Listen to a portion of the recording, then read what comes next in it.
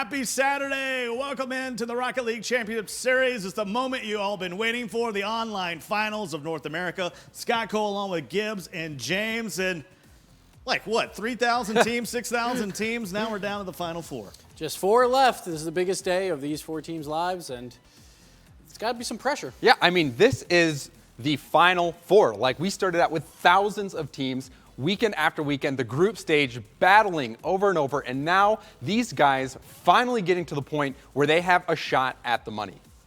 Well, let me tell you what these guys are playing for if you're just getting your data plan. $75,000 is the total prize pool. Over 20,000 players signed up for the Rocket League Championship Series. That breaks down to about 6,000 teams. The group stage is now over. That was a 3 versus 3, 18-round robin with every game being worth 1 point. They're going to be playing in the arenas. We're probably going to see all of them, maybe even a Wasteland with a best-of-7 series today, Gibbs. Yeah, the sandy wasteland that everyone seems to hate, but the teams that are probably not confident going in, they might want to pick Wasteland as that a difference maker.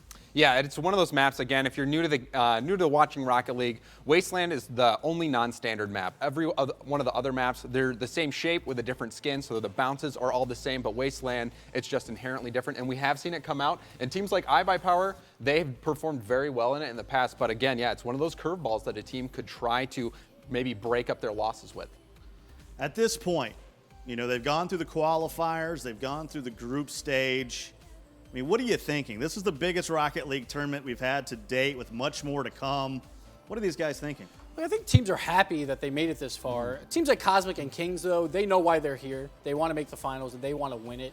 Teams like Vex and Genesis, I think they're happy they got this far, and now they're like, all right, guys, we only have to play well for like 5 or 6 games, and maybe we can get to that final. Yeah, there was a great post on Reddit by Badger that kind of talked about the story of the teams, where you've got iBuyPower, who's the established authority, the #1 team, Kings of Urban, much the same, royalty, but then you've got the newcomers, the underdogs of Vex, and then you've got Genesis, who has a lot to prove, being a team of all people who are left over after the roster shuffle. And each one of these teams, they're coming in with a different mentality, and it's awesome to see them fighting it out for these top 4 spots.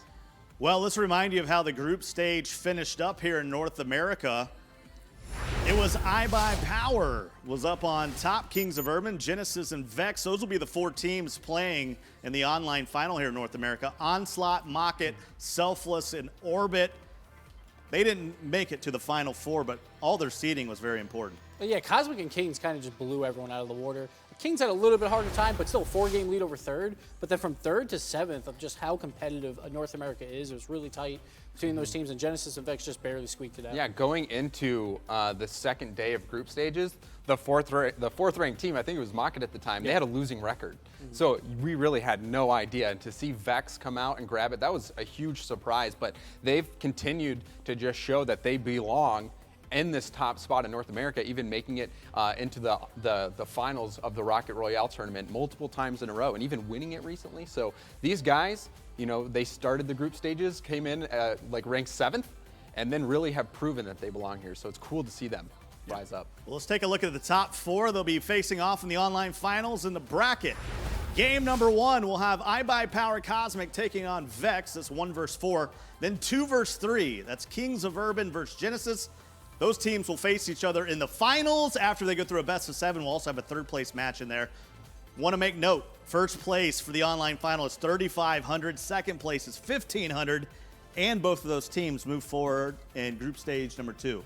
Yeah, this first semifinals games are so important. Like, you cannot get bigger. Yeah. One, like, you get money, and then you don't have to play in that qualifier. Yeah, and that is so important. We saw how strenuous going through that open qualifier can be with all those teams. And so this match will determine whether they get money and whether they have to go and fight through the open qualifier again. There is so much on the line in these first 2 series. But then we still have a 3rd-place game because points will matter when you come down to the top 4 for the LAN. Yeah, points are a big deal. And, you know, one thing here, we would look at the points, the way they've broken down throughout the series here, since you bring it up. 1,000 place for first, 860 for second, 740 for third, 600 for fourth. Fifth will get you 480. Sixth will have 340. Seventh is 220. And eighth is 80 points. It's not a lot, but it's something. And you remember, these things can carry over into the second. That's why even the difference between second and third can be a big deal. Yeah, it's a huge deal. When we see like that third and fourth game, like, I want to see if those teams, like after losing, like actually come out to play, because that could be the difference from being fourth or fifth after qualifier 2. And these teams have to know that at this point. Yeah, and we were talking about it the whole time when we were in the group stages about every win gets you 1 point. So just there, you saw the difference between 8th place and 5th place was like 400 points. So you've got to have that same mentality going into this online final. Even if you don't finish in the money and you're going to have to play through the open, you've got every little bit of those points in that standing is going to help you trying to get to the LAN final. Yeah, even with Onslaught in 5th, out of the top 4, but they still got a great number of points that they can carry over. Let's take a look here at the starting roster for iBuyPower Cosmic. There's their 3, Kronovi, Gambit, and Latch bringing up the rear. It's all about Kronovi here. He's the team captain. He formed this team for this exact reason, being first coming out of groups. And now they have this big semifinal matchup, and they want to prove, hey, we were 29-6. We know we're hearing a little bit of talk, but we want to prove it here. Yeah, and I think we should also keep our eye on Lichinio. One of the games I was casting, I remember he was just driving in circles for like a good 5 seconds, just seeming a little bit awkward now, being in the mix with Kronovi and Gambit. So I'm looking to see if he's become more comfortable playing with those 2. Well, they'll be going up against Vex, who's giving him a hard time. There's their starting 3, J-Raw, Turtle, and my main man, Garrett. So we got J-Raw. He's actually playing from not his original home spot. He's actually, I think, working, so he had a fill-in. So his mom's cooking is not going to help him this week. So we'll see how he plays. He's usually that one, like if they're hot, it's because J-Raw's hot. Because he's kind of the anchor of the team. He is the oldest. He's a veteran of just competitive gaming. Turtle and Garrett, those guys 15 and 16. J-Raw's in his 20s. Like, he's just the leader of the team. He's the captain. So if he can come out and set that kind of tempo for his whole team, they'll all be elevated. But I want to just say, keep your eye on Garrett. That guy is insane in the air, not only with his redirects for shots on net, but also his passes, his sets. Look for him and Turtle to make magic happen on the offensive side of the ball. Yeah, of all the players left in the Final Four, he's one of the most consistent. Let's take a look at how these teams compare. Statistically, total goals 109. You can see iBuyPower has given up the least goals of anyone at 52. What else reaches out to you here, Gibbs? So Cosmic, we always complain about their defense, but they just don't have to play defense. Their offense is so good that they keep the ball like on the other side of the field so they can't get scored on. And that's one thing that's really important for Cosmic is keep that pressure on because their defense is not as good. Yeah, and really Vex right here, the last time they played iBuyPower, they conceded 16 goals in 5 games. So Vex, although they are the only team in North America to take down iBuyPower, they're really going to have to tighten up their defense because once iBuyPower gets hot and starts scoring goals, they'll be in trouble. And you saw then, and one thing I really want to talk about is some of the heat that iBuyPower has been getting. Why don't you tell us a little bit about that? Someone named Durkin, I don't know, he just blew up on him in the power rankings. And I think Cosmic's getting a little too much heat. They do show week in and week out that they are the best North America team, but a lot of people thought when the super team was created that it would be like, I don't know, like the basketball dream team and just win in blowouts over and over and over again. But there is other really good players in North America, and I don't think people realize that as much. Like Saya Jr., he's always getting like in the shadows of say, Kronovi. And then he comes out this week on Reddit with the amazing goal. But still, I just think the fact that people are kind of hating on Cosmic for maybe like just because some of the goals that they get on them are kind of like, wow, what happened? Like we saw that not top 10 goal from Kronovi last weekend, which was something to see. But really, their unorthodox play style is working. Look at the stats. Sure. They have 7 shutouts. They have conceded the fewest goals in North America. And I think it's just because of their play style. They play so unpredictably and try to push up and cheat up a lot, which will result in those horrendous goals. But it also makes them so hard to play against because you don't know what's going to happen. Yeah, because they let up very easy goals, but it's only like 1 a game. And then they score 3 or 4. So they win 3-1, 4-1. And that's all Cosmic has to do. Like they don't mind giving up 1 free goal if that turns into 3 goals for them. All right, guys, time for your final predictions here in game number 1. Gibbs, what do you got? So Vex is the underdogs here, but they do play well against Cosmic usually. Like, they show up, but I'm still going to give it a 4-1 to Cosmic here. Yeah, I went back and watched the VODs from both times and these teams played. Cosmic really had Vex's number, I felt, in the group stage, and so I'm just going to echo that. 4-1 in favor of iBuyPower. A little disrespect going to Vex, who's had some success against Cosmic, but it's the finals. You've heard enough from these guys. Let's go down to our broadcasters. Leaf and Lawler, take it away. Thank you, Scott. We are down on the field, and the Egg people are loud. They are cheering on for the finals, the first finals of the RLCS. How excited are you for iBuyPower versus Vex? Man, these games are going to be great. As the guys at the desk said, Vex has always been one of those teams that has a number for iBuyPower. It's just they dished it back a little bit in group stages. Even before the group stages in Rocket Royal 1 week, we saw Vex be the first team to actually beat this new squad. If they can bring that intensity and J-Ross shows to play, we are going to have, in my opinion, one of the best series of today. Well, that was the big thing. We're glad that J-Raw is joining us. He is, as they mentioned, at a different location. Do you think location helps? Like, how much does environment play a factor for you? They joke about location. So you never know. I mean, the maps don't play as much as a role unless you're dropping that wasteland. But with J-Raw, he's not in his home environment. He's not in his comfortable zone, and that can play a big role in the mental game where, you know, this is not what I'm used to. I've got to kind of adapt a little bit. Hopefully it doesn't change anything, but it's going to be a matter for him to come out and play his best. The teams are jumping in. Gambit, Kronovi, Lichinio versus Vex Gaming. Let's see if they can do it. I'm going to hop on board with Kronovi right away. Let's see what this boy can do. Kronovi, yes. That's, I mean, all of them are going to be able to watch. I'm hoping Lichinio is going to get some of those crazy gifts we saw last week showing up on Reddit. Already off the bat, both teams going to try to feel each other out. I'm sure we won't see an early goal. I mean, I'm hoping we are. But we'll see a shot almost already in. Turtle trying to sink that one and not quite going to go in. Lichinio to run away with it. James on the desk was talking about Lichinio just spinning in circles for a little bit. You just saw Kronovi do the, oh my God. No! Garrett to finish it. Already first goal against IBP. We got Vex taking it. I don't know what Kronovi was doing there, spinning in circles, looking back, but look at the aggression coming out from Vex. 2 shots already on net, barely missing that one, but the follow-up from Garrett, that's what these guys need to come out strong and hold on to for this entire match. 1 goal already on the scoreboard. Only just over 20 seconds into our first match of the finals. This best of 7, Kronovi trying to get one himself. The demo. Oh, that demo. Gambit almost creating a goal opportunity. Let's see if Gambit can get another pass out. Lichinio's ready for that. It's going to go a little too far. Garrett getting to bump himself. Right back down into iBuyPower zone. Shot just a little wide of the net. Turtle couldn't get any play started up. Garrett's going to try to keep the pressure on. Giving Lichinio a chance now to push out. Kronovi couldn't push it up. Lichinio 1 to beat. Can he do it? Soft touch. Easy save for Garrett. Yeah, really small touch there in front of the net. Those bumps, too, coming out very crucial. Not allowing them to develop a play in front of the net is a big deal. But you see this defense coming out from Vex. Hopefully they can hold on to it and keep this lead growing. Turtle contesting up in the air as iBuyPower tries to make a move onto Vex's net. Garrett with some good defense keeps that to the side, but the rebound could be not very friendly if Gambit could get a good touch. He couldn't. Lichinio, sorry, with the pressure, moving back down to midfield. Kronovi's in a good spot for that, but Garrett flying over everyone. Can he get the second touch off the backboard? Gambit beats him to it as he goes back to midfield. Both teams trying to sink another one, or their first if you're iBuyPower. The shot on net. J-Rock, good nose on that.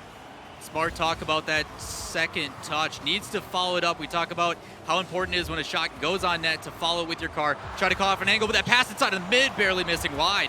Gambit followed that one along the shot the entire way, making sure it didn't go in, but Garrett trying to get another a little bit too far. Turtle missing that one oddly. J-Raw with a shot to finish it. 2 goals for Vex. Man, Gambit really close on that. When you see him try to rotate through, ball gets tapped, and J-Raw getting lucky on this one. The fact that Lichinio didn't clear it out, put that ball in a terrible position, but still, kudos to Vex for capitalizing on that small mechanical touch that he missed. A little bit of a weird miss from Gambit there as well, as iBuyPower down 2 goals. Still 3 minutes left in the match.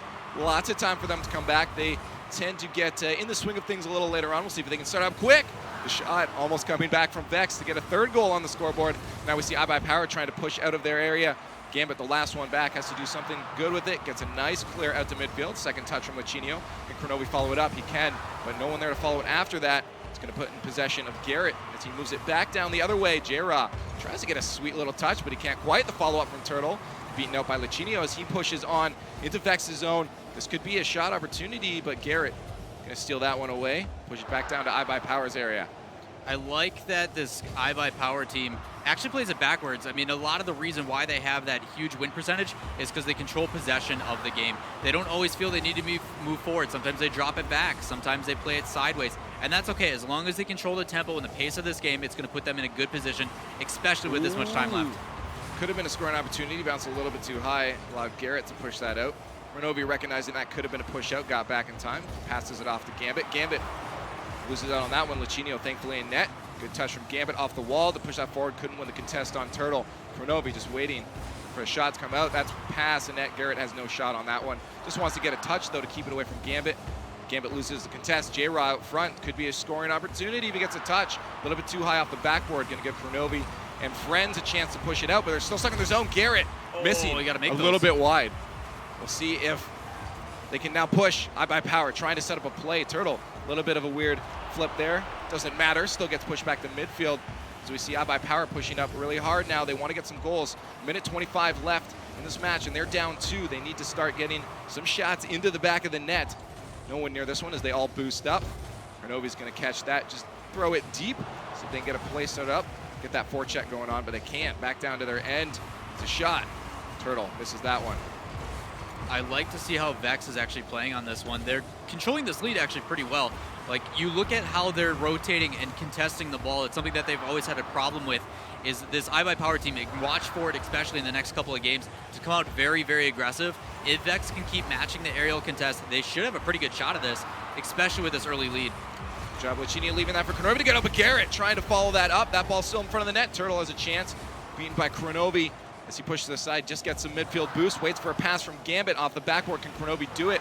J-Raw gets a touch instead, keeping that way from dropping in front of the net. 30 seconds left. Down 2 goals is iBuyPower still, and they can't get one into the net as Team Vex keeps iBuyPower on their toes.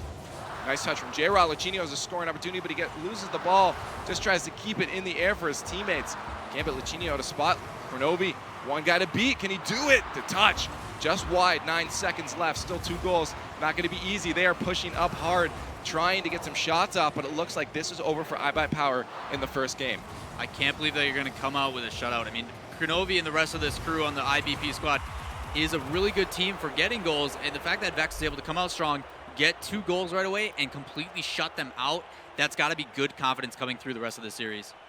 We have most shots coming out of J-Raw, and we said it, if he's on, his team is on, and it looks like he is on right now. Environment not really being an issue. He's showing so far, but we'll see if iBuyPower can end up pulling through in the next few matches. Again, as I've said, and we always see it, iBuyPower, once they get momentum, they just get unstoppable. Relentless, man, relentless. You see, like, there was definitely some uncanny things coming out from Kronovi at the beginning there. They looked a little bit indifferent with what they were trying to do. But expect them to come out strong. They're notorious for letting kind of one game go by. So expect them to come out strong here if they want to get back into this. All right, we're heading into Beckwith Park, the nice and peaceful place for these teams to maybe this will slow Vex down and allow iBuyPower to start up their momentum, or if both teams will chill out, maybe we'll get some sweet dribbles. I love some dribs in these games. We don't see them too much. These are very high-flying teams. Turtle trying to start it off. It's a weird touch. It's going to be easy. Push out for Kronovi. iBuyPower tries to get the first play started, but a shot already on net from Vex. Leaves Gambit having to push that back to midfield. Just doing some spins in the air. Spin-a-roonies even, one might say, huh? I didn't want to pull it out yet. Now we have a good demo from Luchino on J-Raw, so we can continue that one on. Garrett tries to get that back. Good pass back to midfield, but there's no one there. Turtle was pushed up, waiting for that center pass. Renovi, easy chip down, stopped out by J-Raw. Yeah, good recognition from Vex there. Noticing where their teammates are, playing that back inside and clearing it out. Obviously, we talk about how bad it is to put the ball in front of the net. You don't want to do that. It puts you in a very rough position. But if you know your teammates and where they are, that's a good play to do, especially when it's misdirection off of the team. Turtle rolling that one up the wall, beaten by Gambit. Gambit off the backboard. Couldn't get close enough to that. Luchino's going to try to get there to push it forward, but it was a little over him. Turtle instead is going to touch it. Back down to iBuyPower's zone as they lose possession, as they try to get a good clear. Kronovi with a good demo. Just tried to set it back for Gambit. Would have been a great play had he got that touch, but he doesn't. Off the backboard, Gambit to follow it up, and they get the first goal of Game 2. That's just what I over a expect minute. to see out of that iBuyPower team. Look at this rotation. We had a demo which gave them some time, and it made actually one of the players have to respawn about 2 to 3 seconds on that, allowing them to have almost like a power play. But still, the passing game coming out, very tough to contest. You need to get early in the air for those if you want to stand a chance. Demos are going to be a huge part of these top teams' games. You're going to see a lot of those, I can guarantee, coming through the rest of the finals. Garrett trying to push a play out. His teammates recognizing they ain't going to get one started up. Way back at midfield. Try to make another push off the backboard. J-Raw a little bit off center of that one. Lucinio, the weird touch, gives away ball possession there. Gambit, last one back. Waiting for his teammates to set up. Just try to keep that one low. J-Raw stuffs him. Gets the read on that redirect there. Back to midfield. Both teams trying to get a play started. Neither team really pushing it forward. We're just going back and forth with the shot on net from Gambit. Turtle easy clear with that Octane back to midfield. Lucinio over everyone. Shots on target, but stopped once again by Vex. Man, a lot of back and forth coming out because of rotations. These guys getting up very, very early for the ball and just cycling through their players. Oh, off the backboard, Turtle. Couldn't finish it, though. Yeah, really good attempt there, pushing that back in the middle, but look at this iBuyPower team, that extra touch from Kenobi, gonna sneak one in, bringing that all the way down. Look at this possession coming through.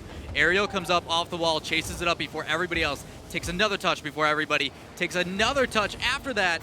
How do you stop that when he beats you in every single position? That's what makes this iBuyPower squad so good. Those are the shots I used to watch Kronovi for and be jealous of, and I'm still am. Incredible shot. Good follow through from Kronovi. Puts him up 2 on the scoreboard. This is the opposite. Ooh, nice touch from Lucinio as he tries to drop that one just close. Would have been cheeky, but doesn't quite make it past that post.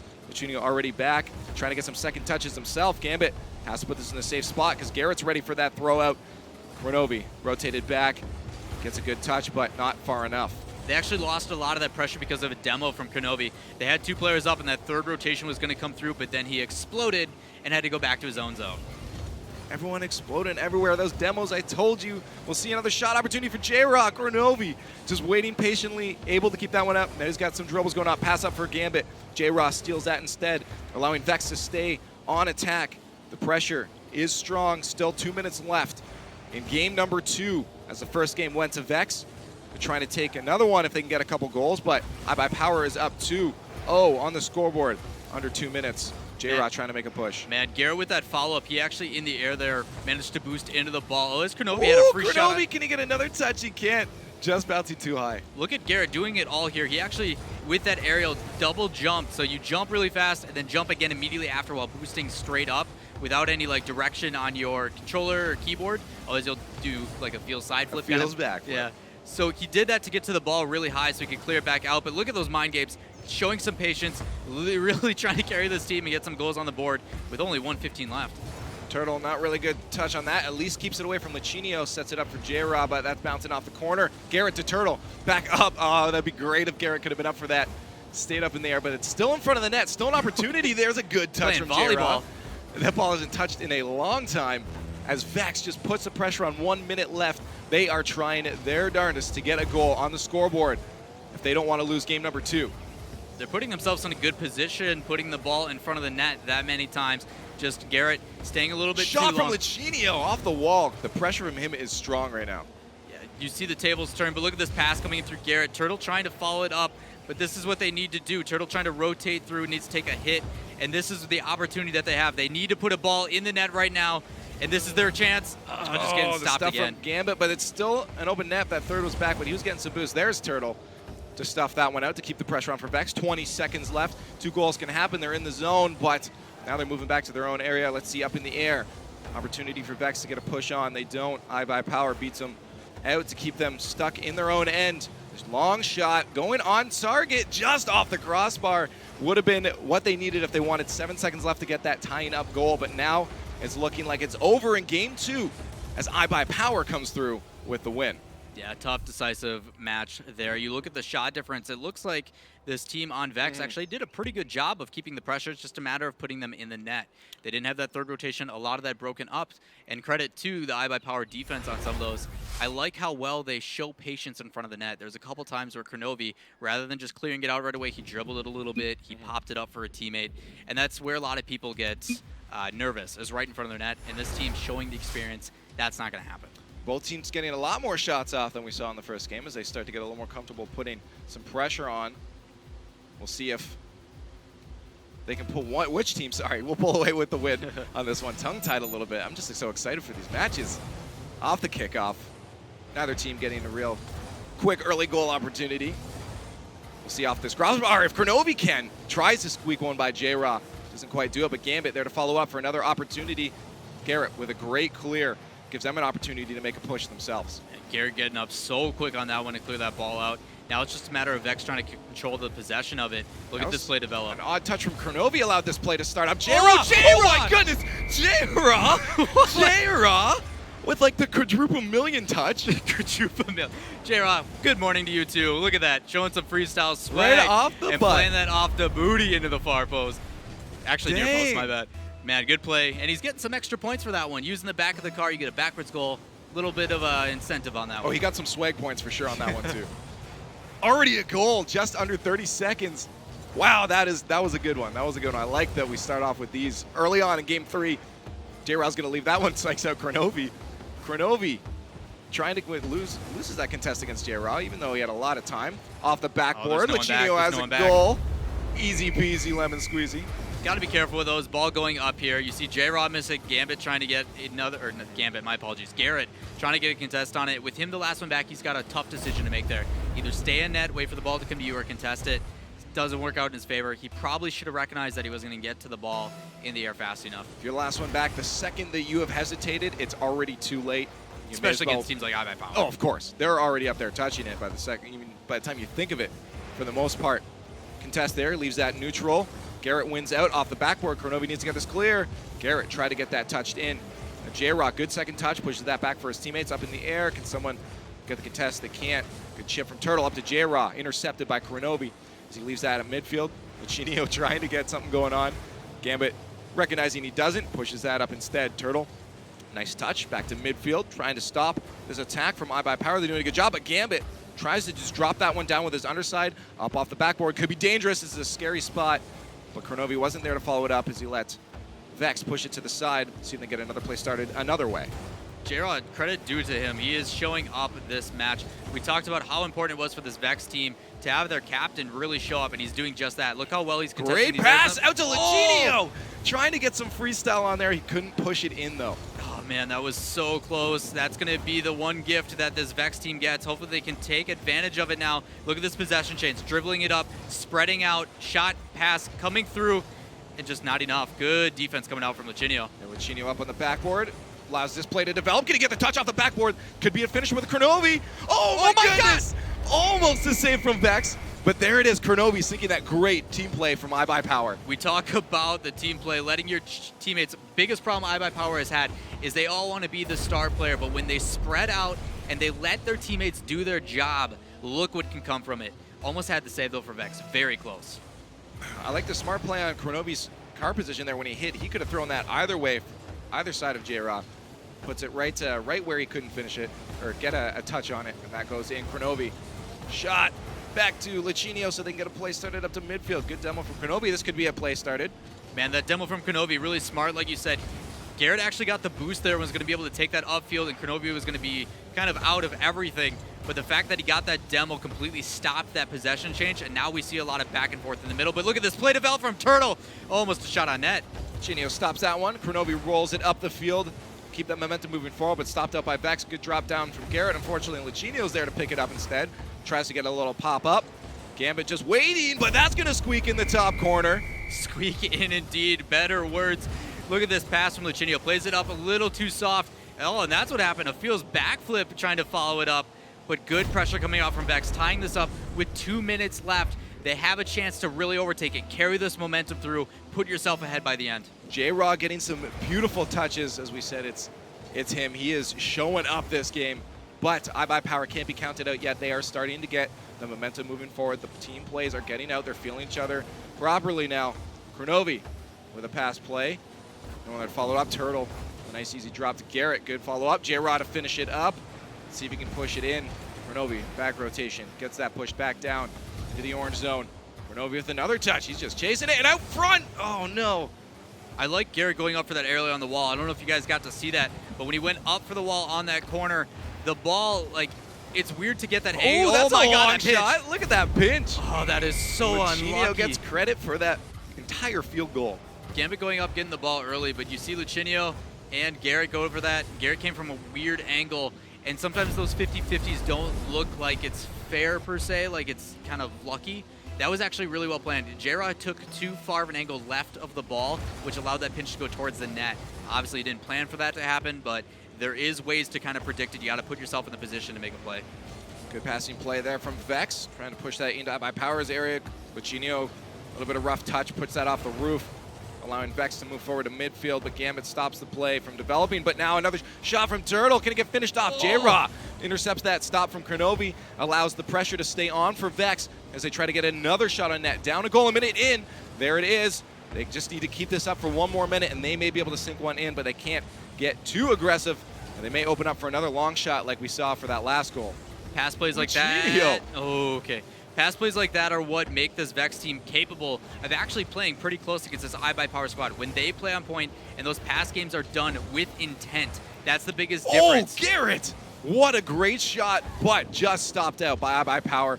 We'll see if they can get another play started up. 30 seconds left. They have to off the backboard. Could be a scoring opportunity if Garrett doesn't get the touch. He does, though. J-Rod trying to chase wasn't out. You can see him waiting way up as they really need to get some shots off the backboard. Garrett to Turtle. Turtle, drop it in. Tried to go to the far side. Lucinio just barely stops that out. Man, when I talk about intent, that's another perfect example. That ball isn't just placed in front of the net. He plays it directly to his teammate. The shots that come out from this Vex team is why we're so excited to watch them take on this powerhouse team of iBuyPower. And this ball just died in the corner there, stopping any more scoring opportunities. Kronovi trying to get one more as we hit iBuyPower taking game number 3, 3-2. And now the shots are really starting to come out. Look at that, 5 for Lucinio, 5 for Kronovi, 1 for Gambit, but that's still a lot more than we saw in the last match. This is, we're getting some lots of shots off. We're going Lil Jon now. That was so bad. I'm so sorry. Yeah, with these two guys, and I'm sure chat's going to love it. They're probably spamming it right now. But you see Vex, how strong they really can be when they get into it. I mean, those pass plays, I can't express enough how hard it is to put a shot and a pass that well to your teammate. It takes a lot of skill in the air to perfectly position it to the side like that. And the fact that they're following it up and iBuyPower's just still shutting them down, got to be a little bit frustrating, but still, within one goal, they have more opportunities to get that. Let's see if they can do it. As you said, they're still playing very strong. Turtle with a good flick. Not going to follow that up at all, but again, very strong. They still have a chance to do this. Very close games before. J-Rock, can he get the touch? Oh my goodness, Turtle tries to squeak back by. That was a hard read in defense there. Yet again, though, getting so close to those goals and just not putting them in. They need to get a couple early ones and carry that over, but it's tough. I mean, the defense of iBuyPower is actually coming up. Some of it might be a little bit just right place at the right time, but that's, you know, to give credit to their rotation. Look how far J-Raw has been cherry picking up. This could prove a scoring opportunity for them if they can get some passes up to them. As you know, we've seen their passes do very strong, very quick passes from Vex. As you said, stopped out by iBuyPower. We'll see if iBuyPower can get a passing play started up. They can't as they move back down to midfield. I was worried about that ball. That bump from Gambit actually helped, but it bounced back out to his teammate. I was afraid that we were going to see a shot on net. The backboard, Garrett has to win this one because Gambit was ready. He was up there for the read, actually, expecting Garrett to win it, but he doesn't quite win out on that one. That's rolling towards Vex's net. Could have been dangerous. Grabs a boost as Garrett. Lots of time to pop that over. Lucinio out to Turtle. Turtle, a little bit off course. Can he get the second touch? Not the one he wanted. That's stuck in the corner, leaving iBuyPower the chance to push out their own zone, but now back off the backboard. Garrett to finish it.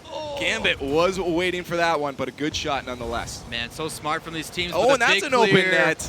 Way too much pressure from Vex. That's a wide open net. No one in sight. Vex turning into iBuyPower a little bit here, showing some pressure, getting hit with a big clear. But good job on Gambit recognizing no one back. Just plays it downfield and on net. No matter what, they're going to have a play opportunity develop from that. But even better, goes in the goal, gives them a 1-0 lead. Just over a minute and a half into game number 4 of this best of 7. iBuyPower Cosmic leading 2-1 in the series. We'll see if they can continue their lead or Vex can pull up and tie up the series. They're down 1-0 on the scoreboard. iBuyPower with ball possession. They get that off the backboard. They're going to leave that one. No, Kronovi is going to put some pressure on, but Passed out, that's an open net. Kronovi can get this! Oh my goodness, what a pass, what a shot. My hands are actually in the air right now. Look at this. Contest from Kronovi. Ball goes up immediately before the ball even touches the ground, gets played back in. And of course, Kronovi's up in the air. Just instincts are so unreal. That's what makes this player, you know, touted as one of the best in North America, let alone the world.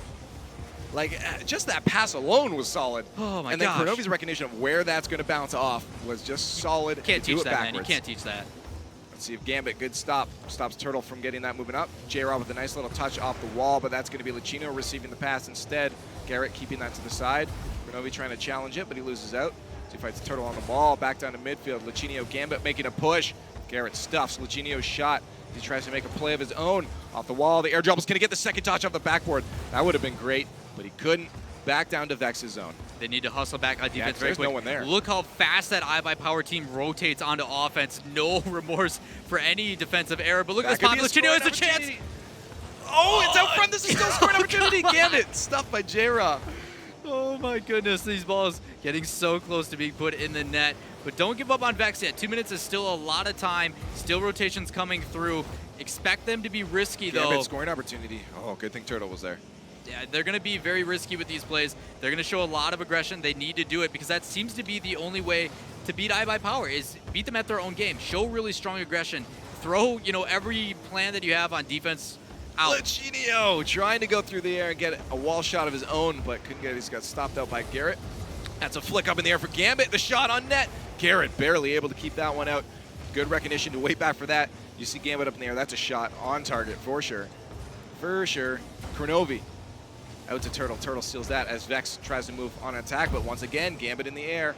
Good solid touch. Trying to just keep a body on to challenge them, make them make some unsmart moves. But Garrett making some smart moves. Gets that out, but J-Rod not reading that properly. Yeah, really smart moves by Garrett. He's actually taking the ball and controlling that pace we talked about, where instead of just pushing the ball deep and throwing it right back to iBuyPower, he takes his time and plays a little bit slow with it, and that's okay. I mean, it gives you the chance for your team to rotate through, contain some possession. It's just they got to be careful on contests like that in front of the midfield. Kronovi just battling his way through midfield against all the Vex players. We'll see if they can get a shot going out of that, but they can't. At least they had the pressure on, got some boost, and they can try to make another attack as Vex tries to push up. Might be a little out of position to keep the ball from going towards their net. Gambit out to Kronovi. Good touch from Turtle to keep that shot from going in. Oh my gosh, Lucchino, what are you doing, man? That's scary. When Lucchino has the ball on the ground, that is a dangerous spot, and that's a pop-up for Gambit. Just tries to sink it, but he can't. J-Rock keeps it out. Still 2-0 for iBuyPower, though. 20 seconds left. They don't want to lose another one. Vex needs to get some goals going on within the next 5 seconds if they want enough time to set up another play off the kickoff. Turtle, can he be the one to set it up? No, Kronovi getting pushed around, but Garrett doesn't help out Vex, though. That ball is a little too far into their zone for them to get a play started up to tie this one up. Looks like game number 4 going to iBuyPower. Yeah, you see the difference between these two teams. It seems to be that the only reason that Vex won the first games, and the same thing applied, the games between Vex and iBuyPower when Vex won, was the fact that it was a difference in the last couple of seconds. Vex was able to squeak out some goals. It was a Rocket Royal a couple weeks back for the RLC, to where it would come down to the last couple of seconds, and Vex would just scream shots in one after another, and that just doesn't seem to be happening. iBuyPower is not taking a complacency. They're actually showing up and playing defense and offense. Despite there being some mistakes, Vex is doing the same thing. There's some small mistakes that they need to clean up, especially on defense. Well, only 2 shots coming out of Vex from that last match. That's you're not going to want that coming into this one if you want to get some scoring. You play on your back heel the whole game. Don't expect many shots. No, exactly. If we had 9 shots coming out total compared to 2, that's quite the difference. Offensively, this is a scoring opportunity for iBuyPower with that completely wide open net. Lucchino left that for Gambit. Gambit couldn't get there in time, though. Thankfully for Vex, they're already leaving some open nets, but didn't get scored on. Turtle trying to get the clear out. Can it follow by Garrett? He misses the touch. Turtle's going to chase it instead. See if they get a play started out for J-Raw. J-Raw waiting patiently. Novio's way up in the air. He's going to leave that one as J-Raw misses it. Here's a shot out for Vex. Novio with an easy touch out to Lucchino. Lucchino ready for that pass, doesn't quite receive it, as Vex still keeps the pressure on. They got to be careful with Vex here. The reason why they've been losing some of these shots is because of how badly they're grouping up. You have two players way too close to each other. It's going to be a very tough job to get the positioning of the field down, especially with how fast Kronovi's been up on these hits. First shot of the game going to Vex there, but now they might get scored on for the first goal of the game. Very close for Garrett to keep that away. iBuyPower trying to set up a play. All three of them there. This is going to be a scoring opportunity for Turtle, but looks like he's out of boost. How unfortunate. That would have been a great chance to take advantage of. Good demo from J-Rob, but it's not going to be enough. That ball still is in iBuyPower's zone, but definitely not with an open net. I like that double hit from Garrett there, getting up early and tapping that against the wall. Didn't allow Gambit to get the touch that he wanted, and it's possession. Now if they can hold on to this and actually put one in net, they've been doing such a good job of keeping it on the opponent's side, but Off no the goal. backboard. Turtle gets stuffed up at Kronovi. Good, and that's what you don't see teams do enough. Get up, follow that ball quick. Kronovi did, and that stopped a goal. Now Garrett trying to get a Turtle. Good pass, but no one there to follow it up. It was just a very soft touch. Good stop from Turtle, though. Keep iBuyPower from going. Now no one in net. If you get the pass out, J-Rod just needs to get up. Kronovi beats him to it. Still scoreless on this scoreboard. Kronovi going backwards. See if he can get a backwards goal into the opponent's net this time. Good pass. A little almost a mishap there. That's going to get stuffed in. Luchino, Gambit combining their powers. Defensive breakdown. I think they thought it was Kronovi's goal because of that last time, like you mentioned, but look at that. Too many guys up, hitting the ball in front into each other. They both had the right high five idea. going on. Yeah, high-fiving across the net. Not where you probably want to do it, especially if the ball's going to settle, but still good placement coming up from this iBuyPower team. Oh, yeah. Had they missed that and dropped it, that could have been a wide open net as Kronovi was nowhere near rotating back, but thankfully for them, they did score. It could be a bouncing shot now if Kronovi gets the read.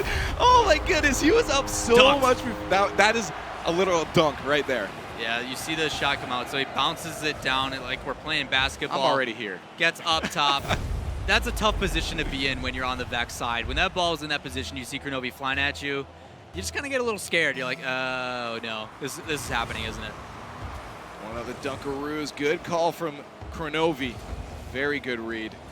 If this is how iBuyPower is going to be playing the rest of this match, then Oh, that's J-Rod saved! just barely trying to get that in, but Gambit gets a nose on it. Man, that's got to be rough. That was their chance and opportunity to get back into this, but the defense from Gambit saying, not today. Ooh, it could be a shot from Turtle. Tries to go to the far side as Gambit scrambled in the net there. Another shot opportunity. Garrett can get a touch on this. Luchino wins out that contest. Going back to Turtle. Turtle off the backboard. Can he get the finish? And he does!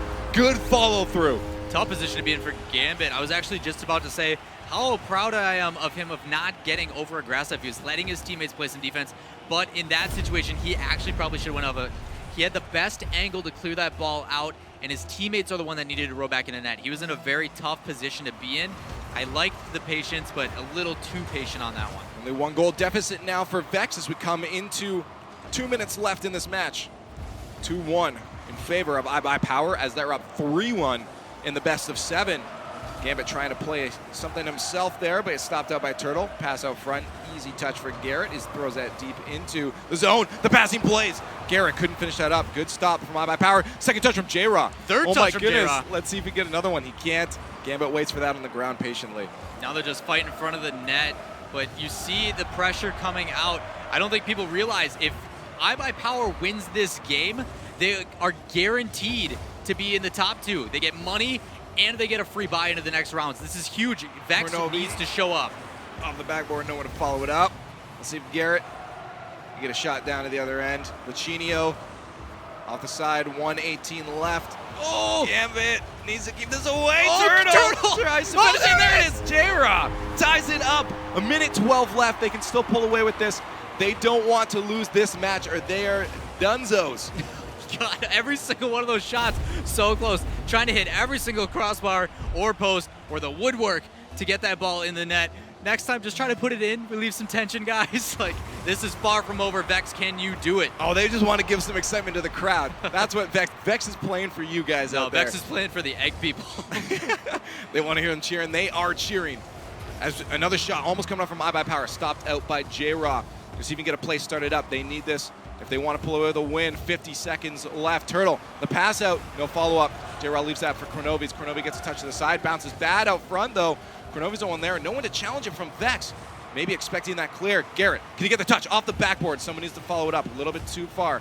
Leaves Luchino with the dominance to push it back to midfield. Another touch from iBuyPower. This could be dangerous. Gambit has an open net off the backboard.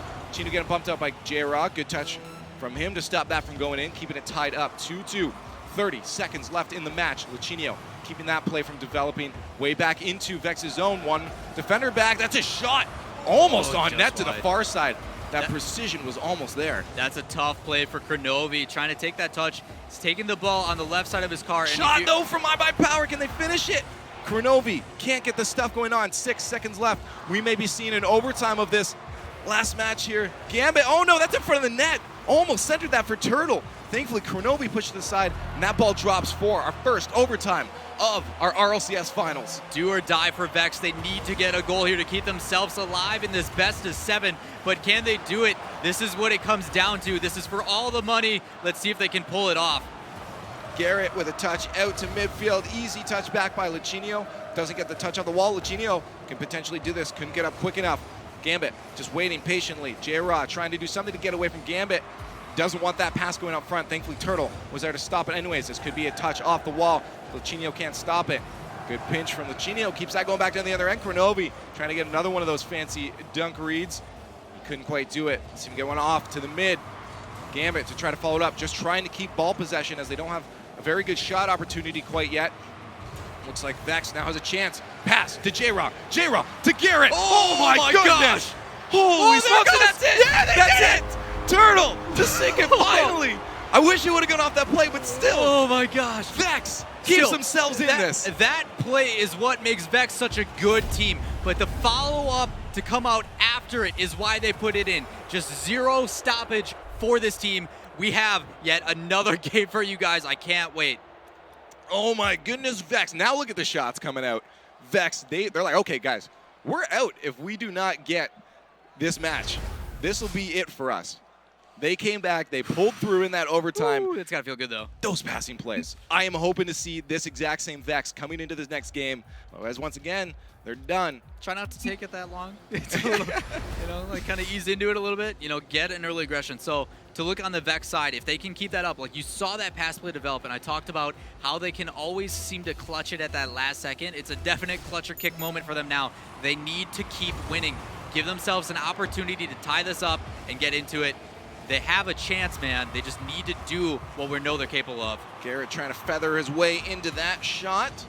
Doesn't quite get it. Keeps possession, though. Pops it up for J-Rock. Gambit steals it away off his top. Still out. J-Rock can get a good touch here. Can't. Luchino to midfield. Allow iBuyPower to get a play started up. Intercepted by Garrett. That's going to fly into the far side. Almost dropped in by J-Rock. Turtle. Third rotation back. Keeps the pressure on. Vex staying in iBuyPower zone right now. Garrett with a shot on target. Going to be an easy save for Kronovi. Someone needs to get up to stop this shot from going on target. Oh, that bump. Wow, oh my Turtle. Gosh. Stuffed. Look at Vex stuffing everything here. You see defense coming out, and he's like, no, get out of my way. Garrett's going to bump him out of the way, leaves a free shot, and Turtle, beautiful read over Luchino to put that in. Look at that textbook play coming out from this Vex team. Luchino would have been better off to get that nose touch to drop it down. Instead, he popped it off his roof, maybe for his teammates, or maybe a mistake, but that allowed Vex to put themselves on the scoreboard. Kronovi trying to get a shot. Goes a little bit way wide, maybe trying to set something up for Gambit. Touched by J-Rob, back to midfield. Turtle with a clear deep into iBuyPower zone. Luchino just keeps it to the side, loses ball possession. Could have been stuffed out there by Garrett. But back to midfield goes that pinch. Gambit has a play set up here. Not the touch he probably wanted. Kronovi tries to clean it up. Out front again for Luchino. If he can one defender to beat to the far side, easy save for Garrett. The big difference between this Vex team and this iBuyPower team is all 3 players of Vex are involved. They play as a unit. iBuyPower's been passing back and forth with only 2 players, generally Gambit and Kronovi. If Luchino could come up and work into that rotation, this team, you couldn't do anything about it, and that's generally how they score, is they get that 3rd person involved. If Vex can keep working the field as a unit, they're going to have a very good chance. Oh, almost a shot from Gambit. Goes a little bit too high to tie that one up. Still lots of time left in the match for them to do so. Long shot past the net from Kronovi over to Gambit. Good bounce there. Gambit reads it. Very strong. Kronovi trying to catch up. One defender to beat. J-Rock, can he get the touch? He does! Look at that! Kronovi. Man, that's got to be rough coming down there. Look at this ball drop. So big clear coming out. Kronovi taking his time on it. He's actually going to let it settle. And that's rough. Good read by Kronovi. He could have, and most people probably would have played that back over to the right-hand side immediately, but not Kronovi. Recognizing that's what most people do. Let me play it underneath. Well, J-Rock was reading that too. That's why he went up. But It's Underneath a him tough it goes. decision to make within a couple seconds or milliseconds. The backboard could be scoring opportunity for Kronovi. Doesn't get a good touch. Maybe fought out by Garrett there. Just off screen for me. Turtle throws that back down to the blue zone. See if he can get a play started up. Turtle with the chip opportunity. Just waits and gives that one to Lucinio. Off the roof. Whoever touches it first gets the play started up. Onto the net. Kronovi keeping that away. Still shot opportunity though. Oh, good off the defense. crossbar. Good And Turtle there's get a it. third. Turtle forced deep. No one to follow it up from behind. Gambit trying to get a clear. That's back down into iBuyPower zone. Midfield to see if they get a play started. J-Rod just going to try to keep that to the side. He does, but out front, Kronovi doesn't win out a contest there. Cleared back into their zone. Yeah, good clear coming out from Vex, recognizing that they were going to get starved here, needed to put it back out, but they have the opportunity to make a play, and the possession change has been back and forth so much. You see iBuyPower doing what they do best now. They are definitely starting to control the pace of the game in their sense. But look at these plays develop. Can they do it? Off the backboard, the finish. J-Rod wasn't quick enough. Kronovi now trying to push it out. Gambit with him. The pass to Kronovi. Doesn't quite get it on target. Allows Turtle push it aside. Gambit just bullying him so Lucinio can take it away. See if they can get a play started up. They can't get shots on net. Kronovi has a chance now. Off the roof. Could be scoring opportunity for Gambit. Doesn't quite get up quick enough. Turtle wins him out. Lucinio, can he get another roof one? I was hoping for another one of those gifts, but he couldn't. J-Raw now and Turtle trying to push it up. They're working together, but they're working a little too together. They're both out of position. Leaving Garrett back to defend the net. Pass across from Kronovi, gets the demo. They need to make an attack now as there's only one defender left. Garrett keeps that away. Man, this Vex team gets another big clear, and not just a big clear, but to control the possession after it. Beating one player is good with the dribble, and you see Turtle do that. Oh, wow, okay. Kronovi with a long shot. I thought someone surely would have saved that one. It took too long in the corner. Look at this. So you got two players up. Big issue. J-Raw had the touch there. One of them needed to stay back as a support role to just in case someone got a bad touch. It's exactly what happened. You put two people up on the wall. Kronovi's able to make the touch that he wants and plays it on net, especially at that shot. Far post, top right. Good luck defending that. Now we have a 1-goal lead for iBuyPower in this last match. If they win this, then Vex is out. They got to win 2 more, but they're down a goal. 1 minute left. iBuyPower still putting the pressure on, trying to get this lead up a little bit more. Good pass out from Gambit. J-Ross last one back. He has to get the touch. He does. Now a follow-up from Garrett. Garrett just has to beat Lucinio, but doesn't get his wheels under him. Leaving J-Raw and Turtle to defend, but that could be an open net, and that's another one. Kronovi, easy goal. Yeah, rough for Garrett. Garrett was way up, just waiting for something. Can to get some boost, hoping that positioning was going to work in his favor, and that's kind of a risk you take when you're running a very high-powered offense, is the ball trying to get pushed up, setting himself in a position to make those pass plays that we saw them develop. Especially when you're down by 1 goal, you play a little bit more aggressive, but good job on iBuyPower shutting down that offensive drive and putting themselves in a very good position to end this one out. Ooh, J-Raw trying to get a touch. Can he finish it off? That would have been beautiful had he done that, but he didn't. And they're still down 2 goals, 30 seconds. Turtle trying to get something up for Garrett. Garrett recognizing they lost control, backs off. That's going to go off the backboard. Not in a good spot for Garrett to take a shot. Tries to get a pass out. Can he get the touch? He does. Oh, that's my on target. goodness, Garrett. Bringing it down to a 1-goal deficit instead of 2. Vex still has a chance. 16 seconds left. Look at that. Okay, Garrett takes a pop off that wall. He pinches the ball up into the wall and bounces it back out. But rather than being bad like me, he jumps off the wall, dribbles towards it through the air, and hits it. Luckily, he gets a touch from the help of iBuyPower. But still, what a play coming up from Garrett to give themselves a chance. 10 seconds left in this match. Vex needs to get a goal started up right now. That's going to go off the backboard. The finish. Oh, my Garrett! God! Oh, no! Garrett! No! That was what they needed. They almost did it. Oh no! Oh, man. They were so close to making that shot. They were an inch away from pulling that back and doing overtime to be clutch masters once again. And Vex now is done.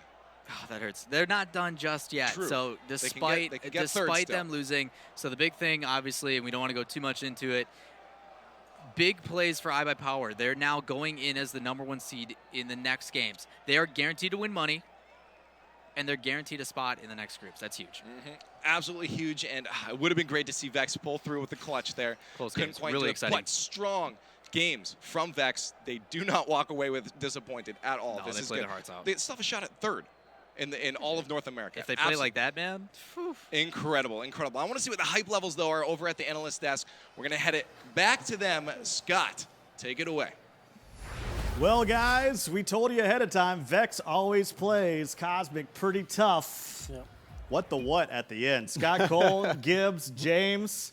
Somehow Cosmic holds on. Man, that was a highlight series. Oh, my Both goodness. teams had such amazing goals. There's got to be like a top 10 with just in that series for this whole weekend. Yeah, Garrett, he has a tendency to wait until the final seconds of the game to really just amp up the style and quality of goals. Vex really started to heat up there. I honestly thought we might have been going to the next game there for that last second. Was insane. That was insane, indeed.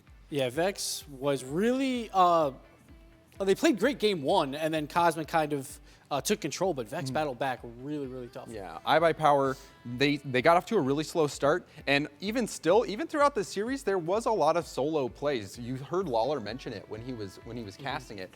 So iBuyPower, though, near the end, still a little bit too close for comfort, but we're able to come out on top, which they have done time and time again. Yep. Well, now that your heart rate's back to normal, let's get it going again. The Mobile One High Performance Replay. iBuyPower has moved on to the finals. And you can see here, Vex just early on, that one was actually a Kronovi goal where he passed it to himself multiple times. Speaking of solo goals, Kronovi doing that all the way from the defense back to the offensive side and This play scoring by it. J-Raw was just nasty. He goes off the wall, then actually kind of times his jump, but it works out. He lands on the ball and gets a triple touch goal. Yes, and then again here, you can see just Gambit doing work with the long range clear. Gambit was such a solid player, continuing on both sides of the ball to do well. Yeah, Vex was leaving the net open a little bit too much, but this game 5 overtime by Vex. Oh my God, what a pass and play by them. And even to get to overtime, J-Raw time and time again has proved that he can just clutch it goal after goal. And Garrett time and time again getting so those last close. second. And there, the final seconds of the game, that touch right there could have been the one to keep Vex in it. But really, Vex, I feel like they did play that one very well. Yeah, they played well. They actually had a lot more backboard pass opportunities, but I thought early on in the series that cost them was Garrett was not hitting those shots off the backboard at all. Turtle was really quiet, I thought, in this entire series. He had a few smart plays, like leaving the ball for J-Raw in that Game 3 goal, triple touch, but he didn't do too much offensively throughout the series. Yeah, and we saw when they did succeed, it was Turtle and Garrett working that connection, pressing the offense. But one of the things, too, that we noticed was that before last week, we saw Lachinio a lot. We would go to his player cam, and he would be the last one back for iBuyPower. And this series, we saw Gambit a lot of the times holding it down in the back, and it felt like iBuyPower was able to just keep their rotations going, keep that pressure in front, and there was still a little bit of the unorthodox positioning, especially on that Gambit pass to Kronovi, when he was just sitting right in front of net. Normally a player would rotate out. It worked out for him, but still Gambit, I felt like he was just solid in the mid and on the defensive. Yeah, Latch was really great that he had a lot of open space. I want to see him do more 1v1 plays in the next series, in the finals. Well, Kings of Urban and Genesis, you have a lot to live up to. Number 2 versus number 3 coming up next. Don't go anywhere. It's the Rocket League Championship Series right here on Twitch. Welcome back to the Rocket League Championship Series. It's time for match number 2. I'm still not over match number 1. I can tell you that. Scott Cole, Gibbs, Lawler has joined us. Lawler, you were over there, man. I mean, Vex, for some reason, they always match up well. Every single time those two teams play, Vex shows up. And for some reason, it just isn't consistent with the other teams. Like, J-Rock played lights out. Garrett took a little bit. I know you and I were talking a little bit about, like, Game 3. He really started to show up. And those, like, overtime shots, if they could just pass like that all the time, they have my bet over iBuyPower. They play as a unit rather than as a squad I was talking about a little bit. Yeah. When they play together like that, it is just, it's phenomenal Rocket League to watch. But they're so clutch, too. Like, they need a patch to just show 30 seconds left. Yeah, right. The last 30 all seconds, the that's time. it. Yeah. They show the last 30 seconds. Good luck. my Vex is God. the best. They show up, yeah. Oh, it's crazy. Well, I can tell you what. We will bring you up to date with the bracket right now. IBP has moved on to the finals. Vex moves to the third place game. And now we have the Kings of Urban taking on Genesis. Just as a reminder, $3,500 going to the first place winner, $15 to the second place winner. And the most important thing here, Gibbs, is the top 2 do not have to go through qualifier number 2. They're right into the group stage. Yeah, they're into the final 8. They don't have to battle it out with 3,000 teams. So, and with best of 3s, very short series. Like if you have 10 minutes of bad play, you could be bounced out. So it's very important. Beauty of it, to emphasize that, I mean, the ability to just sit and watch, especially when you have new and upcoming teams. I mean, there's going to be chatter going on, especially on like Reddit and stuff about, hey, watch this team. They're gonna have the ability to study and kind of organize. And teams that are higher do that. When they're not playing, they'll go and watch the other teams and kind of see, okay, they're offensive heavy, they're defensive heavy, we can beat them here. So having that opportunity to do that, it's going to play off. It really is. We're getting the lobby ready for match number 2. Let's look at the starting lineups for Kings of Urban, as they will be on the blue side. You got Fireburner, welcome back, Jacob, and Sad Jr. Sad Jr. Made a Reddit-worthy, probably one of the best goals we've ever seen. The wall redirect on Thursday night. He is insane. I look for him to make some flashy plays in this game to maybe carry them over Genesis. I'm glad to see Fireburner back. Good to see his hard drive's no longer on fire. Actually coming in, and he is a good key factor. He's kind of like that X factor for that team where he comes in and he really solidifies it as a unit where they work well together. Not to discredit their sub that they had, but Fireburner is he's hard to replace. They'll be facing the 3 seed in Genesis. Let's take a look at their 3. Pluto, Quinn. Dude, I love Quinn. And then Moses bringing up the rear. Quinn's great, but I got to talk about Moses here. He got kicked off Kings I of can Urban. talk about Pluto. Yeah, Moses is an insane player. He used to play for Kings for forever, and look out for him to want to take this series. Because everyone's like, Kings are Urban going to win. It's Cosmic versus Kings, but Genesis, they really want this. No, don't count out Genesis by any means. I was talking to Pluto. I actually got the lucky option to kind of dissect him a little bit. And he basically talked about how well they've been actually playing against them. These teams, especially like Genesis, I give them so much credit because they've come out so strong and had the ability to express themselves with practice. Some of these teams we do talk about, they don't take this as seriously as they should, and Genesis isn't one of those teams. They've come out, they've been practicing nonstop since the beginning of that first qualifier, and it's really paying off. You can tell the last couple of sets, like they're doing very well against Kings in scrims. To quote Allen Iverson, you talking about practice? Yeah, Talking about practice. Let's take a look at the match statistical matchup here. You can see Kings of Urban, and man, 54 goals against for KOU. Yeah, KOU is right behind Cosmic in both goals for and goals against. They're just solid on both sides of the field with Fireburner on defense and Sad Jr. and Jacob on offense. They're really good. That's the big difference between these two teams is defense. If the defense, and a lot of it has to do with the teams like Pluto. Pluto likes to play off the backboard. Some of those clears don't go out far enough and they get punished on it. And Kings of Urban is going to be one of those teams that definitely punishes them. So if they can do what they did, I mean, they showed a lot of it last week. I don't know if you guys got to watch some of those games. Genesis showed up with that defense. So if they can keep doing that, and Quinn and Moses are going to be there to follow it up, if they can show that, really put it on display, you're going to have some very exciting games. I expect this one to go to the distance. Yeah, this is going to be a good one. It's time for either your favorite part of the broadcast or it's time for your most cringeworthy part of the broadcast. Cringe. It's the face-off, and we have Jacob and Pluto. And if Jacob doesn't have a hat on, I'm going to be upset. He does! That's what I'm talking about. What's going on, fellas?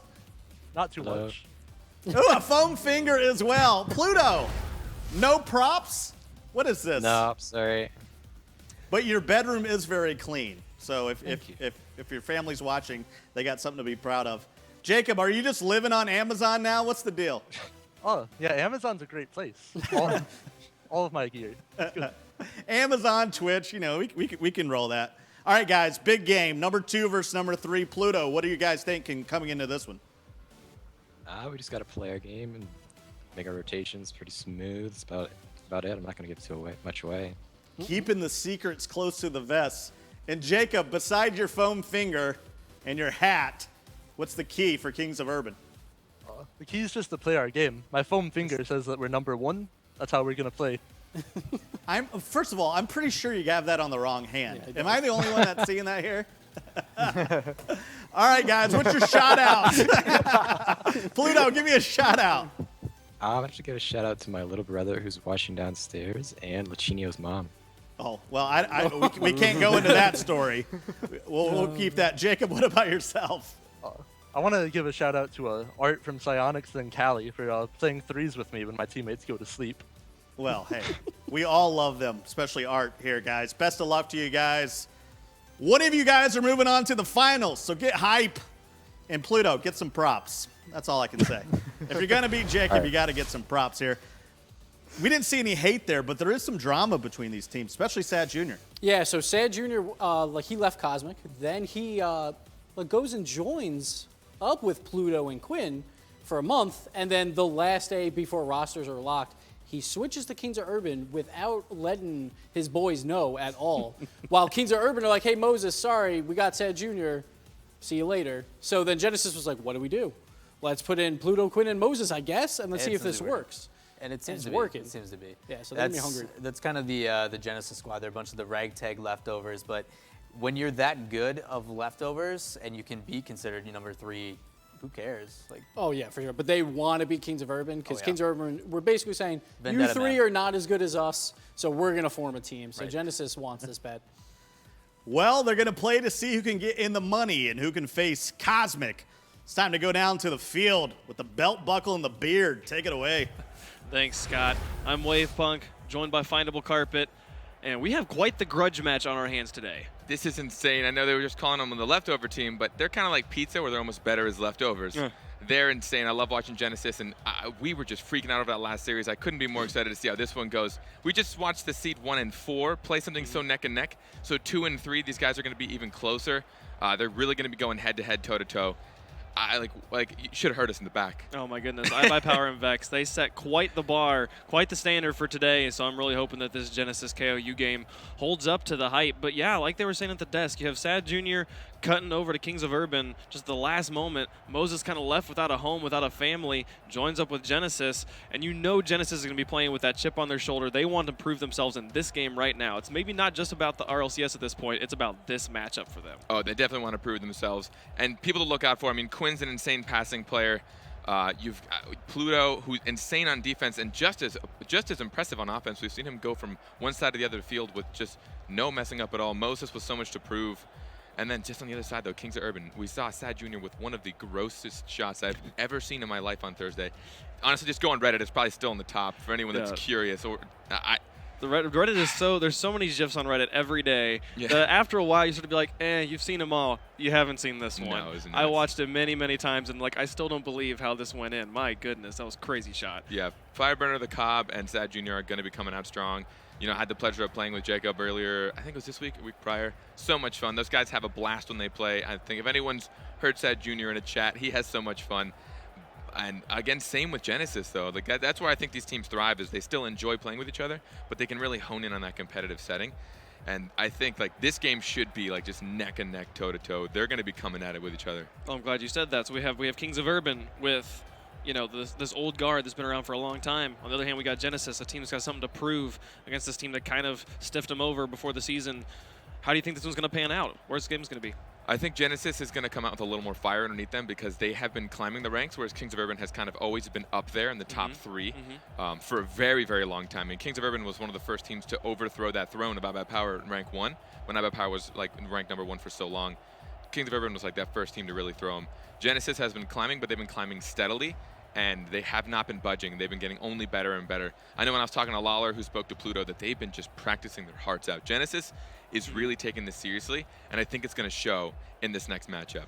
I'm excited to see where it goes, and you talked about it. They're kind of shooting up through the rankings, We'll see where they're able to go moving forward, though. There's momentum, something we talk about a lot. We talk about in-game, we talk about it in the moment, but it can also be something that carries over for the season. Genesis has been building momentum. Kings has to sit there and just kind of cruise control at 60 miles per hour at the top, and eventually you're going to maybe crack, and this might be that moment. This really could be. I don't know if you guys understand, my heart is racing. Especially after that series, all these games are going to be so fantastic today. I just... I don't even know how to contain myself. This is so real for us. So, map count. Where you think it's going? Where's it going to go? I think they're just going to mimic the last ones. I think they're just going to have some. They're just going to keep it calm, keep it easy. Yeah. They want to play their A game. Yeah. I don't see any way Suns coming into something this insane, only because they don't really want to jostle their own potential because they know what they can do. I think we're going to be sticking to the same, just the same standard maps. We'll be getting into the match here. Game number 1 on DFH. And we're going to have, it looks like some players are disconnecting. We'll be jumping back out, maybe remaking the lobby here. Not sure what's happening at this moment, but we will be back with you shortly. Yeah, so players to look at moving forward. We have Quinn, we have Pluto, we have Moses. What are the kind of the players you think, like, who's going to be the primary defensive player on Genesis? On Genesis, I'd have to probably say Pluto. While I know last time we watched him, he actually was very hyper-aggressive, and he was doing a lot of, like, forward passing plays and getting up there for a lot of the shots. Right. But he's just too good at reading the ball off that backboard, off of his own backboard, which is the hardest thing to read. Like reading the board, like when you're on offense and you hit it off that backboard, you have a better angle, you kind of have a better view of what's happening. But on your own backboard, when you're on ball cam, the ball's above you, everything gets kind of jostled up. You don't know who's coming in or where they are. Right. We got a first-person perspective of that last game with Gambit in goal, sitting there, not really sure where to go, and they're bouncing off the backboard. Really hard to hit there. But hopefully we'll be able to start this game up now. We are in DFH Stadium. We have Moses, Quinn, and Pluto in the orange with the Kings of Urban in the blue. Set to go here on kickoff. We have Moses, Sad Jr. going, pretty neutral kickoff sitting there. Now Jacob able to put it off to the side. Pluto sending it back to midfield. Some good plays here. Teams feeling each other out. And finally, have Kings of Urban on the offense. Nice shot from Sad Jr. Pluto able to save that one. Pluto still in goal. Going to clear it out again. We're going to have Genesis moving on to offense. The placement by Sad Jr.'s shot was just unreal. He put it in the perfect spot. Forced. The pressure coming out from Genesis, and they're going to strike first. You really can't sit back on net. You see Kings of Urban just kind of, apologies, you see Genesis, wait, hold on, I'm all messed up. Kings of Urban just kind of sitting in net, all three of them grouped up. You saw Genesis coming in hard off that backboard. Once you let it touch off your backboard, you're pretty much opening it up for a potential shot. So you want to make sure you stop that from ever happening. 4:38 left to go. Genesis already on the board against Kings of Urban. Kings of Urban to try and push it out of their half. And then a nice shot off the backboard. Pluto, 2 misses from Genesis. You see some free shots here. Jacob to shoot on net. Not quite going in. Oh, and Pluto able to clear it out. Kings of Urban with an opportunity, but they were not able to capitalize. Still keeping the pressure up. Jacob going to send that one. Nice lofter. Sad Jr. with an opportunity to send off the backboard. And here comes the last one. Fireburner able to tie it up. Here again with the grouping in net, just on the other side of the field. We see Genesis all in net. Quinn trying to come off that back wall. It was a decent attempt. A for effort. He wasn't able to make it, but he did his very best. And again, just all that grouping didn't work out too well. First minute of the game, already 2 goals, all tied up here. Very even game. It's exactly what we want to see. Ball moving over onto Kings of Urban's half. Kings of Urban, Fireburner hanging back in goal. He misses that touch. Ball lost it in front of his goal. Jacob wanted to send that over. We've had quite a few whiffs on both sides of the ball at this point. Not the cleanest of games yet, but still very aggressive. Moses bowling Sad Jr. in goal. Quinn tried to get the final touch, but Jacob able to put it away, and now they're moving on to the offense. Moses bullying his swapped teammate. Maybe a little bit of revenge on the field. Who knows what's going on? They're spreading out a little bit more, but like you said, there's some uncharacteristic whiffs coming out of both teams, which is probably due to a little bit of jitters right now. They both know they have to fight for this. Yeah, both going to be just getting warmed up here in game number 1. Ball back on Kings of Urban's half. Quinn trying to win the interference, but sends the ball back onto his own half. Moses able to push it back into Kings of Urban. Jacob hanging back on defense, going to try and win the 1v1. Very neutral there. Fireburner able to pop it up and keep it in the corner. A lot of players piled up around this ball. Pluto to Quinn. The ball's going to cross. If Quinn can just get up and into this, what an angle from Quinn, and it goes in. Quinn gets up. That wasn't a very hard shot, but all he had to do was put it up because everyone is flat-footed in the net. I don't know why neither Jacob or Sad Jr. Looks like Jacob cheated up a little bit too early. All Quinn had to really do was place it. Neither player could get back quick enough for KOU, and Quinn was able to put that over him, but he got up so quick for that, he didn't have to put a lot of power. He really just had to put it at a good placement in the net. Sad Jr. trying to get the save. Just not quite getting the touch he needs. A nice bully there from Pluto. Ball lofted in front of the goal, or just rolling in front of the Kings of Urban goal. Sad Jr. going to push that one all the way back into Genesis' half. Moses coming out here. 1-point lead for Genesis with 3 minutes left to go. We said this was going to be a heavy and hard match, and it has shown up right here in game number 1. Some demoing on the wall, or bullying on the wall. Kind of running some interference. Still the ball just not being touched very strongly by either team. The whiff still coming out a little bit at this point. The ball going to cross in front of the goal. Sad Jr. couldn't quite push it in. Good interference from Pluto, keeping that one out. Pluto got there just in time. He barely made it for that save. Both these teams are trying to keep control. Like you said, they're not doing hard clears, but I think that's a very tactical move by them, and it's very smart. They understand that giving possession away against either of these teams is going to be not a smart decision.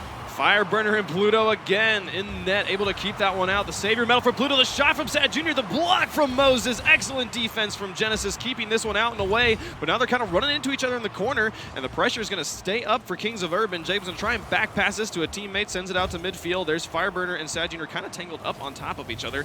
Now Quinn going to push this one back into King's half. He's got an open net if he can just win the mind games with Sad Jr. on the rotation, but he's not going to be able to get there. Sad Jr. clearing that one back into Genesis's half. A lot of back and forth like we're seeing right now, but a lot of them are actually amounting into decent shots on goal. They're making plays for themselves. They're getting the passes. They're like both teams, again, this is a 1-point game already with still 2 whole minutes left. This could so easily go in either direction. So many saves coming out from Genesis. They've been on defense so much this game, but they do have the lead. We're past halftime, 1:43 left to go, and they have a 1-point lead. Pluto with an opportunity to make it 2, takes the shot, but Sad Jr. with the block, keeping it out. Now Fireburner's pressing it back onto the other half. Pluto, if you take a look what he just did, he actually waited for that bounce to take the shot, because if you wait for the ball to bounce just up off the ground, you get a more powerful shot. So he waited patiently. He knew a defender wasn't going to get there in time, and he tried to go for a power touch over, I believe it was Sad. Oh, Fireburner with the shot. I believe the defensive player for Genesis got bullied out of net. Looks like Quinn and Pluto were dropped back. Pluto went for the touch. Sad Jr. just slammed Quinn out of the way. He almost slammed him into the ball. He almost did. Good read on that. I mean, knowing when to go for those bumps is so pivotal. Like, it can be such a horrible decision for your own team or such a great decision, and right there it worked out for Sad. We've seen it a couple times today of players removing the goalie from their position. Such a strong play. I'm so happy to see these high-level teams coming out in force and able to make the plays they need. 1 minute left to go. All tied up here in game number 1. Moses puts it into the corner. Pluto and Quinn both rotate, trying to push this out. Moses still back in goal as Fireburner sets it up for his team, crossing it in front of the goal there. Not going to get any setup that they can make use of, though. And Jacob coming up in the backfield, trying to push it out. Pluto making an opportunity here. If he can just get in the net, Fireburner couldn't get there. Can't believe Pluto's able to make this. Looks like a little too much aggression coming out of Kings of Urban. Jacob puts it up the wall. Pluto came off so far and so quick. That was actually, we were actually on board with him. I didn't think he was going to make it out in time because it looked like that Jacob had hit it off the wall hard enough to where hopefully Pluto wouldn't make it out. Right. But Pluto's just too good off that wall. He made it out quick enough, and no one rotated back. 52 seconds. And Kings of Urban is down by 1 in game 1. Jacob sending it off the wall. Sad Jr. puts it back onto the wall.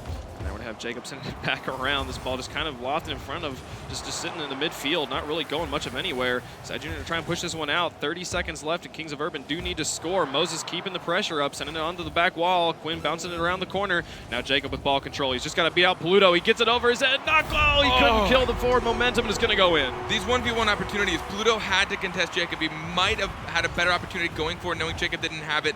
He was the last man on, and being in a 1v1 opportunity at this level is almost guaranteed that the person that has control is probably going to have a really good opportunity on net. Pluto caught himself in a bad position. It's one of those moments where you need to make it. You either go for it or you don't, and he kind of caught himself in the middle ground. Yeah, you called it before the game. Pluto was going to be the defensive man of the hour, and he has been so strong. Fireburner shooting some more here. Not going to quite get there. He wasn't able to save that last one, though, and we do have a tie game. 13 seconds left. Moses Genesis trying to press up here. Great setup from Pluto. It's going to loft. Moses trying to put it away, but Fireburner, Sad Jr. in goal, keeping that one out. Final countdown happening. Ball just sitting on the wall. No one in a really good position to carry it. Jacob going to push it around and see if they can dunk it in and sit in front of the goal. Oh, it didn't go in. Quinn so got close. there just in time, putting it off his own post. That was so close.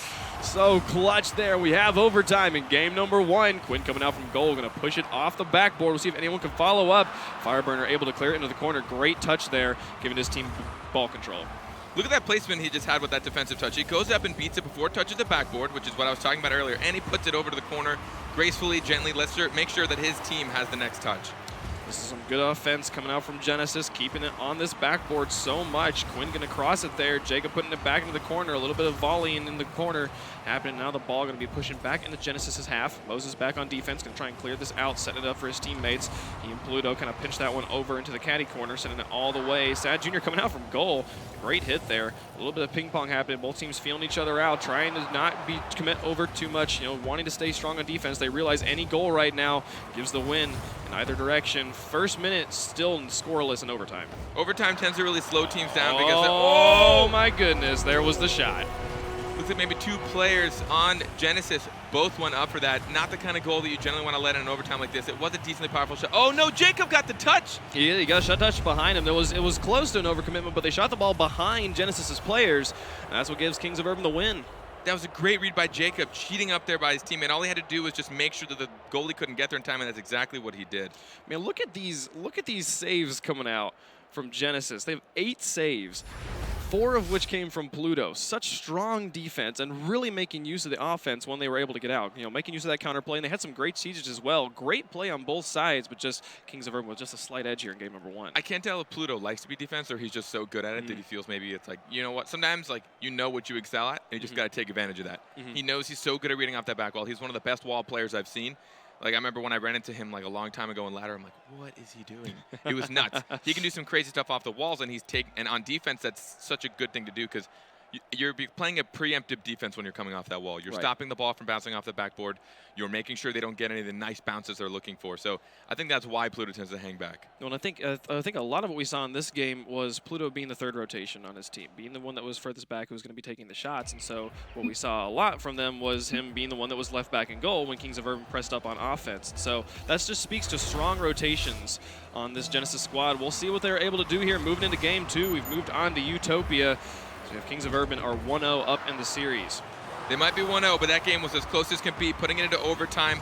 Genesis actually had the lead for a good portion of that game, and a small little mishaps here and there is what gave KOU that aggression. So maybe if they can just kind of seal that deal, make sure they don't make any tiny mistakes, they should be able to take game 2. Kings of Urban's had a good 20 seconds of offense. We're seeing Genesis trying to push up into offense now, pushing the ball onto Kings of Urban's half. Sad Jr. able to clear it into the corner. Firebringer back on defense for Kings of Urban. He's going to be taking this ball as it bounces off the wall. Get it past his teammates, put it up off the wall. Great hit there, trying to pass it around, but some good midfield interference from Genesis, keeping this ball in Kings of Urban's half. Take a look at Quinn Lobdell whenever he's up in their half. He likes to put himself in a good passing position. He gives himself the opportunity to be passed to by his own defender so that he can put it in front of the net for the third touch. He likes to do that, and it's definitely fun to watch when you see him cheat up like that. Interesting defensive position from Genesis right now. 2 players in their own corner. Moses back on goal. Firebringer's going to take a shot. It's going to go off the backboard. Moses, great speed to get to that ball. Play it off the backboard. That's the way you counter the backboard meta right now. And now we have them up on offense. Pluto going to try and take a shot, carrying it through the air. Firebringer able to get it out and away. Not one there to quite dunk it. There's Quinn with a shot off the top, just off the crossbar. So close to being our first goal here in game number 2. If they can get up just a little bit quicker, they might have been able to sink that in. To be fair, I think a lot of weird things happened to get that ball in front of the net, and no one truly expected it. So the second and third player weren't as quick up on Genesis. For sure. But them showing this aggression this early on means they really want this game. Pluto moving up with the ball. Jacob going to pass it around the wall. Now the ball's lost in front of the goal. There's the shot from Moses. Excellent team play from Genesis. Pluto utilizing, I believe, a very slight pinch off this side wall. Jacob went to go touch it. It wasn't what he wanted. Yeah. Pluto just gets just underneath it and pops it up. And Moses, knowing exactly where it's going to be, you can tell they've been practicing a lot. Moses trusted Pluto to get that touch.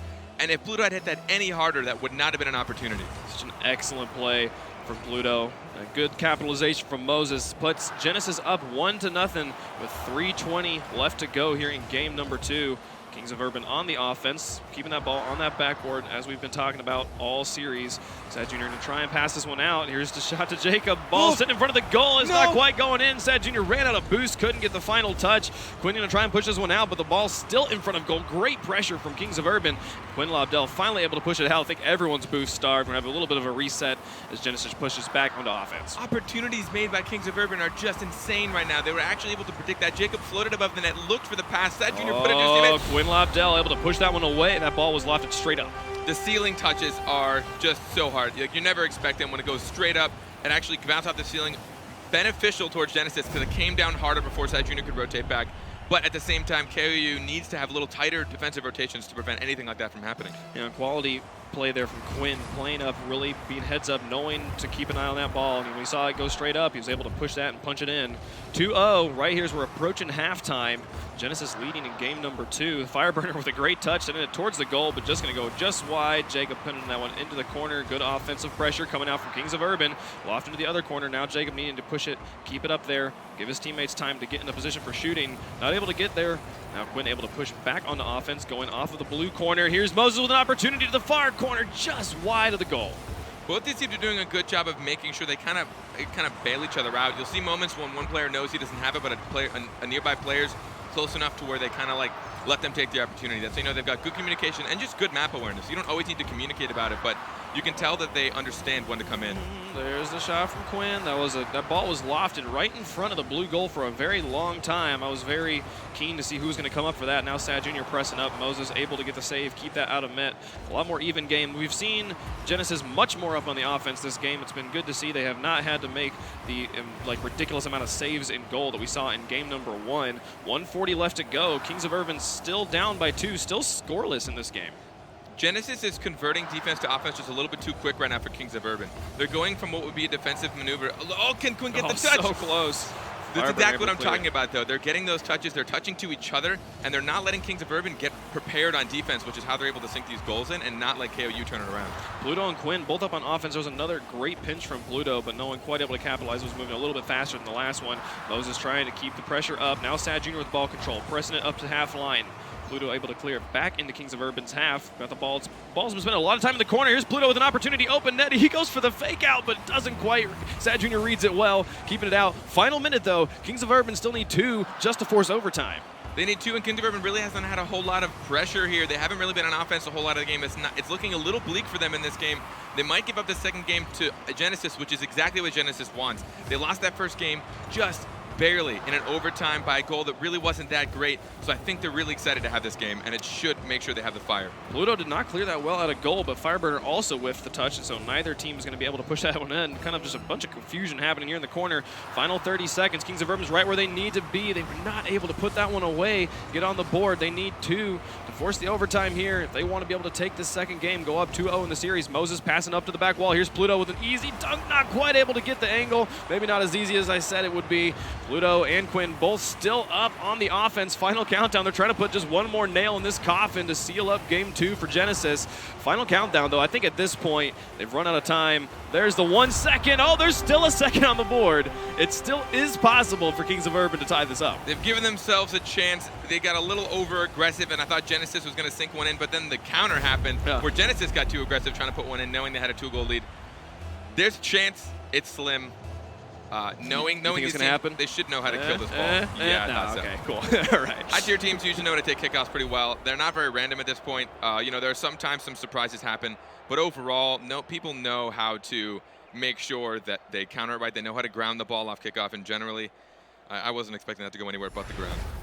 And like we said, significantly stronger game for Genesis. They were able to convert, just like you said, convert from defense to offense much more quickly. So we only had 2 saves from Genesis this game, both coming from Moses, actually, compared to the 8 from the last game. So much, much stronger game overall, not allowing shots on net and keeping the pressure up on Kings of Urban's half. When you're against a team as powerful as this, your #1 thing is to not allow them to play their game. Like, you don't want to let them do what they do best, and right now Genesis is doing a good job of that.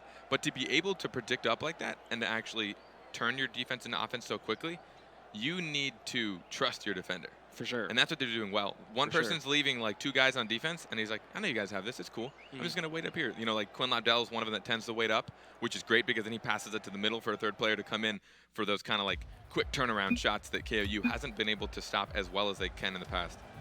Game number 3, we'll be moving on to Manfield. All of the sound makers, the vuvuzelas, the chants. It's a great stadium. Moses going to be pushing this one up. Wins the kickoff well. Fireburner whiffs on the defense. Is going to go off the backboard. If anyone can put this one away. Oh, man, an opportunity for Genesis blown here in the first minute. They're keeping the pressure up. Pluto taking a shot, but Jacob able to run the interference, keep that one out of goal. Kickoff opportunities are tough because everyone, again, I've mentioned it many times, but they don't have the defense, or they don't have the boost they're looking for. Oh, Cobb almost getting up for that second touch. But you generally don't have the boost you're looking for off kickoff, and your positions are just a little wonky. So while they did have a close opportunity, they just couldn't follow up. See Kings of Urban keeping the offense strong on Genesis' half. Pluto hanging back in goal, letting Quinn try to push this one out. Now Pluto coming out from goal. As Moses makes the rotation, strong rotations.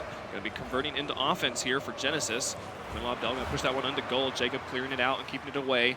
First minute of gameplay has been pretty quiet on both sides. Moses is going to be able to clear this one back up to midfield. Both teams not wanting to overcommit too much. They've both been burned from an overcommitted offense. There's Jacob with the bully, keeping that one out of goal, but there was no one able to put it away. Sad Jr. coming up from the back, sending it off the backboard. See if Fireburner can get into this one. Not quite. Quinn Lobdell able to keep that one out and away. Strong offensive opportunities here from Kings of Urban. They're keeping the pressure up, but they have just not been able to push it in all the way. Kings of Urban is known for their bodying. They're known for their aggressive physical plays. I mean, we've seen Jacob go for the goalie, I think, like 3 or 4 times already in like 3 games, and it's working pretty well. It always puts Genesis in a horrifying defensive option where they have to like dedicate somebody they don't want to. They have to go for a really wonky aerial, usually backwards or just kind of wild, but they're able to keep their composure, and Genesis has been dealing with it pretty well.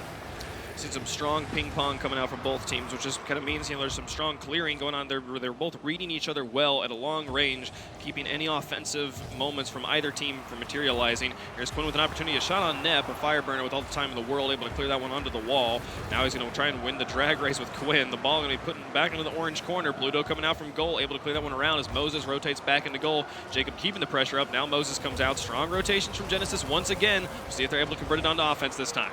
Moses gets the dunk. And this is like the kind of counter-attacking that I'm seeing. Both teams actually pulling up now, but they're not following up as quickly as they can. So like you said, there's not a whole lot of opportunities coming out of their pushes, but slowly but surely, I know this is going to get more aggressive. Pluto, Quinn, both on defense, but neither in a great position. Pluto needs to push this one out fast. He's able to get it out and away. Moses is going to be pressing that one up and onto offense. There's a shot from Pluto. Is it on target? There it goes. First point going to Genesis. Catching KOU off guard. They weren't able to rotate back. We saw Sad Jr., someone kind of going back on defense. Jacob tried to get in the way of that, but Pluto saw his opportunity. He placed it way, way further right than anyone was able to reach. It's the placement you see to these guys. It's subtle, and sometimes it's hard to notice. It's like, oh, they just took a shot on net, but the placement, they realize where they need to shoot it, and they shoot it exactly where it's going to go in. Latest goal we've had yet in this series. Right as we're crossing halftime, Genesis with the 1-0 lead. Moses back in goal. Fireburner kind of feels backflip and is not going to be able to keep the pressure up. He's trying to keep the ball in that area, but Moses able to push it out. Great play, putting it over all the Kings of Urban's heads. They're going to try and get it over into goal, but no one there to finalize. Quinn keeping it on the backboard. We'll see where Pluto is. Quinn's keeping this one live in the corner. There's Pluto coming up from the backfield. It's going to be up and on the wall. The ball spending a lot of time in the corner, but just not crossing goal, not giving them any shot opportunities. Here comes one off the backboard, but Jacob with the interference, carrying it all the way to the other corner. Great plays from Jacob there. Pluto trying to run some interference, keep them from converting quickly. But we see Kings of Urban back on offense now. Here's an opportunity. Quinn pushing it over onto the wall, taking that moment away. Great defense coming out from Genesis. Oh, Pluto with the field side flip. That was not what he meant to do, but he had Moses at his back. He's going to be able to clear that one out. That could have been scary, but luckily Kings of Urban actually never expects Pluto to do that, so he didn't have to pay for it. But you mentioned a bit how sometimes it stays in the corner for a bit, and sometimes people do that deliberately. They'll just stay in the corner and fight for it, just kind of stop any clears. It almost like resets the play. For sure. From like, I almost want to say from like everyone can kind of get in the position they want, and now all of a sudden everyone's going to be, oh! Quinn with the bully on Sad Jr., taking him out of the way and putting him up by 2. I can't tell if this was intentional or not. He got the touch he needed. He tried to follow through. I think he might have gone for the shot, and he just hit Sad instead. Yeah, he took the miss, and then he just slammed it into Sad. Oh my goodness, what a crazy play. To be fair, Sad was not in a good place to take that save. He probably should have gone to net and turned around. He got a little cocky thinking he could maybe had some time for it. But again, mistakes sometimes work in their favor, and that puts them up 2-0. 1:13 left to go. Kings of Urban still yet to get on the board here. Game number 2, I believe they didn't quite get shut out. They got a kind of goal at the 1-second mark last game. But other than that, they got shut out last game as well. Genesis showing up very strong. Here's Sad Jr. shooting off the backboard, trying to get his team on the board. Final minute of gameplay. Pluto just kind of whiffs on the wall there, leaves it for Moses, who's going to be pushing this one up and into the corner. Pluto's probably rotated to get some boost, but there's a ball lofted well. Sad Jr. able to clear it onto the far wall. Final 45 seconds. Kings of Urban still down by 2. Pluto threatening. Fireburner able to get the carries. Great solo dribbles from Fireburner, but interference going to push it over onto the far wall. Below that moment, there's a shot from Quinn. Sad Jr. able to push that one out. Final 30 seconds coming up right now. There's Jacob with a shot. Can anyone put this one away? No. The interference from Quinn Lobdell. The midfield interference from Genesis has been so strong this game. That's exactly what they have to do, especially with a minute left being up by 2. You really just want to send one player up there to just get in the way, just constantly annoy them, stop them from making their passing plays or their shots. And they're keeping 1, maybe 2 guys back on defense and just sending 1 guy up to bully everything out of the way, which is exactly what they need to do. Moses able to put another one away there to seal the deal here for Genesis in game number 3. They're going to be going up in the series as long as they just, no magic happens here in the last 10 seconds. Great pass there, able to put that one up and away. I don't really count these for much. I mean, sure. when you're last 20 seconds, teams tend to play so different when you need to make a goal. And when they were 2 down with 20 seconds left, they're going to get aggressive, and there's a good chance they're going to get scored on again. But you take the risk, you take the chance, because no matter what, being down by 2 or being down by 1, you're going to lose either way. So they wanted to just do their best, and that's why they conceded that 3rd goal.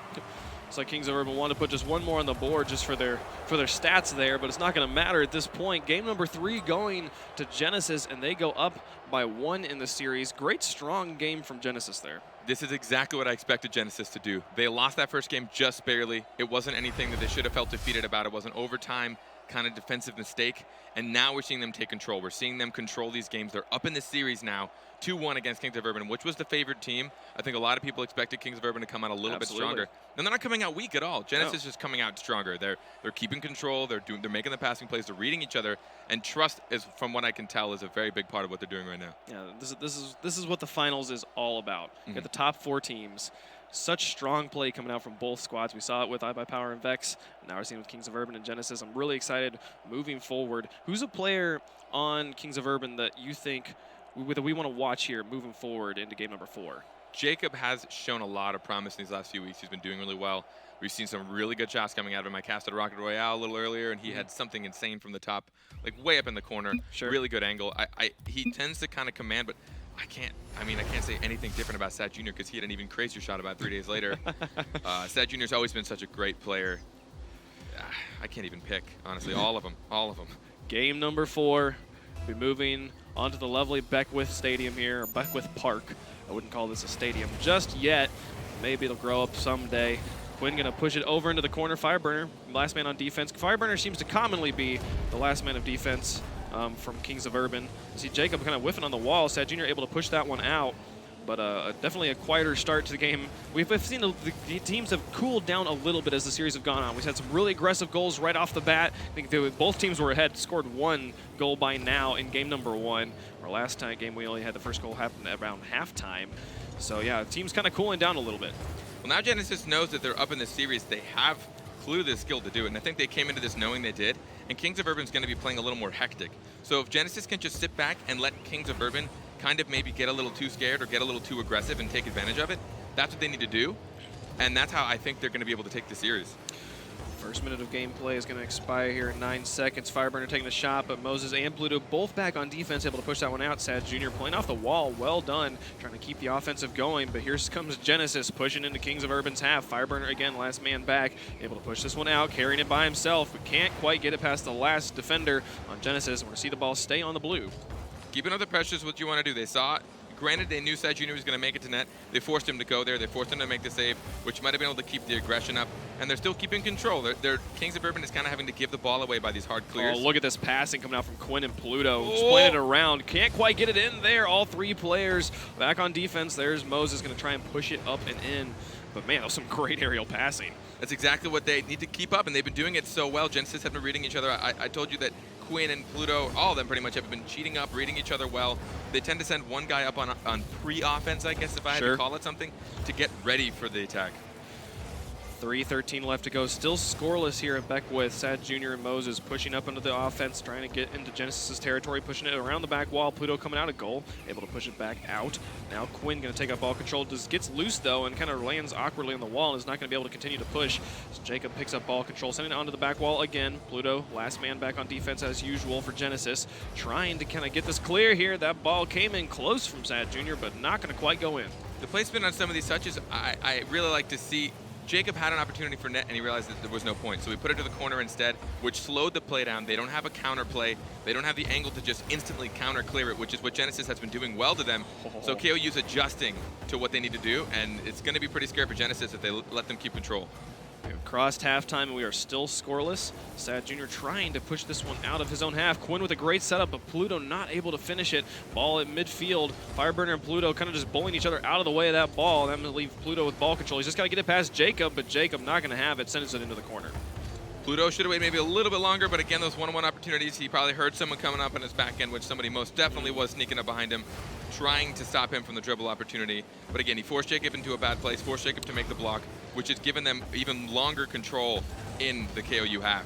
Oh dear, Quinn and Pluto kind of tangled up on top of each other there. Jacob able to clear it into the corner. Moses back in goal, going to try and push this one out of his own half. Gets it past Fireburner, well done. Now Sad Jr. back on defense, going to keep that ball in the corner, buy his teammates time to rotate.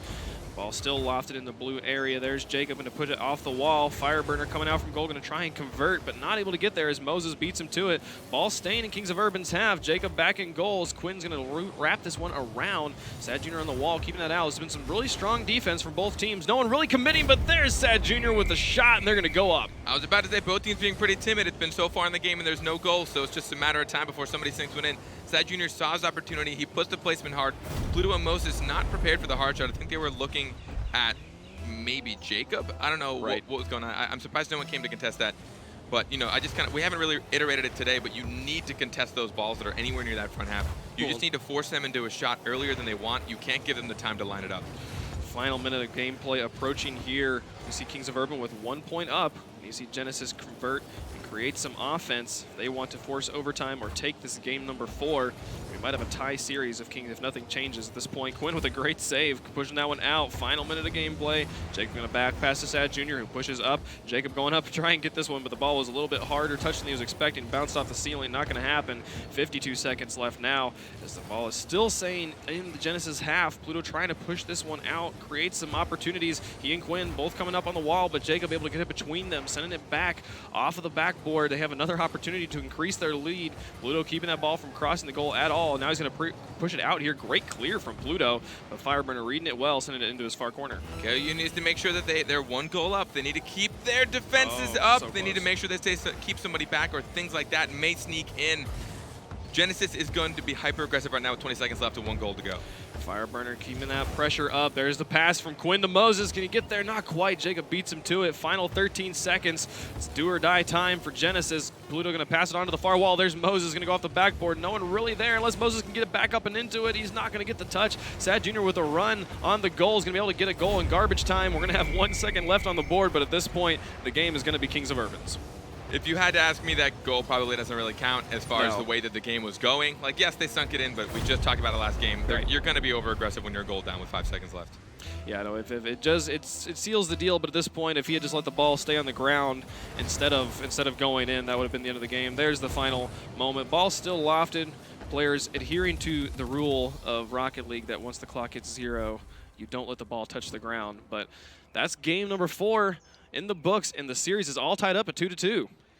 That was actually, you know, Pluto, you can tell he actually, they could have maybe tried to sink one more in, but he deliberately grounded it. He just wants to get on to the next game. Right. And this is what I was hoping that all the teams would be into. Like, just let's do it. Right. They tied it up. This game is exactly what I expected. Neck and neck. They're both showing promise. They're both doing everything they can. I mean, I'm not surprised by anything that's happening right now. They're just about 1 goal down, maybe 2 before the very, very end when something changes. But either way, I mean, both teams coming out a swinging. Yeah, coming out so strong in these games. It's been so even back and forth. Yeah, like I said at the beginning of the game, it's gotten a little bit calmer as we've gotten on. You know, this has been definitely the quietest game we've had so far, with just 3 saves total, only 5 shots from Kings of Urban in this game. It only resulted in 2 goals, which only, you know, one of them was kind of just a garbage time goal anyway. Yeah. So it's been a little bit quieter. I'm going to look forward to seeing them hopefully ramping up as they're moving forward, but we'll be getting game 5 here in just a second. Really early on in the series, they both realized what they were in for when both teams came out. They won they swapped the first 2 games. They came out so strong. So now I think both are you know, trying to now almost prepare for each other before they get their aggression on. So it could result in some interesting tactics. The environment that this Rocket League world happens in is kind of crazy, because a storm has broken out in the last 30 seconds here on Beckwith. You see Moses pushing this up and onto the Kings of Urban half. Fireburner trying to push that out. There's Pluto putting that one onto the net. Not going to quite get there. And then we're going to see them continuing the pressure. Good pressure from Genesis, some good defense from Kings of Urban, and now they're going to be pushing out onto offense. Not a whole lot comes out early on in these games. Every now and then you see a squeaking goal just kind of sneak its way in. But, you know, they're playing a little safer now. Oh, the demo coming out, stopping the aggression very early on. But you got to, you know, these teams, they make sure that they're in control of it. And as soon as they lose control, that's when things get a little hairy. We're to see the Kings of Urban continuing their offense here, but just no one really up with Sad Jr. I'm not quite sure what he's doing at this point. Quinn Lobdell able to kind of push this one out. Not going to get there. 4:16 left to go. Still a quiet game, just like we had last time for Fireburners. Passing up to Sad Jr. is going to try and push it down if anyone can get there. Not quite there on this one. Now Quinn going to try and press this one back up out of his own half. Pluto coming out from goal, going to miss that one. Nice read from Jacob, pushing that one into the corner, but just not going to materialize into any offense. We just saw Sad Jr. kind of up on that back wall, absorbing the touch, slowing it down off the backboard. And, you know, some people might think, like, well, why would he do that if it's already going to bounce off the backboard? But what he's doing is he's altering, and he's actually kind of... Oh, man. Not going to be able to clear that one. That's kind of an uncharacteristic poor clear from Genesis. Jacob put it on target. He saw it. Quinn just a little bit short. Pluto might have had it. Moses just a little bit short, not the power. Either way, I mean, that's not the kind of saves they want to have to make, coming in from the side, you know, flying off the side wall, trying to make sure you get there just in time, making your timing perfectly. I think Quinn got there a little slower than he thought, or he was a little caught off guard by how quick Jacob made it. Pluto pass into Moses. Great play there. It goes in. My goodness, this pass play so quick and so strong on Genesis tying it up. They are not wasting any time to put themselves back in the game. Pluto using his second jump to put himself just under the ball because he didn't have time to actually make it. Utilizing that so well, putting it over to Moses. Moses knowing, again, with the trust, knowing his teammate was going to be there, putting themselves back in the game within seconds. Tied up here with 3:35 left to go. Pluto going to pass that one back up and over. He gets it over Fireburner's head. Quinn has kind of an open goal. Sad Jr. had rotated. There's the shot, and can they put it away? Moses is going to dunk it in. Quinn sucked Sad Jr. into that. He waited for the touch. He waited and he waited till last second. He could have made it right here off that bounce. He waited. Sad Jr. didn't know what he was going to do, so he put it up as high as he could. He waited till the gap was too close for Sad Jr. to react soon enough. And even though he didn't put it on target, Moses knew he had to come in for the opportunity, and they were able to sink in another goal within maybe another 15, 20 seconds. Genesis is tired of the slow gameplay and has ramped it up here in the last minute. Here's another shot from Pluto. Fireburner coming from the corner, able to push that one out and away, pick up ball control, give it over to Jacob. Now some nice passing coming out from Kings of Urban, pushing this one back up and into Genesis's half. Quinn Lobdell's going to whiff on that touch, and Pluto going to be able to pass it up. Quinn passing it back down to Pluto. Great team plays coming out here from Genesis, but not able to quite finish it off there as Fireburner had their number in goal. They're getting their passing in a little bit more now that the game's ramping up. And both teams, I mean, whoever wins this is going to be one way from taking the series. They're tied right now at 2-2. Whoever wins this game is going to come into the last game just so ready to take the series, just one game away. It always puts your head in such a great place. So I think this game could be the turning point of whoever takes it. Fireburner and Jacob up on offense for Kings of Urban, trying to create an opportunity for a shot. Not able to get that one around. Kind of some poor touches on all sides. 4 players stacked up in that orange corner. Pluto comes out of the mess with the ball control. He's going to try and get it past Jacob, but Jacob able to get up and in that ball, push it out and away, keep this lead on Genesis from increasing. The dribble control from Pluto, getting that flick as high as he can. Sadly for Pluto, but good for Jacob. He put himself in a position to kind of be ready for any flick Pluto made.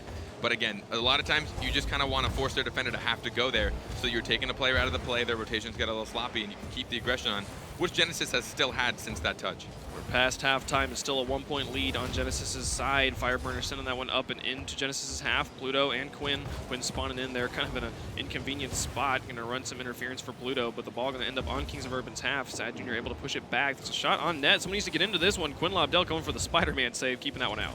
Getting really close. Moses might have a... He took his time. Wasn't a bad idea on his part, forcing Fireburner into the net. But look at the rotations on defense for both these teams. They're getting in the net quickly, turning around, getting prepared for the shots. You know, there's a few that have snuck in. Oh, great hit from Pluto. Jacob with the amazing save, getting himself the Savior medal. Excellent stuff. There's a follow-up from Moses, but it goes just wide. Such strong offense from Genesis right now. Genesis is making sure that they're forcing KOU into defense so that they can't turn around into offense. I mean, I know I'm a broken record at this point, but they keep doing it over and over and over again, and the consistency is key right now. They're able to keep control of this game, but defensive rotations on both teams are still very solid. Pluto with ball control, sending it into Kings of Urban's corner. He's going to try and set this one up for his teammates. There's a nice cross, but it goes a little high. Now Fireburner in the corner as well. Moses comes up from the backfield, wrapping that one around. Final minute of gameplay. Here's another shot from Quinn. Great save from Fireburner, getting himself a Savior medal as well. That means there's at least 6 saves from this Kings of Urban squad. They've been playing a lot more defense than they really would want to be doing at this point in the series. Jacob going to try and set this one up. 45 seconds. They need one more just to force overtime. There's a great setup from Sad Jr., but no one able to capitalize and put it away. Now we're going to see Genesis back on offense. Fireburner running some interference, but interference isn't going to win them the game. They need to score. We've heard Gibbs talk about this. I know I've talked about it plenty of times. when you're on defense, you don't want to block shots, you want to prevent shots. And it seems like KOU right now is forcing themselves into blocking situations. They're letting Genesis make their passing plays. They're giving them a little bit of room. They're not closing that gap between the ball and the player, and they're letting the shots come on their goal, which is why they have 6 saves. You don't want to ever have to have that many. Final 10 seconds. 10 Kings of Urban need one right now. They have an opportunity. They're up on offense. Jacob setting that one up. Sad Jr.'s in a position where he can get it, but Moses is going to beat him to it. Ball's kind of on net. Jacob able to push that one over to the corner. Final moments, and there it goes. We're going to see Genesis taking the lead in the series again. Genesis is coming out as strong as they possibly could, and this is as close as I was hoping. Kings of Urban is not giving this up easy, but at the same time, there's just a minor mistake. They were a little too slow that game for comfort, and they better make sure they pick it up the next game, or it's not going to look too good for them the next game. 7 saves from Kings of Urban. They're playing a lot of very strong defense, but just as you were saying at the end of the game, that's not what they want to be doing. They want to be preventing shots, not having to save them. You don't want to have to make that many saves in any game. That means there were 7 shots that were close enough to net to register as a shot on goal. You know, generally sometimes you can hit the post and it counts as well, but knowing these guys, most of the shots are pretty accurate, so I'd say probably 80% of the shots were on target, which means there were that many, like at least 4 to 5 goals they had to prevent. Right. Well, you had 15 shots from Genesis. That is maybe the most in the series so far. That's an insane number. That is, I don't know if I've actually seen that yet so far. I definitely haven't kept track of every single one of them, but 15 shots just shows they have that offensive possession. They're keeping control. They're not, you know, and people might be a little disappointed, like, why isn't Kings of Urban doing what they do best? All the crazy aerials, all the touches, but they're not being allowed to. And Genesis knows that, and like, they're not letting them do anything. Yeah, the midfield defense coming up strong from Genesis. Moving here into Game 5, they have a one game? No, that was Game 5. This is Game 6 now. We have a 1-game lead from the side of Genesis. Well done, and it is nighttime. I don't know how that happened, but it's nighttime now. Jacob going to push this one up and over. Pluto and Moses. I like that one. That's what Leaf would say. Call him Moses, right? Moses going to try and push this one out and away, back up to midfield. Not going to quite get the touch he was looking for. Pluto and Quinn. A little bit of confusion there as Pluto was supposed to go up for that one. Fireburner now with an opportunity, sending it onto net, but Moses able to get the save and push it out. Pluto probably shouldn't have gone for that touch. Quinn had plenty of time for it. He had the opportunity. He had good power on it, and Pluto, you know, maybe getting a little freaked out, tried to go for the backwards touch, which, you know, if he was last man on defense, would have been decent. But right now, Genesis is stuck in some tight defensive situations, but they look comfortable. None of these saves have had to be anything terrifying. They're there in the way, they're preventing the shots, and they're doing what KOU needs to start doing for the rest of this game. Sad Jr. with some heads-up plays there, getting the demo and then going straight for the goalie, but none of his teammates were able to follow up. We still see a scoreless game. Jacob sets that one up well, but oh man, he gets another touch on it. Kind of ruined the shot for Fireburner. Not going to have materialize right there. Still scoreless as we cross over into the 4th minute of the game. Quinn trying to push this one out. Now going to be able to push that one out and away back onto Kings of Urban's half. Moses back on goal. Pluto going to rotate. He's going to get ball control here, push it back out and away. Not the best of touches coming out from Genesis right now, but they haven't been hurt just yet. Moses in goal and try and push that one out. Now Quinn's going to push it. A little bit of confusion on defense from Genesis at the moment, but so far we're still scoreless with 3:38 left to go. Just so you guys understand, if Genesis are to take this game, that will be it. They will take this, and KOU will be into the 3rd place game, which is not what anyone would expect. They are up in the series right now. KOU really has to kick in the high gear. They have to win the next 2 games in succession to make sure they take the series. This is match point for Genesis, and if they do, they will be into the top 2. They will be one of the top 2 teams. They will auto-qualify the next group stages. Well done. There's a shot from Quinn. Great save from Fireburner, keeping that one out. Now Pluto going to try and keep the offensive pressure going. Strong plays here from Genesis, keeping this ball in the Kings of Urban half. There's Moses wrapping it around. Here's Quinn. Can he put it away? Oh! He does. Well done. Quinn read that so well. Thank God. I'm so happy we were actually able to watch his mentality here. He sees Moses put it up. All of a sudden, he realizes he has the opportunity. He goes up for it. Fireburner thought the shot was going to actually come dead on from the net. Right. And Quinn puts it to the side instead. A nice gentle shot around the defender. Quinn read that so well, he knew exactly where he needed to be. Excellent plays from Genesis. Right here, coming up on halftime, they have a 1-0 lead. Game number 6, match point for Genesis. This is do or die time for Kings of Urban. They do have to take the next 2 games if they want to be able to take it. Sad Jr. setting that one up. Well done, but not quite going to be able to touch, and Jacob able to clear it over into the corner. Now Pluto keeping the pressure up. Such strong offensive pressure from Genesis. KOU is getting a little antsy. They're coming at a net a little too soon. They're not letting their defense turn into offense like slowly enough. They're kind of rushing it. So they're not keeping control. They're getting contested, and they have nobody back in net like Pluto this. able to put it away. Excellent stuff. They go up by 2. Conceding another goal just about halfway through the game. It's 2-0. Again, Jacob had to take that from a bad touch, and Moses contested that just perfectly enough. He flips his car upside down, make sure he hits it with the front so that he beats the power out on the defender, sets it up in front of goal, and no one was there. Just across halftime, we see Kings of Urban in a 2-0 deficit. They've been here 2 times already, I believe, this series. We'll see if they are able to clean it up. There's Sad Jr. He's going to start it off right there and get on the board. Don't think Pluto expected his net to be empty. He kind of placed that directly in. Quinn went up for it. It looked like it took Moses a little bit too long to rotate back. He wasn't able to grab boost. I think the side boost he went for had not respawned yet from kickoff. He mistimed it just a little bit. You know, just so everybody knows, like, these players know when most of the time when these boosts are respawning, you have an idea for it. The timing is kind of ingrained in your head. You don't really need to count out loud, but you just kind of know. You kind of feel it by this point. But a little misprediction by Moses on when that boost is going to respond. 2:10 left to go. Kings of Urban only down by 1. Their tournament hopes on the line at this point if they're wanting to move on to the top 2. Pluto able to clear that one into the corner. Quinn Lobdell back in goal, going to be able to try and follow this one up. He gets it a little bit out of position, and now Jacob with an opportunity to put it in and tie it up. Tying it up so quickly, I'm kind of surprised. Genesis needed to play a little bit safer. Pluto went up on the wall to try and save that. A bump from Jacob to Quinn, but still, Moses wasn't back. I think he went for boost again. He's got to be careful when he does that. That was a really interesting play there because Quinn pushed out a goal and realized he was out of position, tried to move back, but Jacob was behind him and able to bully him out of the way and give himself an opportunity. Excellent plays there from Jacob, tying the game up. Now we have 1:50 left to go. Even all, Fireburner trying to push this one out of his own half.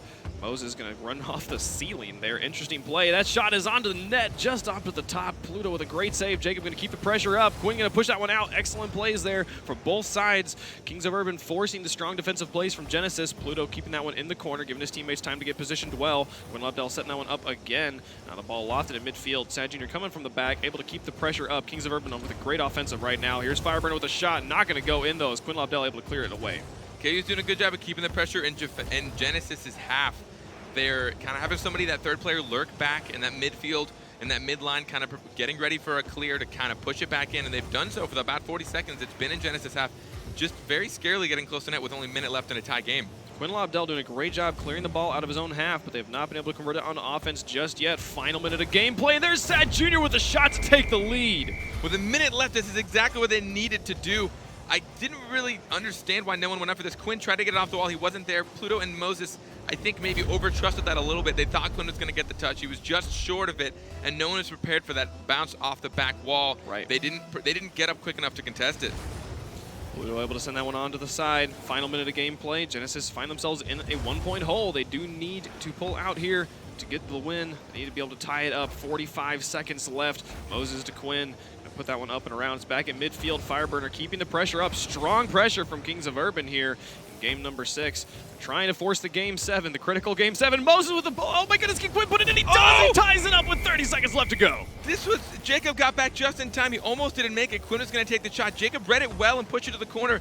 But Moses, why was Moses there? I guess thought Quinn was going to push it through, and that was an insane read by him. He was there to just keep it in, making sure Jacob couldn't clear it.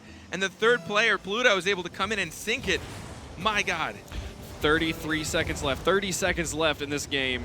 Genesis has the ability to put it away all right now. If they can just put one more in. Pluto whiffing on that touch. Those whiffs have been plaguing both teams all series. Jacob keeping this one up and alive, trying to send it off the wall. Not getting the setup he wants. Moses able to press that one back into Kings of Urban territory, but Sad Jr. with no pressure able to clear it very well. Pluto in goal. He's going to touch here. Sends it into the corner. Final countdown. Anyone can score. Fireburner sending it off the back wall. Not going to get the touch there. And we'll see if this ball touches the ground. We'll have overtime, but Jacob's going to try and finish it right now. Not quite getting there. There's Sad Jr. off the back. Man, a lot of volleyball right now. If they could just let it touch the ground, or there we go. Okay, overtime. Genesis wanted that. They wanted to put it in overtime. They're already one game up in this series. They want to start this from scratch. They want to make a set piece out of themselves.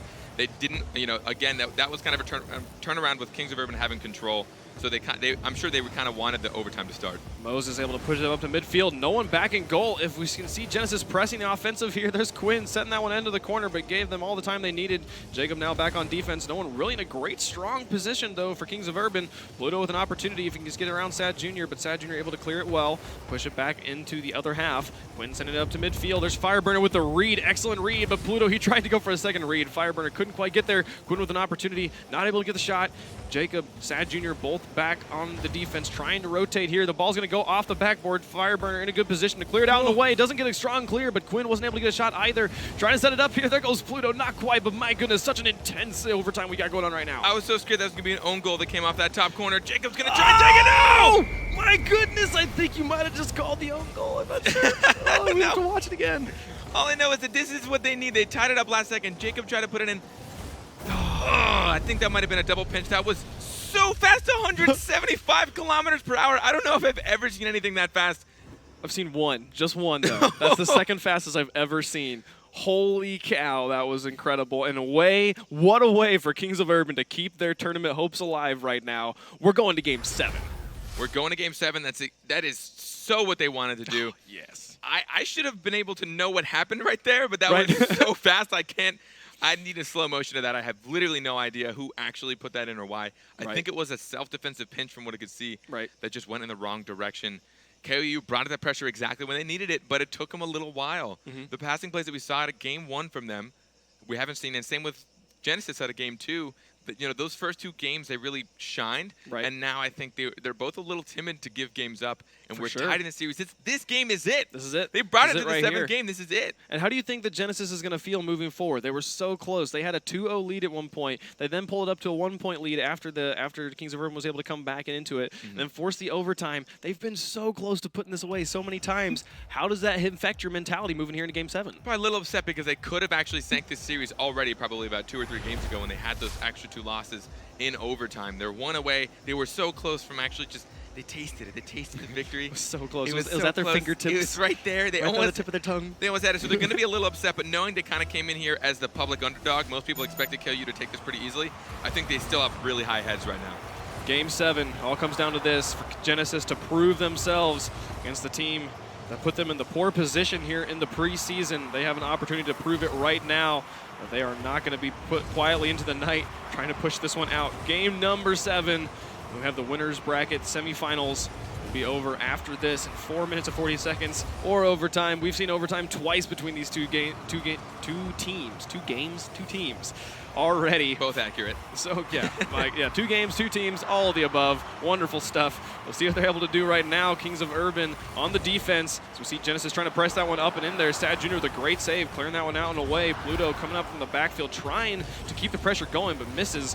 Now Quinn putting that one up and over into the Kings of Urban half. Great pressure coming out from Genesis, but just not able to kind of finish it off right now. We're going to have them back on defense. Oh, Fireburner with an opportunity. He's going to be able to ball it. He's going to roll in eventually. There he goes. This was just so close. They almost had it on defense. Looks like Quinn tried to clear it out, and then Pluto tried to follow up. He was just a little bit short. I think Pluto put it a little too far out, or the other way around. Quinn put it a little too far for Pluto to reach. You got to be careful when you're coming out of the corners on your own half.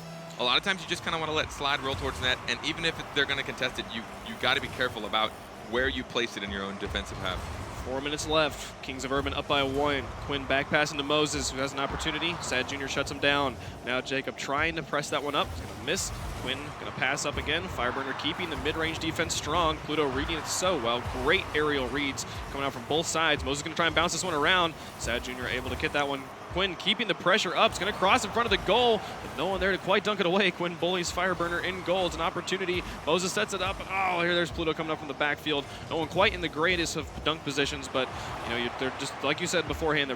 Neither team wants to give this up. They both want to play strong defense and hope for just the offensive counter plays. Maybe push it out here. We'll see what they can do. 3:20 left to go. Genesis hasn't gotten on the board just yet. They're trying to break down each other's defense and just wait for the mistake. It's happened enough in this series where I think they're all just kind of hoping for it. They're pushing enough shots on goal. They might not be the strongest shot to the best opportunities, but again, it's forcing them to do a defensive rotation. And your best bet is maybe to hope for a defensive hiccup. But right now, Genesis needs to get a goal, and so they need to make a great opportunity. Pluto trying to set it up for his team. Now Quinn pushing it off the back wall. Fireburner coming out from goal. Great read, able to put it back and into the orange territory. Pluto going to try and clear that one out and away. Fireburner falling back, going to try and convert and cut on this one. Doesn't get the touch, decides to bail. Let Sad Jr. take the touch. But Pluto going to whiff that one, setting it up for Quinn. Kind of an interesting fake from Pluto. The shot went just over the bar, though. It's not going to be able to be there. Fireburner able to push it back out and around. Now Moses trying to set this one up. We're crossing halftime here.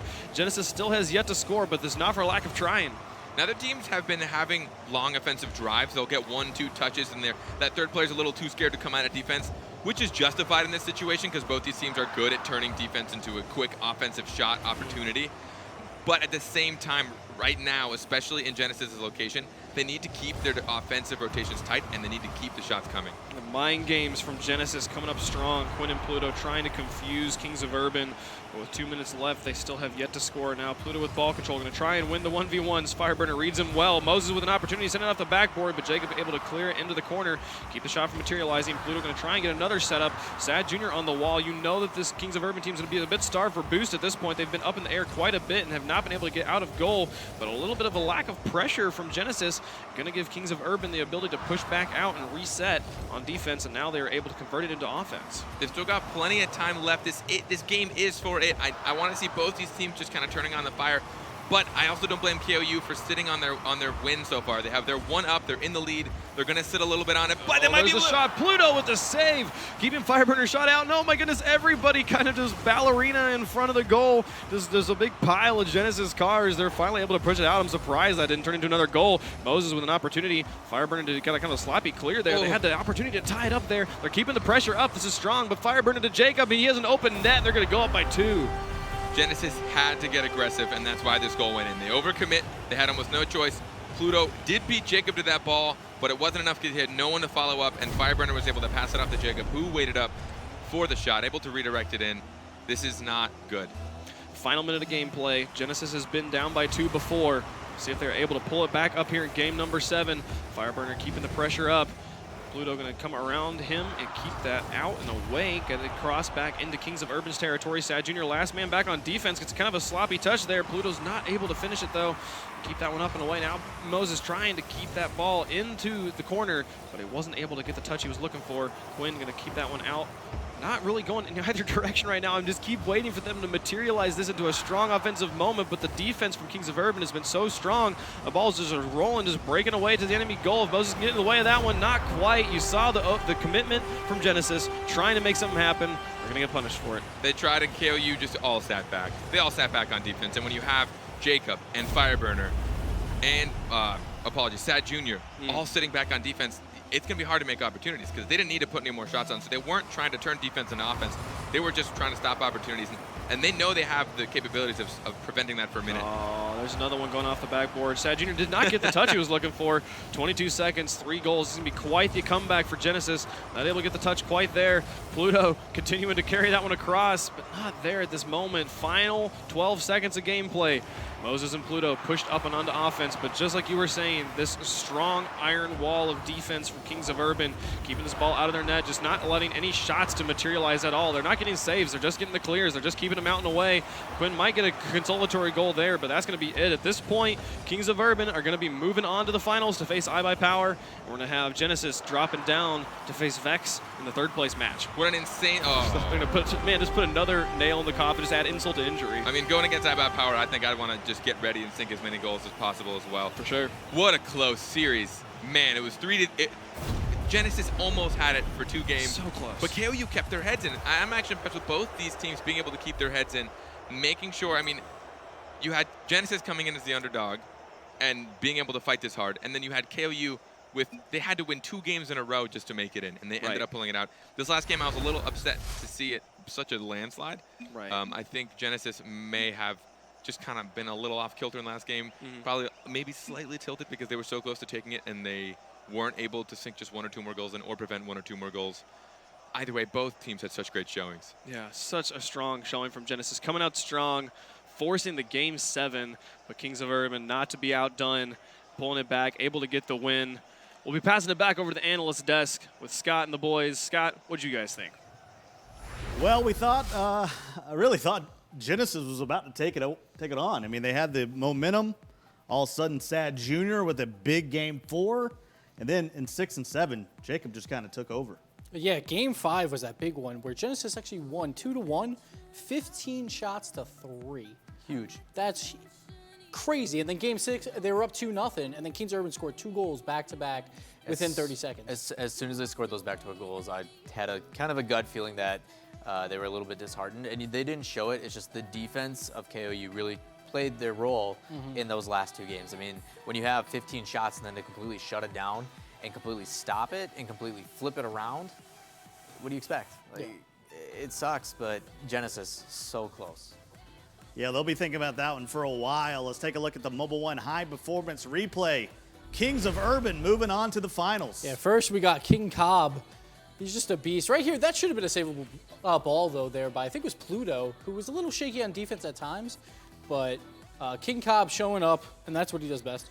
Man, that misdirect, though. Look at that, playing that backwards into the other side. Momentum coming through. You take a hit like that and it plays out, but then you see Quinn here. We're going to call that a mind game, and we'll have to ask about him that later. Like, Quinn had a great series. His first 3 games, he was scoring nonstop, and then that goal was just like all the luck was on his side. Unfortunate, you see there going back and forth. And the team play here by Genesis, they were starting to click on all cylinders, and then it just all kind of fell apart coming like in the end of Game 6 and then Game 7. Yeah, that shot on the net's really hard to read, and he tried to clear it across the net. It's just both players playing defense that caused that pinch, and unfortunately, the pinch led to the back of their net. Yeah, Kings of Urban, though, hats off to him, down 2-0 after getting like completely outplayed in Game 5, and they battled back and win that game 4-3 with that Jacob goal. That was basically an own goal, but the pressure was there. What a series by both teams, for sure. Yeah, overtime win was the key in this one. Genesis this close. So Vex and Genesis will play in our 3rd place match. Don't go anywhere. More of the online finals right here from the Rocket League Championship Series. Championship Series, and the finals are set, and so is 3rd place. Scott Cole, along with Gibbs and Carpet. What's going on, my man? It's going pretty good. Good to have you over here on the desk. I got to calm down a little bit. Yeah, I you got to need relax. to settle down. Actually, if you get more excited, that'd be cool too. Genesis will be taking on Vex for 3rd place, and let me tell you why this is important. It's because 140 points separate too. 740 if you finish 3rd, 600 if you finish 4th. Yeah, it's really big because both teams came off heartbreak losses. Like Genesis almost won their series, and then Vex almost took it to Game 7. So I just want to see if these teams can bounce back. I have a feeling that if one team gets like a 2-0 lead, it could turn into a sweep. 3rd place games are always interesting because both teams are a little down. Yeah. Because they had such an opportunity. They came so close. They made it to the Final Four. Both of them put up such a fight. I mean, neither of those games did those teams take down without a fight. So I think at this point it's going to be a matter of who can dig themselves out of that loss. Well, let me remind you of the bracket.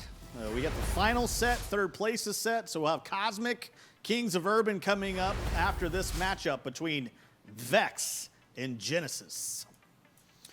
And really, like, I just want to see if Genesis can actually wake up here because they literally just came off their loss. Like, Vex had some time to kind of mourn their loss. Yeah. And Genesis has to just bounce back in the matter of like 10 minutes, which is really hard. And not only that, but they were so close. They were 1 game away for 2 games, and they lost them both. Yeah. Got to be so defeating. I know that they can kind of beat themselves up. They're very critical players of themselves. But I think that if maybe, I know Pluto's kind of more grounded, if you can kind of keep their spirits up and keep them high, then they can still come pretty hard coming into the 3rd place game. Let's take a look at the starting lineups now for Team Blue. It'll be, well, no other than Vex Gaming, J-Rod, Turtle, and Garrett. So I actually thought Turtle was a little quiet in their first set today. I expect him to make some more plays to help out Garrett on the offensive side. But what do you think about J-Rod? Like, how's he been? J-Rod's been performing pretty well. He's kind of the support player that he kind of usually does. He likes to set plays up, and Garrett coming back what Garrett does best. I know he kind of made a tweet a little while ago. He was feeling really down on himself. Yeah. But clearly it's not been showing at all. He played exactly the way he needed to against iBuyPower. Now for the starting 3 for Genesis.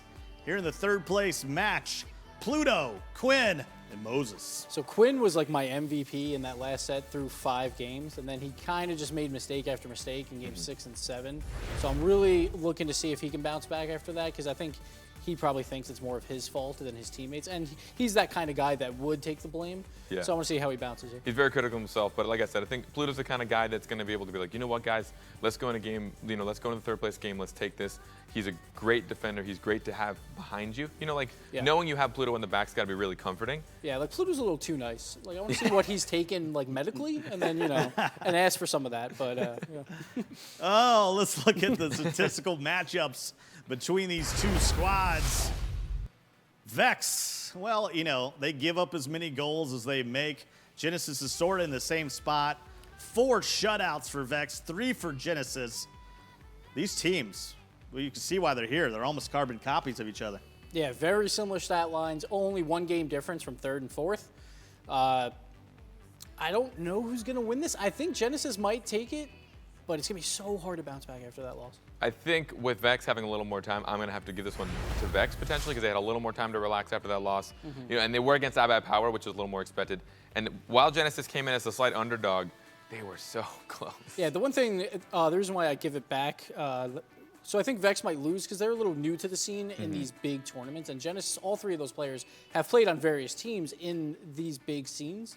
So I think they can bounce back because they have done it before, losing to Cosmic and Kings from their old teams. Yeah, but at the same time, I know Vex has always prided themselves on getting very into the competitive mentality. Yeah. So while they are new, they obviously have been doing well, or they wouldn't have made it this far.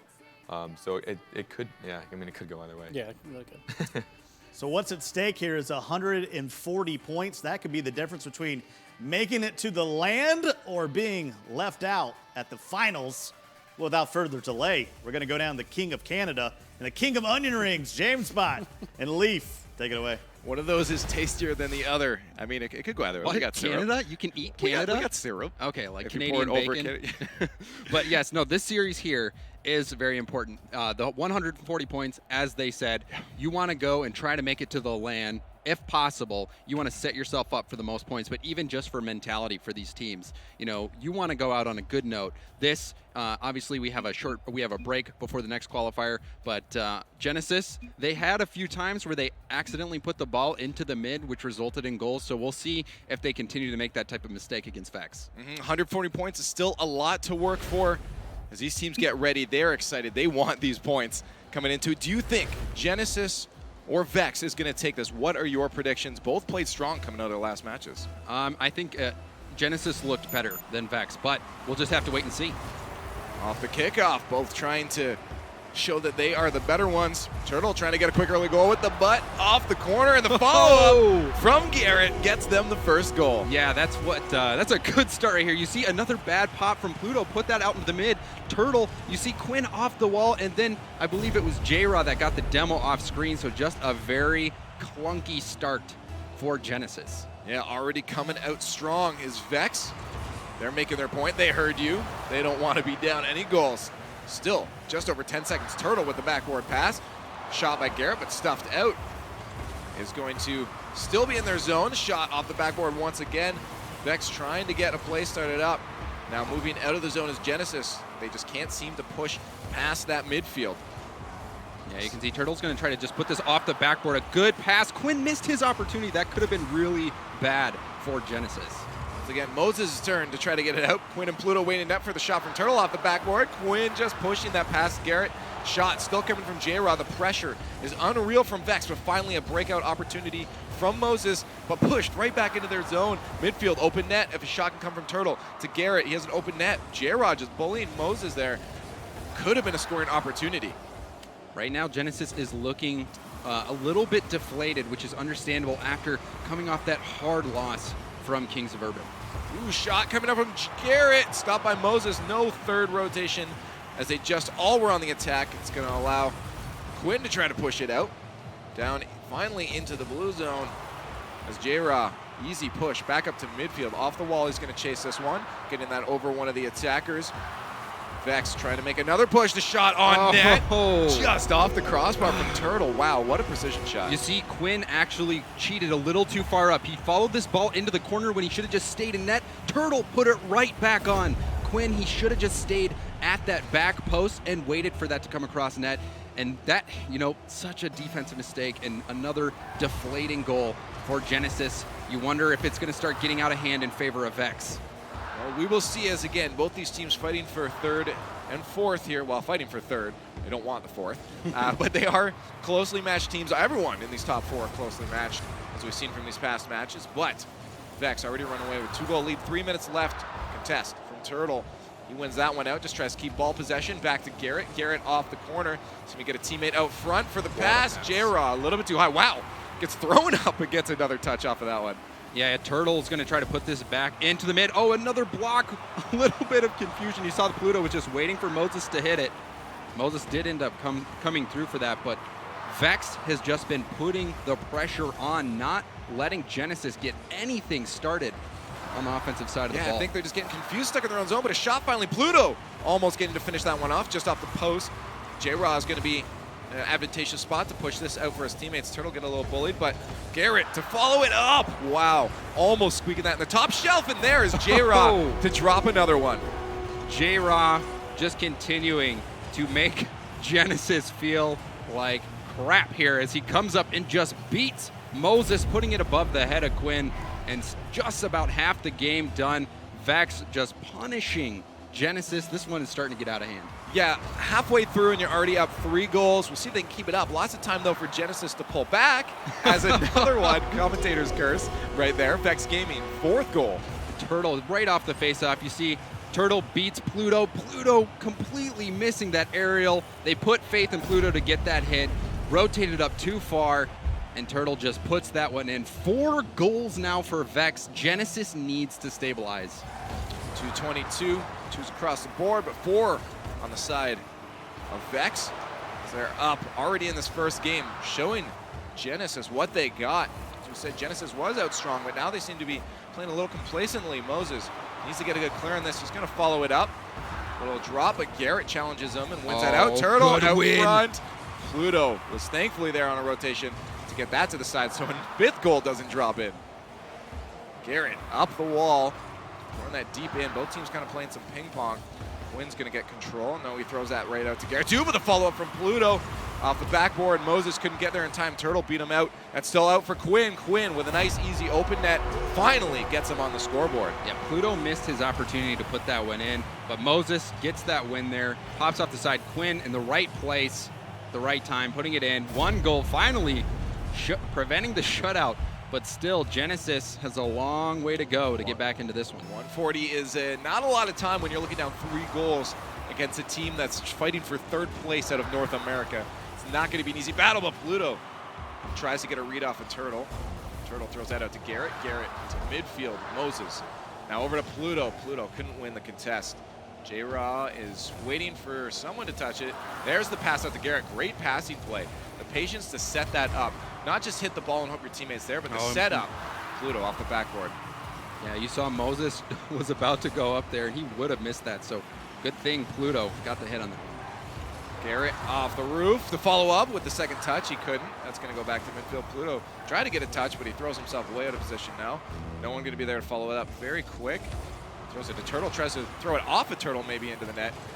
Quinn to challenge that against Turtle. J-Rod Garrett ready for a push out. But no one there. Quinn can almost squeak it by. Doesn't get a strong enough shot. It's going to go back to midfield. Moses just trying to keep it. All 3. Quinn, Pluto, Moses there. Could be another scoring opportunity for Vex. A little bit of scrambling going on for Genesis in their own zone. Genesis still struggling. This has been the all Vex show so far. Genesis, that Game 7 loss, really testing their mental strength here. And Vex just kicking them while they're down. So Moses and Quinn trying to get something set up. Turtle reads that roll up the wall pretty easy. There's a nice shot out to midfield, out of Pluto's reach. But there's Quinn to push it back in. 9 seconds left, 3 goals. Most likely not going to happen with an open net like this. Oh, Garrett. Vex, they just leave that one. Maybe missing or just being nice guys. Yeah, Garrett, he went way too far up on that one. And oh, that just seems to be the story for Genesis there, failing to put that one in. They did have an opportunity at the end, but just a struggle for Genesis from the beginning. I mean, only 3 shots coming out of Genesis altogether, and that's Quinn. No one else got a shot, and you felt like that. Yeah. Like, it didn't feel like they're going back and forth. It just felt dominating. Yeah, right out of the gate, 8 seconds in, a goal for Vex, and they just kept piling it on, not giving Genesis a chance to bounce back in this one. No chance at all. I mean, the shot difference is just insane. So much pressure coming out from Vex. Do you think they can keep that up through the rest of this, or is Genesis going to get their wits about them? It's more of a story if Genesis can bounce back. Vex, they weren't doing anything incredibly special there. We saw one of the goals, again, I think it was Pluto who put the ball out into the mid, and it led to another goal. Genesis, they just need to come back. They just need to calm down and play their game. They are a very good team. They took Kings all the way to Game 7. They just need to play their game. Yeah, and I could still see this one going that way. Lots of time left. That was only Game 1 going in favor of Vex in this best of 5. See if Genesis can pull through a little stronger and a little more aggressively. They were waiting a little bit too much to get on some of these walls.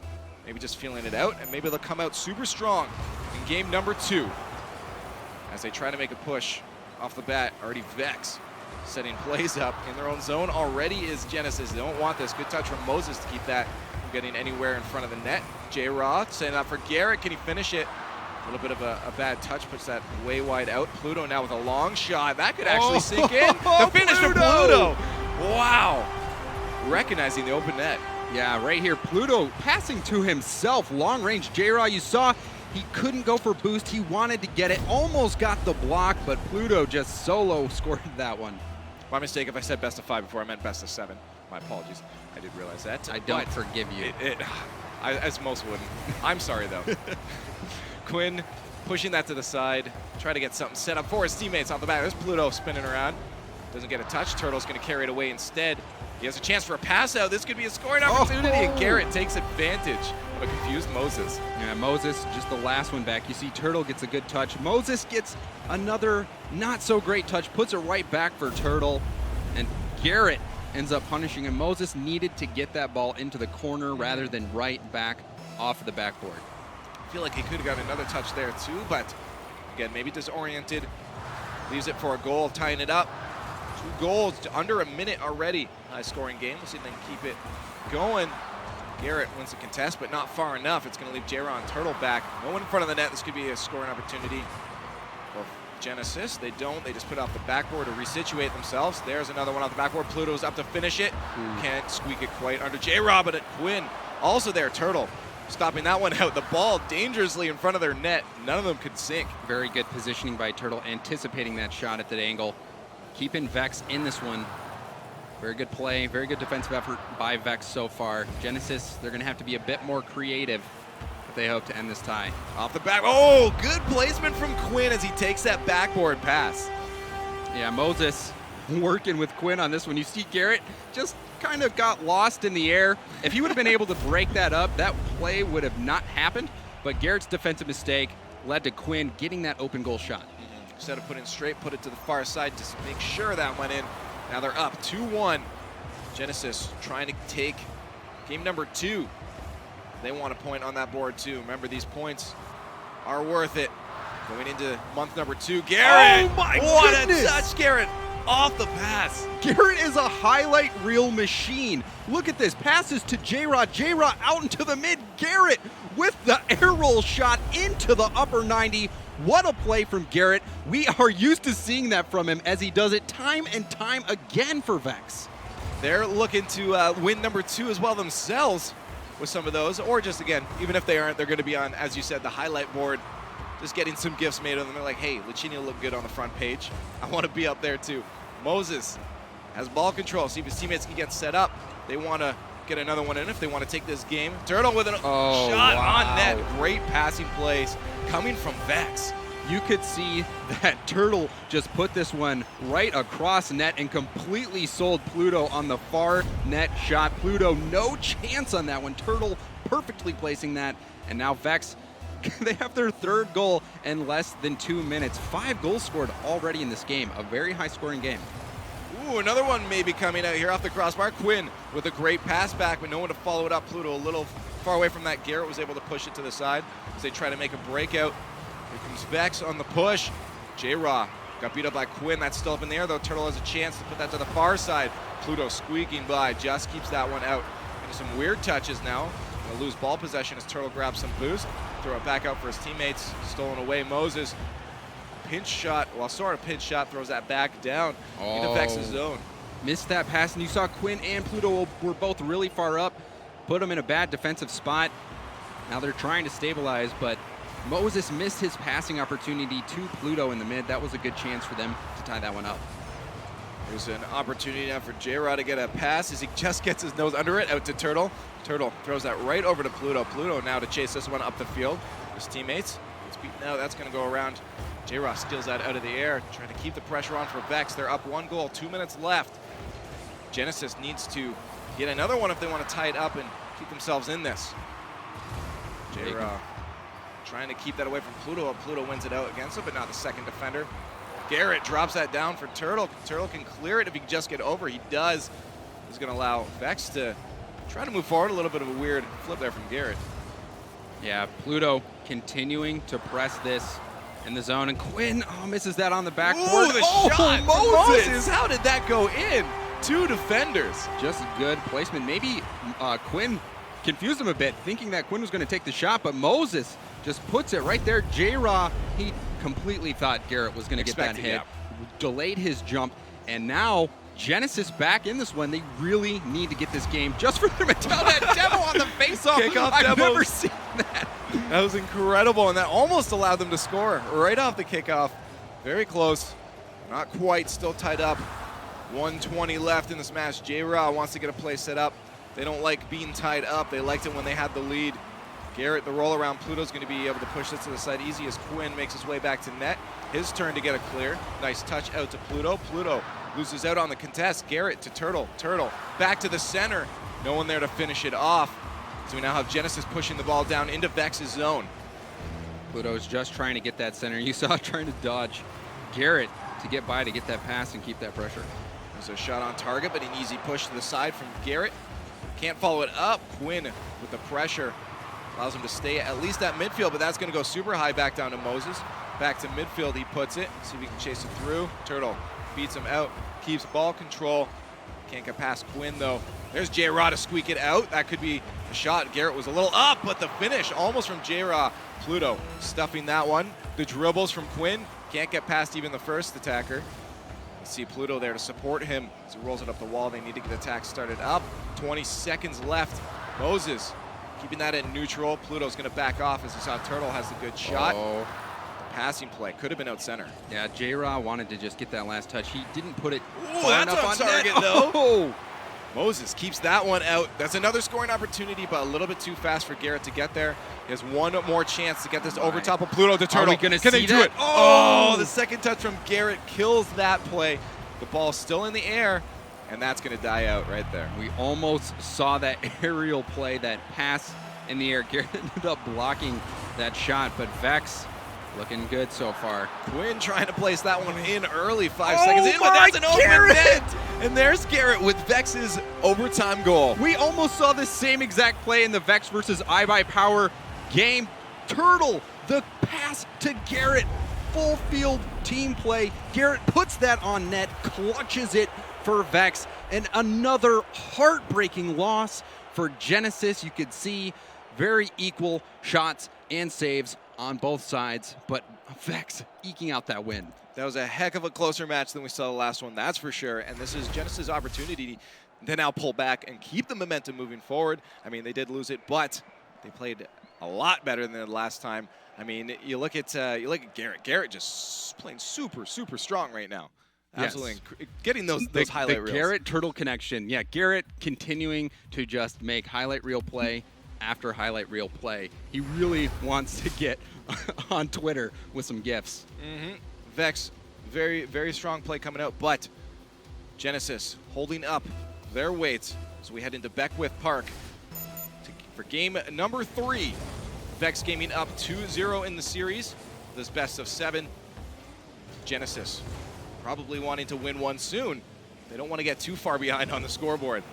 Off the backboard, Moses throws that out to Quinn. Quinn gets beaten by J-Raw. Good read.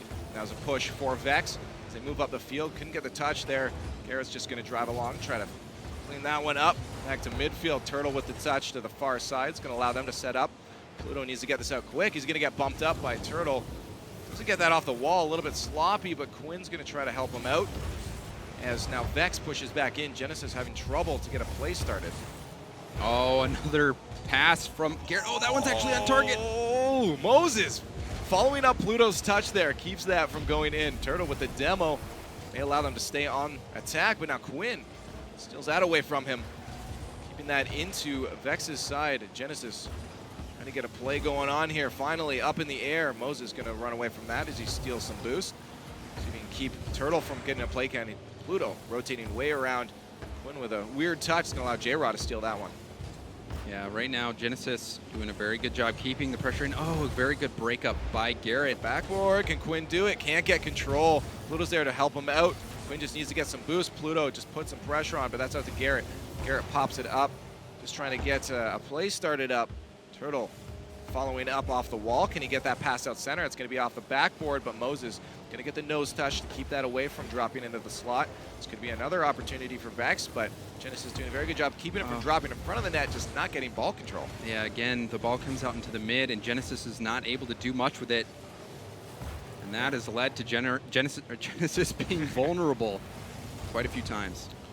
They need to get a play moving outwards. Quinn just leaving that for Pluto. A little bit miscommunication going on. Turtle almost able to squeak that past 3 defenders off the backboard.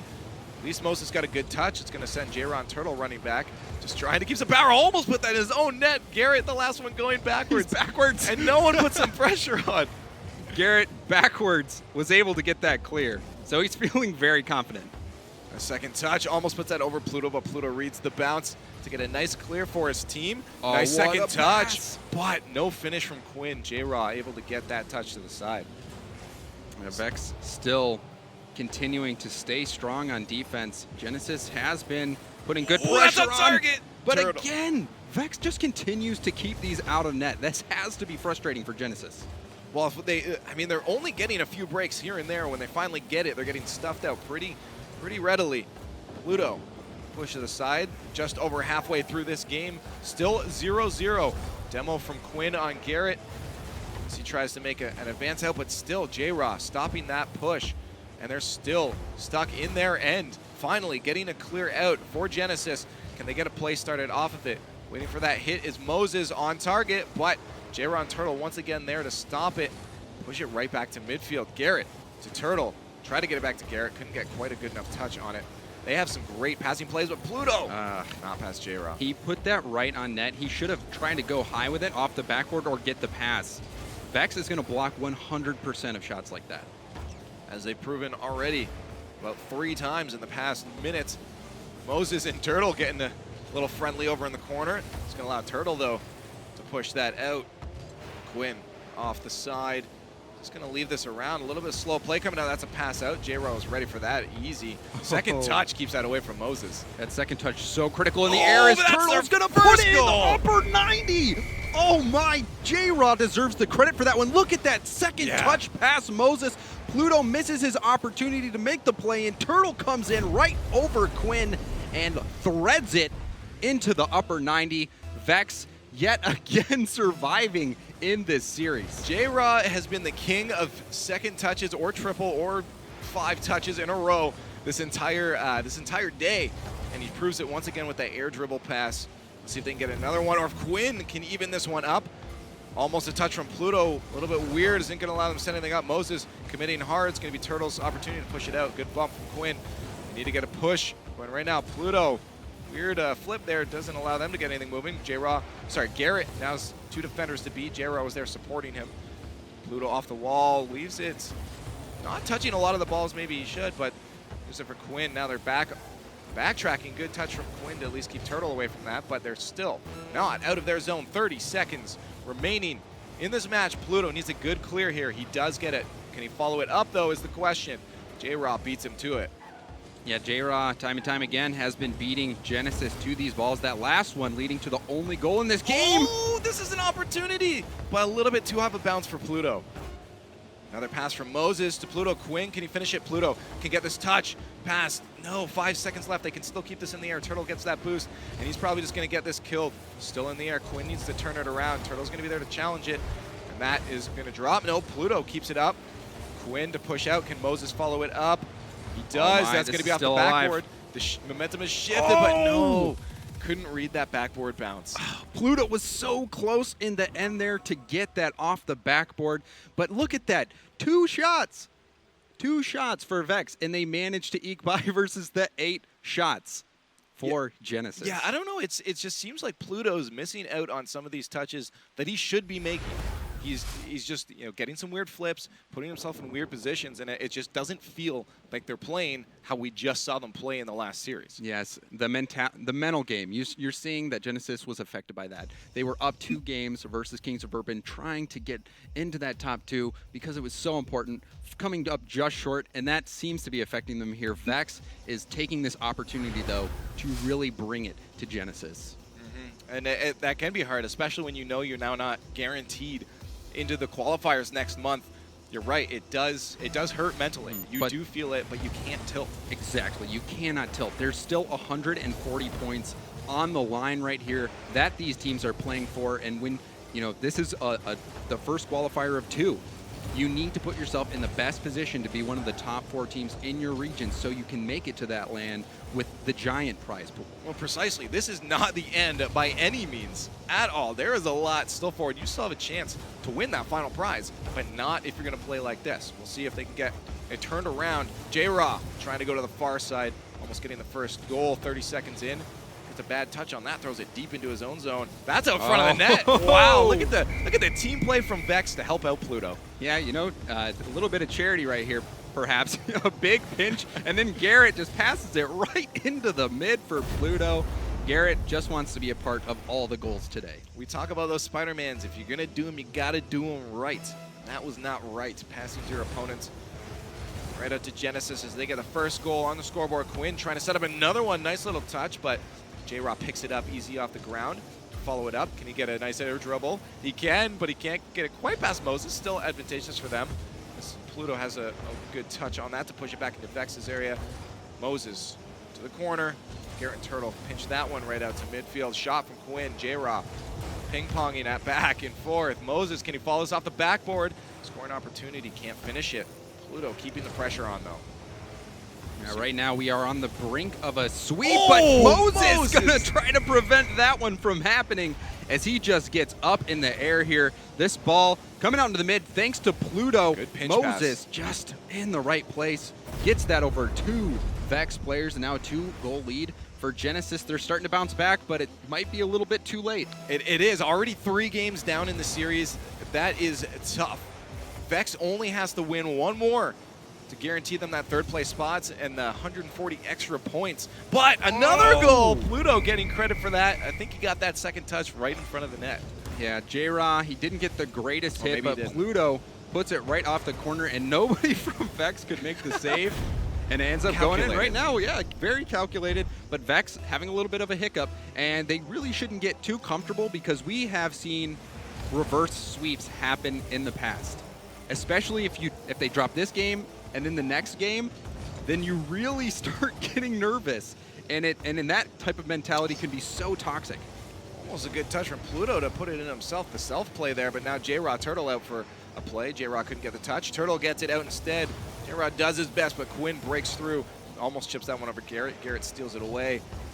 Now a chance for them to get a goal on the scoreboard themselves so they don't get shut out. 3 minutes left, lots of time. Turtle with the bump instead of getting the second touch. Interesting play. The wall bump, very good tactic, but not leading to anything there. Didn't come out of it. Maybe he can practice that one. He'll refine that later. But for now, they just need to get one sunk into the net of Genesis. Quinn tries to set it up. Didn't quite get that out. Moses, the pass over Garrett, cleans it up. Doesn't allow it to go into the slot. See Pluto trying to read something, but that ball didn't go anywhere. Now J-Rod is going to take it slow, go for a stroll in the park. Garrett needs to follow this up quick to get the pass to J-Rod. J-Rod can get the touch out. Moses, easy push to the side, a little stronger, would have been a great play, but yes, great pass. Yeah, J-Rod needed much more pace on that ball and height to make it dangerous. Drop down for Turtle. Turtle doesn't get a touch he maybe wanted. That sets it out for Pluto off the sideboard. That's an open net, but Turtle rushing back. He's not slow at all. Keeps that out, but the shot from Moses sinks that pass right over an attacker and a defender. And Quinn with that BM demo at the end. But Quinn passes that out into the mid. Moses is just waiting for it. You saw J-Raw, he wasn't perfectly perpendicular or parallel with the goal line, which made it hard for him to react quickly enough to get that save. Very good placement by Moses getting that one. J-Raw, if he was positioned completely parallel, he might have been able to get to that one in time. Garrett catches that off the roof.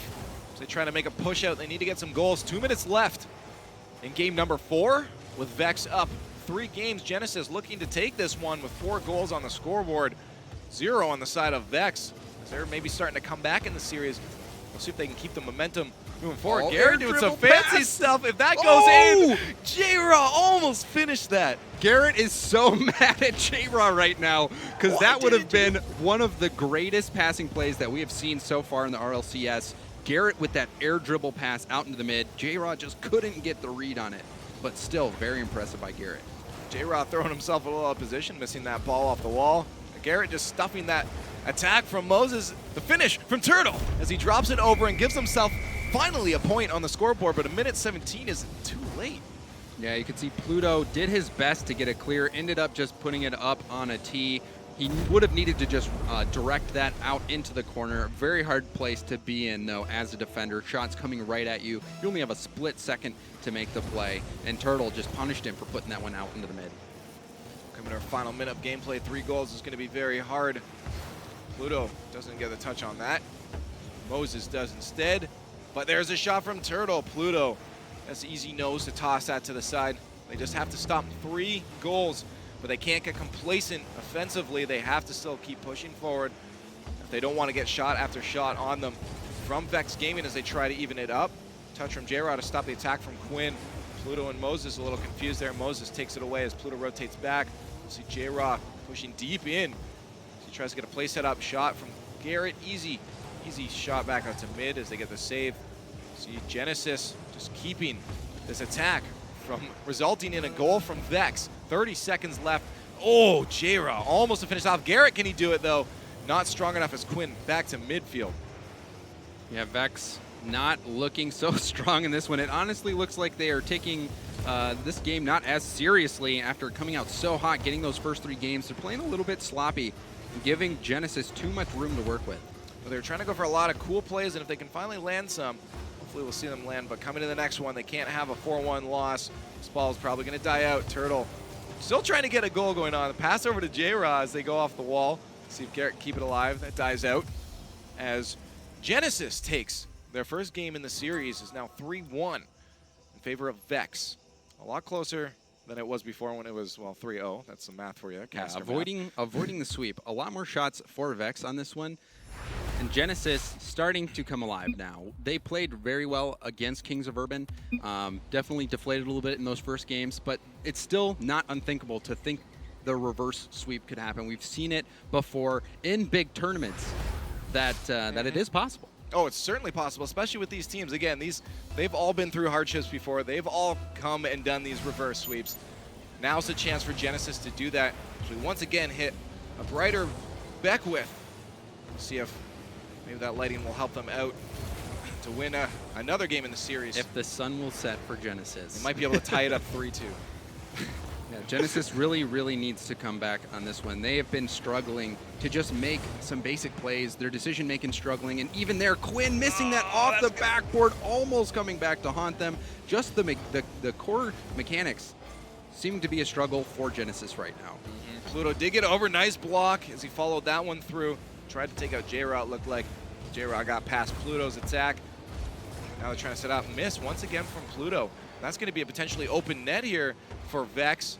Moses rushed back in time. Moses doing a very good job of rushing back to defense for Genesis these past few games. Pluto, good stuff. Leaves Quinn for a chip. See him get up to Pluto. Pluto sees Garrett up there. Garrett beating up Pluto huge. Uh-oh, But the J-Rod's play out. still starting up. Ooh, that's in front of the net. Can someone follow it up? J-Rod chases it through. Pluto couldn't win out the contest. Fortunately for J-Rod, that ball hit the little arc at the lower part of the wall and actually popped out too far for Moses to handle. If that came straight back, it might have been better for Genesis to work with and potentially have gotten a goal. So fortunate for Vex. Wins pass to Moses didn't result in anything. Coming into a minute and a half of gameplay, still 0-0. I'm Beckwith Park. Game number 5, the demo from Pluto on J-Rod could be a scoring opportunity for them, but they couldn't capitalize. All right, now Moses just trying to get back in time. Both players up. This is a tough spot for Genesis. Gonna try to recover. You can see Moses trying to flip back for some boost. Good touch from J-Rod. The pass going a little bit too far for Turtle. Would have been a great push through from J-Rod. He's still showing that he knows what he's doing here. Turtle, pinch shot, pass out to the front. Quinn just gonna slowly take this. I don't know what he's doing. He's living Turtle enough time to challenge him. Finally gets that push past midfield, but there's J-Rod and Garrett ready for them. It took a little bit too much time to push in Pluto. With a touch into the corner. Steals the boost from Turtle. Off the backboard, gonna go a little too wide. No play gonna develop for Genesis there. Still 0-0, approaching our halfway mark. Shot on net from Quinn. Easy chip out from Quinn Down into the far end. See if a play can start. Garrett tried to sweep that one with his feet. Very good touch by Quinn at midfield, putting the pressure on Vex right now. That one put right over J-Rod's head into the corner, but oh my, what a clear from Turtle. Off the backboard, if he doesn't touch that, could have been scoring. Quinn was waiting for that just in case Moses missed, which he did. Good thing he was there, able to push it to midfield. Still struggling to push out. No team getting a goal off the backboard. If he gets something like that, that would be incredible. The pass can't get received by Quinn. Quinn was just too far away, and you see J-Rod with the demo. This is a good offensive chance. J-Rod going again for the demo on Pluto. Oh, but that leaves them open, and that almost squeaks in from the long shot. Garrett just struggling to push that to the side. Oh, wow. J-Rod just was going for blood right there, and it almost cost him. Yeah, that was, again, one of those things that can be very, I think as the Beard was saying, very pivotal. It can help you out or destroy your team. Thankfully, that shot was a little bit wide. Garrett now trying to push that pass. He does. One to beat. Quinn gets it off his roof. Let's see if he can push it further. He doesn't. Oh, he's trying to go for that boost, but it spawned just after he got to it. Well, pass to Turtle. Turtle tries to get it out, but not quite to J-Rod. J-Rod rushing back to keep Quinn from attacking. Nice little touch off the wall, puts it back to midfield. Turtle again, still scoreless. These teams, they haven't been doing much, many creative plays. Not very many passing plays. You see, it's just lobbing it into the zone, hoping for a reflection or a deflection or a rebound goal, or just a poor defensive play that they can capitalize on. Garrett trying to get fancy if that goes in. Oh my goodness, Pluto barely keeping that one out. He got some nice freestyling in there before. I wish that was going in. Yeah, that was a very dangerous play. Garrett didn't get a lot on that, but it was a well-placed shot. And still, these teams scoreless. Something has to give here. 45 seconds left. Pluto missing that once again. Lots of misses from Pluto. And I think that's what's stopping him from getting goals. Moses with a dribble. Can he finish it off? Moses! Oh, wow! That was some dirty dangles going on from Moses. 2v1, Moses putting the ball on his hood, getting that third touch, putting it just out of the reach of Vex, scoring the most clutch goal so far of the series for Genesis, keeping them alive. If they take this game 2, we could start seeing the tilt factor come into play as Genesis creeps in and starts making this reverse sweep a reality. Well, 24 seconds left to tie this one up. They are on the attack. Let's see if they finish it. Moses just gets in the way of the shot from J-Raw, keeping that a 1-0 lead for Genesis. Pluto, soft touch, still has ball control, just has to beat out J-Raw, loses that contest. There's Quinn with the long shot. Pluto up to try to get a redirect off the backboard. Can't quite do it. 5 seconds left for Vex to pull this through. They're on the push now. Just got to keep it off the corner here. This can still happen, but probably going to drop. That's in front of the net. Moses keeping that away. Probably going to die here. Pluto wants another one that's on target, but it's going to drop before it goes in. Just barely missing on that one, coming up short, but Vex, they really need to start tightening up their game. They got out 3 games ahead, and now they're starting to lose their grip a little bit. Pluto, and as showing from his touches, back in points behind all his teammates with only 90. Of course, that doesn't always factor into how they played, but he's missing a lot of stuff I don't expect Pluto to miss. And I think that's a factor that's really not helping Genesis. Sure, they won the last 2, but can they keep it through if Pluto's missing, critical clears like he is? Anything else that they need to do to pull through to continue on their streak? They're 2-0. Well, they really just need to make sure that they're hitting the hits that they should, right?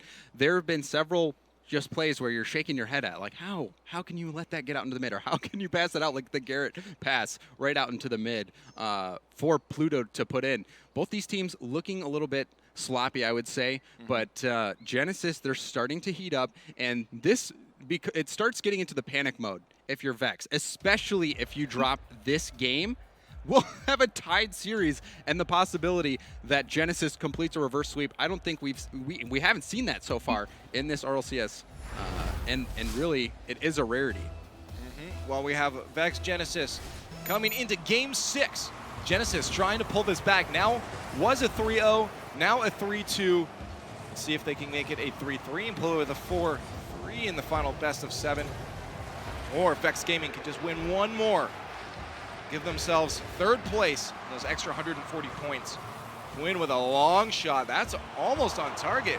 Garrett just keeping that off the side. Good call instead of letting it go off the backboard. Pluto, good touch.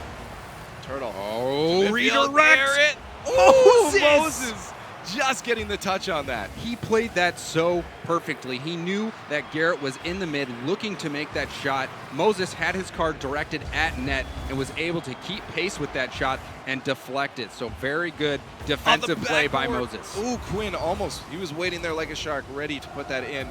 Couldn't quite. Pluto, not the touch he wanted off the backboard. J-Rod to steal it away. Turtle to finish it up. Garrett, once again there, a pass from Turtle over to J-Rod. Beaten out by Quinn, though. There's J-Rod with off the backboard, see if he can finish it up himself. Tries to stuff up Pluto. Pluto wins that one. Gets the touch. There's Moses to finally clear that out of their zone. Garrett off the midfield wall. Quinn, easy cleanup. Back and forth ping pong going on from Vex and Genesis. Yeah, Pluto doesn't get the greatest touch, and Turtle is going to beat Moses here and put Genesis on the defensive. Quinn trying to get a play start of his team. Once again, the ping pong going on. J-Ra, not the backflip he probably wanted, or backflip at all. Tries to just put a body in the way as Genesis tries to break out of their zone. Garrett just pushing that to the side, stopping Pluto from getting a play started. Only one defender back. Here's Quinn, missing that, but at least getting the boost. Stuffs out Turtle. Now he has ball control. Moses maybe to follow up Quinn. Sees that J-Ra is going to steal that. Can J-Ra pull through? He can't. Stuck in their own zone. Once again is Genesis. This is kind of what we saw in the first and second games. And Moses is struggling to position in net right now. It does end up working out as he gets that shot on net, but a little bit of awkwardness in the net for Moses. Two defenders back for Vex. Makes that an easy long shot after Moses clears that one deep. Pluto expecting a shot out from J-Rob, but it doesn't come. Gets the boost at least. There's Turtle doing some flips. Can't stop that pass. Quinn stuck in the corner once again of Genesis zone. Can't get a shot opportunity for Vex. That could be it, but Moses quick up early in the air, keeps that moving forward for his teammates. Quinn with the shot. Quinn! Follow up off the wall. Quinn had so many good plays in the last series. He did have some mistakes, but making up for it here as he beats J-Rod to that ball and puts it above Garrett. And now Genesis, the momentum is on their side right now. Oh, hugely. They just won 2 in a row. Now they're up a goal halfway through game number 6. They have a huge opportunity to win this. Almost thinking another one off the kickoff. Pluto, can he finish it? Can't get the nose he wanted, but Moses is there. Quinn to follow it. J-Rob gets in the way of that attack. Still only a 1-goal deficit for Vex. They want to tie this one up. They only need one more game. Good pass over to Turtle. Turtle with the shot. That pass was great. Yeah, Turtle taking advantage of that. J-Raw in the air, just the perfect set, and Turtle beating Quinn out to it. Again, a perfectly placed shot, but J-Raw, all the credit goes to him getting in there, getting up in the air, and just dropping that. That's something that we see Sad Jr. from iBuyPower, well, previously iBuyPower, now Kings of Urban. He was so good at that, and J-Raw showing why it's so valuable there as he gets them in a position to get back in this game. It's all tied up with 2 minutes left. Vex now starting to put some pressure on. We'll see if they can pull away with a win. One more win is all they need in this series, this best of 7. Turtle. Quinn lived that one back, missed out on the top. Pluto with the good stuff. Quinn was waiting, but Garrett gets that over his head. Now Turtle trying to drop this off the roof. Can't get the second touch to get that out to Quinn. Sorry, his teammate Turtle. But it's Pluto. Follow it up. Oh, there it's going around. Miss. Yeah, that could be an open. Garrett gets back in time. No pressure from Genesis. Yeah, that could have been very bad, and now pressure again coming out. 2 players up for Vex. Good push to the side. If they pushed out forward, Pluto would have had the dunk on them.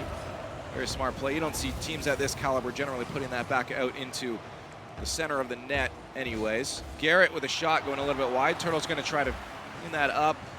He's a little messy himself. J-Raw stuffs that from Pluto. Pluto does get the touch out, but Garrett was a little closer than any of Pluto's teammates. Oh my goodness, Turtle! The angle from the long shot pass. How did Turtle make this happen? Garrett cross-map Turtle goes up and just, an improbable angle. Turtle puts it in with less than a minute left. A great touch. Long cross-field pass from Garrett. Turtle, though, oh wow, highlight reel again. Vex, you got to give it to him. Time after time, just giving us beautiful goals to look at. Their passing plays have been some of the best we've seen today, by far. Oh, another one for J-Rock. Can he squeak it by? He can't. The demo from Garrett on Pluto is going to allow them. Now there's some redemption there, Quinn, on J-Raw as they try to push out, but 30 seconds left. Genesis needs a goal to stay alive. 1 goal marks their death. Well, I mean, third, fourth, not too bad, really, but still, you want that third place spot, extra 140 points. Turtle trying to make sure they can't get that points. Oh, the stop from Quinn. They need to push out 16 seconds left. Turtle just waiting patiently, trying to kill some time. Pluto, the pop-up for Quinn to keep that away. J-Rod, the pressure coming from Vex as they want to make sure they end this right now. Pluto, can he do this? Oh no, Pluto! That's not the time you want to be missing those, and that is gonna die. There you go. Vex takes it 4-2. Genesis, a very good performance, but they couldn't reel it back. They got off to just too slow of a start. It was just too much for them to overcome. They came out very cold, missed a lot of easy plays, gave up a lot of goals that were questionable, and they just struggled to get back into it. Yeah, that's, I guess, 600 points then for Genesis, 740 for Vex. But we're going to leave the rest of the talking to the guys that know what they're talking about. Over on the desk. I'm sorry. You're not over there right now. This is the new desk. We're going to see what they have to say. Scott, take it away. Well, at least you're finally admitting it. Welcome back to the desk, Scott Cole, Gibbs. Flying car parts? Findable car parts. Findable car car parts. The beard's on the end here. Bushy people don't even know what we're talking about. So Vex won the first 3, ended up winning 4-2. Just you can't give up the first 3 matches. Yeah, Vex came out strong, and that's what they had to do. They scored like 2 goals in the first minute of the first game. That really puts Genesis on the back foot because they were like already pretty emo about their last game, and then they just kept piling on. But Genesis did fight back. It was a painful game to watch as somebody who knows a lot of these players. I mean, I know they were all a little defeated coming into this. But Vex, after they got those 3 wins, it was mentioned over at the desk, like they weren't taking it too seriously. Yeah. They were confident they had the 3 wins. They're like, oh, this isn't the bag. And that's kind of when Genesis, they saw the opportunity and they fought for it towards the end. For sure. Yeah, third place going to Vex. Big 140-point advantage. Let's take a look at the Mobile One high-performance replay. And Garrett was the MVP of this series. The pass and plays from Vex are just insane. Like, this goal was great from Garrett, but J-Rod's pass here is unbelievable off that wall. I mean, James said it. Garrett is a living, breathing highlight reel. Vex, as a whole team, gave us so many great highlights. All their goals were, like, unbelievable. None of them were simple. None of them were easy. Yep. They were all incredibly But done. one of the things Genesis was doing a lot was low clears, so then Vex would just come back with a counterattack pass and play. That's how they were scoring a ton of their goals. Yeah. You hear the Moses play. Holy Moses. Holy Enjoyable. Moses, doing what he can. And yeah, they definitely fought pretty hard in the last 2 games. I mean, look at this control. He knows he had it. He got it just over that second defender. They did not go down easy. But another low clear here and another pass and Garrett. Turtle with the touch from Garrett. Unbelievable. Using his wheels here, so the ball goes softer off of it and gets that low angle shot. You just see kind of the cross of the 2 defenders doing their best, and Turtle just interrupting, kind of parting the sea there just to put the ball in the net. Yeah. Well, I mean, what can we say? It's over. Sorry. You guys are not in the finals. The finals are coming, though. iBuyPower Cosmic will be taking on Kings. We know who finished 3rd and 4th. Who's going to finish number 1? Who's going to get the $3,500? You have to stick around. More Rocket League Championship Series coming up next on Twitch. Well, it's the moment you've all been waiting for. It is the North America Online Finals, the championship. Scott Cole, Gibbs, James. We're back again. It's Cosmic and Kings. They were who we thought they are. Yep, Cosmic Kings made it through. Kings Urban, a little sketchy, but they did make it through. Yeah, and that must be helpful towards their mentality. The fact that they had such a close game, were able to come out on top. But yeah, who could have seen this coming? Cosmic versus Kings. Absolutely. No one. Just a reminder how they got here. Let's take a peep at the bracket. Cosmic started out early, taking down Vex 4-2, Kings of Urban, then beat Genesis 4-3, and that's how they got there. Just a reminder, $3,500 on the line for the team finishing first. If you lose, it's still not bad. You get $1,500 plus you get to skip the qualifier number 2. Both teams will. And hats off to Vex, too, who we didn't mention, that 3rd place game. Yeah. Huge win for them. Yeah. They started out so strong and really just put Genesis down. They were down and then they put them out. But really, iBuyPower, They're probably the favorite moving into this one, I would say. Yep. They took out Kings of Urban before, 3-2 in the group stage, but that was when they had Waffle as a sub. And now Kings of Urban has the full roster. Yep. Well, let's take a look at that roster. Starting lineups for your iBuyPower Cosmic will probably just be the same, I assume. I assume it's just the same guys, right? Over and over again. Crow, Gambit, and Latch. Captain Kronovi, he's going to look to get some more posterized goals like he did against Vex. He had some great ball prediction plays, and I expect to see the same from him during the series. Hopefully none of them are backwards. Let's hope. Into his own net. Let's hope. All right, that's you guys. Let's take a look at the starting lineups for the Kings of Urban. So, of course, as you said, Fireburner, he is playing today compared to last week in the group stage. He looked a little slow, I thought, in his first match against Genesis, so I hope to see him get some better passing plays to Jacob and Sad Jr. Yeah, but we've seen them play time and time again against Kings of Urban. It's always close matches. Yes. They're always taking this down to the wire. We saw in the group stages 3-2. Very, very close, and I expect the same. But I just want to go and say over on the iBuyPower side, Gambit really, really impressed me with his play. They seem to have changed it up. Have Gambit play more of the back in the mid, try to just keep iBuyPower on the offensive, and also the physical play from Gambit. There were multiple bump plays that Gambit had in the first series against Vex that led to goals, and also just the threatening driving into somebody, making them jump in net that led to goals. Exactly. So Gambit has been playing very well, in my opinion. Both these teams have had a long journey to the finals. Let's take a look at the statistical breakdown. Here's the matchup. So newsflash, these guys are good. Total goals 109 to 93. Both 1 and 2 in North America. Then goals against 52 and 54. Numbers 1 and 2 in North America. Not much else to say here, but they're just great.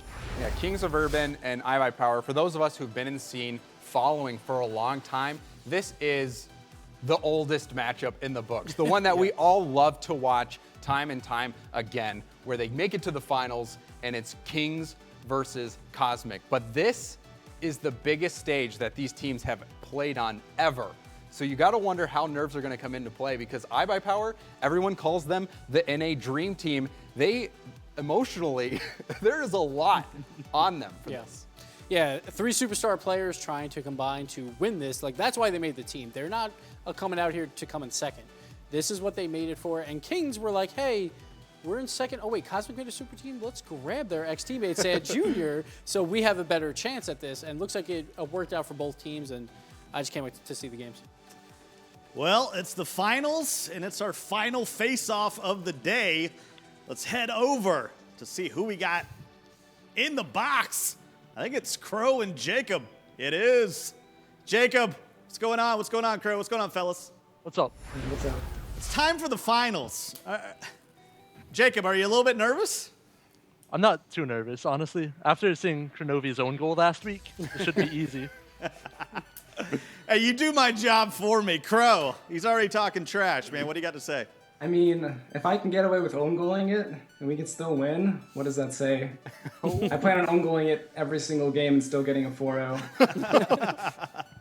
All right, guys, $3,500 up for grabs here in the online final number 1.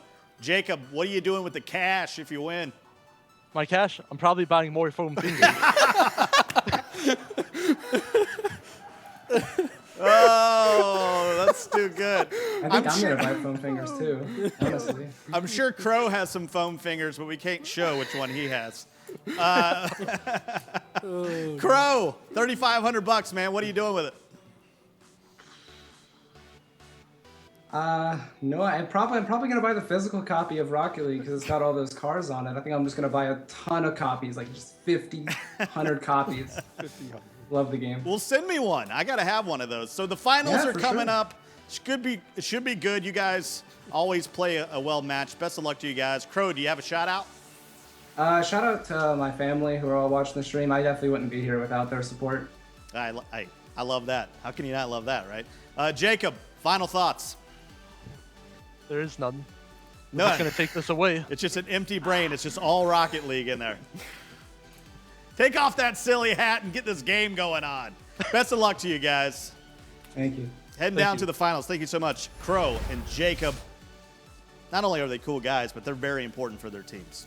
I mean, I'm looking out for Kings of Urban. The props. The prop game is strong. Let's see if that can capitalize in the actual game. Yeah, those foam fingers were on point. They really were. I wonder if he's playing with those on his hands because Jacob had that really clutch goal, that touch right in front of the net. I think he's doing it with the foam fingers. Is that legal? I don't know. I don't know if you can go the double deuce there. It's the finals. Final prediction. So before the week even started, I had Kings of Urban winning in 6, but after seeing the new rotational play that Cosmic is putting out, I got Cosmic in 6 because I think Gambit is the better third man on that team, and I think it's going to be Gambit's game to dictate, so they'll take it. I'm going to say that Kings of Urban is going to force this to Game 7, and they're going to take it in Game 7. Wow. All right, disagreement on the deaths. Chat, what do you guys think? Let us know. Spam it. I don't care. Do whatever you want. Take my energy. Take my energy. All right, we've lost complete control. Let's head down to our broadcasters for the finals. $3,500 at stake. Take it away, guys. Thanks, Scott. I'm Wave Punk, joined here by Lawler. And Lawler, we have the first finals of the RLCS right now. Cannot wait. The story of this game is really two things. The money, obviously. That's why we do it, right? The money. And the fact that these guys, if they take this, either way they get the benefit of coming in and not having to play in the qualifier part, but seeding and points. Points is what this is all about. I mean, but yeah, I mean, money, man. Money. Yeah, it's all going to come down to those points. That point differential, I think it's like 140 points or something that divides the two. And that's great because it's you have... You know, you're trying to, the points are who determines who goes to the live LAN event at the end of all of this. And so, yeah, this makes a big difference for these guys. But just like they were saying on the desk, this is the age-old Rocket League battle of North America. Kings of Urban, iBuyPower. You couldn't ask for a better first final. Yeah, the desk talked significantly about how close these guys come out, and I really do expect a Game 7, but I think it's really going to come down to Kings of Urban's defense. Between these two teams, they've always been very, very close. I mean, you saw in the stats before, it was only a 2-goal difference let in. Right. That's it. So if this defense can show up, we're going to have some really exciting games for you guys. Let's get into it. Let's get into it. Get up and get loud. It's game day, and we have the finals of the RLCS North America. We're going to have Sad Jr. and the Kings of Urban in the orange with iBuyPower in the blue here on DFH Stadium. Get underway. Pretty neutral kickoff. Start things off. A neutral follow-up on the second touch. Such even teams right off the bat. Yeah, expect to see that in the kickoffs very, very early. Now it's just a matter of who's going to control the pace. Konovi trying to put that one in, going to get the ball lofted in front of the goal. If anyone can get up and into this one, Lachinio tries to get there, but Fireburner beats it to him. Now Jacob going to be pushing this one out and back into iBuyPower territory. Konovi and Lachinio both kind of on their back heels. Konovi runs the interference, keeping that one out, but Sad Jr. takes the shot. Gambit tries to get it out, but Kings of Urban are going to score first. What a quick shot out on net. This ball gets played up. Beautiful contest by Jacob, winning the 50-50, and Sad Jr. wasting no time to put that in.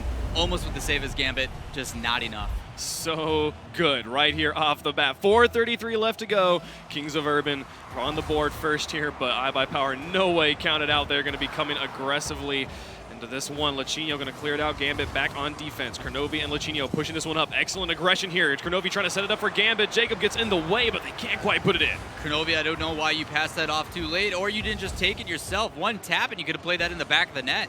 Fireburner trying to pass that one up now. Gambit with a follow-up, going to send it off the crossbar. Lachinio and Konovi both went up for it. So that's going to be no goal scored there. There's a kind of a breakaway, but Lachinio able to rotate properly, put it back into the corner, keep his team alive right now. Gambit going to try and push this back into offense.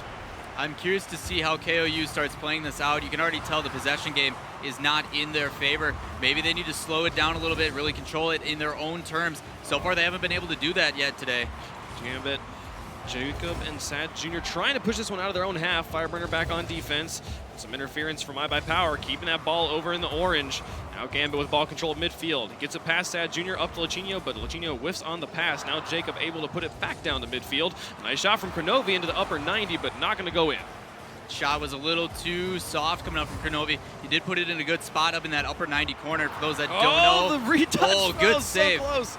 Yeah, a retouch, upper 90 corner, 90-degree angle in the top left and right. Very difficult touch and a very, it's one of those harder. Oh my gosh, Konovi. I didn't think that he was going to make it in there. We had players back on defense. Gambit setting that one up and around. Fireburner buying his teammates time. Kronovi takes the shot, but Jacob just wasn't close, wasn't all the way into goal, and that's going to see iBuyPower tying it up. Taking advantage of that lower 90. That's right. We always talk about 90. the upper end, but sometimes that bottom left corner is just as hard to get to.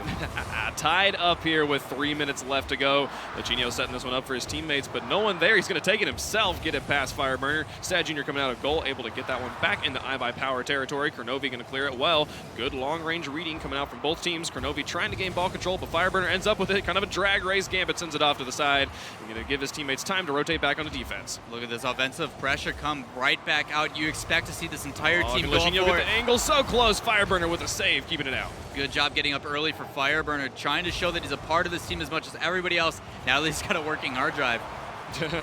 Sad Jr. and Fireburner there, or Sad Jr. and Jacob were on the offense, but they didn't have all the speed they needed on the shot. It was able to be cleared away. Right as we're crossing halftime, still tie game. Fireburner going to save that one, push it back into iBuyPower territory. Lachinio buying his teammates time. Kronovi and Gambit both in goal. Ball rolling around up on the ceiling. There goes Kronovi for the save. Gambit and Kronovi both came out of goal, and overcommitment might see a goal here, but Fireburner couldn't get the shot. He takes another one. Here comes the follow-up. Sad Jr. with his field side flip. Couldn't get the touch. Oh, dear. And Kronovi pushing it back into Kings of Urban territory. For those that don't know about the field side flip, we always joke these guys have the ability to rotate their car with another jump ability with their controller.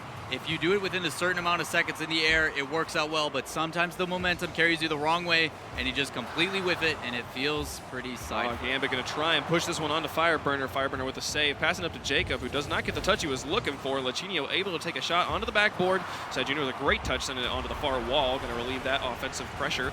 And now we're going to see them pushing up. Here's Sad Jr. making the solo plays, forcing Gambit to make the save in goal. Strong stuff coming out from Gambit. Look at this complete rotation of field. The cross play over the side of the field allows these guys to rotate back through it completely, creates a misdirect, and it allows them to buy time to get back into it. It's now just a matter of putting one on net with 1:15 left.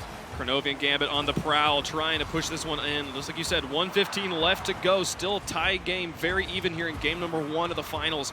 Gambit and Kronovi again. They're going to pinch that one out, send it flying over. Here's final minute of the gameplay. Who's going to be the first to put it on the board? Man, they got to be careful with putting that ball in front of the net like that, especially with how good these guys are up in the air. That contest going up in the front, sitting in the middle of the field, expect to see somebody hit it. Just a matter of who gets there first. That was a great pass from Kronovi. Fireburner read it very well, then was able to run solid blocks. Here comes Fireburner again. Staying up very strong in goal for Kings of Urban. Final 43 seconds. Sad Jr. taking a shot, going to go wide. Kronovi to Lachinio. Ball still in the corner, going to wrap around. Gambit in goal. Going to follow this one out, try to convert.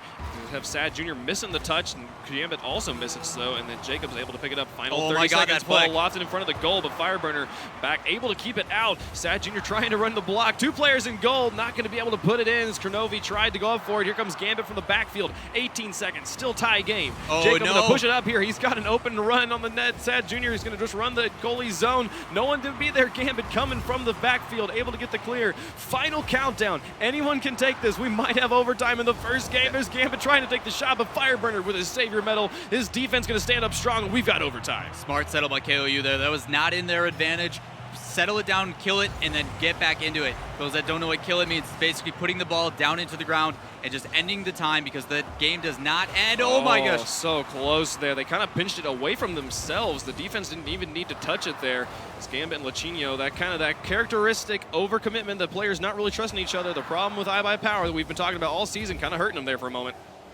Hopefully it doesn't hurt them any longer. You see how well that both these teams are reading each other. It's just going to be a matter of small mistakes. So far it hasn't happened yet. Defense has been pretty strong on both, but it's going to be one of those small touches or small mechanical errors that leads to the advantage for this other team, especially with overtime. Expect it to be something. Such strong passing. The pass plays are incredible here. Lachinio on the wall, putting it up to Gambit, who puts it over to Kronovi. Look at that pass off to Gambit. Gambit plays it back over off that wall. Everybody up in the air and getting to it early. Look at that play, and what a beautiful way to end the first game. Such an incredible game coming out here. Very strong from both teams. Amazing stuff. What is this, 12 shots from iBuyPower to just 4 on Kings of Urban? That's an incredible differential for how close the game was. They could have had a little more, right? Yeah, just a little. No. When they came out 2-1, very, very close game. That defense really shining through this Kings of Urban team. Now it's just a matter of if they can translate that into a possession change and putting it on the offensive side of the field. If they can do that, expect this to swing one way or the other. Either way, it's going to be really close and really exciting games. You had 12 shots on iBuyPower. You had 9 saves from Kings of Urban, 6 of which were Fireburner. Too much That's defense. 2 save your medals in one game. And like we've said before, you don't really want to be having to make the saves, but my goodness, they came up clutch. They were able to get them. Obviously, you don't want to have saves. We talk about so much how you don't even want shots on the net. You want to control the possession. But that's something that this iBuyPower team does so very well, is they keep the ball on the possessive side of the other field. And when they do that, they don't really have that many saves because they don't have that many shots against them. Exactly. So if they can keep that up, or in the other side of that, if Kings of Urban can come through and say, okay, well, now we're going to control it, that's when you're going to get those goals. Moving on to Manfield for game number 2. Who's the player we want to watch off the bat here? I'm actually going to go to the Kings of Urban side because Lucinio is spamming his reverse key and giving me a headache. But yeah, expect Sad Jr. to make a quick test here. There it is. He's going to come through and hopefully take another. So close. Here comes the first opportunity. Jacob couldn't quite put it in. Wow, that's exactly what we wanted to see. Quick. Oh my goodness! The pass, the redirect. Holy cow! Look at this. That pass coming off, ball bouncing back in. Firebird and getting up into it, but Jacob checking to the ball. That's a very soccer-oriented term. There's too many people that sit back and wait for the ball to come to them. They need to check to, and that flick, so good. He just popped up just enough to put it over Kronovi's head. Kronovi's positioning was perfect, but then the touch from Jacob, oh my goodness, such strong stuff, but iBuyPower respond immediately. Look at this pass breakdown. Lucinio actually doesn't get it, and Jacob just looks confused. Fireburner being the last man back is a very difficult decision to make. Do I go up and contest it, or do I wait for the shot? In that case, probably should have waited for the shot, but it's such a split decision that you have to make. Sometimes it doesn't pay off. Tied up here. We're barely even out of the first 20 seconds of the game. Excellent stuff. Strong aggression coming out from both teams. Gambit trying to get that one past Jacob. Now Fireburner able to push this into iBuyPower territory. Jacob and Fireburner both in iBuyPower's corner. Ball's lofted in front of the goal, but no one in a good position to dunk it away. Kronovi back on defense is probably going to be pushing this one out. Great hit from Sad Jr. trying to keep the pressure up. They're going to be able to put this one in if they can just keep this up. Oh my gosh, look at this Kings of Urban team. We talked about controlling possession on this iBuyPower team, and now they just look like they're scared. Look at nobody get to this ball. As long as they keep controlling this, they're going to have shot opportunities like this. Kings of Urban doing a great job to zone the goalie and keep him confused in goal, but they haven't been able to follow it up with shots on net. They're going to need to do that if they want to be able to go up in this game. First minute has expired. Now Sad Jr. in goal, able to bounce that one out. It's kind of just feels side flip from Gambit. Not going to be able to pick it up as Jacob is able to push this one back into iBuyPower territory. Look at Jacob using the rotation axis on his car, hitting the button that allows you to rotate your car. He does it in a way that allows him to hit that top angle of the nose of the car, and it kind of kills it low and gives them a chance to make a pass, but oh my gosh, in front of the net. So close there. Fireburner coming up clutch, keeping that one out. The strong man from last game on defense came out with 2 savior medals, coming up clutch again. iBuyPower is pressing this one strong, keeping the offensive pressure up. A great clear from Fireburner, almost turning into a transition. Here comes Gambit to Kronovi, trying to get it around, but Sad Jr. keeping his head in the game, able to get that one out. What a close save by Sad, trying to keep that out. But good job on these two carrying each other and kind of backpacking off of the help from each other to bring that upfield. Controlling that possession is going to be such a huge role against this iBuyPower team. Hopefully they don't get beat by it, though. Look at it come through here. Slow defensive rotation from Kings of Urban, but no one on iBuyPower able to really push it in. Here goes Kronovi with the shot. Here's Gambit with a follow-up. Oh, and he just misses. Lucinio with the final shot away, able to get it in. My goodness. That is what can happen when your team doesn't play selfish. Look at the spacing. Kronovi goes for a shot, passes it to Gambit. Gambit takes a shot, misses it, but don't worry. Lucinio is going to be there to follow it in. When they spread out and the rotations are on point, that you can't defend that. Incredible play coming out from iBuyPower, putting them up 1-point lead here with 2:52 left to go, and they're striking here again. Gambit gonna get it around. Holy cow!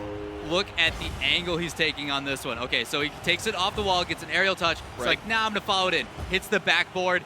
Fireburner almost had actually a really good save on it, but Gambit taking that tip of his nose, putting it in the goal. This is this time that they need to run away with it. Take this opportunity to really punish this team. Gambit showing why he is considered by many as the best that player shot. in North America. An excellent shot from Sad Jr. just going wide. Gambit with the save, though. And now iBuyPower back on offense. Gambit and Kronovi trying to push this one in. Not going to quite get it there. Gambit still in the corner, trying to keep the pressure up. Now Jacob with ball control, trying to push it out. Can't get it around all the iBuyPower players. Fireburner going to run some nice time there. Give Sad Jr. time to rotate back onto defense. We'll see if they can push it out. But right now, iBuyPower has had just all the ball control.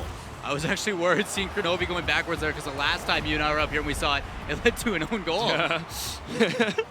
Well, hopefully he doesn't do that again. He said he was going to score one every game. Yeah, so we haven't seen it yet, man. He already messed that up in game number 1. I'm kind of disappointed. I wanted to see him do it. I want to see him prove his point. All the iBuyPower players kind of tangled up in front of their own goal right there. That was the first time we'd seen Kings of Urban be able to push out of their half and within the last few minutes. Here's another opportunity. Man, Kronovi with a great pass, but no one going to be able to push that one away. Jacob going to try and pass this one out. Now to Fireburner. They have a good opportunity for offense. Open goal, but Gambit able to come from the side and push it out. Really want to kind of focus on Sad Jr. there. He recognized that the opportunity coming through for his team was not in his favor. He rotated back out and set himself up for kind of like a cherry pick moment. Those big redirects we saw a lot out of Vex. That's the thing you need to see a smart player do, is not play selfish, and Kings of Urban is doing it so very well. iBuyPower is just doing it a little bit better so far. 1:28 left to go. Kings of Urban are in a 2-0 hole at the moment. They need to score to come back into this game. Fireburner trying to push this one out. Lachinio is currently back in goal. All the iBuyPower players kind of got tangled up on top of each other. That ball was right in front of the goal. No one able to put it in from Kings of Urban. Sad Jr. trying to weasel that one around. Ball right there in the middle of the field. Going to go into the corner. iBuyPower is going to have another offensive opportunity right as we cross into the final minute of gameplay. I like that pinch that Sad had on that wall to put it in front of the net. Going aggressive here, too. Oh, they created a lot of space. Fireburner couldn't put it in, though. Lachinio had a block that was kept it out of goal. Final 48 seconds. iBuyPower back up on offense. Jacob trying to push this one in and around. Kronovi passing up to Lachinio. Great plays. That ball is lofted in front of the goal. Fireburner able to get it out and away. By his teammates' time. Jacob the Sad Jr. This is some great plays. Gambit last line of defense. Able to put it into the corner. Fantastic clear coming out from Gambit. Putting that one away. 30 seconds left. They need 2. Gibbs and James were talking about how Gambit's definitely been sitting back now, playing more of a defensive, and it's working out. His defense has been so good, and it's keeping what we normally see iBuyPower breaking with a rotation to kind of a very minimal out style. It's now the fact that Kings of Urban is going to have to be the team that goes for some misdirects because the direct approach is no longer working. Final 5 seconds. They need 2 goals. I would be very impressed at this point. They just hit 1 second. That is going to be end of game number 2, going in favor of iBuyPower. They now have a 2-game lead in the series. You know, coming out strong, you see the shots again, 10-6, very, very close. But between these two teams, they're actually pretty evenly matched. I mean, a couple small miscommunications, some really good rotational play on the 2 teams. But other than that, crushing it. Games are real close. Amazing stuff coming out from both teams right now. We have 10 shots again from iBuyPower. This team has been so much on offense, has had so much ball control. It's been very impressive to watch Kings of Urban respond to that, be able to put on goals of their own, but they have not been able to gain the edge yet. Yeah, they're taking a direct approach and things that we see a lot. A lot of teams now are starting to use the backboard approach. So rather than playing it up the wall on the side and then playing it in, where most teams now that the aerial game is not an issue, they're able to defend that. They play it off the backboard because it's very hard to read the ball when it's straight above you. They need to start taking some pass plays that redirect in front of the net rather than taking that direct approach or using the backboard. They definitely showed up. Possession-wise, they really came out and held on to it. It's just those small rotational plays coming out from iBuyPower are what led to those 3 goals. Beckwith Field will be our 3rd map of the day. If Cosmic has the 2-0 lead in the series, Kings of Urban still hunting for that first win over iBuyPower. Kronovi and Gambit both back in the corner. Lachinio in goal. It's a nice setup from defense from iBuyPower. It's good to see Kings of Urban up on the offense early here in game number 3. Ball needs to be played a little bit better. They're looking kind of sluggish with it here, and that's okay. I mean, as long as they can keep that possession game and get up early, but look at iBuyPower now. Here they come. Yeah, they're playing the patience game. It's very intelligent. They had a really nice setup there, but some good interference from Kings of Urban. Going to be able to push this one back out, and great transition into offense from Kings of Urban and keeping the pressure up. Sad Jr. and Fireburner both up on offense. Here comes Jacob. Great rotation, keeping the pressure up. I'm liking what I'm seeing out of Kings of Urban right now. They just need to be able to create a setup and create a shot, force iBuyPower to make saves. Seems to be the story so far in these next kind of last 2 games. where Kings of Urban, they at first started a little bit slow, but they adapted correctly into the offensive side. Now it's just a matter of putting one in the net, and that's always the hardest part, isn't it? Jacob trying to put that one up and around, and yes, it is the hardest part. Didn't mean I had a thought in my mind there, you know? Jacob going to push that one up and away. Kronovi going to come out off the back wall and clear it all the way into Kings of Urban's half. Well done. Fireburner with a great touch. Open goal. He has an opportunity. Here we go. Kings of Urban up first in Game 3. Exactly what they need to do. There was a small breakdown on defense here. Fireburner plays it up, and look at that touch. Just doesn't get up for it. Gambit leaves it wide open and back, and Lichinio spent running after it rather than in defense himself. That's something that you can't prepare for. If someone misses a touch, and I'm glad that they are trusting each other. Hopefully now they don't make the mistake of stopping the trust. They need to just be like, okay, you made a mistake, it happens. Move on from it. Minute and a half gone. Kings of Urban up in game number 3. Jacob trying to push this one back into iBuyPower territory. You see Fireburner putting it off the back wall. Kronovi running some interference. And we have all Kings of Urban players up and in the blue territory right now. This is a strong offensive setup, but it leaves them open to a breakaway. Sad Jr. and Jacob trying to create some opportunities here. Gambit going to be able to clear that one out of his own goal. Puts it straight up the midfield. No one from Kings of Urban there to put it away. We're to see the ball move back on the Kings of Urban territory. Sad Jr. trying to keep this pressure up. Some good defense coming out from iBuyPower right now, but you know that they're going to eventually crack underneath this offensive pressure. Oh, Gambit, what are you doing? He's dribbling it around everybody. Couldn't quite put it in the goal. There's Lichinio with a follow-up, and they're going to tie it. All that set up because of Gambit. He dribbles it down the entire field. Usually with a dribble, you want to make at least one person miss. He makes 2, pass it off the backboard. Lichinio with the follow-up plays it back into the net, ties this game up. Gambit, I love the fact that not only did he dribble it and he took the time for it, but he recognized, I have so much space here. Why not take advantage of it? He doesn't just force it in. So smart play by Gambit. Really good job to that goal. 2:50 left to go here in game number 3 of the RLCS Finals. Jacob keeping the pressure up, trying to shoot that one in. Here comes another shot from Kronovi, or from Sad Jr. Kronovi getting the saves in goal. Fireburner able to push that one over to the side. See what happens right now. Kings of Urban still seeking that first win. They're on a good course right now. They had the lead early. They're going to try and continue to score as they move forward right now. Push this out of their own half, but iBuyPower shutting them down hard. They are playing so afraid right now. You even see it on the corner there. They're both contesting for the boost. Good shot. But yeah, they're both contesting each other on the boost, and they're actually getting tangled up. One person landed on the other, and it completely stopped the pressure that they had. Eventually, we're going to see some problems with boost denying coming here in a second, to where these guys just can't get up for aerials anymore. Fireburner coming out from goal. And follow this one. The ball has gone all the way back into iBuyPower territory. Sad Jr. is in iBuyPower's goal right now, though not the best of setups, and he was very low on boost in midfield. Still hanging around, looking for the shot. He's going to get it. Gosh. Well done by Sad Jr. Way to mess that one up. Look at this. Ball going up. Kronovi and oh, nice high five, you guys. Nice high five. Man, as you know, we've talked about it before. The problem with iBuyPower is when they overcommit, when they don't trust each other, and there you saw Gambit Kronovi both up in the air, leaving it open for the boostless Sad Jr. midfield to take the lead in game number 3. So you have Kings of Urban threatening to take their first game in the series. Man, you see that happen when you have 2 players up. There can be some hesitation too. Oh my God, look at that tap. Oh, come Gambit on. Trying. Kronovi trying. Gambit, oh my goodness, what was that? I thought that wasn't going to go in at all. It was like you had an easy shot here, Gambit, but look at this. He plays it off, and he's like, nah, okay, we're going to make up for our for our hugging in the air. Let's pass it and play as a team. We can make it up for it. They tie it up. 1:38 left to go. Such close games between these teams. Weaseling it all around and over and around the Kings of Urban defense. You know, man, just such strong stuff. You saw them rotating, but it didn't matter. Gambit and Kronovi able to play that one well. They have another opportunity right now, putting it over into the corner. Gambit and Kronovi playing it backwards, putting it over onto the wall. Jacob and Sad Jr. going to pass this one out and away. Good team plays coming out from Kings of Urban. Sad Jr. misses that pass, but it's all right. It moves over into the corner. He's wrapped it around. Jacob's in the dunk position. He goes up, but Gambit's interference is going to keep that one out. I like how slow they play that up the field, too. I mean, they had a lot of time with it, and they took it, and that's totally okay with the tie game. The last mistake here is about to happen, actually, I think, if they keep doing that. But yeah, get the ball out. Be safe. Final minute, all tied up. Kronovi playing it off the wall. Jacob trying to read it, keeping it up into the corner. The ball going to move over into the middle of the field and go caddy corner to the orange half. There's Gambit with a shot on net, not going to quite go in. Now they're going to be able to put it back over onto iBuyPower's side. Lichinio running the defense, just keeping the ball and away from the goal. Give his teammates time to rotate. 40 seconds left, all tied up still. Fireburner put it off the wall. Gambit going to loft it into the middle of the field as his teammates kind of all moving around as a unit right now, not really spreading out and playing the defense they need to. Sad Jr. to get the dunk over Lichinio and take the lead. What was that? Oh my gosh, Sad, look at this read. Lachinio trying to get that out, and he just slams his car in the way. We talk about how important follow it up is, but when you completely cut off the only angle that he has, and the net's right behind you, another point.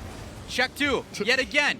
Get to the ball. Don't let it come to you. Come on. Sad Jr. with the dunk of all dunks. 23 seconds left in this game, and iBuyPower needs one just to force overtime. Gambit putting that one over. Fireburner picking it up. Jacob now touching it and putting it over into the corner. Lachinio and Kronovi both in the corner with Gambit back on defense. They're keeping this offense strong. Kings of Urban just if they can just keep this ball out of goals, just make it touch the ground in 1 second, they'll have their first game in the series. Here's Sad Jr. keeping that pressure up. Long range defense so strong. And there's the final second. As soon as this touches, we'll have Kings of Urban with a win. There it goes. Well done. Well played on that corner, just killing it with the help of his friend, putting that back down into the goal. And we finally got a goal and a win coming out for KOU. Well done.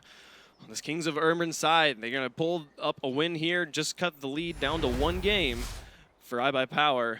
This is quite the series so far. Feel good. Coming in within 1. I mean, we saw the guys on the desk talking about how this was going to go the distance, and that seems to be how these teams play out. I like to see Kings of Urban adapting. Obviously, that last one was just a pure solo effort coming out, and that's what you need out of a team player like Sad. I mean, Sad has always been my kind of favorite to watch on this team, and that's just a personal thing. Not because he's better than anybody else, but because of that effort that he puts in. And when we play games with him and we get in a lobby with him, it's like you just sit there and watch and like, where is he? What are you doing, man? Like, how do you do that? The effort is always there, and that's games like this are when you need to put that in the most. Yeah, we had 12 shots from Kings of Urban, only 3 goals on those 12 shots. They were not lacking for offense. They had ball control. They were putting up, and in those moments when when you just can't seem to make the team plays be working, having that one player come up clutch, put the team on his back, and get the dunk over Lachinio, my goodness, that'll be on the front page of Reddit by the end of the day. That was incredible. We'll be staying on Beckwith here for game number 4. Or game number 5? No, this is game number 4. Yes, absolutely. Both teams definitely in this. I mean, we're talking 3,500 on the line. You're talking whoever loses this series is missing out on $2,000. So, such a lot on the line for these teams. They have both already qualified, but incredible stuff. Going to be moving out here. Sad Jr. going to try and pass that one down to Jacob in the middle of the air. Not going to get the touch he was looking for. Kronovi and Lachinio both back on defense. Now they're going to be put up in the corner.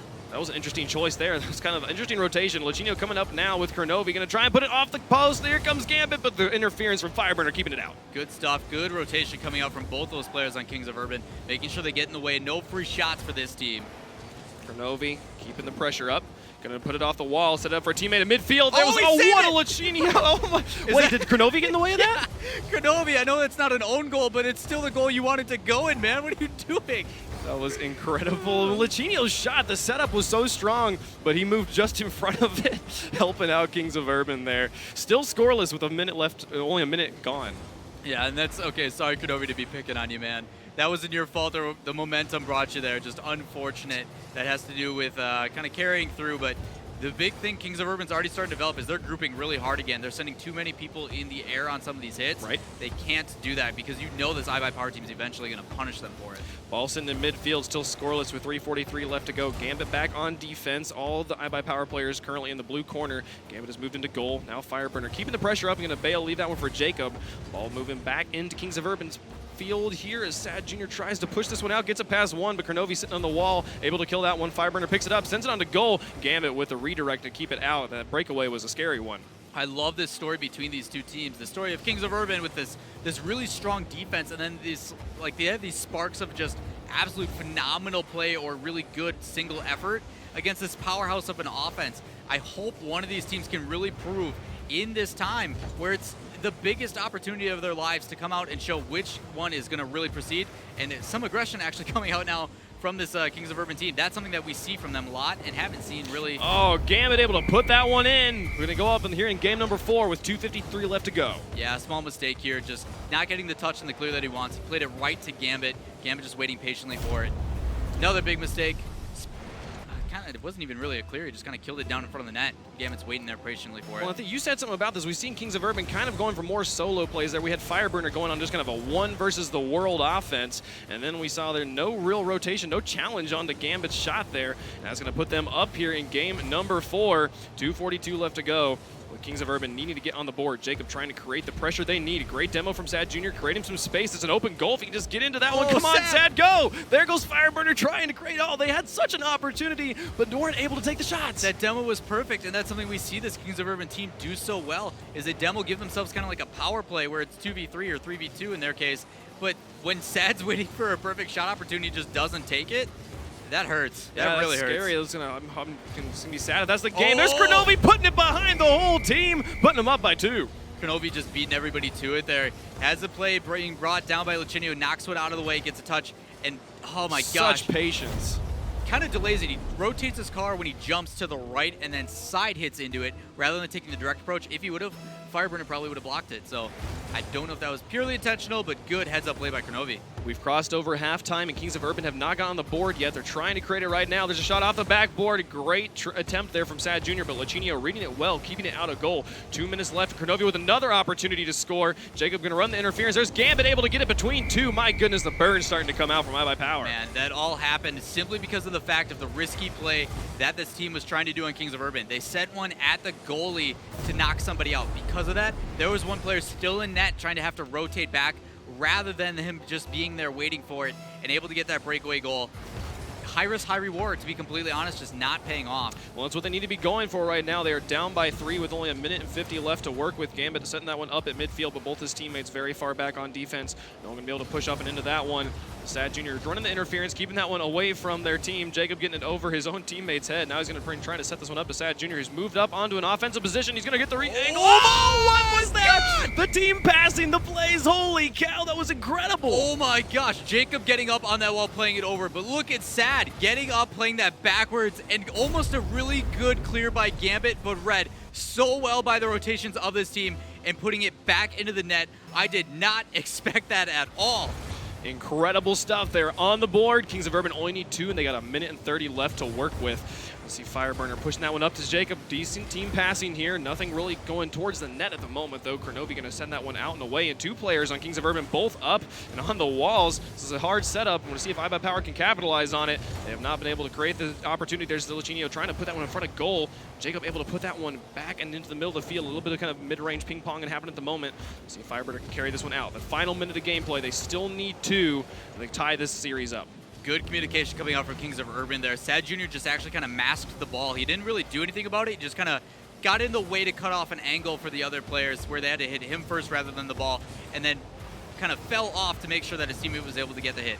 Stuff like that can't happen unless you got good communication. 45 seconds. Sad Jr. has ball control. He passes up to Jacob, who takes a shot. It goes just high at the goal, though. Not able to put that one in. They're still on the offense, though. Fireburner putting that one up to Jacob, who's going to try and pass it down. He whiffs on the touch. Now Kronovi with ball control. He's in the corner. A lot of the iBuyPower players in the corner at the moment. Gambit able to push that one all the way to the other end of the field. So we do have Kings of Urban very much committing to offense, which is exactly what they need. 25 seconds. They still need 2. Gambit putting it into the corner. Lucinio going to pass it back down. Gambit did not know the pass was coming, though, and bails. Fireburner now with ball control, trying to push it back into iBuyPower territory. Kronovi carrying the ball in the midfield. He's just killing the clock time. It's exactly what iBuyPower has to do. And to see Sad Jr. getting the retouch there, not going to be able to put it in the goal. Gambit clearing that one out. Final countdown happened, and you'd really have to score just, about 10 seconds ago if you wanted to be able to pull this one off. And that's going to be iBuyPower taking game number 4. So close yet so far away. They had a very good chance there. It's just the only goal they really had with that was that really crazy, defensive, I don't even know what to call it, where it bounced off and then Gambit tried to clear it and got knocked in. I mean, they really covered all angles on that shot, but other than that, they weren't close at all. I mean, they had a lot of possession, and that's something that they really need to work on, is they need to translate that possession into a goal-scoring opportunity. They can't take the direct approach. It just will not work against this iBuyPower team. Yeah, iBuyPower really figuring out Kings of Urban here in this game number 4, and really being able to maintain a lot of ball control. Much slower game overall. We had just 6 shots coming out from both sides, where we had been seeing 12 and 15 and stuff coming out from iBuyPower. The amazing number of shots. So, but yeah, this moving here into game number 5, Kings of Urban, they're up against match point. Yeah. Pretty much what they need to do. Take a deep breath, let the nerves kind of dissipate, and just play your game. You guys did it once, you can do it again. We have game number 5. This is do or die time for the Kings of Urban. So we have iBuyPower with 3 wins to just 1 on Kings of Urban's side. Staying on Beckwith here, but now it is nighttime. Daytime, nighttime. No. Yeah, these guys coming out need to show that they can play, channel their inner nocturnal. I don't know, man. They just need to show up. They really need to show up. I mean, like you said, make or break it at this point. This is the biggest game of their lives. No holding back. Show that you can make those goals, and you'll be okay.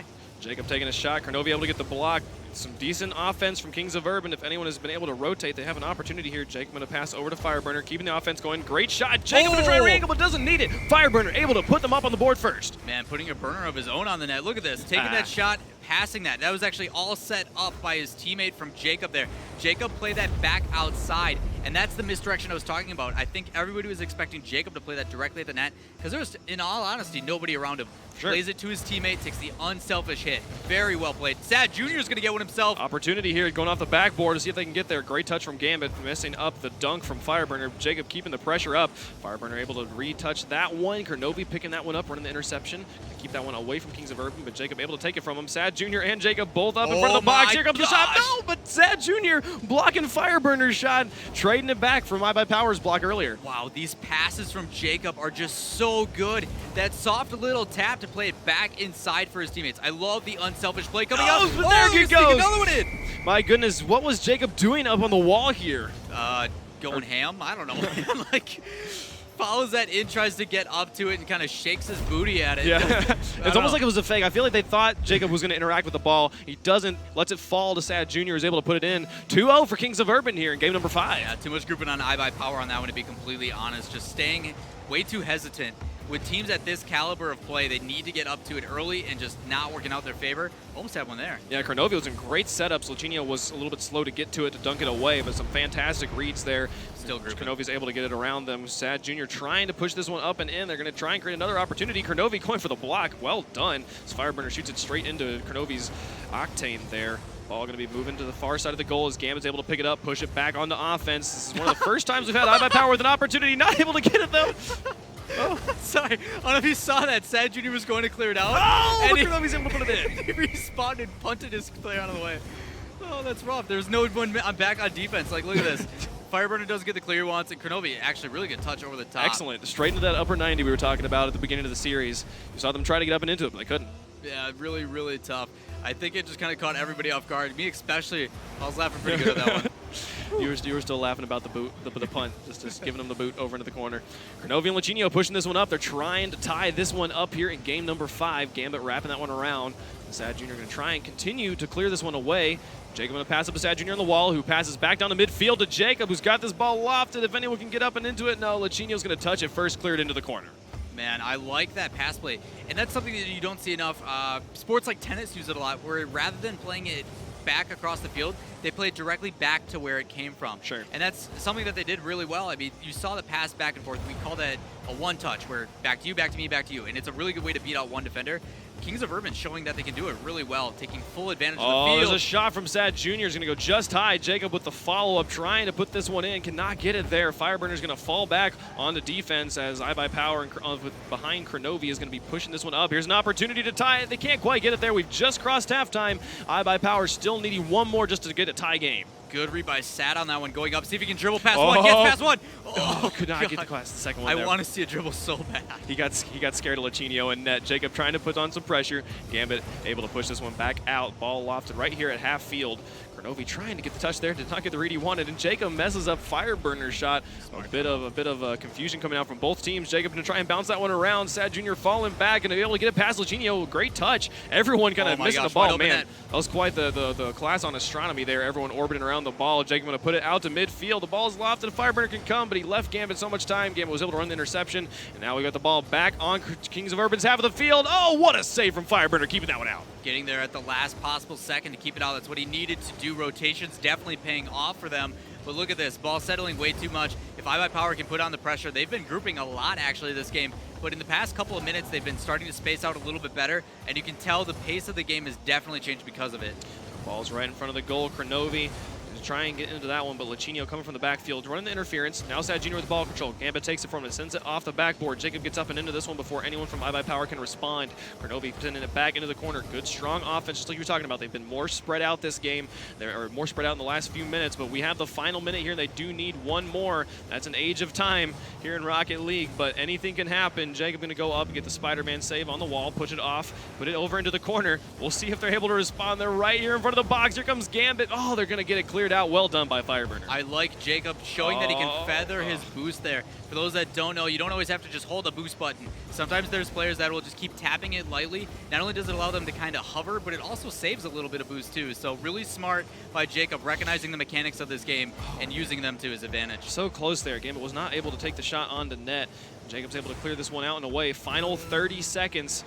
Need to see iBuyPower score if they want to be able to take the series here in game number 5. Jacob gonna get the touch. So there's Fireburner to dunk it away. Put a nail in this coffin. They want game 5 for them. God, Jacob yet again with another flick of the wrist. Look at this. Plays it up, jumps, barely a little bit back pass, but still good rotations coming out to finish that off. Jacob probably would have got it either way, but still good follow-up coming out for this team. Do not leave any option for them to save it. 23 seconds. iBuyPower needs 2 goals. You think they're gonna do it? Nope. Nope. I mean, you know, completely honest with Kings and how they've been playing. They've been doing really well, especially when they commit super hard like this on iBuyPower. Just 10 seconds left. It's very tough with such a strong defensive team like Kings of Urban. Yeah, though they have had such great pressure here from Kings of Urban, keeping that one out. And like you said, we've seen in the past games, they have such strong defense. As the final second, game number 5 gonna be going to Kings of Urban. Gambit gonna carry one more just into the goal because, you know, why not at this point? But my goodness, we go into game 6. That's gotta feel good, especially the last one to kind of add insult to the injury. Gambit helping everybody out, you know. Just why not? Just, you know, pad their stats a little bit. You know. For the highlight reel. Yeah, of course. Even no one's gonna pay attention that it was his own goal. We did last time against Kronovi. we cared a lot. 10 shots coming out from Kings of Urban. I think that's the most shots we've seen from them in this series. They're warming up here in game 5. Very well done. And yeah, we got a game 6. Yeah, I can't wait, man. They came out strong in that one, really showing that defense sometimes is better than offense. A little bit. I didn't expect to see that, but you saw them translate it like we talked about, especially in those first 2-3 games where offense was such a huge deal, and now they're able to take that defense and carry it over. They really shut them down in that game, despite all those shots that came out from iBuyPower. Absolutely. Game 6, though, moving on to Manfield, everyone's favorite stadium. It is raining here. I want to know, how does the rain get through the ceiling in this thing? It seems pretty durable. Hacks and macros. Hacks and macros? That should be illegal. Who are we going to jump on board with here off the bat? I'm going to see if Kronovi does his usual kickoff. So usually they send someone early and they do a fast kickoff, which cheats it to the side. Didn't work out that time for them, but they do it actually quite a bit. It's something they do work and actually practice. Great passing coming out from Kings of Urban. Fireburner taking a shot, not going to go on, but man, that was an excellent setup from Jacob to Sad Jr. to Fireburner. Really hoping we get to see some more plays like that as this series progresses. Gambit now with ball control, pushing over into Kings of Urban's half. The ball's sitting in midfield. There's a shot from Kronovi. Fireburner able to get the block, but just, he wasn't quite there. Oh, that's rough. Good pace on that one by Kronovi. Look at him use the top left corner of that car. Puts as much power as he can and jumps a little bit and jumps into it. That puts a little bit more pace on it. Fireburner gets up for it. It's just, it hits a weird angle of his car and kind of settles back into the net. It almost looked like Sad Jr. cleared Fireburner out of the way of that one. Not entirely sure, but there have been some strong offensive team plays. Lachinio with the dunk. Oh my goodness. Getting up so high on that one. Kickoff goals are always a pain, but working in his favor, that's something that's got to benefit this team when you have someone like Lachinio who can get up, flipping his car over and using the nose to spike that into the net to give them a 2-0 lead already in 25 seconds. That's like the goal from the intro video, where he like flips over backwards and dunks it in. My goodness, Lachinio coming up clutch, showing off here in game number 6. They want to take the series in style. Gambit putting them up. We're not even out of the first minute, and they have 3. That's going to be really tough to come back from. And that's the problem that KOU actually faces now, is they have a do-or-die moment yet again. If they don't win this game, it's done. It's over. This is they were able to, and props to Kings of Urban, they were on match point last game. They were able to pull it off, but they did not start last game with a 3-0 deficit within the first minute. We'll see if they are able to reconcile themselves, to recollect themselves, and move forward here.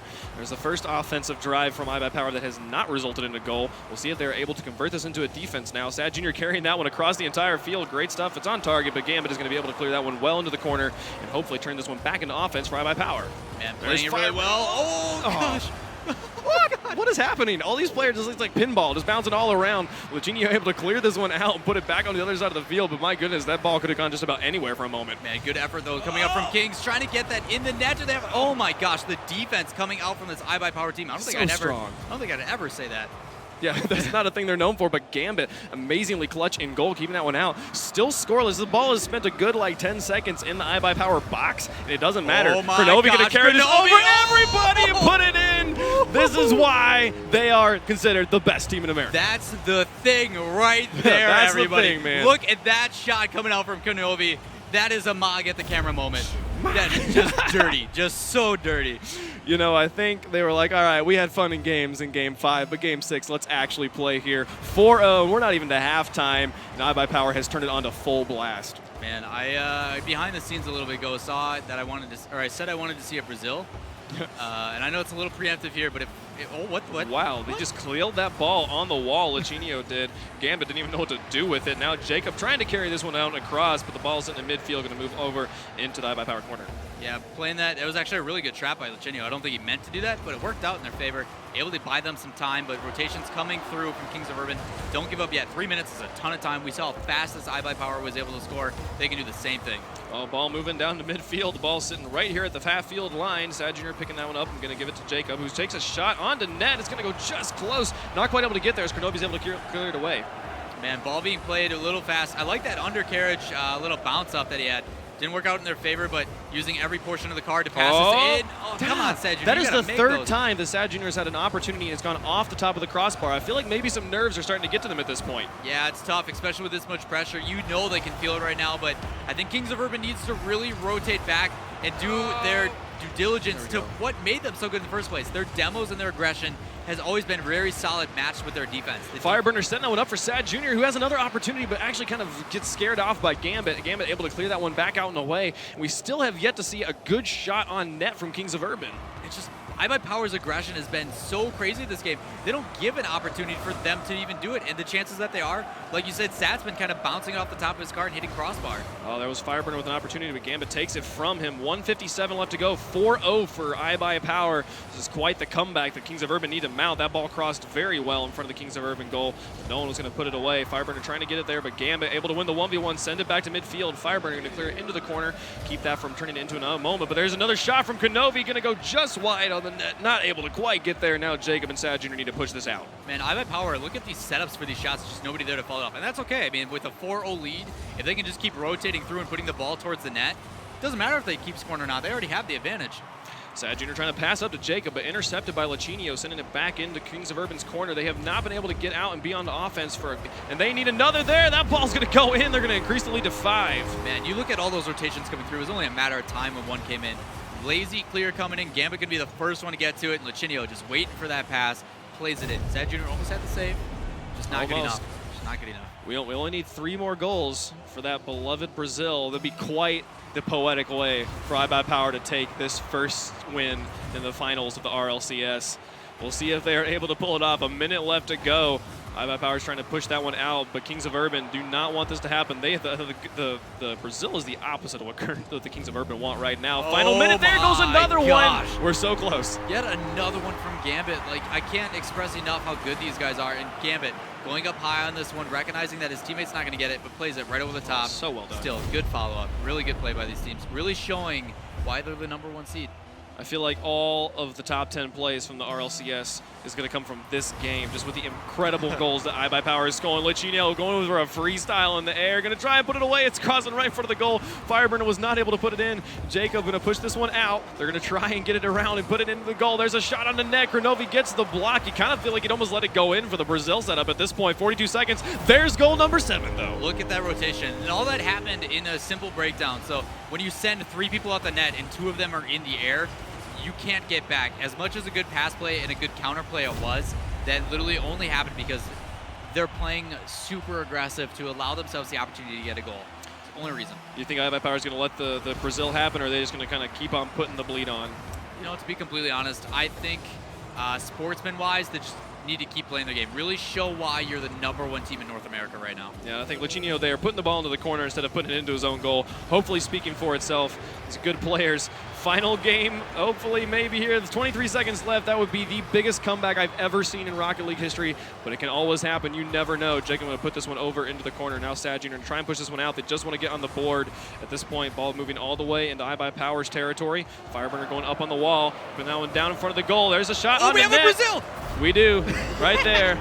Brazil, man. Still, that was actually a really good play. Kind of lazy, but Gambit tried to get a pass, but Fireburner reads it very, very well. Sad Jr. beating Luchino up and plays it in. That's still a very good play coming out from Kings of Urban.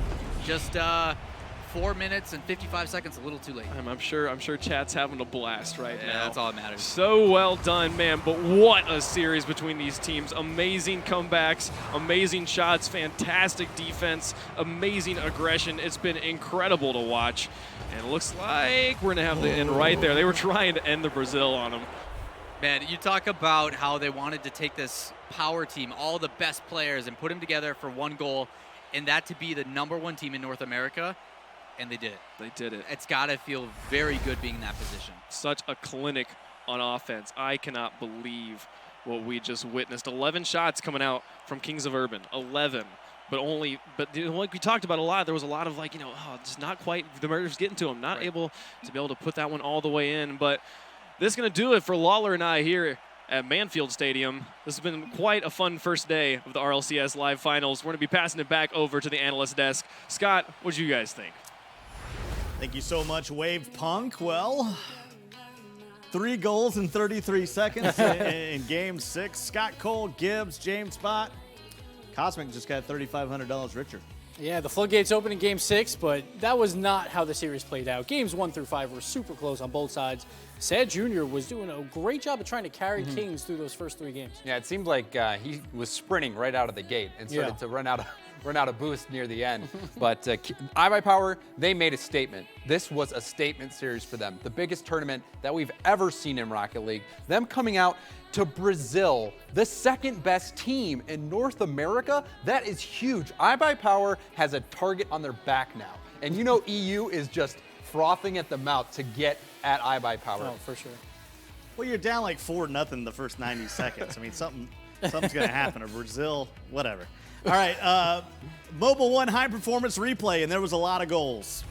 Yes, there was, and we started out with a pass and play from iBuyPower. All 3 members getting involved, and when all 3 get involved, it's very hard to defend, and Kronovi can read those back walls so well. Yeah, see, off the backboard, the double touch from Gambit. Right. Gambit was so good all series long. You could see there just dunking on it. Looked like Fireburner net. But that's the thing with iBuyPower. Like, they can have solo plays, but then also team plays mixed in, and you just can't defend them.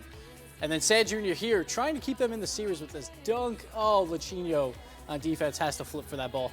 Yeah, but then Jacob on Kings of Urban also did as much as he could. You see the pass there from Sad, getting that dunk into net, keeping Kings of Urban in there. And also this one here where he just touches it right past the last defenders of iBuyPower for Fireburner to score. But they needed more of those goals. But oh my goodness, the play of the series, iBuyPower Kronovi just living up to the name of greatest NA player there as he goes for the air dribble. One of the fanciest, most stylish plays in Rocket League. We love seeing them. There's the famous Gambit air dribble on Wasteland. This one is going to be another one of those classic air dribble plays, this time by Kronovi. And hey, both of those players on iBuyPower. There you go. That play was just demoralizing for Kings, and they just couldn't get back. So instead, they go for the Brazil.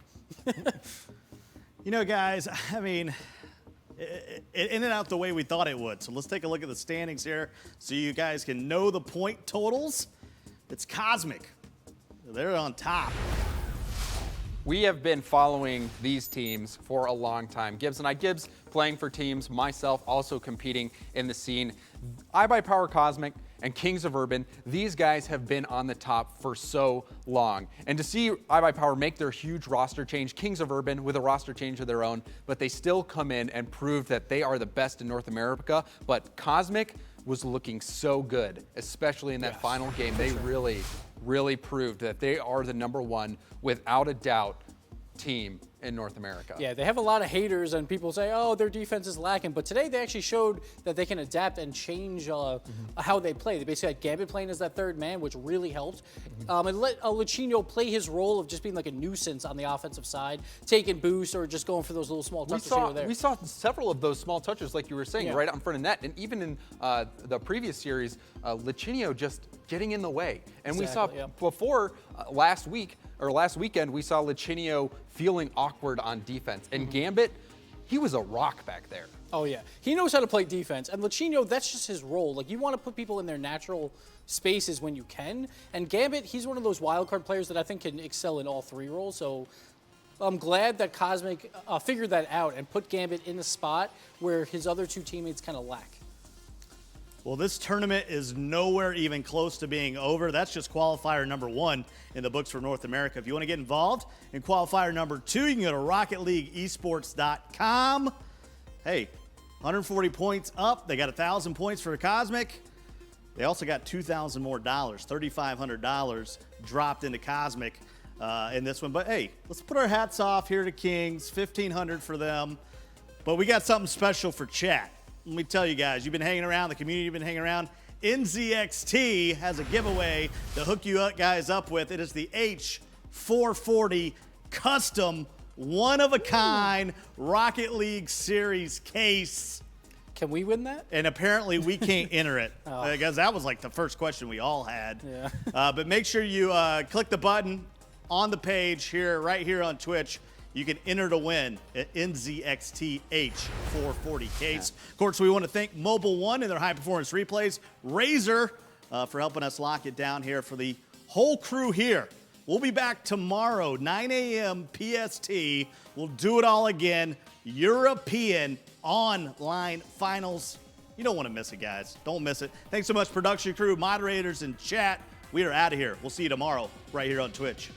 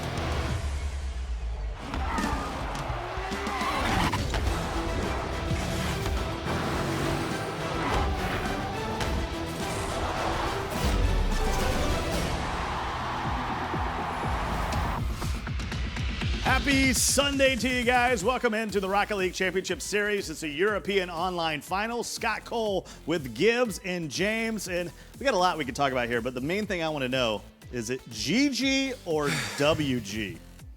So all these kids nowadays with a WG's Weeb Nation, it's Team GG here. Well, that has nothing to do with it. You know, it's just WG. It's so flexible. It means, you know, well gamed, obviously, or we Gucci. It can mean anything you want, which is what makes it so great. Just ask Kings of Urban or Kapow. They'll agree. Let's hope it's a short show. That's all I got to say. These are the things we argue about. If you've been living under a rock, let me tell you about the Rocket League Championship Series. It is a huge prize pool of $75,000. Over 20,000 players entered. That breaks out to about 6,000 teams. They have made their way through the group stage, the 3-3 18-round robin, where every game was worth a point. But now it's time to get into the finals. You're going to have the same arena selection, day, night, stormy. The question is, will they going to pick Wasteland? If they pick Wasteland, I'll eat one of those foam hats. Europe doesn't play Wasteland. That could, I don't know. That I don't could know if that's backfire. an approved edible thing. So take it easy, Gibbs. I like having you here. So don't eat a foam hat, please. Oh my goodness. Let's take a look here at the standings so you guys know who the top 4 is. It's We Them Girls on top. Flip side will be your number 2 seed, Mocket and Kapow. And of course, you can't forget about Flying Dutchman, Team Solid, Precision Z, and Zero Effort. But the bottom 4 will be watching. The top 4 are in. Any surprises there? Top 4 just look really good. They had a big gap, but they're all just 2 games back from one another. Kapow is that odd team out right now because there's the big 3 in them. But I want to see if Kapow can show up. They've been playing really well lately. Yes, they have been playing really well, but to this point, they're the only team of these teams that lost to every other team in the top 4. So Kapow, they haven't won a series against any of the teams in these Final 4. It's going to be tough for them, but we'll see if they can make it happen. Well, you know the top 4. Let's see how they break down in the bracket here in the European online finals. It'll be We Them Girls taking on Kapow in our first match. Then the number 2 seed Flipside Tactics will be taking on Mocket. They'll move on to the finals. The winners, the losers will move to 3rd place. Then they'll be playing for that $3,500 for first, $1,500 for second. And of course, the main thing here, Gibbs, is the top 2 teams do not have to go through qualifier number 2. Yeah, they get a bye into the group stage, which is huge. And of course, money in their pockets is always nice. Yeah, this is a gigantic prize pool. That first place prize pool, walking home with $3,500, I guarantee you none of these guys have played for that much money as of yet in their Rocket League career. But again, like you were saying, the fact that they can bypass the whole open qualifier will be huge because it makes their chances of getting to the LAN final just so many times greater. Well, not only will they be playing for some cash, but they're also playing for points.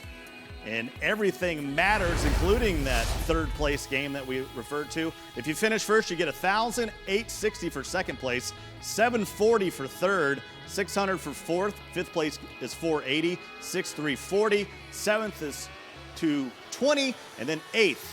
So sad, only 80 points. Yeah, like 7th place though, like they get 220 points, and that's why it's so important for these top 2 to get a bye in qualifier 2, because they're going to be guaranteed to get at least some points compared to all those other teams that don't make it. Yeah, because this is just the first qualifier. We've got a whole other qualifier culminating in another online final. And after that, the top 4 teams from the region will get to move to the LAN. So the fact that you finish top 2 is going to set you up so well for getting to that LAN. Well, the teams are starting to get into the lobby, so let's take a look at the starting lineups first for We Them Girls. We got Maestro coming back this week. He actually took a week off last week, and it didn't matter for Remco and Greasy. They still won everything. Yeah, I mean, if you watched them play with A-Money in Gfinity, they actually won with A-Money. And then most recently, they did end up losing, but still, We Them Girls on a tear. They had a short stint where they were losing some, but bringing it right back at the perfect time, playing very well in this RLCS so far. Let's take a look at the starting 3 for Kapow, including Taru. So, of course, Carpet is casting this. So, again, let's have some medical staff on hand. But this is all about, yeah, I would say Turbo, actually. Like, he needs to show up. He was a little quiet last week, I thought. He's usually their goal scorer, but Carpet didn't get a chance to say Turururu a ton. So I hope to see a couple more out of that. A lot really impressed me the last time I watched Kapow play. He seemed to be the playmaker, and he was scoring a lot of their goals. But Kapow, against these top teams, has struggled. So going into this matchup, Weedem Girls is a big favorite. Well, you've seen the rosters. Let's take a look at the statistical breakdown between these two teams. It's Weedem Girls and Kapow, number 1 versus number 4. And wow, Weedem Girls put up a lot of goals, but only 4 shutouts. Yeah, Kapow has to try and figure out a way to not let Weedem Girls score too often, but Weedem Girls does let up goals. It's just because Europe is so much more competitive. So all these teams have great offensive presence. Compared to in North America, the bottom teams sometimes lack that. So Kapow has to somehow hold Weedem Girls to 2 goals and then score 3 against them. Yeah, but the big number that screams out to me is 114 goals. That is the most goals scored out of any team in the RLCS. We saw Cosmic play yesterday. They were second in goals. Weedem Girls, number 1. And really, Remco is the guy to watch. He is so sick in the air. He is a new player. He wasn't a veteran of the old game, but he came in and has been so good. Honestly, he is battling for number 1 player in the world in my book. Well, you'll find many people that will not disagree with that. 2 good teams going at it. Game number 1 versus number 4. What's your final prediction here? I think Weedem Girls is going to come out pretty strong. Like, if Kapow can open quickly, they might have a chance, but I doubt it. So I'll give a 4-1 to Weedem Girls. Yeah, Kapow, they have been struggling. Lost to Flip, lost to Mocket, lost to Weedem Girls. I think it's going to be a bit closer, 4-2 in favor of Weedem Girls. Wow, surprising here. Unfortunately for Kapow, you get into the top 4, but you got to face Weedem Girls. Without further delay, let's get down to our commentary booth. It is Wave Punk in the beard. Thanks, Scott. I am Wave Punk, joined here by Findable Carpet and Findable. Turbo Pulsa is in this game. Don't have a stroke. I don't want to have to fill out the paperwork, okay? I hope that I just want to see him score a bunch. But I do got to mention real quick, James, I'm with you. Team WG, well Gucci'd. I gotta go. GG all the way, man. But old school is cool school, right? But they they bring up a really good point. Weedem Girls is a very, very aggressive team. I kind of talk a lot. You'll hear me mention a lot of how they play. Keep an eye out for them. They tend to put a player up really far up, someone to pass to. They do a lot of really great passing plays with redirects, and their backboard touches are just insane. A lot of their setups, a lot of their centers are going to be off that right above the goal, and they will maybe 90% of the time put it from there into net, or at least on target for someone to have to block. They rarely miss those. So Kapow has a lot of defense they really need to play. Yeah, that backboard meta is still coming up strong. Weedem Girls going to be a pioneer in that. On the flip side, we do have Kapow with Turbo Pulsa and Sniper Kid in the lot. Sniper, are we going to let him do sniping this time? Because we've been telling him not to snipe. Sniper, no sniping, like every day. I feel like we should let the sniper snipe, though. That'd be a good thing, right? Yeah, he's had a couple. He's good at the midfield shots. He definitely sees the opportunities really well. A lot was making some really good plays. I was a really big fan of a nice passing play they made in a last-second overtime to bring it to I think one of the one more game in the series. And again, Turbo Pulsa, James brought up a good point. He Turbo didn't do exactly what I was hoping he would do. He's usually a little more of a presence. So, it could be a bit of nerves, or maybe people tend to play a little more reserved when there's so much on the line. They don't take as many risks. They don't go as wild. But he's definitely someone to watch out for. I think a lot was the playmaker the last time we saw them, and I think he's going to do something pretty similar to this. He likes waiting in the front corners, kind of waiting for that passing play to put it in front of net. Yeah, no, I'm excited to see what Kapow brings. They definitely are the team that needs to prove themselves in this series. This is kind of Weedem Girls series to lose, we think, but at the same time, they are in the top 4. They're one of the best teams in EU. We're one of the strongest regions in Rocket League, so I know that they can really bring this, and I'm excited to see where it's going to go. What's your map prediction for this series? I think everyone's going to keep it pretty standard. They bring up a good point. EU doesn't really do the oddball wasteland stuff. They're just going to go through probably just their favorites. I mean, it's kind of personal preference. We've seen pretty much every map in no particular order for any particular teams. So I'm not expecting a whole lot. So get map count. Who's going to win the most games? Where's it going to go? Who's going to take the 4 games? I got to agree with the predictions on the desk. A lot of times I just like disagreeing with Gibbs because he's Gibbs. But it's just so much fun. I think it's going to be a 4-1. Weedem Girls is just so powerful. I mean, things to look out for them to do. Just watch how often they make touches for a purpose. Their passes to each other. Every time they go to clear it, it's to somebody. It's not just to the opponent. It's not just to their half. You know, they have their days where they don't do it as much, but most of the time, you'll see them make a clear, and you're like, oh, why is Remco up there? Like, and he's redirecting on a target all of a sudden, and then they have to do a quick defensive maneuver all the way back. Whoever's on defense has to like rush back, do a backwards touch, and it's never fun. Yeah, it's going to be interesting to watch. We're definitely going to need to see Kapow playing the counterplay, playing the rotation, and transitioning from their defense to offense. If they can get out of their own half and get onto offense against Weedham Girls, I think they probably have a shot. But that offense, that just overwhelming pressure that they can bring, Weedham Girls can bring against Kapow, that's where they're going to crack, and they're going to need to be able to get out of that. And what Kapow needs to do to counter this pressure is to just pressure pressure everything. Like, close the gaps. Don't let them make those passes. As soon as they try and clear it to a teammate, get in the way, get between the two, kind of monk in the middle style. Like, just like, don't let them get those touches, because once you let them keep control of the play, Weedham Girls is going to make you pay, and they're going to make you pay bad. Like, it's, and you know, we saw some really great highlight plays come out of Vex, and I expect the same stuff out of Weedham Girls today. A lot of really nice passing plays, redirects, just stuff that like catches everyone off guard on defense and offense. So we've talked about how a lot, really a playmaker on Kapow. We've talked about Sniper Kid being a very, very strong midfield shooter, being someone up on offense. Where does Turbo Pulsa fit into this Kapow mix? It's hard to say. I mean, last week he was more of like a jack of all trades. He kind of filled in when he needed to. You know, the play I was really impressed with last week was a play from a lot to the corner, really fast across the net, and Sniper read it really well. So Sniper seems to, at least for that series, was a bit more their shooter. They have certain games where they switch off. They're not as, you know, some teams kind of have players that are in more solid areas. I think Kapow, they tend to rotate a little bit more for what they need. But we all know Sniper's a really good shooter. And we know a lot's a really good setup, and Turbo just kind of fills in. Like, he'll kind of sit back, be the third shooter. Sometimes he'll come up and be like the first shooter. It's you know, they are a little more moldy. They kind of do whatever they want. For sure. I don't mean moldy as in like the gross sense. They can fit into a mold. They're malleable. Yeah. Is maybe a better word than moldy.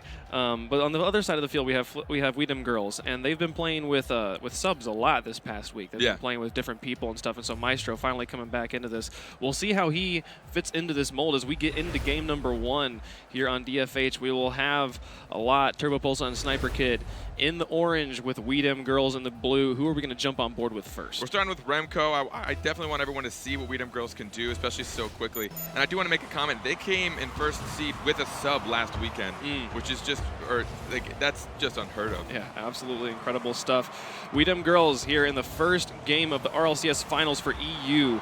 We'll see what they are able to do. They are on the offense right now. Here comes Maestro setting the shot up. Here's Greasy Meister with the follow-up. Is going to go into the corner, but a lot able to get onto that one, put it off and away. Still threatening, though. Sniper going to clear it into the corner to a lot. He was trying to pass that up, see if they can get this out of their own zone. Now Maestro going to take a shot to Roo. He just dropped the Pulsa off the end of his name, and he's going to be able to clear that one out and away. Look at this. We're already seeing all these backboard touches. There goes Typer getting it out of the corner. Oh, they got it out and away. No, Remco going to follow it up, put it off the backboard. Here's Maestro with another shot. A lot. Great defense coming out from Kapow, but just not going to be enough. They're going to have a little too late. Greasy Meister able to score first. This pressure is insane. This is exactly what I'm talking about. All these backboard touches, they get up so fast with the ball. Weedham Girls is just known for how fast they get up for aerials. They touch it off the backboard. That was like 6 times in a row. They kept hitting off the backboard, and they didn't miss a single shot. And eventually the pressure was just too much for Kapow to handle. We talked about during the pregame, Kapow has to be able to transition out. If they let Weedham Girls build this overwhelming offense, they're never going to be able to win this one. So let's hope that they can keep this ball over on the blue half. They've got it out to midfield right now, but Remco able to pick it up, put it back into the corner, leave it for Maestro, who's going to take a shot on net a lot. Great positioning, able to clear that one out. Sniper Kid now back in net for Kapow. Taruru trying to carry this one over, get the first offensive going for Kapow. They take kind of a slow roller of a shot. Remco able to clear that one out. Sniper Kid came up in the backfield very early. I believe Greasy Meister has an open goal right now. No one there. Maestro keeping that one up. A great bump from Turbo Pulsa, going to keep that one from materializing into another goal for Weedham Girls. But my goodness, this offense is just overwhelming. This is what Weedham Girls does, and they rotate back so quickly on defense. Look what happens when Kapow doesn't actually get it back quick enough. Look at how fast that Weedham Girls is already ready to counterattack. There's already somebody in net, already somebody in the corner. Kapow needs to turn the defense into offense much quicker if they're going to make an opportunity. Maestro carrying this one up into the corner, getting it over Turbo Pulsa a lot, and Sniper back on defense as Turbo tries to clear this one out of his own half. Can't quite get it away. Sniper's going to have to make a block, put it into the corner, give a lot time to get set up in goal. Now a lot needs to make a shot. Oh, but the angle from Greasy Meister. I don't think a lot thought it was going in, but it was. I don't know if Greasy even knew that was going in. I think it looked like he was going for the center. He might have tried to get the angle on it. That is one of the tightest angles you can get from that corner. So impressive, so close, but it doesn't matter. He had a player coming up for that anyways. Even if that bounced off the post, there would have been somebody to sink that in. And this is to see this aggression coming out so early in game 1 isn't something we generally see. but these guys are fighting for it. They want to be in those finals. 3:08 left to go. Weedham Girls with a 2-0 lead. We see Kapow with the ball over, and Weedham Girls have, but it immediately gets cleared out again. Meister going to clear that one to the other side of Kapow's territory. Greasy Meister going to keep the pressure up. Sniper and Turbo back on defense. Sniper passes up to midfield. Nice touch by Alot, keeping the ball hanging there, but Remco coming up from the backfield has a shot on net. Be cleared out by Turbo Pulsa. Great saves coming out from Kapow right now. About a little unconfident. We just saw a cool 1-2 touch out of their half, and then they just kind of left it up in the air and let some of Weedham Girls shoot. But it was a good play. If one of their teams had actually read that and followed through, it would have been nice. Yeah, they need to be applying a little bit more pressure on offense. There's another shot on the net. Turbo and Sniper getting tangled up. Remco has the easy redirect into the goal, and they're going to go up by 3. A little bit of defensive clustering. This is what the pressure does when you have too much pressure on you after coming out of a demo. Taruru went for it. He actually hit it right into Sniper, who had just come back from a demo. The demos can be so pivotal, and right now, Weedham Girls are just controlling this game. Absolutely showing why they are #1 in EU, trying to get into that finals and take the #1 spot. Officially, there's Greasy Meister with another shot. Alot able to clear it out and away. The Weedham Girls offense is just incredible right now. They are ruthless. They don't care right now. Oh, there's a re-angle from Alot in the corner. What a shot! Alot reading that, keeping them in the game, only down by 2 now. Sniper put that up. Alot reading it, trying to. Oh my goodness. Really showing control of his car. He made sure to use the nose of his car to get more power on it. If he didn't flip his car right, it probably would have been a little too weak. No one from Weedham Girls was prepared for that angle. The counterplay from Kapow. Sniper to Alot, keeping them in this game. 2:15 left to go. Plenty of time to come back from a 2-point deficit. Alot keeping the pressure up. This is good pressure. My goodness, winning all the 1v1s. Not quite able to get around Remco. The ball's still in Weedham Girls' corner. Greasy Meister to try and get it around, but Sniper Kid pushing this one up. Good pressure coming out from Kapow. Nice setup from Turbo Pulsa. Remco reads it off the wall well, though. Able to push that back out. Now Greasy Meister has a run back into Kapow territory. Now we're seeing Kapow really start to show what they can do on offense. Once you see them get control, they can actually do something with it. They're putting Weedham Girls on their back toes. They're making them rotate quick on defense. Look at this touch by Alot. He almost popped that over, forced the goalie out of net. If they can keep this pressure up, they might actually be able to sink a goal. Yep, they're forcing Weedham Girls to make defensive rotations, which is what you have to do. That's when you can make the defense make mistakes. But right now, Weedham Girls back up on the offense, trying to increase this lead. 1:30 left to go. Still 3-1 in favor of Weedham Girls. A little bit more back and forth. Kapow's finding their groove. They're putting it off the backboard, and there's a nice touch from Remco to send it off to the wall.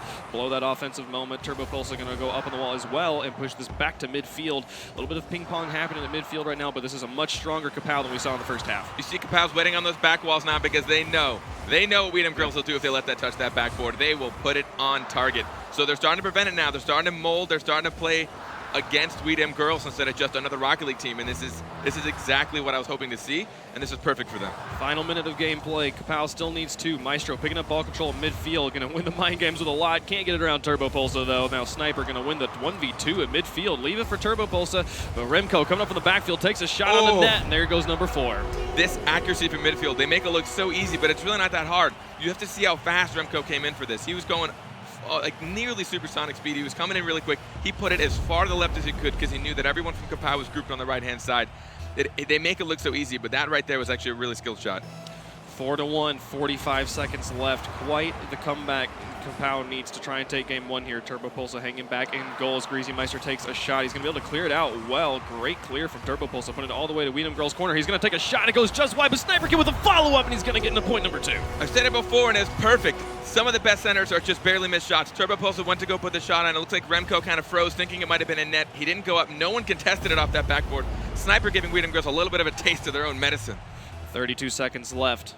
That is enough time to score 2 to force overtime. Kapow could make game 1 very interesting here in the final 30 seconds. Alot trying to clear that one out. What a clear from Alot. I'm impressed he was able to get that one away. It looked like it was going in. He's going to try and set this one up for Sniper, but Remco interferes, keeps it in the Kapow corner. Now Turbo Pulsa with ball control, getting it over Alot's head. Just got to get it past Greasy Meister. Keeps the bully. It's up in the corner. We can just keep this attention on him. Not going to be able to get it there, though. Alot able to put it back into the corner. Good offense coming out from Kapow. Here's a setup. Can Alot get there? No. Meister able to clear it into the corner. Final countdown. We'll see if they can get it in. Not happening. And as the clock hits 1 second, it's not possible to score 2. Ball's going to hit the ground. That's game 1 to Weedham Girls.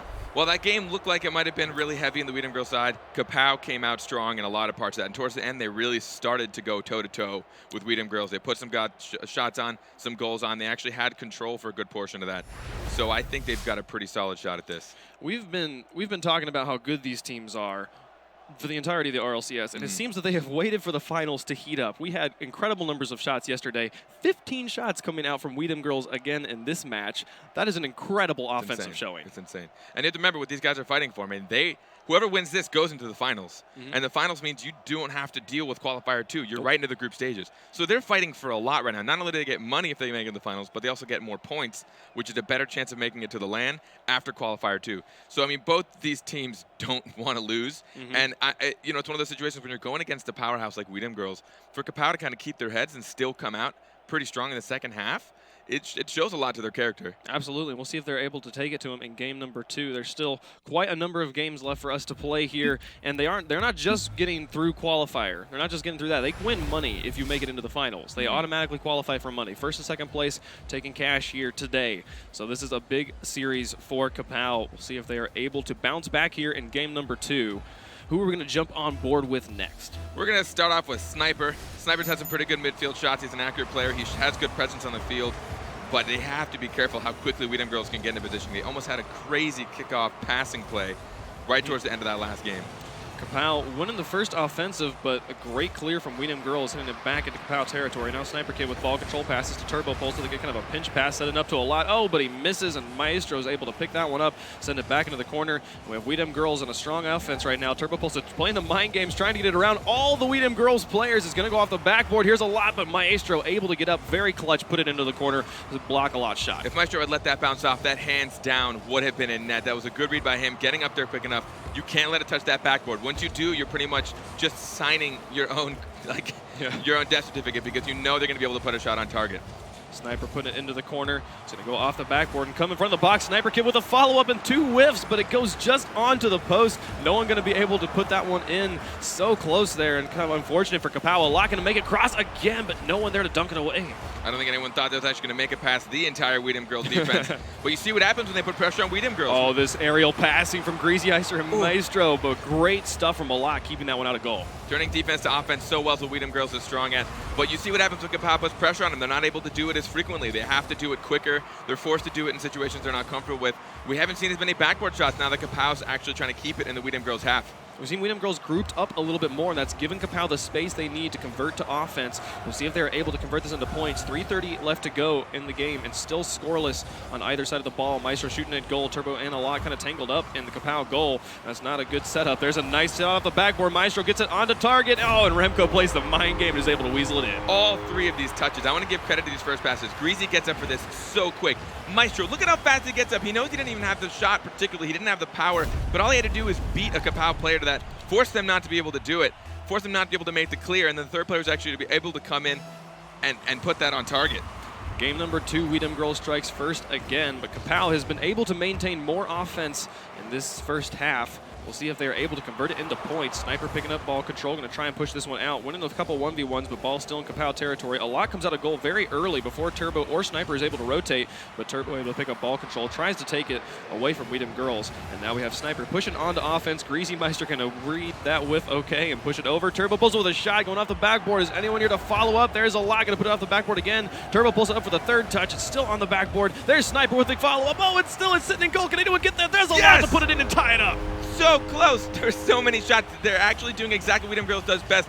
Tururu puts it off the top post. Sniper goes for the shot on net just a little bit too much, but thank for everything that a lot stayed in the half. You can tell he wanted to rotate back. He might not have a whole lot of boost. He got up quick, tried to beat all the defenders, and he did. They realize that offense is what they are missing right now, so they're keeping that pressure up. Leaving no man back on defense, which could hurt them. And that would not be good if they were going to be able to get the counterplay there. But the game is now tied up right here at halftime. Well done by Kapow. We'll see if they are able to push this back out. They're trying to push it up. A lot has a run. If you can just get it past Greasy Meister, who makes it cross to the other side of the field. Here comes Sniper Kid, and to put it off the backboard. Here's that pressure again, but Remco with good interference, able to put it into the corner. That's exactly what they have to do, prevent it from going off that backboard. Both teams are doing it pretty well, but the few times they haven't, we've seen a goal probably go in. So it's that preventative defensive maneuvers you need to do, but at the same time, being on that back wall can be a risk, especially if you miss and your team's waiting on you to get it. 4 players currently in this blue corner, all kind of balled up around the ball. Remco going to put it on the backboard a lot, clearing it down in front of the goal. Sniper going to pick up ball control and push it out. Now Greasy Meister in a drag race with Sniper to get to the ball. The ball is in the blue corner, and there's Sniper going to make it cross. Maestro running the defense. There's the interference. It's crossing in front of the box, but no one there to dunk it away. Sniper continued to keep this pressure up. Great pressure coming out from Kapow.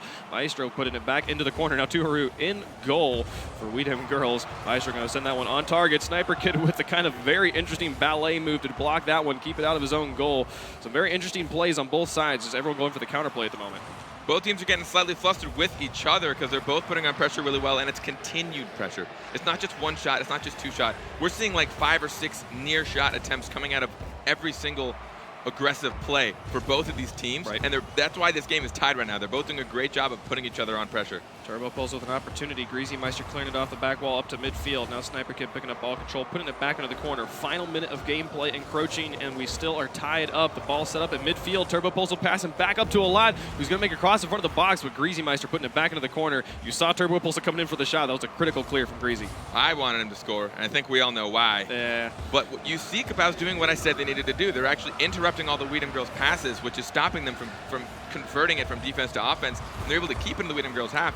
And they're actually like reading Weedham girls a lot better than I expected. 30 seconds left, still tie game. Turbo Pulse is going to take a shot that's going to go just high. Sniper with a follow-up, but Remco is able to interfere and keep that one from crossing. Now 30 seconds left. Greasy Meister off the back wall, going to send that one out to midfield. Turbo Pulse with the shot, and he's going to take the lead. He brought it in 30 seconds, barely making it there for the last. This is exactly what they need to do, tie the series up. He ended up reading that. That was not a good clear at all, coming from, I believe that was Greasy that touched it off the backboard.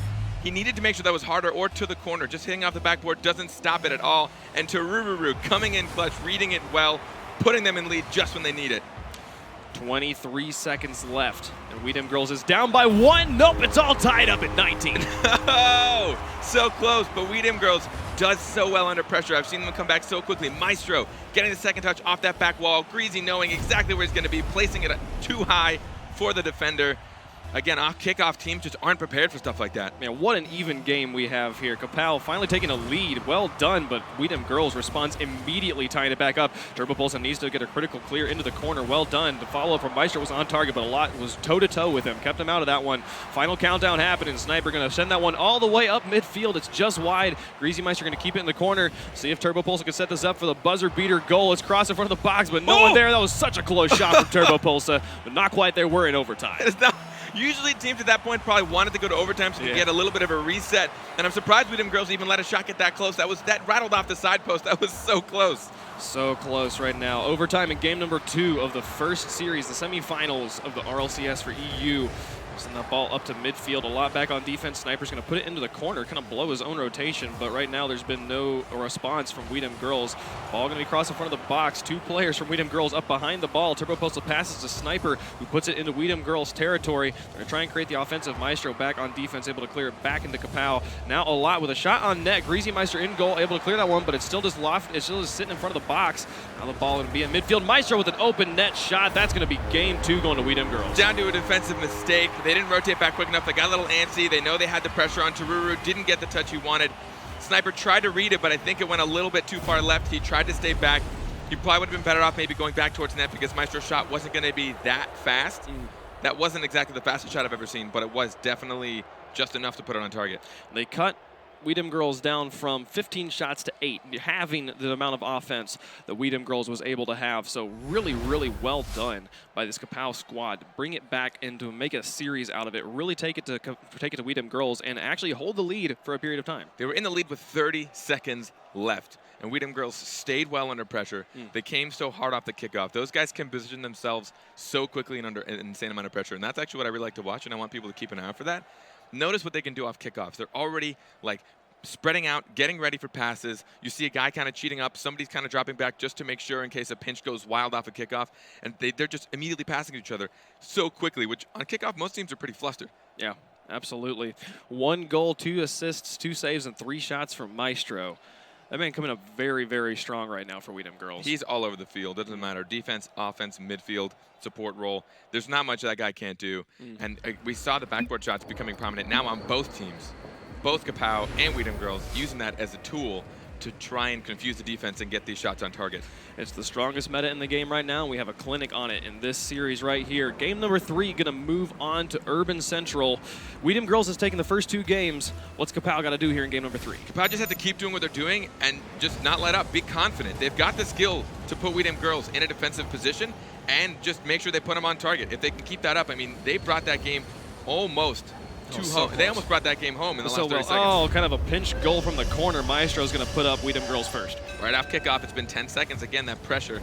Greasy went to go meet. The 50-50 didn't exactly go completely in favor, and Maestro was able to put it over the last defender. Maestro can put that ball on target from anywhere in the field. Always got to be prepared. No matter how far in the corner, no matter how deep in the middle, he's going to put it on target.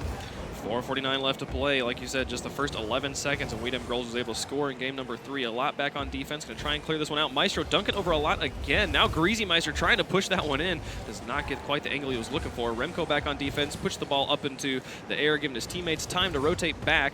Now the ball just sitting in midfield as everybody whiffs around it. Turbo Pulse are going to pick that one up. They're going to let Kapow kind of create some offensive pressure here, but Greasy Meister on the wall going to try and push this one out before it even touches the ground. Now Turbo Pulse pushing that one to the goal. Not the touch he was looking for. Sniper hanging back on defense. Able to take a nice long-range shot. Greasy and Remco both up on the back wall, but Greasy Meister able to clear it away.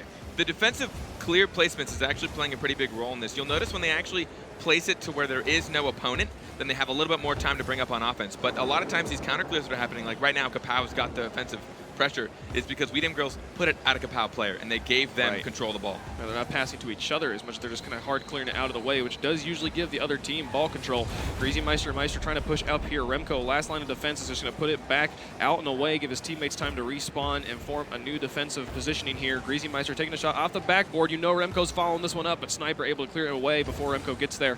Now Meister taking another shot off the backboard. Here comes the follow-up, and Greasy Meister dunks it through. I really wanted to hope he made that up the side, but he wasn't actually able to get there in time. Not enough boost, not enough speed.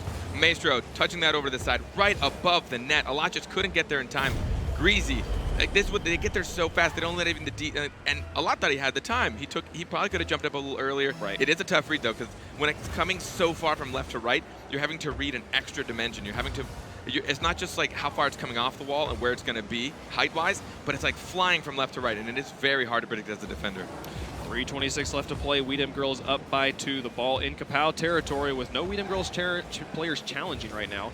Greasy Meister going to try and push this one out. Turbo Pulse plays it off the wall well, but neither of his teammates have followed up with that one. Now a lot going to pass up to Turbo Pulse. Good team passing coming out from Kapow. They're going to push over into Weedham Girls territory. Gets a pass one, puts it into Weedham Girls corner. And a lot's going to cross it in front of the goal, but Remco is going to be able to clear that one out. Mental endurance is going to play a high role when going against a team like Weedham Girls with all the pressure they put on. We saw Kapow had a lot of pressure game 1 and game 2, but this game they've been a little bit sluggish. They're a little bit. Oh no! A lot bumped Turbo Pulse out of goal, completely blowing that moment. Putting them 3 up. This defensive mistake was probably like a lot tried to clear it off, and then he decided to also clear Tururu at the same time. Not exactly the best defensive maneuver to pull off, but at the same time, you can see that Kapow's getting slower. You can see that they're getting sluggish.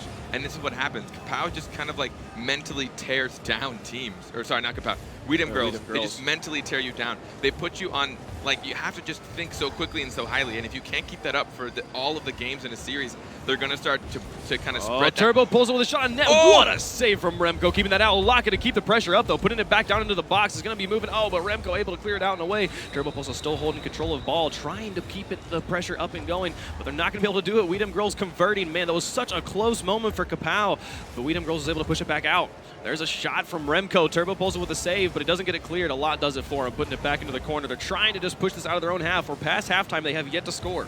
They need to. I mean, 3 goals against Weedham Girls is not easy, but we've seen them pull it off. We've seen them put the pressure on, and they just need to keep it up. Again, like, I feel like they're getting a little sluggish. They have their moments in this game where all of a sudden they shine. We just saw a really good aggressive attack. They almost put one in. That ball was like 80% in net, and I think Remco just barely got around it, but they just need to keep these shots up. Here comes Turbo Pulse with a shot. He's able to put it in. Well done. Tururu bringing it to only a 2-point game. Reading this well. Looks like no one rotated back quick enough on Weedham Girls. Someone should have been coming from net right there to push that out, and they were not. Tururu with the cereal box Batmobile, flattening that out. paddling that into the net. Yeah, I'm surprised Greasy Meister didn't challenge that one, giving Tururu the first goal for Kapow here in game number 3. See if they're able to pull off 2 more and tie it up. 1:45 left to go. There was a lot with a shot. He wasn't able to get it there. He's going to pop it up for a teammate. Hopefully Sniper comes up from the back. He does. He puts it into the corner. Now Tururu, last man on the rotation, keeping the pressure up. A lot going to put it out. Now to Tururu again. He tries to take the shot, but Maestro with some great midfield interference keeping that one out. Both these teams have crazy counterattacking, and I hope everyone can kind of see the way they're positioning to do so. They're not grouping up. They're not staying all behind the ball. They're letting somebody chase up. Right here, you see Tururu following up. He gets there just before Weedham Girls player. If they can get a third touch on this. Takes a shot. Oh, it just goes so high. And these counterattacks are what both teams are doing pretty well. Weedham Girls are just doing it a little more frequently. Oh, there's a lot coming up from the back. Man, this has been some really strong setups coming up from Kapow, but their final third coming in to dunk it away has been just a little slow. Sniper Kid going to be able to put that one away. That was a close one, but well done by Sniper Kid, keeping the lead from increasing. 1 minute remaining, still down by 2. This is enough time to work with, but they have to work quickly if they want to be able to push this into overtime a lot with a run. He gets it past all the players. Remco, last man back on defense, and he's very loose, but a lot did not follow it up. Why not? Maybe they didn't have enough boost. I mean, a lot of times you'll see what happens is when you're in an opponent's half. Oh, so close there. What a good contest. When you're in an opponent's half, you're generally going to take their boost on your way out. You're going to take those big corner boosts to kind of put them on they won't be able to counterattack as well because they can't catch up to the ball. They can't speed up. And a lot of times when you see a team not follow up, that's generally the case of why. Tururu to Sniper, putting it into Weedham Girls' corner. 20 seconds left. They need to score now if they want to have time to create an equalizer. A lot keeping that pressure up. Greasy and Maestro kind of loose back in goal, but you see Kapow kind of backing off on the offense. Send that one to midfield, but now Weedham Girls with ball control again. Final countdown. They need 2. This is quite a lead from Weedham Girls. They're trying to just keep the ball out of their own net. Final countdown happens. There's the final second. That's game 3 for Weedham Girls. They're starting to make the spreads a little bigger. I mean, it wasn't by much. It was only 1 more goal. But you can tell that it's kind of breaking Kapow right now, just a little bit. They were a little slower that game. They really had a tough time gathering things up. But they still had a couple of really good offensive opportunities where they got 3 or 4 shots on. I mean, Tururu still put a really nice shot on net. It's just a matter of making sure you do that consistently while dealing with Weedham Girls, which just can't be fun. No, Weedham Girls has built some sincere momentum in this series. They are up 3-0 in the series, which means that Weedham Girls is on match point. Next game, they take it 4-0. If Weedham Girls wins this next game, they are in the finals, which means they do not have to qualify. In qualifier 2, they go straight to the group stages. They are automatically up for winning cash, and they're in the finals. Yeah, and they have constructed an insurmountable wall, it seems, for Kapow. They have to win 4 straight if they want to in any way make it to the finals. It is not. We've seen close things, but we talked about it a little earlier. A lot of times when teams are put under pressure like this, it's kind of like a diamond in the rough, right? That's when all of a sudden they start to really shine. They know they've got nothing to lose. Right now, Kapow has nothing to lose. Yeah. Well, they have this next game to lose. But if it's like at this point, why not? Let's go for it. Let's just do everything. Just play your heart out. Yeah. It's the biggest game of their lives at this point. We will see if Kapow is able to move forward with this. This is their stadium pick, Utopia, one of my favorite stadiums. I love it's just such a pretty place. I feel like I would love to stay here. Just makes me feel so nice. Yeah, right? The weather's so nice and crisp. Game number 4, Weedham Girls up 3-0 in the series. This game is for all the marbles at the moment. Kapow needs it just to stay alive, and then they got to do it 3 more times. Quite the comeback. It would be the story of the hour if they could pull this off. Turbo Pulse is setting that one up to midfield. Neither teammate following it up, so Maestro able to clear it back down into Kapow's half. Turbo Pulse clearing it off to the side again. And this has been some good offense from Weedham Girls, but just no real counter pressure from Kapow just yet. A lot of times, some of these simple touches and simple passes, people are like, oh, that's not that great. But you have to remember who they're going against. Yes. Both these guys are going against the top 4 teams right now in Europe. So even the smallest, easiest things, they make it look so easy, but it's not easy to do against somebody that's pressuring you like this. Yeah, no, and it's props to the sportsmanship on Weedham Girls for giving, oh my goodness, Tururu putting it over 2 defenders. Tururu, they were not prepared for this. Off the ceiling. Look at him. He's cheating up in the net underneath the ball. It comes right to the ceiling. Remco had no clue he was sneaking up underneath that. He puts it to the top of the net. Tururu. Yes. Yes. Yeah, there were 2 defenders back, and I was like, they got this. And Turbo Pulse is like, no, man, I have this. 1-0 in favor of Kapow. I think this is the first time they've held the lead off of kickoff. We'll see if they're able to continue this in game number 4. 4:07 left to play. Sniper playing the Spider-Man save, putting that one off to the corner. Turbo Pulse is setting that one up. Now Sniper going to try and follow this and see if he can get it past Remco. Remco's defense staying it up strong, keeping the ball in Kapow's half, but a good clear from a lot. Now Sniper keeping it on the back wall. Greasy Meister going to wrap it around the corner and push it back out. Gets it past Turbo Pulse, so he's got an open goal. If he can just touch this a lot with good interference, keeping it out of goal. Allowing it just in time. He showed quick rotations, but it's not the kind of positions you want to put yourself in on We Dem Girls. They can put fast shots in from anywhere. So if Kapow keep putting themselves in that position, it's not going to be pretty. Sniper able to get that one over We Dem Girls players, keep that ball in We Dem Girls half, but now Maestro able to follow it up, push it back into Kapow territory. Remco with a shot on net, Maestro with the goalie zone, but a lot still able to keep it out. Greasy Maestro with a follow-up though, and there's the tie game. These rotations, and this is what I mean by map awareness. You're going to see Remco put it up. Greasy was about to rotate out, and he came back in instead. He knew that he was last man, but he saw the opportunity. He noticed there was no one on defense for the hard clear, so there was a very small chance that Kapow was going to put that on target from a long shot. He saw it, and he took it. 3:22 left to go, and it's a tie game here in game number 4. Greasy Meister coming up strong and fast and taking the lead. Again, off of kickoff, they positioned themselves so well. And again, with the backboard follow-ups, they don't miss these. Greasy using the side of his car. Didn't matter at that point. He was going to use whatever it took to put that on target.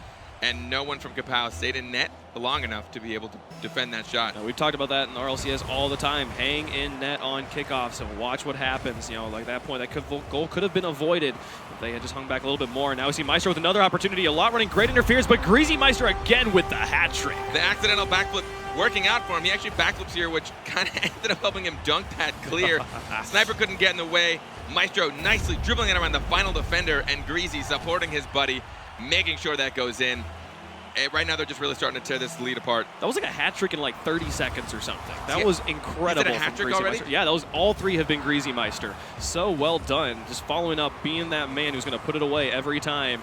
3 minutes left to go, and we have We Dem Girls up by 2. Kapow was showing some strength early on, but We Dem Girls has turned on the heat. Sniper passing to Turbo Pulsa again, but the ball's not going to get through the We Dem Girls defense there to be able to convert back onto offense. This is scary for Kapow. We've seen We Dem Girls here so much. They really need to be able to transition this one out. A lot going to pick it up, put it up onto the wall. Greasy Meister follows it well, though, and puts it onto the backboard. Now Maestro trying to run the interference, keeping the ball up in Kapow's corner, and now there's an opportunity. Sniper has a breakaway if he can just get it around, but I think he was a little bit low on boost. He's not going to be able to take the shot. He's going to try and set up for a teammate. There's going to cross in front of the box, but Maestro, great touch, putting it across the box. There's in front of the net. There's a lot with a shot, and he's gonna tie. He's not tying it up.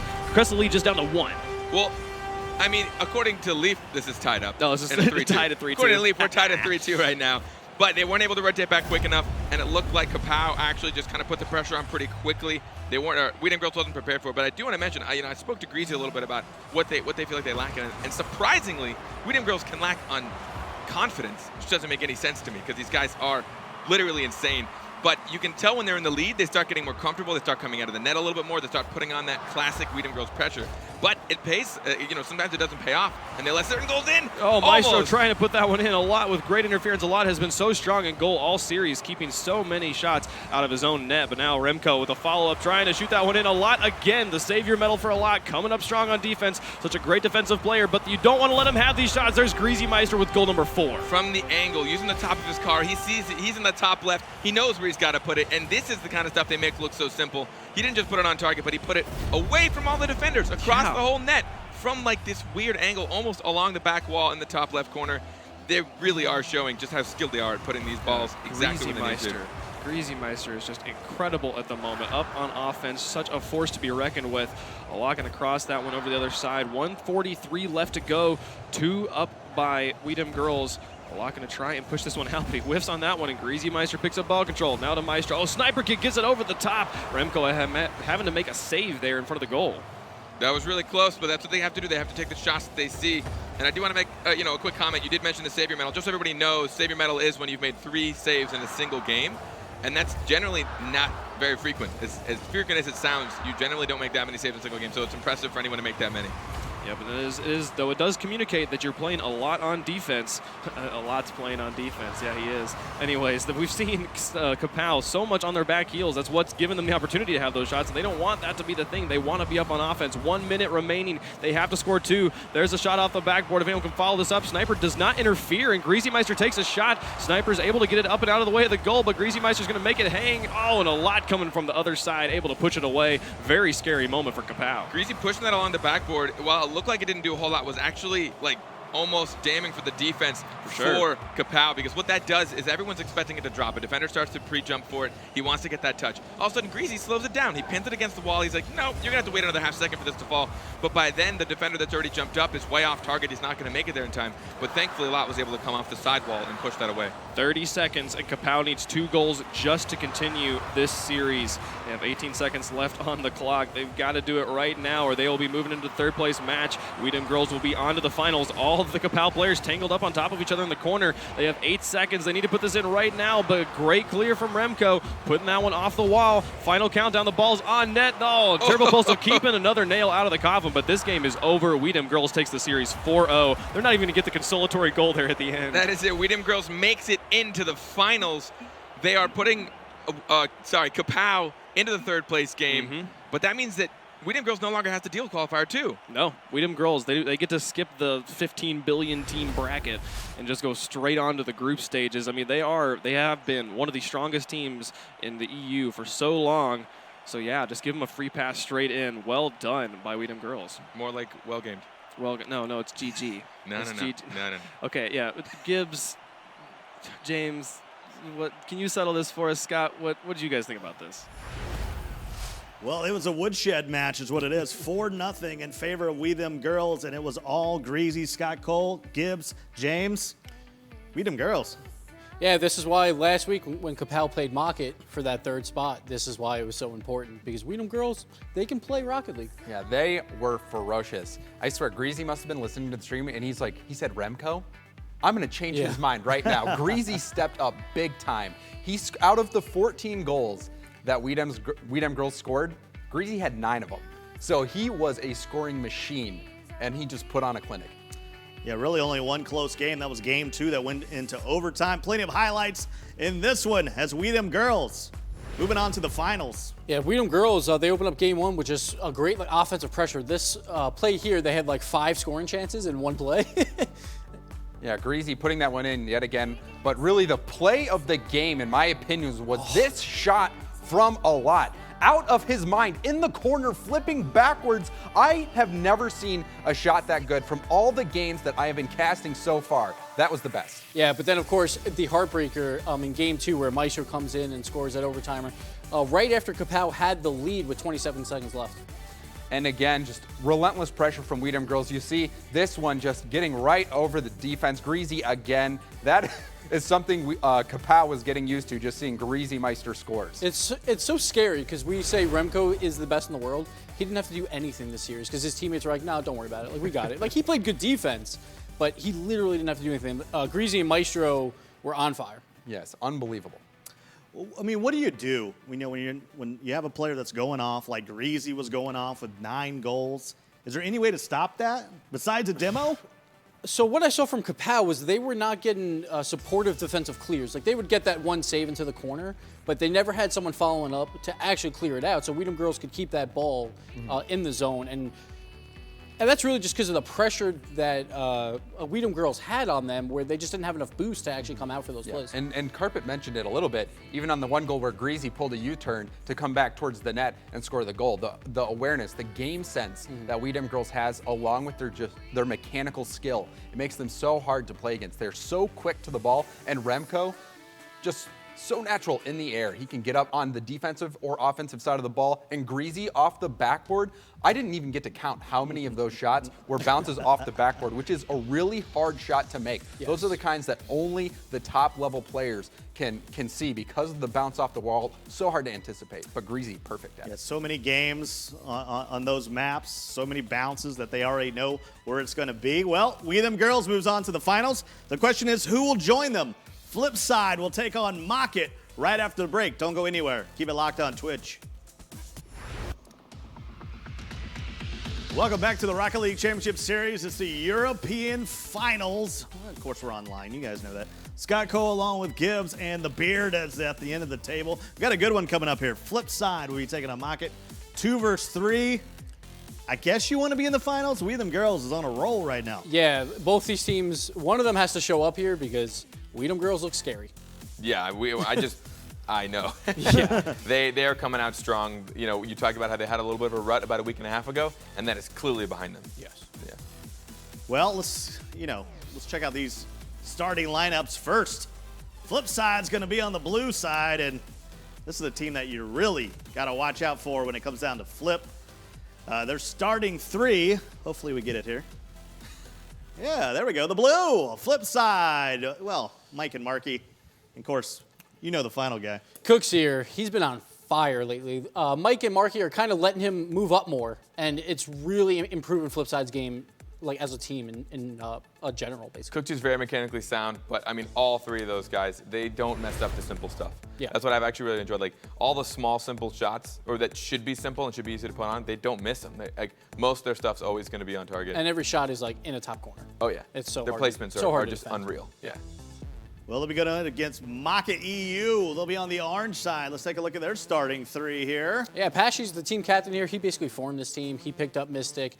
When he was looking for a third, since like Scrub Killer couldn't play in this, he was asking around. He's like, I need a player that can beat Flipside. He wanted to beat Flipside really badly, and now he has his opportunity. I just don't know if he'll be able to do it. Yeah, Patch is the kind of guy you never want to deal with in a 1v1 situation. Oh, yeah. He's a crazy 1v1 player. His dribbling is kind of insane. So I'm expecting him to try and maybe get those one-on-one dribbles here and there. But we haven't seen him do it a lot in the RLCS. He stays pretty calm. He tries to do more team plays. Yeah, he's been a little bit more quiet, and his demos haven't been happening as much. So maybe like if he can start demoing Cooks here in the back and screw up the rotations for Flipside, that might really help him here. Yeah, EU likes to screw. That's what they do. They just screw up rotations. They love to do the demos. They just like mess everything up. You think you know where your team is going to be, and when he has been exploded in tiny bits and pieces, he's no longer there, and you really got to make up for it. Yep. Well, we already got one match in the book, so let's take a look at the bracket here as we move on to game number 2. We Them Girls 4-0'd Kapow. Now it'll be Flipside and Mock It. They'll get the chance to see if they play in the finals. Of course, Kapow moves into that 3rd place. $3,500 on the line for the winning team. The second team gets 2nd, plus they get a move to the group stage in the 2nd qualifier. Yeah, so these 2 teams have been trading wins back and forth lately. Mock It beat Flipside in week 1 of the group stage, 3-2. And then Flipside, just on Friday, beat Mock It 4-1 in the finals for, I think it was Gfinity. So right now it seems like Flipside's on the hotter hand. So that's who I'm going to give this one to, probably 4-1 as well. I think I'm going to have to agree with you with the Flipside. I mean, Flipside in general, they've had a bigger presence just in general in Rocket League for a very, very long time. They were at the top for so long, and they kind of stopped competing for a little while. But I think that when the fire's lit underneath them and they have competition, because they have a lot more, I don't know if they have more experienced competition, but they've got a lot. And I think that will kind of put them on the edge above Rocket. Well, you've seen the rosters. You know who's going to play. Let's see how these teams break down statistically. So Flipside, they are actually really good on defense, surprisingly, and that's because of their offensive pressure. They know how to rotate really well. Cooks here is usually that 3rd man, but when he gets a shot opportunity, he makes it count, and they don't miss the ball at all. But even so, you see how close both these teams are. I mean, this game should still be pretty neck and neck. We saw yesterday in the 2-3 game, it was pretty, when you see the seed 2 and seed 3 team go against each other, you're going to get some close games, and yesterday proved it, and I think today's going to be just about the same thing. Yeah, I just want to see Mock It get some more offense going. They haven't been clicking on that front in a while, in a couple weeks, so Pashy's going to have to do some of those 1v1 plays to spark that offense. Yeah, they just need to make sure they get the passing plays in, read each other well. Yep. But again, when you have the pressure of Flipside coming down into your goal, it's not easy to do. Yeah. Which one of these teams match up better against We Them Girls in the finals? I would probably say Flipside right now because they seem hotter, and they actually just went to 7 games, I think, last week in Gfinity. So I think Flipside can make more of those solo plays to keep them in the games with We Them Girls. I think We Them Girls is the better team. But on Mock It side, it's really just Pashy that has those flashy 1v1 plays. Yeah. So it's going to be tough, but they are a really good passing team. I got to agree with you. I mean, I think that they hold the better chance just mostly because, Flipside also has the kind of similar playstyle with them girls, the kind of tight, aggressive rotations, which all teams kind of try and do, but I think Flipside seems to pull it off a little more frequently and a little better, which I think would just force We Them Girls into more defensive structures. But, I mean, We Them Girls, We Them Girls. There's nothing you can do about it. That's true. They are girls. Give us a final prediction in this one, Gibbs. Yeah, so I was saying earlier, I would say 4-1 for Flipside. Mock It, though, they tend to show up against Flipside in big events like the RLC Pro League where they won in a best-of-9 game 9. Yeah. So I'm not putting it behind them. I hope to see it go 6 or 7, though. Yeah, I think it's going to be closer. I think it's going to be a 4-3. I think it's going to go to game 7. I think that with the kind of competition these guys are under, they really do well under pressure. They really like the tournament style, really competition. So I think it's going to go to game 7. Well, they talk about the big three in EU. Only two can move on to the finals. Let's go down to commentary booth with Leaf and Lawler. Gentlemen, take it away. Thank you, Scott. That first match has got this crowd amped up and ready to go for Flipside versus Market EU. So many Rurus, man. Everybody's going crazy. Everywhere. You should see the crowd. These egg people, those signs, the dog emotes, all over the place. We got a great match. All of the matches today, absolutely incredible. I'm excited to see what this is. We got again Pashy's team, the potential Flipside Slayers. Where do you think this one's going to end up? Pashy's trying to do what he can with these two teams. I have to favor the fan of Flipside. They've done a very good job in all these games and always come out when it matters, and that's what I'm excited to see. Is being hot is such a huge role in this game. Having them a momentum to carry through and to bring that through against a team, not only against someone like Market, but try to carry that as well if they progress further, is going to be tough. I mean, Market's definitely not a pushover. They've shown that they can beat this team before and consistently, but Flipside's trying to make that their thing now, so we'll see how that goes. I'm hoping off the bat we see Flipside get some of those crazy passes going on. They're solid, as Des said. They don't miss simple things, but a lot of times they don't miss the complicated ones either. They get up in there. The passes between Mike Markey and Cooks here are absolutely nuts. Is there anything special you think Pashy's team needs to do to get past these guys? They need to... I want Pashy, and I say it almost every week, I want Pashy to really show off his solo play. There's a lot of times when the ball in the midfield is just empty. There's nobody there. And rather than trying to force something down the field, I would like to see Pashy slow the game, play his own game, and really take pace of the game in momentum of his own. If he can slow it down and allow his team to rotate with, that's when that team strikes and makes some really good goal opportunities. As long as Cooks here is not there to stuff it like we saw last week, it'll be pretty close. Well, you make some good points talking about the 1v1s. Is if you can get a situation where you have Pashy in a 1v1, maybe that could be some goals. Keep the ball low, let them on the ground, and just kind of take on whatever defenders are left. And we see it a lot, especially in EU demos. We saw some yesterday, but I think today is going to be a higher demo count. That's for sure. Yeah. They get aggressive. Yeah, everybody in the EU seems to like to blow each other up, which I like fireworks, so keep them coming. It's really cool. I can't complain. Fireworks is a great song. Nothing wrong with that. But yeah, no, demo and aggression, I mean, there is definitely some counterplay to it, so they have to be careful with how aggressive they got. We saw that yesterday where there's too many teams that would come out and actually get more caught up in trying to hit the goalie out of the way rather than actually rotating back.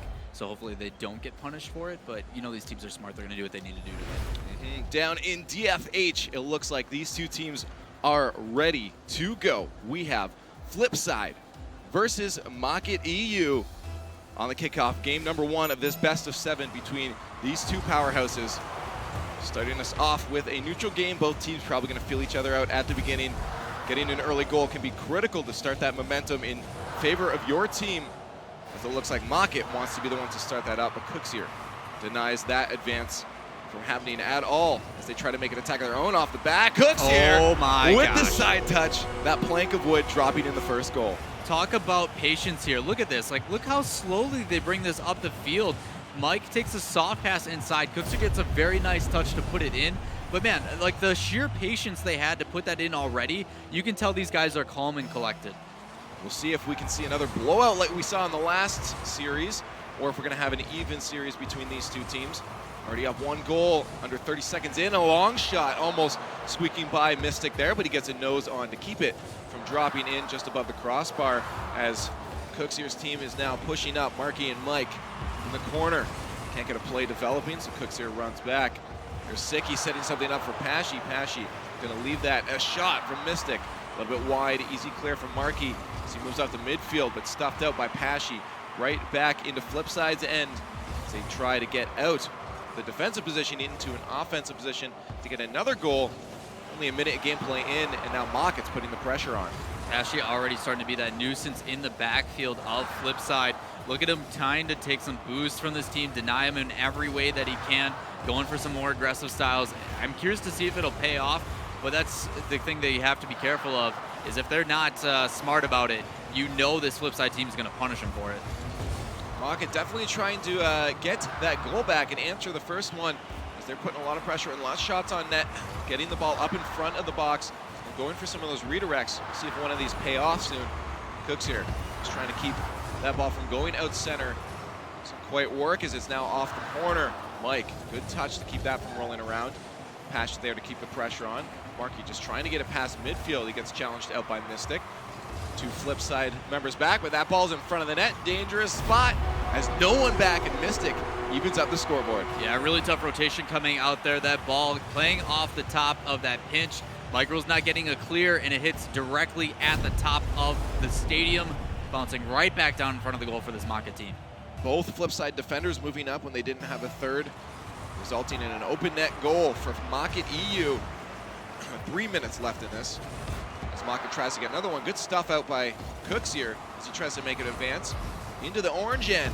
Here comes a play started out front of the net, and Mike almost takes it off the top of the defending Maka. 2 up, they got to be careful on those. Can definitely get punished for it, especially with how fast That's his a wide team. open net, and Pashy puts them up in the lead. Man, I tried to warn them there. They sent 2 up on that They didn't aerial, listen. and that ball getting bounced right back. Pashy's sitting there waiting for it, plays an easy shot on net. Rotation, nobody did just there for it. They need to do something to make sure that the communication is happening. You said very early that these guys generally try to feel each other out at the beginning. This is when they need to put on the aggression, show there's no hesitation and no, I guess. Oh, and the evener by Cooks here as he just takes it off the top of his car and stuffs it right in the net. Yeah, that's got to be rough. Cut me off there. With Cooks here, that's something that he's notorious for. He's been such a strong will for this Flipside team the past couple of weeks, where he is going to make plays. I like the fact that Flipside's allowing him to get into his comfort zone and play up a little bit more than what we've seen in the past. Right off the kickoff, perfectly even kickoff. Pashy tries to take control. Good touch on that out for Sicky. Can he finish it off? Mike Rules is there to push it to the side. And it pushes right out to the center. Great pass over to Cooks here. The play, great ball control from Flipside. Good touch, reading that very well. You see how quickly he recognizes that he can split the defender. Ball gets played in, jumps into it, and puts just enough power. And the placement on that far Great corner, placement. so hard to get to. Absolutely beautiful shot and beautiful pass puts Flipside back up into the lead as we hit the halfway mark of game number 1. Shot almost off the kickoff, made it over the defender, but pushed by Flipside back into Mocket's end. Up in the air is Mocket as they push it down. Cookser catches that one. Nice little flick, puts it back to midfield. Markey tries to stuff it, but Mystic carrying it to the side. Sicky there to support him. See if we can get a play started up. Pass up to Pashy. Couldn't get up quick enough as Cooksier beats him out. Mike trying to get something going on. The recorrection not quite working out for him. As Sicky now takes control. 2 attackers stuffing him. And that ball is going out from Pashy. Easy clear out to midfield. The send back by Cooksier. Could have been off the backboard, but Pashy doesn't allow that. Pushes it to the side. His flip side now has to backtrack. As the ball moving back towards their end. Oh my gosh, Sicky had a very good chance there with a poor touch coming out from Flipside. Just not able to capitalize on it. Luckily for this Flipside team, rotating back in, very smart. They actually have kind of a power play here. Let's see if they can make anything from it. Yeah, Markey couldn't win out that stuff. Cooksier losing control of that. Leaves Mike to defend the net. A little pinch pushes it to the side. And now Sicky with the back pass. That goes the wrong direction on that pinch. Mystic's gonna have to go off the wall. He does. Can't follow it up though. Misses out on that stuff. For Sicky to fly it right up into the air. Cooksier is gonna greet that one with a hello as he sends it right back down into Mocket's end. Pashy just being patient. Markey not really getting that in a spot. Advantageous for him. Mystic taking his time. Good flick over Mike, see if he can get it past Cooksier. He does. Out to Pashy. One defender to beat, and these are the 1v1s we're talking about, but he leaves it in favor of some boost. And now gets bullied out of the way as Sicky has to support him. Can they get a play started here? Cooksier just getting in the way of that one. That's exactly what I wanted to see out of Pashy. You see him just being a complete nuisance. He takes one down the field and does exactly what you want in a 1v1. You need to beat at least one defender. He does that, and then he takes that defender's boost too. Probably should have played it up into the corner and gave themselves an opportunity, but you know those easy passings off the side are not going to work against this flip side team, especially with Cooksier going up. Easy passings. Markey up trying to put that one in. They're still up, 20 seconds left. Mocket is down 1 goal on the scoreboard. They're going to need to push out of their own zone. They're getting stuck on the defense at the moment. There's a very good clear. Pashy trying to push that one into the net, but now they're stuck backtracking once again. Not a good touch from Mystic. It's not going to allow them to make any push that they want. Pashy, one last ditch attempt. If they can do it, doesn't win out that one, and that ball is going to drop, ending game number 1 in favor of Flipside Tactics. And there's best of 7. Shots are very strong in favor of Mocket, but it was the win for Flipside. Yeah, you expected them to come out strong there. And it wasn't that any one team did anything better or worse. It just, you can tell they, like you said, they were feeling each other out, playing a little bit more cautious. Expect that caution to go to the wind as these guys start to get a little bit revved up. Once they get that kind of read on their opponent, we're like, all right, that's how they're going to play. Let's abuse it. That's where the difference between a good team and a great team is the ones that adapt accordingly to their opponent. Well, we saw again a goal for Mocket on the on flip side. There was an open net, a little bit of overcommittance from flip side, so hopefully they can clean that up, and they should be able to run away with this one. I'm feeling pretty confident in flip side on this, but anything can happen, as we did see a very strong game near the end from Mocket.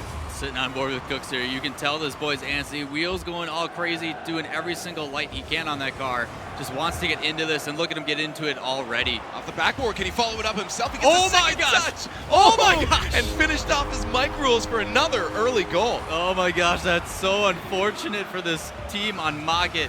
Cooks are just getting in the way. Hits one, gets another, tries to get it, but Mike Rules being the real proponent there, following that up and getting a good touch on it despite having to dunk one over the top. It's that Batman car. That thing is huge. The ball couldn't get past him. The original pancake, man. The original, the OG pancake. There we go. Mocket, Sicky with a nice clear down to the other end. We'll see if they can get a play start up to even up this one. Don't want to be down a goal. I mean, quick early goals. They have lots of time left. Only 30 seconds into the match, and it feels like it's forever, that quick early goal. Now they have a chance to move out. All three of them ready to push forward. They can't keep the momentum going forward. Sicky drops down for Pashy. Easy beat out from flip side. Missed the last one back. Good spot. And that placement on the side there. Yeah, really good play by Mystic, taking the rotation of his car to play it to the corner. We see so many times these guys will put the ball in the middle of the field and just put their team in a very terrible position. Sicky had a chance to get a pass. He tried his best, very close, but stuffed out by Markey. Yeah, you can tell the wall play is going to be a big proponent between these two teams. Already coming back and forth. You see Cookser with a shot, not able to get it in, but they need to be careful. This Mocket team has a really good chance of putting it back downfield, but they're not letting anything develop. That's what I want to see on a flip side. I just want to see if Mocket can now adapt to it. They are starting to get a lot of plays, on Mocket's side. Oh, just stopped by Sicky. Could have been a dangerous situation. Markey was ready for that. It would have been open net. Now Mike Grills trying to set one off the backboard. Markey going to go far as he realized Mystic's going to clear that off the backboard. See if he can just get some boost from midfield. That's an open net, though. Cooks here just barely able to get a nose on that to beat out the Mocket attackers. To try to turn this one around and get a play of their own started up off the walls. Markey Duda stuffed out by Mystic to midfield. While we're on board with Cookser here, you can see him taking advantage of the difference between a free cam and a ball That's cam. A shot on an open net there. Sicky taking advantage, getting up to that ball quick, tying it up. Yeah, Cookser trying to get it, use that ball cam to see where the ball is going to land underneath him. Unfortunately, the pop goes up in the favor, and the first one up is generally the first one that's going to get the touch, which makes obvious sense. But sometimes getting up there is not the easy part. It's a matter of having that kind of read on the team to recognize where the play is going to develop, and Mocket does it so well here. Mystic with a touch just into the blue area. Mike Rose with a good backwards touch on that. Very good follow through. See if he can get another touch. Sicky beats him out. Good chuck down to midfield. The demo onto Cooks here from Pashy. May allow them to set up a play here. Markey's going to do his best to stop that from happening. Way under his Mocket. This pushes it to midfield. Now they should be repositioned to make a breakout. Flip side just trying to boost up. No one cutting the ball. Cooks here at the last second was able to do so. Markey getting that midfield boost. See if they get a play started up as Mocket tries to rotate around on defense and get a clear themselves.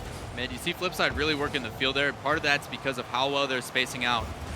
The only time they generally have somebody by another player is when they're trying to set up a play. Oh, that's dangerous. Cooks here almost finished that off. The miss from Pashy off the backboard ends in front of the net. Markey drops it in to put them back in the lead. Exactly what we were talking about. You see how well they're spread out here. Cookster makes a play, rotates back. You see Mike take a shot, and right behind him is another player to follow up. Markey Duda there, showing the aerial skills, putting it into the net. Those rotations are so hard to defend against because when it's one after another, and when you're starting to run out of boost, there's nothing you can do about it. Very good play coming out from Flipside. Now it's just a matter of carrying that momentum and keeping that intensity. Cooks here with a shot on target again, but Pashy blocks that one aside, still in a dangerous spot as Mike passes that out from Markey. Couldn't touch it in the right spot. And then, but there's Cooks here to finish it off. The bar down puts another goal on the scoreboard. Look at this. Ball coming up. Markey mind gaming me, I guess, trying to land on Pashy, but Cooks here getting the next one up, getting the good angle on it, and playing it in a very tough position. Hitting that crossbar at the beginning, the woodwork as some may call it, playing that back into the net. It's really tough to read, especially when the ball is above you like that. 3-1 now in favor of Flipside as they try to put a fourth one in. Just wanted to see, they were going to commentator curse that one on the scoreboard, but now still a minute 40 left for Maka to come back. 2 goals is still very possible. With just under 2 minutes left, they can do this, but Flipside proving to be a worthy adversary in this match. They're already up 1-0 in the best of 7, trying to get into a 2-0, maybe going for that 4-0 streak, as we saw Weedham girls do against Kapow. Still time left as Flipside tries to get a play out of their own end. Mockett needs to start putting on some pressure and get some plays of their own started up. Yeah, I like how well they're working the field. They're not afraid to move horizontally rather than just straight down the field. You see, even working backwards a little bit, that's taking some communication to the next level, as well as recognizing where your teammates are. It's being aware of your surroundings, which is so underutilized, and it's what separates these good teams from the great teams, as we said before. It's one of those key factors that plays through so much that we don't really get to see or hear about, but we can see it in the play style. Oh my goodness, Mike! Up in the air to get the 4th goal. He wanted on that highlight reel too. He's like, look at this redirect. First one up, getting upside down using the nose of his car. That is such a soft kill to put it in. That angle is so difficult to hit. Mike Rose, we notice you, man. We notice you. What a great touch. And I was going to mention the good touches. The flip side was getting this match, but that one topped it off. Almost a long shot from Mockett, but this is going to look like it's probably done for Mockett. I may commentator curse at this point though, but 30 seconds left to get 3 goals is going to be a very, very difficult task for Mockett, especially with the way Flipside's playing. Off the backboard, trying to get another one, and that is it, 5-1. Defensively, Mockett is falling apart. Playing on the back heel way too much. I'm glad they're starting to try and contest. And a lot of these goals at the end here, when you can just throw your entire team into the offense, into the fray, is partially because Mockett needs to do anything they can, and that's partially trying to control some offense. Sometimes you got to follow up and take a risk when you're this far down. What's the difference between 1 goal and 3 goal difference when you're going to lose anyway? Yeah, especially in that last minute gameplay, you definitely want to start putting on a lot more pressure, and you are going to see some defensive holes opening up, and that's what we're seeing at the moment. But maybe a little bit too late at this point. So we have 10 seconds left with a 5-1 lead. Maybe they'll just go for the infamous 7. If they can, this could be it off the backboard. Mike, over to Cooks here. Would have been great if he dropped that down. That would have been a great play, just to add some insult to injury. But with no time left on the scoreboard, this is it as they get an own goal. Maybe just to say, hey, at least we can score on our own net. Hey man, they heard us that we like fireworks, so he put another one in net, watch some explosions happen. I'm okay with it. There we go. That's Cooks Houston, sorry. Flipside Tactics taking game number 2 against Mockett EU in this best of 7, and it's looking like they're playing very, very strong at this moment. This is the flip side I like to see. That's for show. Do you think they can pull through with the 4-0? You know they're looking like it, especially when you have 11 shots from Cooks here. What the heck? Like, when you have 11 shots on your own, that's more than the entire other team, and that's been the big problem for this Mockett team. Double the entire other team. They're playing so defensive, and I know they have the capability to play up the field, and they're just not doing it. Mockett is just, they're not even looking lazy. It's just there's some hesitation. They're waiting for things to happen. We talked a little bit yesterday about checking to the ball, going to it rather than waiting for it to come to you.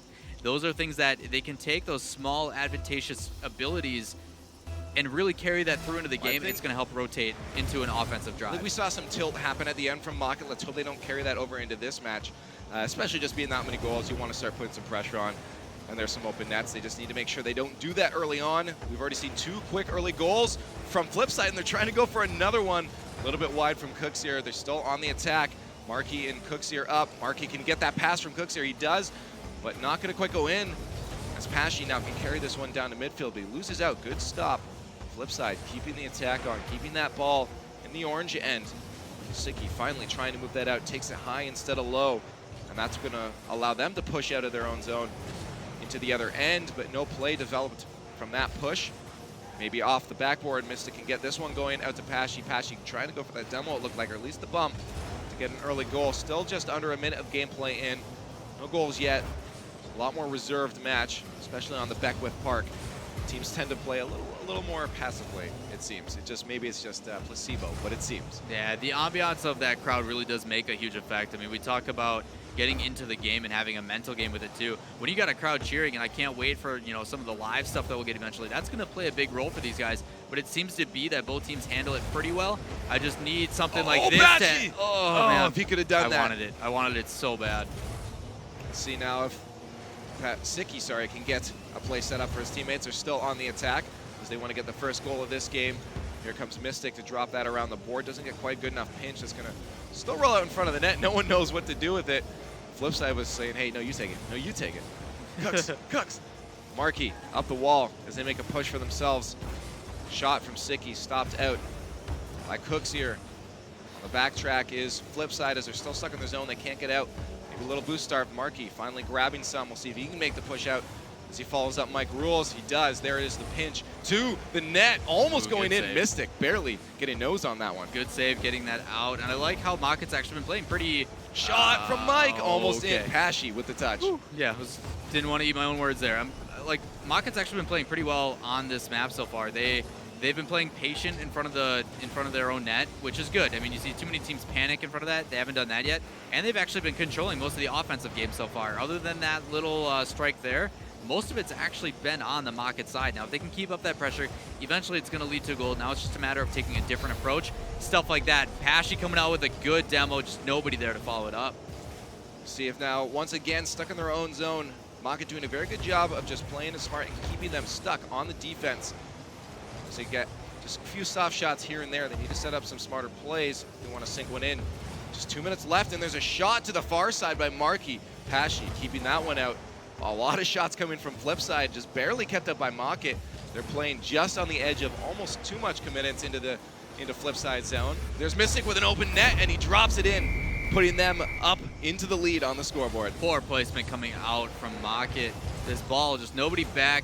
Good job on Markey to play it up, but when it's like that, Mocket has the ability to take an easy opportunity there. I actually missed up those two teams. My apologies, guys.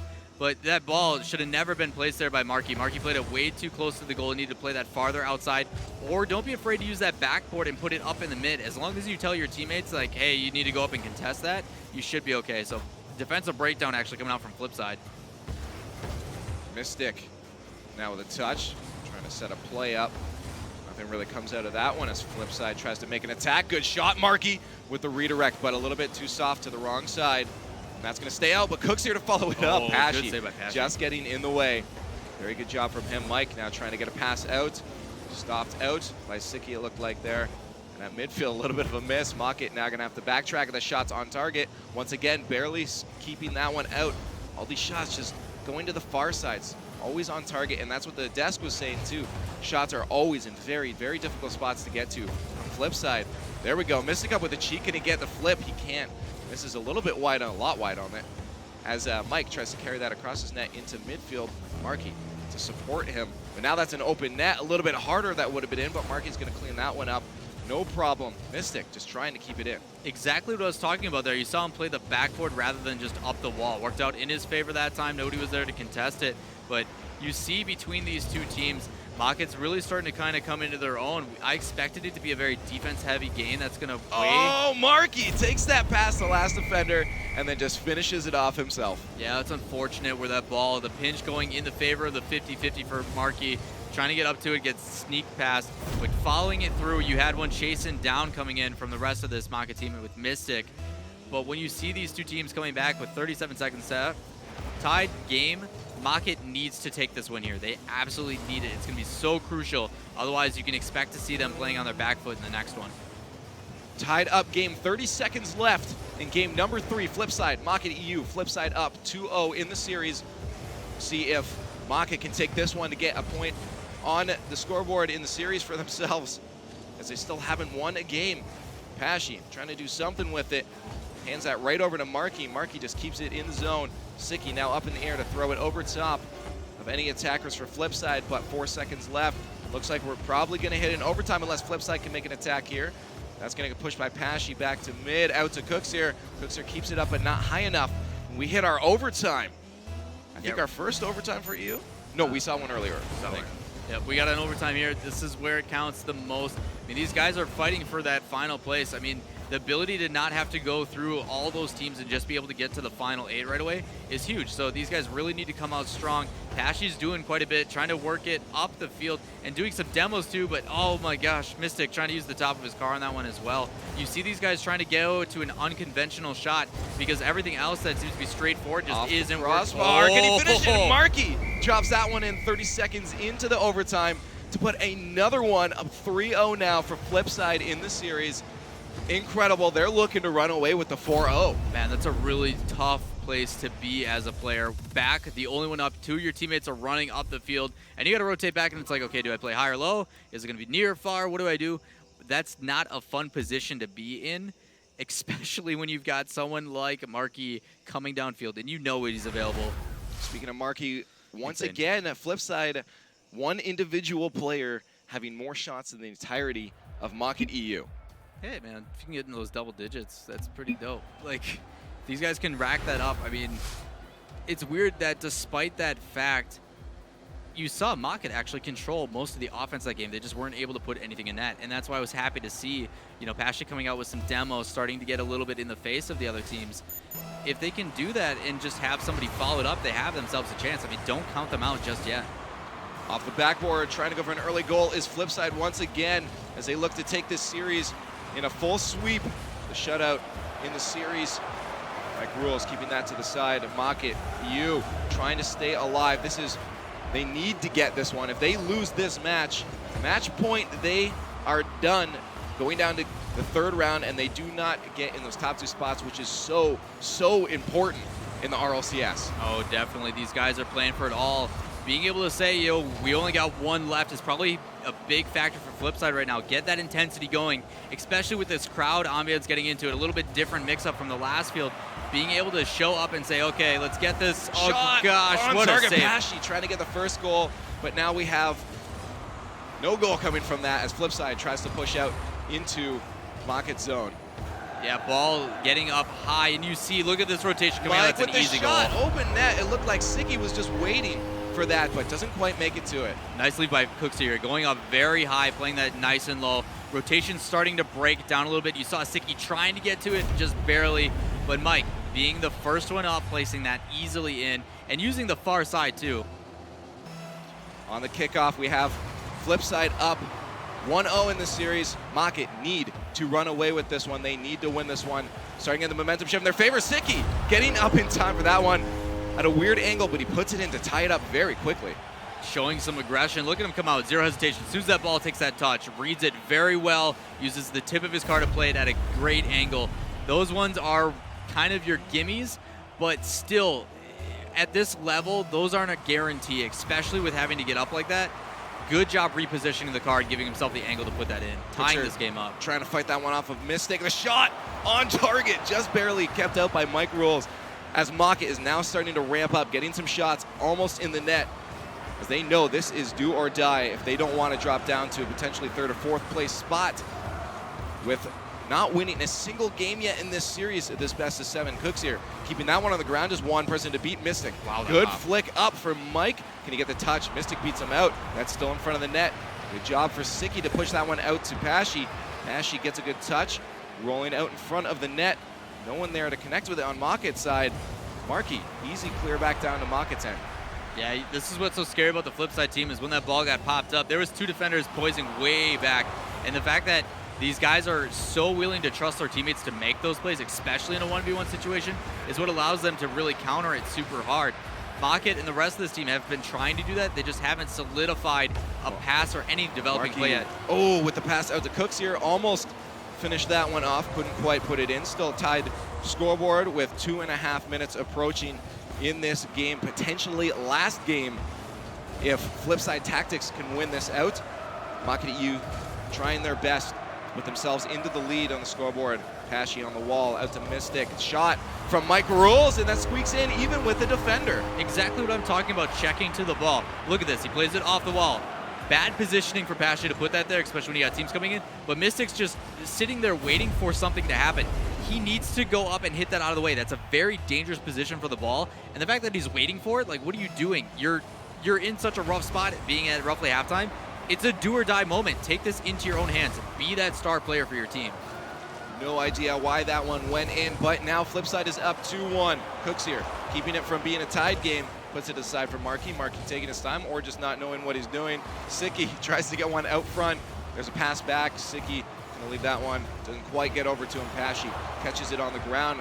Great pinch in favor of Flipside there, but they didn't follow up. Shot on target for Mockett, but Mike Rules keeps that one away. Just under 2 minutes left. Mockett down a goal. Cooks here with the pass off the board. Markey follows it up, tries to get a flick, doesn't go quite the way he wants it. Mystic able to push it to the side, but back out front. Pashy needs to get a touch. He does. As Mockett tries to make an attack themselves, they need to get some shots on net, and this could be a potential scoring opportunity here. Sicky out of boost, can't follow up on that. Now Flipside back on the attack. Complacency can be a huge problem for Flipside. They are up 1 and have a very unique way of how they want to play this. Do they want to keep pressuring and put some more on net? Oh, good save. Yeah, that was a scary situation, but no attackers from Flipside there to capitalize. Still a 2-1 lead for Flipside. Mockett coming into the final minute of gameplay are going to need to put some pressure on. They have to get a goal. They are 1 goal away from at least hitting overtime. I mean, that's all they need, 1 goal. That's all you guys got to do. I know we say that as if it's nothing. It's actually really hard against these teams. But the reason why Flipside's been winning is their offense has been matched by their defense. They're doing a good job on offense in making some of those passes, and Cookster's following up and doing a good job with it. But their defense, they're not allowing any easy goals. Maka needs to do some misdirection, some pass plays, get something developing, and play with intent. Right now, they just kind of feel like they're hitting the ball downfield and expecting something to happen. Mike Rules puts that, oh no, and the last defender misses that, and Marky Duda can capitalize and put it in. And now it's a 2-goal deficit for Mockett. Very difficult coming into the final 40 seconds, and they are out if they do not tie this up. Once again, Mike being the first one up, and this Flipside team just doing what they want. They're having their way right now with Mockett. Mockett's just playing so passive to where the plays that they do make, they're just like, okay, yeah, let's hit it over here and see what happens. And then nothing comes from it. While you see this team from Flipside just non-stop, you can tell the rotations are on point, they're being communicative, and that's why we always expect them as a contender in the top 3. Put that up front, Sicky almost finishes it off. This is what they need, 20 seconds left, down 2 goals. Mystic needs to put that in a good spot. He doesn't. Flipside takes that away from him, and a shot on net. Duda taking advantage of an open net once again, and this is looking to be it. That's all she wrote for Mockett. With 3 goals down in 11 seconds, I don't see anything happening. Once again, you talk about, and once again, they still beat them in the air. In every aspect of that play, first one up, hit it off the wall. First one up in the air to hit the follow up in the center. It's like Mockett just doesn't want to be here is what it feels like. And they need to show up. I mean, 3rd place, despite not having any like money or like, come through with it in the aspect of placement, it's still a big deal. Like, those points carry over, and it's such a huge deal in the difference between 3rd and 4th place. We're talking like 140 to 160 points. Yeah, and Sicky just lets that one drop to end it off. 4-1 for 4-0. No, 4-1 in the game. Oh, okay. I was just checking your math. Turn, I was worried. 4-1 on that game to put Flipside at a 4-0 in the series. Nailed it. And that's 2 4-0s now in the EU. Absolute domination from the teams that are most expected to dominate, and they're doing it. They're pulling through with it. I'm curious to see on how this 3rd place game is going to end up, especially if they keep 4-0 each other. Yeah, might be the quickest day we've had yet. Yeah, this is. I'm excited to see. I mean, especially when we have Weedham girls and Flipside going up against each other. But we're going to see what the analysts have to think about that. 2 4-0s. What's going on, guys? Well, you said it best there, Leaf. We've only played 8 games so far. 2 4-0s in a row. Flipside will move on to play Weedham girls. Scott Cole along with Gibbs and the Beard on the desk here. And I didn't expect, 4-0 in the first game, yeah, okay. But for Flipside to come in and just dominate Mockett, did not see that coming. Like, I didn't see Mockett looking this terrible. They looked awful on offense. I have not seen them play this bad in a while. They just didn't have one. They didn't have an offense. I mean, in slight defense of them, Flipside put on crazy pressure. Oh yeah. But they still, this was like the 2 seeds that were next to each other. I mean, we should have seen a lot more come out of either. Flipside showed up, and it just seemed like Mockett really didn't. Yeah, Mockett had 0 passes. Like, that's what they're known for a lot of their goals, that they're one-timer shots on the ground, and they had 0 of them on the offensive side. Yeah, they really weren't able to actually amount to anything. Yeah. Domination. by flip side. We got plenty of highlights to look at as they 4-0 and move on to the finals to face Weedham Girls. And it was the Cooksier show for games 1 and 2. Like, Flipside is allowing Cooksier to do what Cooksier does, and he is looking amazing right now. I mean, they had some great passing plays. I mean, what they said over, Cooksier had 11 shots in the second game. You can't let that happen. Like, letting one team get 11 shots, letting one player get 11 shots, it's brutal. Like, it was just insane pressure from Mike and Cooksier for games 1 and 2, and this goal from Mike Rules was just nasty. It's so hard to boost around the ball and then kind of boost a tiny bit back so you get that deflection in. So hard to time right, and Mike and Mark and Cooksier, all three of them can make that play. And that's what was cool. Like, all three of them really shone in different games. You know, start off with Cooksier, then it turned into the Markey game. Like, it didn't even matter. They all showed face. Yeah, Markey games 3 and 4 really showed up. He was really quiet for games 1 and 2 because he just didn't have to do anything because Mike and Cooksier were just like, don't worry, we got it. Mike's setting up Cooksier all day. Cooksier 11 shots of game 2. That's insane. They were doing such a good job. And it's just, they needed to put pressure on. And, you know, Market didn't. It was very weird. Like, I think all their goals, except for one, were just because it was an open net because Flipside didn't rotate. Yep. Like, they didn't really ever beat out the defense. Like, they never made the play happen. It was more Flipside made an error, and they capitalized, which is good. Yeah. But you have to make a couple plays yourself to stay in these games. Yeah, exactly. Well, we got the third place match coming up. Both these teams a little bit on tilt. It'll be Mocket and Kapow when we come back. Don't go anywhere. Got many more matches, more money to give out right here on Twitch.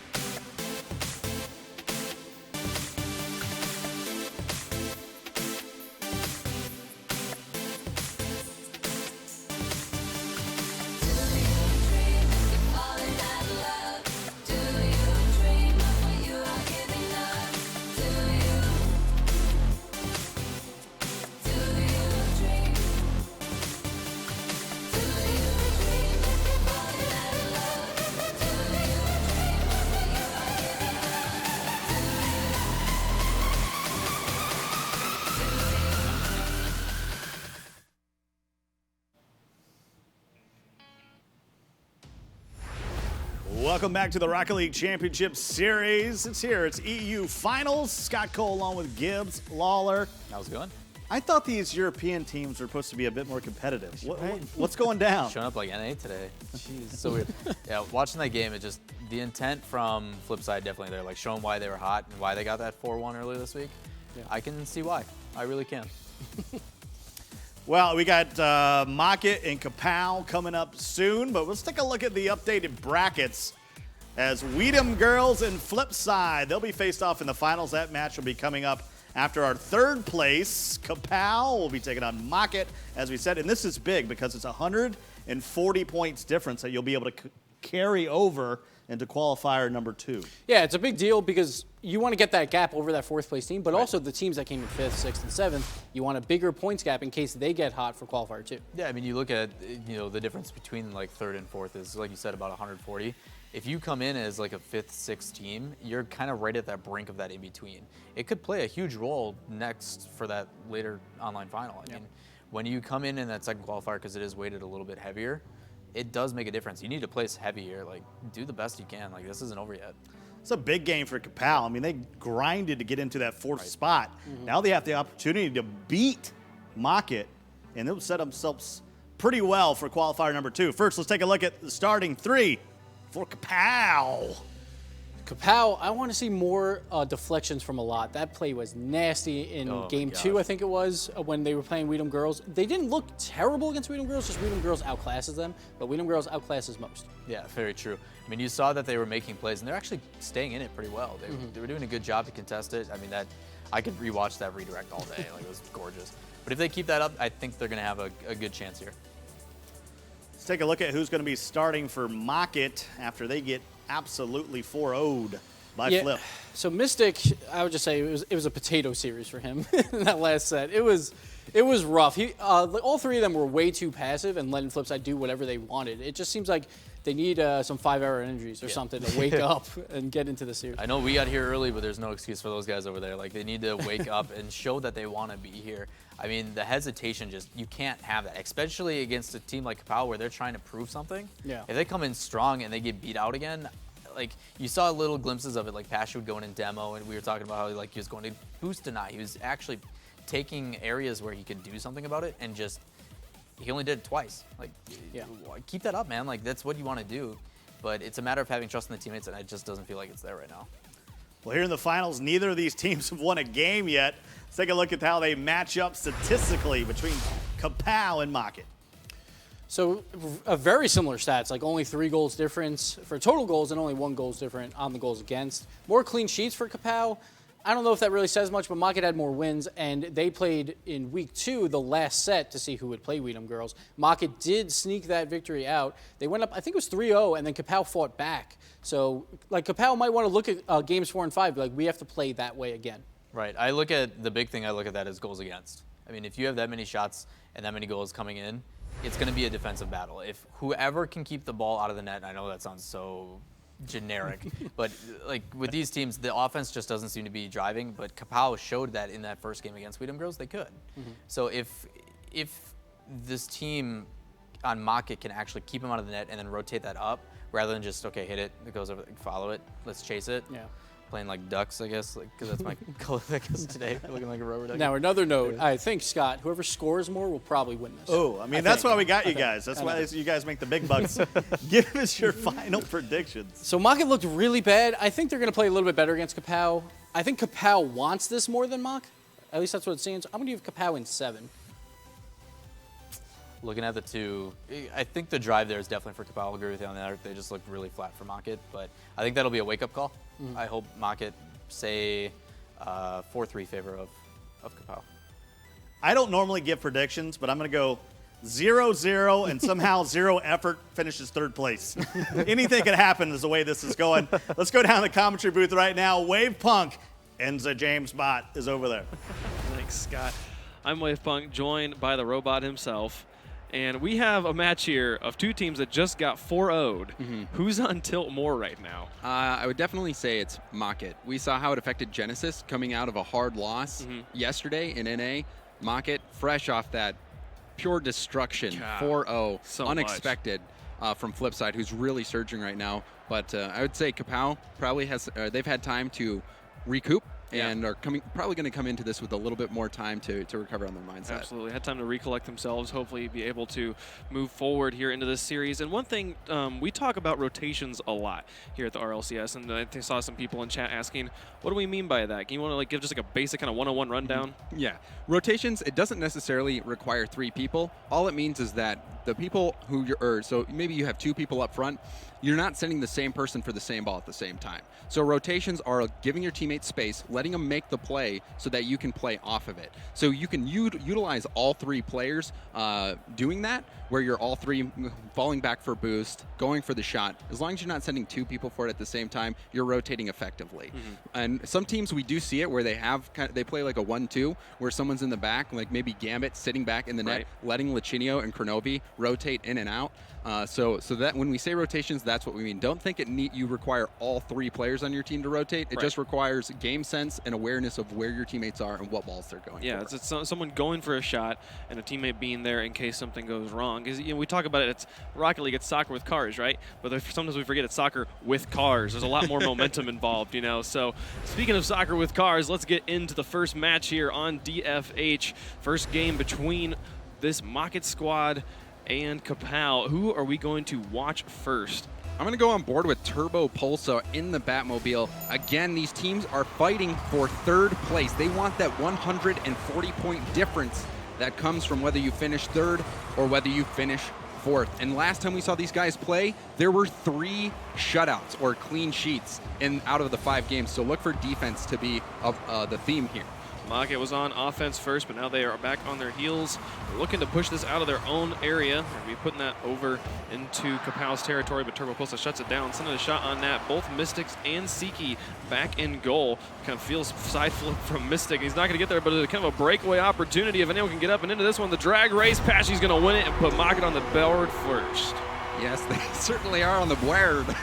Stop As Pashy just boosts all the way over to the corner and sneaks it in. That one a little bit of a defensive lapse there from Kapow, but look for them to get back and get their bearings and bring this right back. 4:25, Market is up by 1, and now they are pressing back into Kapow territory. Trying to carry this one across. Siki leaves that one up for Mystic, but a lot comes out of goal and is able to push it back. He's got an opportunity if he can beat Pashy here. Pashy in goal. Very heads-up play, able to put it into the corner. Yeah, a lot. That was a good second touch, but he needed to put that higher. It was right at Pashy and an easy save. Siki trying to carry this one, winning the 1v1s, a lot back in goal, and send it onto the far wall. Now Pashy picking up ball control, keeping this in Kapow territory. It's going to be cleared all the way back to Market, but Siki responds well, putting it straight back into the corner. You can see a lot's going to go for that redirect and misses it. Oh, and the breakaway. Pashy's going to get him a second one. Pashy just getting these open net freebies. You see Turbo put that out into the mid, which is so dangerous, and a lot missed his hit. And then you saw the last player back. It was Sniper.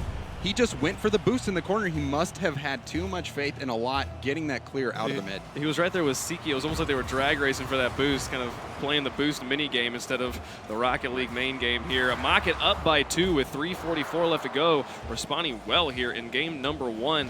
But right now we have Kapow on the offense. One of the first best offensives they've had. A lot with the, what was that? That was crazy. This looked like a little bit of a defensive misplay. Mystic didn't get much of a clear. Sniper off the wall, passes it over to a lot. And you could see a lot just gets the hit on it, but was that Pashy in net? I think it was Siki, and I think a lot faked him out. He thought he was going to touch it earlier, and he kind of waits and kind of comes underneath it. Really smart play there. Kapow on the board here in game number 1. Siki back on defense for Mock. He can try and clear this out. He whiffs on that touch, and there's Mystic going to have to clean that one up, try to push it out, but Kapow's able to respond, keep it up in the corner. A lot bouncing it around. Pashy and Mystic getting tangled up on top of each other. All Mocket players right around the ball right now. Very, very tight defensive formation. Sniper goes to bully the goalie, but Turbo Pulse is not able to take the shot in the meantime. And we see them still. This ball has spent about 10 seconds in this corner. Pass. There's a shot from Sniper. Wow. Mystic's not able to get there. Tie game. So Siki, he doesn't get an assist for this one since it was a pass to the other team, but that is a horrid pass right out into the mid for Sniper. And you saw Mystic, he might not have had boost, but it didn't really have enough time to get up to get the block. Defensive lapse there from Market. So I guess I was wrong when I said the theme would be defense. Well, yeah. I guess it is just bad defense. It's just, yeah, it's still the lack thereof at this point. 3 minutes left to go. Tie game between these two teams fighting for that 3rd place spot in the first RLCS qualifier. Alok going to push this one up, moving up field with Turbo Pulsa, who's in the dunk position. Alok going to try and set this one back in the corner. Here comes Sniper, and a pass up to his teammates. Put it off the backboard. A nice setup from Alok to see if Turbo Pulsa can get the angle. He's going to send it off the backboard. Here comes Sniper Kid for the follow-up, but Apache puts it over into the corner. Turbo would have had the opportunity to score that. You saw that, I think it was Sniper that got the pop, but Turbo just cheated up a bit too far. If he would have given his teammate more space in front of net, he would have been in a good position to get that goal. And Sniper to Alok. Great passing. Alok could not quite get the shot he wanted. The ball has spent a good 30 seconds in this orange corner. The ball is spending a lot of time in Mocket's half right now, even for just having a tie game right now. We've just crossed halftime. Mocket, Siki, Mystics both pushing up here. Sniper, last line of defense, able to clear that one back away. Just as you thought Mocket was going to be able to push this one out, it gets shut back down and pushed back into Kapow territory. And Turbo's going to get an easy clear here all the way down. Oh, he actually got beat by Mystic. There's Sniper trying to pop that one up, buying his teammates time to rotate. There's a lot going to move that one back out and into Mocket's half. 1:57 left to go, still tie game. Turbo Pulsa missing on the roll off the wall. A lot going to center this one well, but no one there to dunk it. Pushing that one out. Turbo Pulsa trying. There's Sniper taking another shot. This has been some great offense coming out from Kapow. They just have not been able to get the shots on target. Turbo Pulsa trying to push another one in, but just could not get it underneath that crossbar. Right now, very good rotations coming out from Kapow, keeping that pressure on. They've been winning a lot of 50-50s as well. It just seems like Mocket is not on their game. Even the 2 goals that they did score were just given to them. Right, yeah. Yeah, like you said, it's been kind of just a lack of defensive presence on both sides. Alok going to push this one up. Mystic's able to put it off to the side, keep it from moving in any closer. Sniper goes for the 1v1, but misses, and now the ball is all the way in the blue corner. Mystic tried to get the shot. It's still lofted in front of the goal, but Pashy sending it into the corner. Mystic going to try and set it up, but it's not going to be there. Pashy with another opportunity, and just like you said, it's all kind of been on defensive miscues. Yeah, it's just Christmas for Pashy 90 here. Kapow playing the role of Santa as they just give him open goal after open goal. That's a hat trick of freebies for Pashy. That's got them in the lead right now with 1 minute left. Kapow needs to tighten things up if they want to take this game number 1. There's the ball staying very much at midfield. Gonna bounce off the far wall. Sniper had an opportunity but missed. Turbo Pulsa going to set this one up. It's crossing in front of the goal, but it looks like Siki's going to be able to put that one away. It's just wide of the goal, but Pashy had an opportunity. He chickened out on that one. Let Alok take the shot. He misread it. He thought that was going to bounce and come straight back off of the wall, but it actually kicked up off of the curvature of the bottom of the wall. So that was just a misread by Pashy.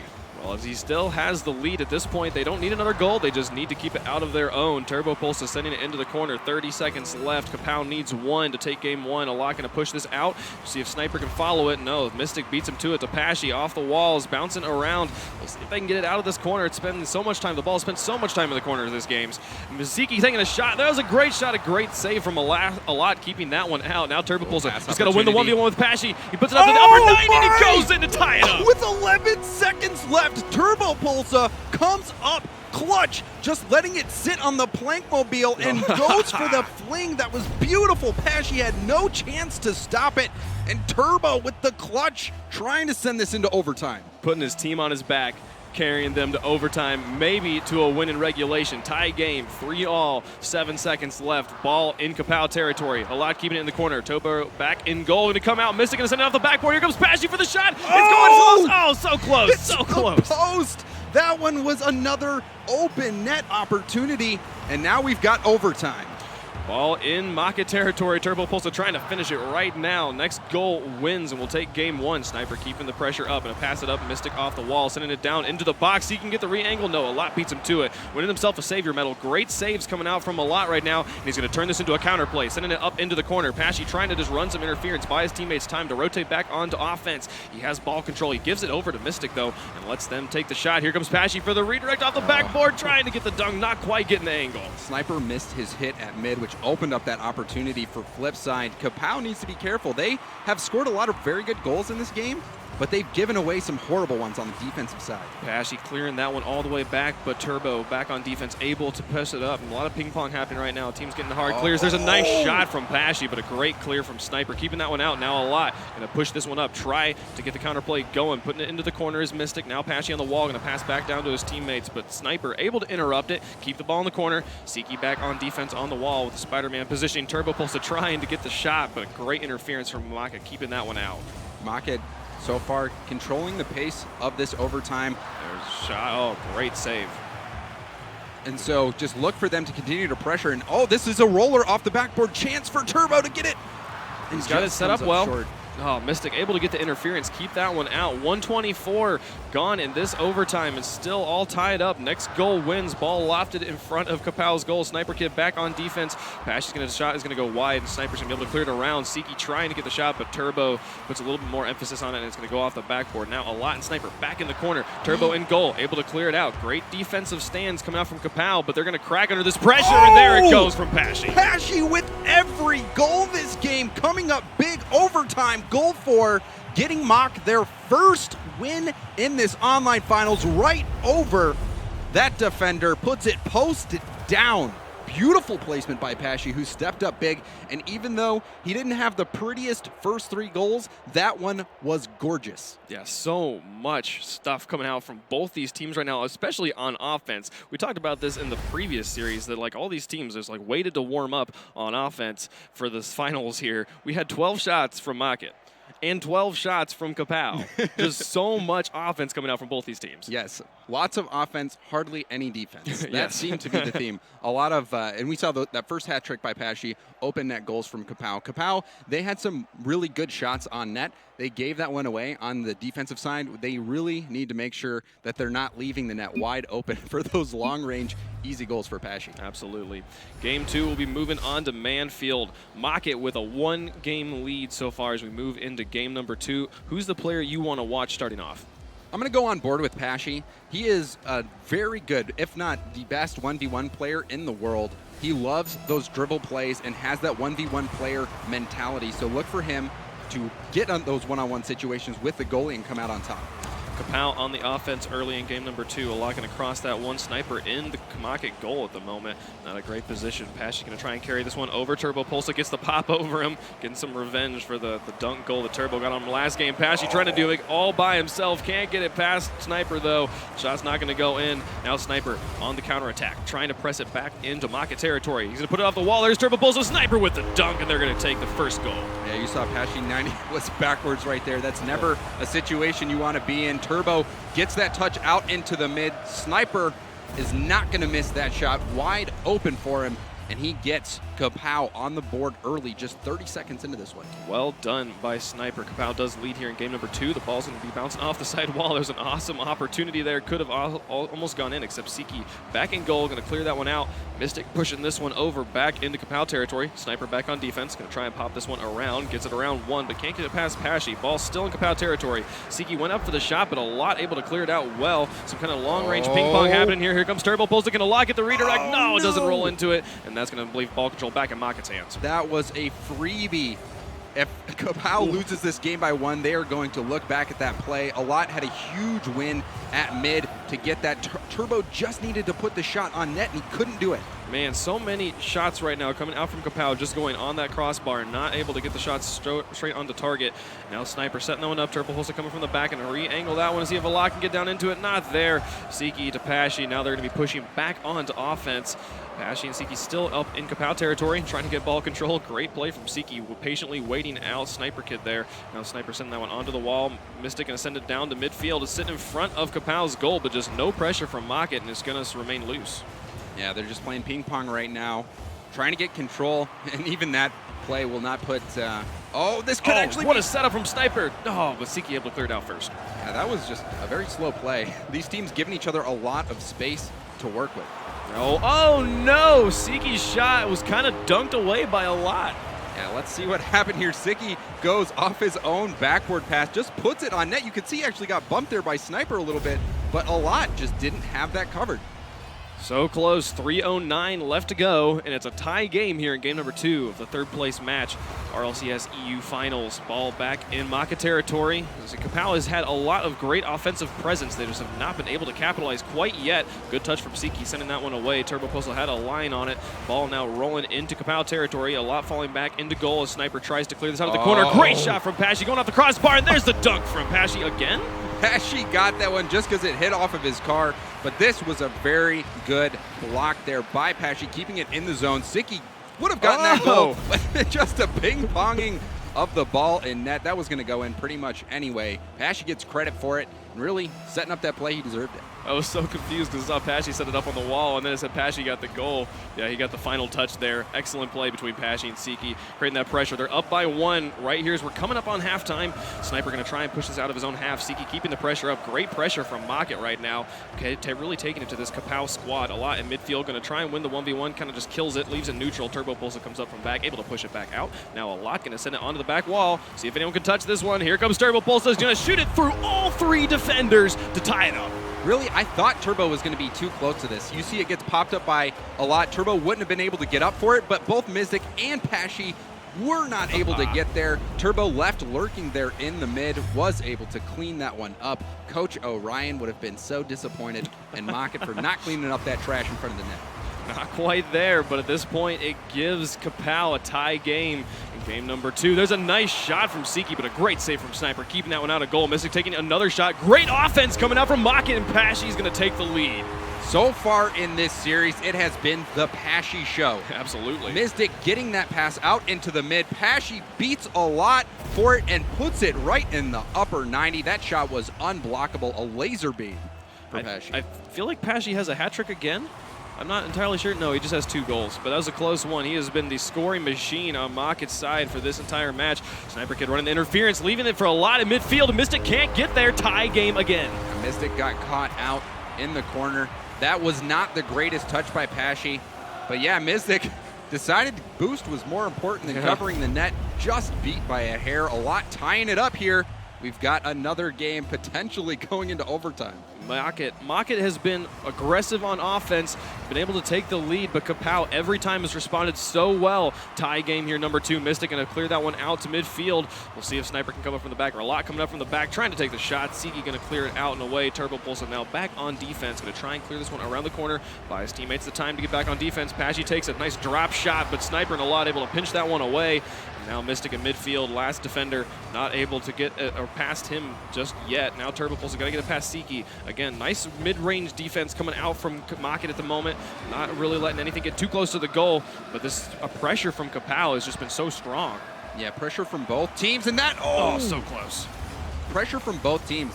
Both Mocket and Kapow have been getting in each other's zones, continuing to rotate well, to keep shots on the net and deny those clears. Oh, the setup from Malat. Sniper had an ice opportunity there, but Siki able to clear it out, get in the way.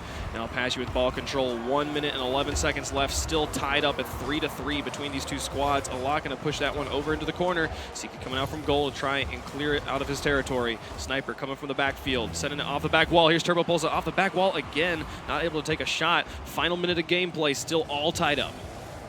Yeah, Sniper has an opportunity for a backboard pass. Oh, he just needed to put that a little more in the center.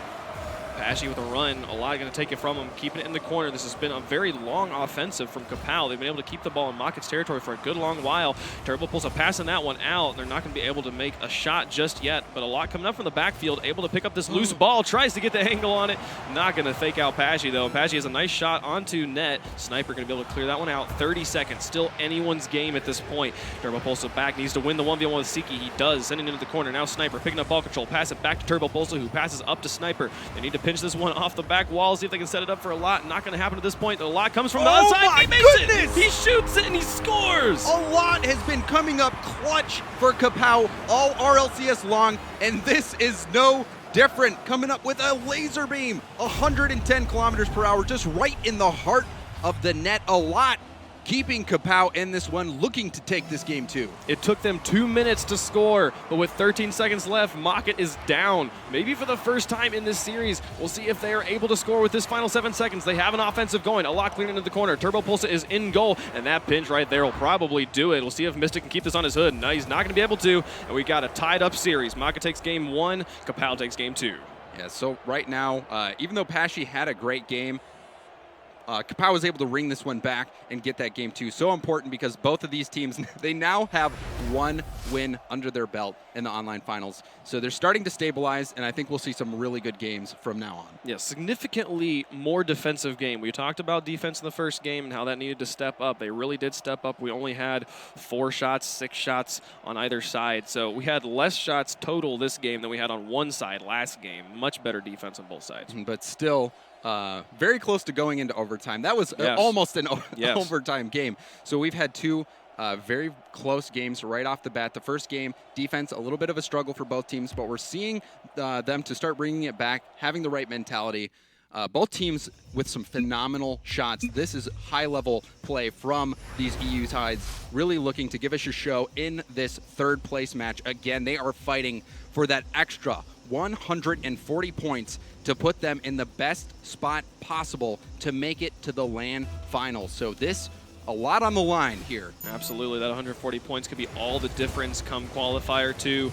So we will see both teams have so much to fight for at the moment. Siki going to clear this one all the way into Kapow territory. A lot going to respond well on the wall. Try to clear this one back down to his teammates. Passes it to Sniper in midfield. Sniper's not going to be able to touch that one, but he fakes out Mystic. A lot has an opportunity. Pashy able to block that one. Here's a shot from Turbo Pulsa and gets it in. This was just awkward Rocket League right here. You see Mystic thought he was going to get the hit. A lot just put it right on Pashy. Pashy was caught with 4 flat tires. Just popped it straight up for Turbo. And Turbo, it wasn't the greatest shot. It was right in the middle of the net. Very blockable, but just enough to get the goal. And now Turbo putting Kapow up 1-0 early in this game 3. You see Kapow on the offense again right now. Sniper going to back pass to a lot, who comes up from midfield trying to bounce it around. Not the best touch, and so Siki is going to end up with ball control, sending it all the way back into Kapow territory.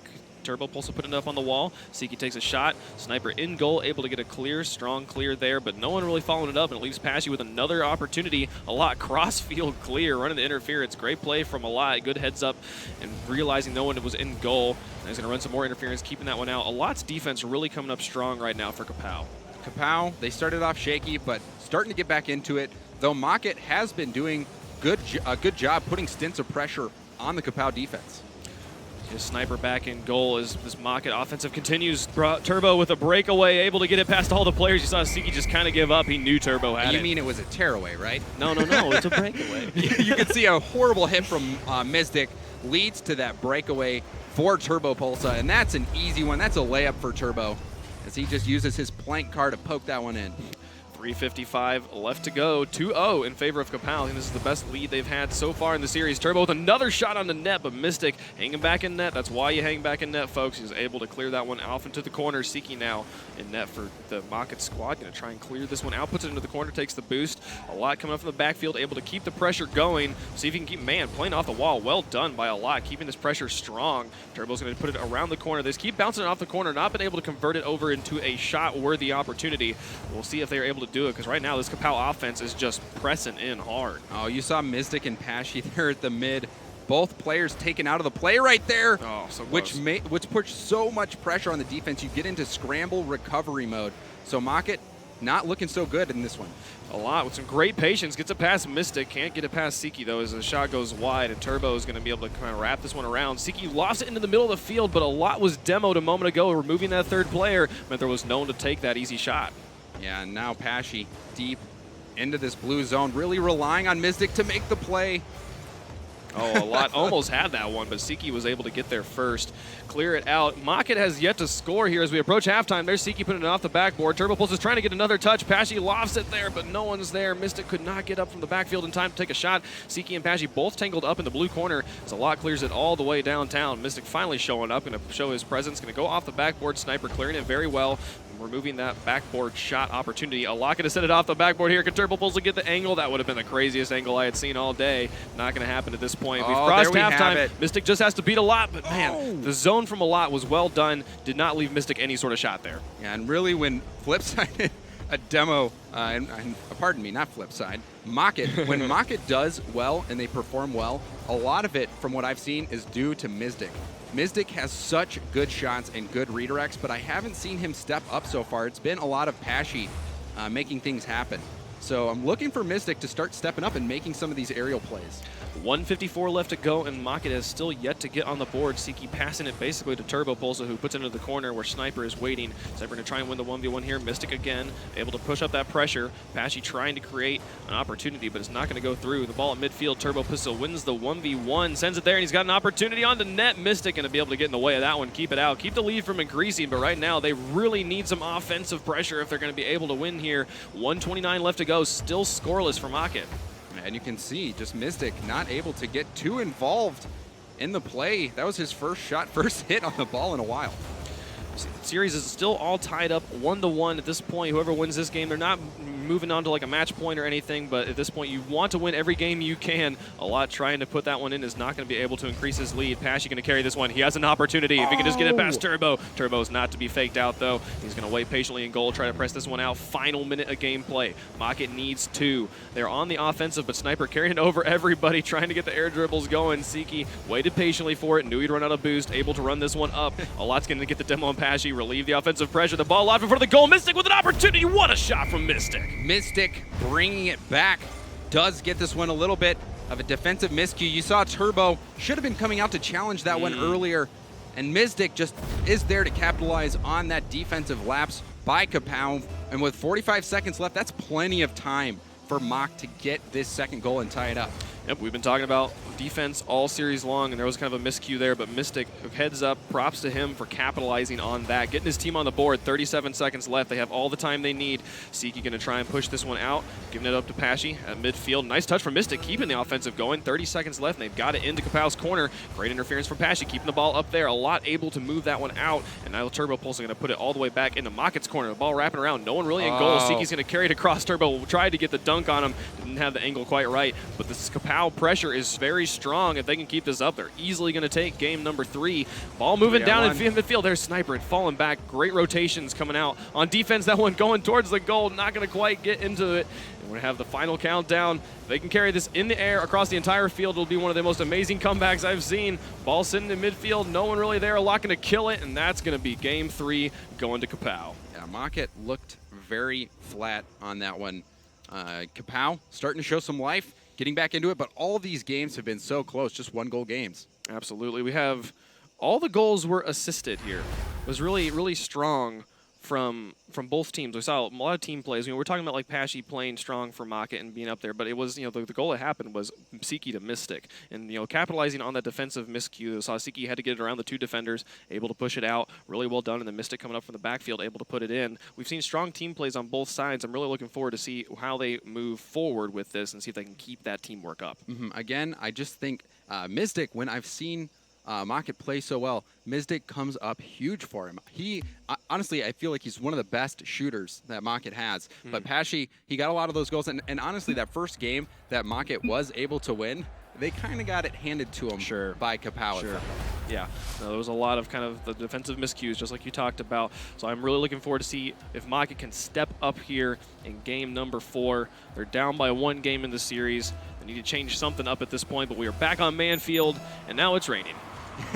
Yep, that rain does not affect their tires. Do not worry. But again, these teams fighting for that 3rd place spot to get that extra 140 points. Also the pride that comes in. What a shot from Pashy! I thought it was going off the crossbar. It did not. He was able to score. Wow. Mystic got that pass out into the mid, and Turbo was in net. That wasn't the hardest of shots.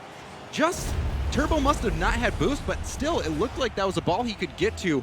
But Pashy just putting a shot on net. You never know what's going to happen. Turbo not able to make the save, and now Mocket up early. I feel like Turbo also thought it was going off the crossbar and realized just a moment too late that he was very wrong. Mocket up early, just as you said. 4:40 left to go, and they have a 1-point lead. Pashy trying to get the dribble, see if he can get it around Sniper. Sniper is going to read him well, put it into the corner. Now Turbo Pulse are going to try and push this one out of their half, move it back onto Mocket's territory. Mystic and Pashy both in the corner. Interesting defensive setup. Mystic's able to get it past Sniper, though. A lot, though, not to be fooled, tying it up. Again, just cleaning up the trash. They need to do it. Mocket not able to. Pashy and Mystic both in the same spot. Mystic does get it past Sniper there, but he just teed it up for a lot, who put it right in the top shelf. Easy goal for a lot. Well done by this Kapow squad, tying it up still within the first minute of gameplay. Turbo Pulsa going on kickoff. No one winning this kickoff. Now Pashy ending up with ball control, but Turbo Pulsa had fallen back, and he will be rotating onto the defense. Sniper clears this one out. That ball is on net, but a great clear from Mystic from cross field is going to be able to keep that one out and away. A lot try to create pressure, run some interference, do some body bullying in the Mocket squad.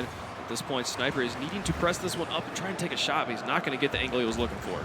Yeah, and that was not the greatest center either. As you see now, the 1-2 from Pashy and Mystic. Oh, a lot. Just put this bad touch out into the mid, and Mystic lasers it over to Pashy, and Pashy right off the bounce, putting it top shelf. And that is so important, being able to time that out. So right when the ball hits on the ground and is bouncing up, if you hit it with your car at that time, then you get so much more extra extra power. Pesci did that perfectly, and the placement just unblockable. And Mockit take the lead here, looking very good. You know what that reminds me of? RLC Pro League Finals, where Pesci gets passed to. He is so good at those angled passes, able to pick it up and have the proper angle straight on the net with such power, putting his team up here. 3:35 left to go. A lot going to try and press this one out. Kapow needs one to tie it up. Turbo and a lot both up on offense. Going to try and keep this away from Pesci. Turbo just playing keep away with the Mockit squad, but eventually Mockit's going to win that game. And they're going to be passing it between themselves. Great mind games from Pesci. He has an opportunity. Is it going to go in? It's lofted. The goal. Turbo with the hit. What a hit from Turbo. That was so dangerous, and he was able to get it out of his own goal. Pesci trying to make the 1v3 happen, but Turbo just ending his dreams there, using that Batmobile to maneuver that ball off the goal line. Sniper setting this one up off the backboard. You're trying to carry that momentum from that close moment. See if they can turn it into offensive points here. Turbo wrapping it around the back wall, but no one able to make a shot out of it. A lot going to clear it onto the wall. Mystic going to put it back onto the side. Sniper to midfield at this point. Mystic going to put it off all the way back into Kapow territory, but a lot's going to just remove him from the field. He does not play in Manfield, at least for the next couple seconds. Now Turbo Pulse going to try and put this one back out. Here comes Siki and Mystic on the aerial offensive. Not going to be able to take a shot, but some crazy positioning they had there. Yeah, and Mystic trying to work this one off the corner. Oh wow. Pesci in goal, able to take that one out. And there's a counterplay. Mystic, man, they're going to put him up by 2. Yeah, just a good pass out into the mid. You see a lot. Got that center. Pesci hits it over, and Mystic is not going to miss that one. Just got the tip of his dominance on that ball, putting it right into the heart of the net. Mystic looking good. Mock really coming back in this one, looking like the better team. Just past halftime, and Mockit has a 2-point lead over Kapow here in the 3rd place match. The RLCS EU Finals. See them pressing back into Kapow territory as Turbo and Alon are kind of both on their back heels, having to retreat quickly. Sniper has an opportunity to shoot this one. It's going to go off the backboard, but Mystic able to interfere, keep that shot from materializing for the rest of the Kapow squad. Ball just sitting at midfield. Turbo pulls the passes to Sniper. And he runs to the interference. Oh, but Siki coming from the corner. It was a great play from Turbo Pulsa, but Siki seeing what was happening, keeping the pressure up. This is still an opportunity. Sniper takes another shot. Siki, Pesci again. Great defense coming out from Mockit under really staunch pressure from this Kapow squad. They're keeping it up though. Sniper going for shots again. Siki going to try and pass this one around himself, keep it up and out of Kapow's hands. Man, that was such a great offensive. I'm so surprised Kapow was not able to put that in. Props to Mockit for keeping it out of their own goal. Turbo had a very heads-up play, but Siki, he saw that coming. He knew that demo was going to take place, so he zoomed into net, used all his boost, and was able to get there in time. Mockit so solid on the defensive side here in Game 4. 1:14 left to go. Kapow still needs 2. They're on the offensive. They get it past 1. Sniper just has to get it past Siki right now. Going to carry it around, but the demo on Turbo Pulse, a critical demo from Mystic, keeping that shot from materializing, and now he has another counterplay. Mystic on the counterplays has been so strong this game. Turbo trying to carry it out and around, but the midfield defense coming in strong from Mockit. Turbo has to beat 2 here. He carries it up over 1. Can't get it past Pesci, though. Pesci puts it into the corner. Again, Mockit, their defense just proving to be too strong. You saw they struggled against the offensive onslaught from Flipside. But now Mystic just places it again in the corner. So well done. This has been such the Mystic show this game. Just like you said, he needed to step up. When he steps up, they play so well. Able to get it around the entire defense there. Sniper rotating in from the corner. He shoots it behind him so hard. Turbo and Sniper were too clumped up there, and that took 2 players out of the game for Kapow, and that was an easy shot for Mystic. 38 seconds left, and Kapow needs 3. At this point, it's looking like, oh, there's another shot. It's looking like Mockit is going to tie the series up at 2 games apiece. We might have our first really strong game. We might have a Game 7 in this series. You never know. You see Turbo Pulsa. He's trying to end this now, though. They want points on the board. They want to be able to take this in 5 games. A lot needing to run some mid-air defense, just buy his teammates time to rotate. 15 seconds left, and a lot's going to be picking that one up. Kind of a sloppy touch there, leaving it just locked in front of the goal, and Turbo's able to clear it back to midfield. Final countdown. Here's the shot from Turbo Pulsa going off the crossbar, but Siki again getting up, carrying it off to the side, and removing any chance of a shot materializing for Kapow. Final countdown. They're not even going to get the consolation goal, and that one goes to Mockit. Yep, in Rocket League, as soon as that ball hits the ground, when when you only have 0 time left on the clock, the game is over. And we saw it right there, almost a goal at the end, but still, look at the amount of shots for Kapow, not able to make it happen. 13 shots and only 1 goal. There was a lot of saving we saw on the side of Maka. They did save 8 of those, which was just a staunch defense. Really, really strong plays there and making the counter plays work. We saw that a lot with them. They weren't having to create pressure. Maka wasn't having to stay on the offense too much. They made those 4 shots out of 7, or those 4 goals out of 7 shots. But look at the saves. Yeah. 2-3-2 on shots, 3-2-3 on saves. They had more saves than shots and still managed to get the 4-1. You don't see that a lot. Mockett really having a tight defense. And Pashy, coming from the 1v1 scene, you're used to seeing that. 1v1s is a lot about making the right decision, playing conservatively, not taking risks. Mockett, they were a brick wall on defense, and that is very tough when you're going against a team when it seems like everything you put on net just cannot seem to go in. Very annoying. Game number 5, we move on to Urban Central with the trains. Who are we going to jump on board with first? We're going to go on board with Sicky, who set up Pashy for that awesome 1-2 play in the mid. Siki hanging back in goal right now. Going to try and push this one out and away. A lot running some interference, keeping it in the corner. Mystic going to try and continue that pressure. Good rotations coming out from Mockett here, trying to push this out of their own half.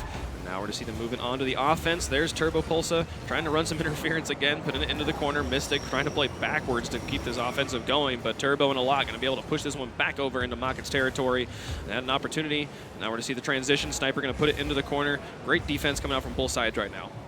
Yeah, that's the type of play you want to make. When the ball's coming in on net like that, you want to just kill it into the corner so that it doesn't bounce out into the center, because that's where shots are more likely to go in. If you get that, if you're out in the center, you've got the whole net to shoot on. You put it out into the corner, there's no angle to get a shot. So very well played by Capel. Siki trying to press this one out of his own half, leaves the ball hanging at half field. Now a lot's going to press up and into the corner. Pashy comes out of goal to try and create the offensive, trying to get the transition going. There's a pass from Mystic, going to be going straight on to goal, just right in front of the goal. They were not able to get up into that one, and Mystic's going to punish. Just a bit of a misread there on the defensive side by Turbo, and he was backwards. Yeah, that's a hopeless play, especially backwards. Mystic had all the time in the world to read that one off the backboard and put it in. So defensive lapse leads to the first goal here in this third place game. That seems to be a story of this series, just the defensive lapse. We'll see if anyone is able to tighten that one up moving forward. 3:45 left to go. Mockett has a 1-0 lead. Series is all tied up at 2-2 as in this game 5. A lot able to clear that one to the corner. Great touch there. That was a scary one. Now Turbo is going to try and pass this one up to Sniper. Great passing coming out from Mockett right now, or from Capel. Sniper to a lot. There's the shot. Well done. A lot with the team play. Keeps his head up. Sniper beats out Sicky. Sicky doesn't get the greatest hit, and Sniper just booms it over to a lot, and a lot puts it right in on net. Good heads-up passing play by Capel. They've had a lot of impressive goals, but still the defensive side of the ball has been lacking for Capel, and it is costing them in this series. So Capel's had a lot of goals, a lot of impressive That's like goals. the 100th time you've made the a lot joke. This is stop. so good. It's just not. I love it. Nobody can see my face, but I'm still cringing. If you make your name just like a function of speech, I'm gonna use it all the time. A lot setting this one up for his teammates, trying to create another opportunity. This game all tied up with 3:06 left to go. Turbo Pulse missing that touch, but it's gonna go into the corner. They're gonna have some time to rotate. Siki sends that one and crosses to the front of the goal. Pashy had the shot. Turbo Pulse with the interference, keeping that one out. I was pretty certain Pashy was gonna be able to put that one in. Great stuff from Turbo Pulse and keeping that one out. And now Sniper with an opportunity, sending it onto the front of the goal. They're not gonna be able to make the shot happen at this point. Coming up on halftime, still all tied up. Mockett very well set up on defense. Yeah, Sniper had a very good bump on defense too, taking that player for Mock out of it and also dribbling the clear out. It's so easy. Oh, not the greatest touch there though. And a little bit of an overcommitment too. Turbo Pulse was up for that one. That's going to result in the goal. Such a tight angle. How did Patchy get this in? So Sniper and Turbo both went up for that ball. Huge mistake. So it's a free net. Patchy gets that on net. That was still such a crazy angle. But Pashy, he has proved to us that he can make any angle work so far in this series. Such a strong player. They're up by 1 right here as we cross over into halftime. Mockett looking to try and take the lead back in the series. There's a nice shot on the net, but Mystic could not get the follow-up touch. Very close, and now Sniper and Turbo on the offensive. Pashy and goal, going to keep it in the corner. Sniper went for boost. They're going to try the boost starve tactic if they can. Mystic going to push that one back over into Capel's territory. A lot coming off the wall and try and get it past, but Mystic not going to be fooled on the ground, able to get that ball ball over his own head. Now Pashy back, last line of defense, able to keep that one in the corner. Let's Siki set up in goal. He's ready for this one as Sniper is going to try and set this one up for his teammates to push this one out. 1:56 left to go. Mockett still with a 1-point lead. There's the shot from Turbo, pulls up to the upper 90, but Pashy is going to be able to get that one out and away safe. In goal, needs to make another one, but a lot able to get it around this time. A lot. You see the difference between that first shot. Pashy, you put it on net, it's an easy block. You put it right off the backboard, it makes it really difficult for the defender to make the play. And a lot comes in, it's an easy read for him, and puts it in to tie it up with just under 2 minutes to go. That's what makes that backboard play so important. It's so hard for the defense, but it's actually very, very simple for the striker. So very, very strong plays there coming out from Kapow. They tied the series up, 1:41 left to go. Turbo Pulse is back in goal as Mystic is trying to take a shot. They ran for the goalie zone, but the midfield interference from the other Kapow players kept that shot from materializing. Now Turbo Pulse is going to be able to push this one up. Great offensive pressure coming out from Kapow right now. Sniper going to try and set this one up for his teammates. They're not going to be able to push that one out just yet. Ball still sitting in the corner, so Mystic sends it to midfield. A lot coming from the backfield. Going to be able to pass up to Turbo Pulse, but Siki beats him to it and sends it back into Kapow territory. So Sniper needs to get a good clear here. He hits it right at Siki. Not the greatest placement for a clear. Ball at midfield with 1 minute left to go. Sniper sending that one over into the corner. Is not going to make a shot happen just yet. Turbo Pulse trying to keep this pressure up. Mystic with an opportunity. He's just got to beat out Sniper. He gets the read. The ball's going to go off the backboard. If he can just get the dunk onto this. No, Sniper comes from the backfield, puts it into the corner. The corner's a safe place to put it if you're letting your teammates kind of get in a position. We'll see if they're able to get it out of this corner and create an opportunity as a lot tries to put it off the back wall. But the interference from Pashy. Great interference on that back wall from Mockett all game long. 40 seconds left. Still all tied up. Anybody can take this. There's the shot from Sniper, but Mystic, great save and goal. Keeping that one out. The bicycle save. Clutch stuff. 30 seconds left. Sniper, still tie game. Sniper had so much of the net to shoot at. He really should have had a better shot. That one was the chance for Kapow to get this game. Oh, here's another shot from Sniper, though. Pashy again, and just like you're saying, he's got a lot of room to shoot, and he's maybe shooting it very, very close to the Mockett players. And now Pashy with the tearaway opportunity, or the breakaway. Either one, take your pick. 10 seconds left. Pashy trying to push this one up. All Mockett in their own half, alone with the ball. 5 seconds, and now it's counting down. We'll see if Siki can make the angle here. Pashy going to send it off the backboard. Is going to touch. Sniper's going to run some interference, and hopefully there's going to be touching the ground for Kapow's sake. This is a dangerous spot. Siki keeping the pressure up off the backboard. Mystic with an opportunity, but Turbo Pulse clearing it over into the corner. Still has not touched the ground. Quite the game of volleyball. And there's the shot from Siki. No one's there to finally put it away. They hit that crossbar like 10 times. Yeah, Siki, him and the woodwork getting to know each other really well there. Really well. As we have our second overtime here in this third place matchup. There was a shot from Mystic. Turbo Pulse able to clear it away. Alok going to try and follow this one up. Turbo is going to end up with ball control, sending it back into Maka territory. Siki back on defense, going to clear it all the way back to Kapow. Sniper coming out from goal. A bit of confusion with him and a lot, but they're going to have the space to make it work. Now Sniper with an opportunity. Going to try and beat the drag race here with Mystic. Mystic and Pashy both up for this one. Kind of a dangerous situation, but there was no counter pressure from Kapow, so it's not going to be punished just yet. And Siki gets a very good clear here.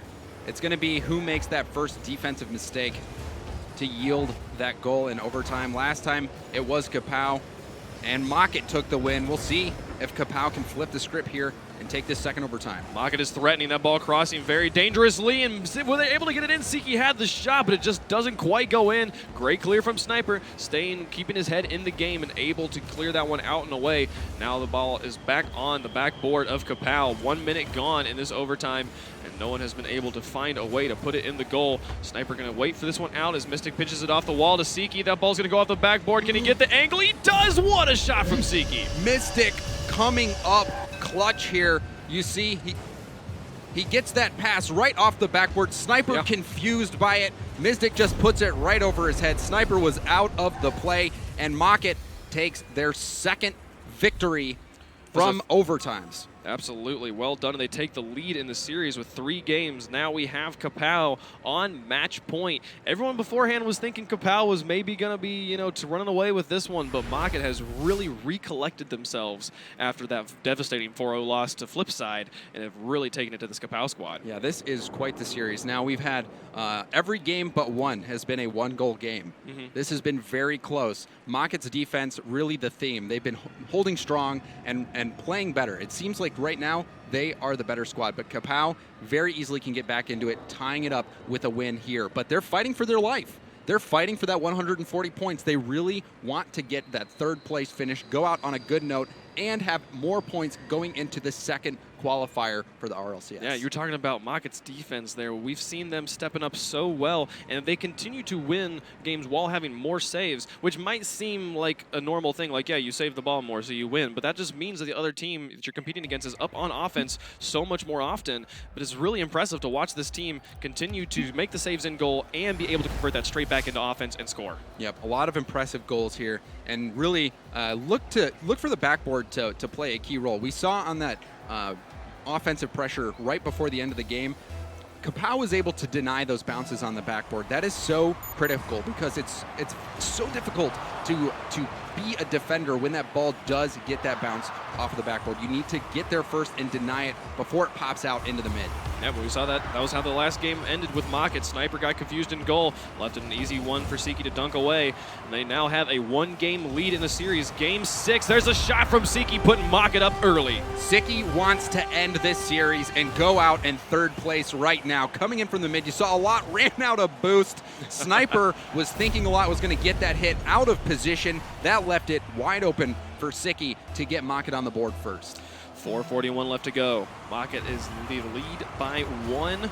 Sniper not quite sure what he's supposed to do there. The shot from Mystic was on target, but a lot playing heads up, able to keep that one away, and now Sniper to a lot. Some great passing coming out from Kapow. Ball going to be cleared into the corner as all the Mystic players rotate to see Siki kind of rethink that one and leave himself back on defense, as a lot is going to be pressing this one out. Siki's decision pays off, able to push that one back up into Kapow territory. Now Turbo trying to pass to Sniper. Turbo and Sniper both moving up here. Turbo going to try and win the 1v1s, gets it past one, but not going to be able to feel a side flip man there, not going to get it past Pashy. Feels backflip, one of my favorite emotes. So good. But yeah, you could see even Pashy getting his bump game on. Oh, what a shot from Mystic going just wide. Let's see if anyone can follow it up. No one's going to be there. Ball still sitting in Kapow territory. I'm surprised they were not able to clear that one. Yeah, again though, Pashy, very physical player, and that does come from 1v1s as well, but he is widely known as the biggest bumper in Rocket League. Always getting in there, being annoying, and also it just puts you out of position when you get bumped because you have no control where you land. Siki trying to move this one up alongside Mystic, creating the offense for Mocket. They're going to clear it all the way into the corner. A lot coming out from goal to try and create a counter play. Pashy gives a nice shot on the net. Sniper heads up play, able to push it out and far. Now a lot and Sniper both kind of in an awkward position. Sniper's going to try and push this one up. He can get past Mystic. The ball sitting very neutral on the wall. A lot going to wrap this one around, but he's not going to get the touch he was looking for, and Siki's going to be able to clear it. And you couldn't see it, but again, off camera, Pashy just getting the demo, being a nuisance. It is so frustrating to get blown up. A lot just creating some nice ball positioning for his teammates, setting a shot up in the air, but no one really went for it. Now Siki with an opportunity to set up a shot for Mocket. A lot going to try and take that from him, but he boots the ball right out to midfield. There's Mystic with a shot off the backboard. We'll see if Pashy can come from the backfield. Great interference from Turbo Pulsa, keeping that shot from materializing, but we're coming up on halftime, and Kapow has yet to score. And this one again, Mocket's defense proving to be too much for Kapow. They've gotten save after save. Kapow probably losing a little bit of hope here. Oh, here's an opportunity off the backboard to see if they all missed. No, where are the other Kapow players? No one took that shot. It was so well set up by Turbo Pulsa, and they were not able to get it. Even had Mocket players whiffing, and now Mocket just over halftime. They have the 1-0 lead. They're pressing up here. There's a shot bouncing around a net. Sniper going to try and clear it out. He hasn't got it out yet, and Mocket just left that one. They're like, hey, we'll just let you take it. Oh, they're trying to play 3 posts here. 1 post short, but my goodness. Kapow catching a break there, as that one, I surely thought that was going in. Well, why did no Mocket players follow up with it? You know, I fully expected them to kind of create some pressure there. They weren't there for that one. Now Turbo's going to try and clear this one off the wall. 2 minutes remaining. Kapow still has yet to get on the board. If they don't get on the board, Mocket is going to be taking this series 4-3, or 4-2, excuse me.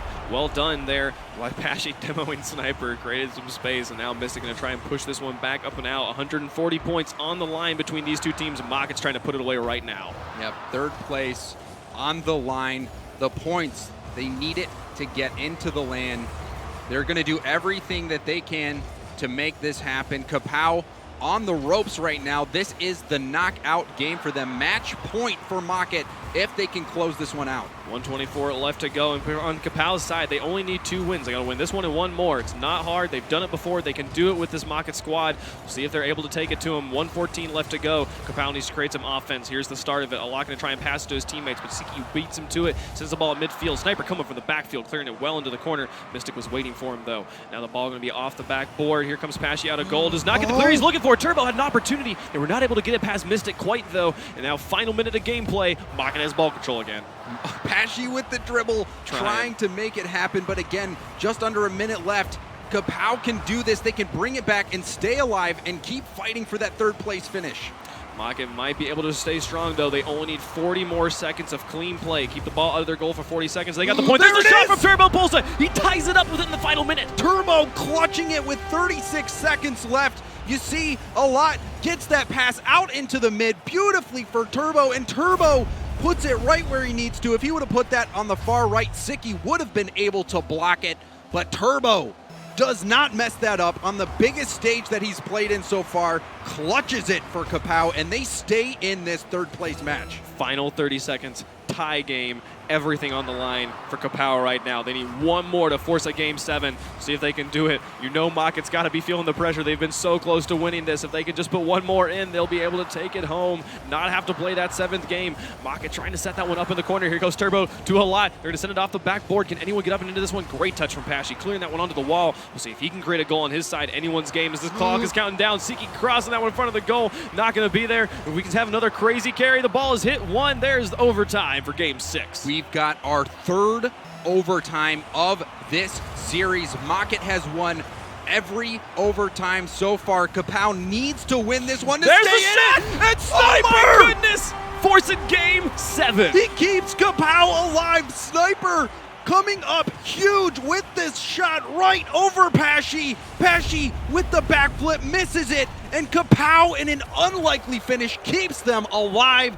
And we're gonna have a Game 7, the first Game 7 we've seen so far today. So well done by Sniper, capitalizing on the miss hit from Mystic at midfield. He flipped, missed the ball, left it open. Sniper had all the time in the world to shoot that one. So well done. Coming back in this series, Maka had won 2 in a row. They were threatening to take the 3 and take the whole series. Kapow brings it back, and man, we go to the decisive Game 7. Mental strength. Yes. On behalf of Kapow. They lost 2 overtime games so far in the series. They are down until the final minute of the match. Sniper or Turbo comes up clutch, pushing it into overtime, and then Sniper with that shot on net, clutching it for Kapow. And we've got Game 7. This has been such a pleasure to watch so far. Amazing comeback from Kapow here.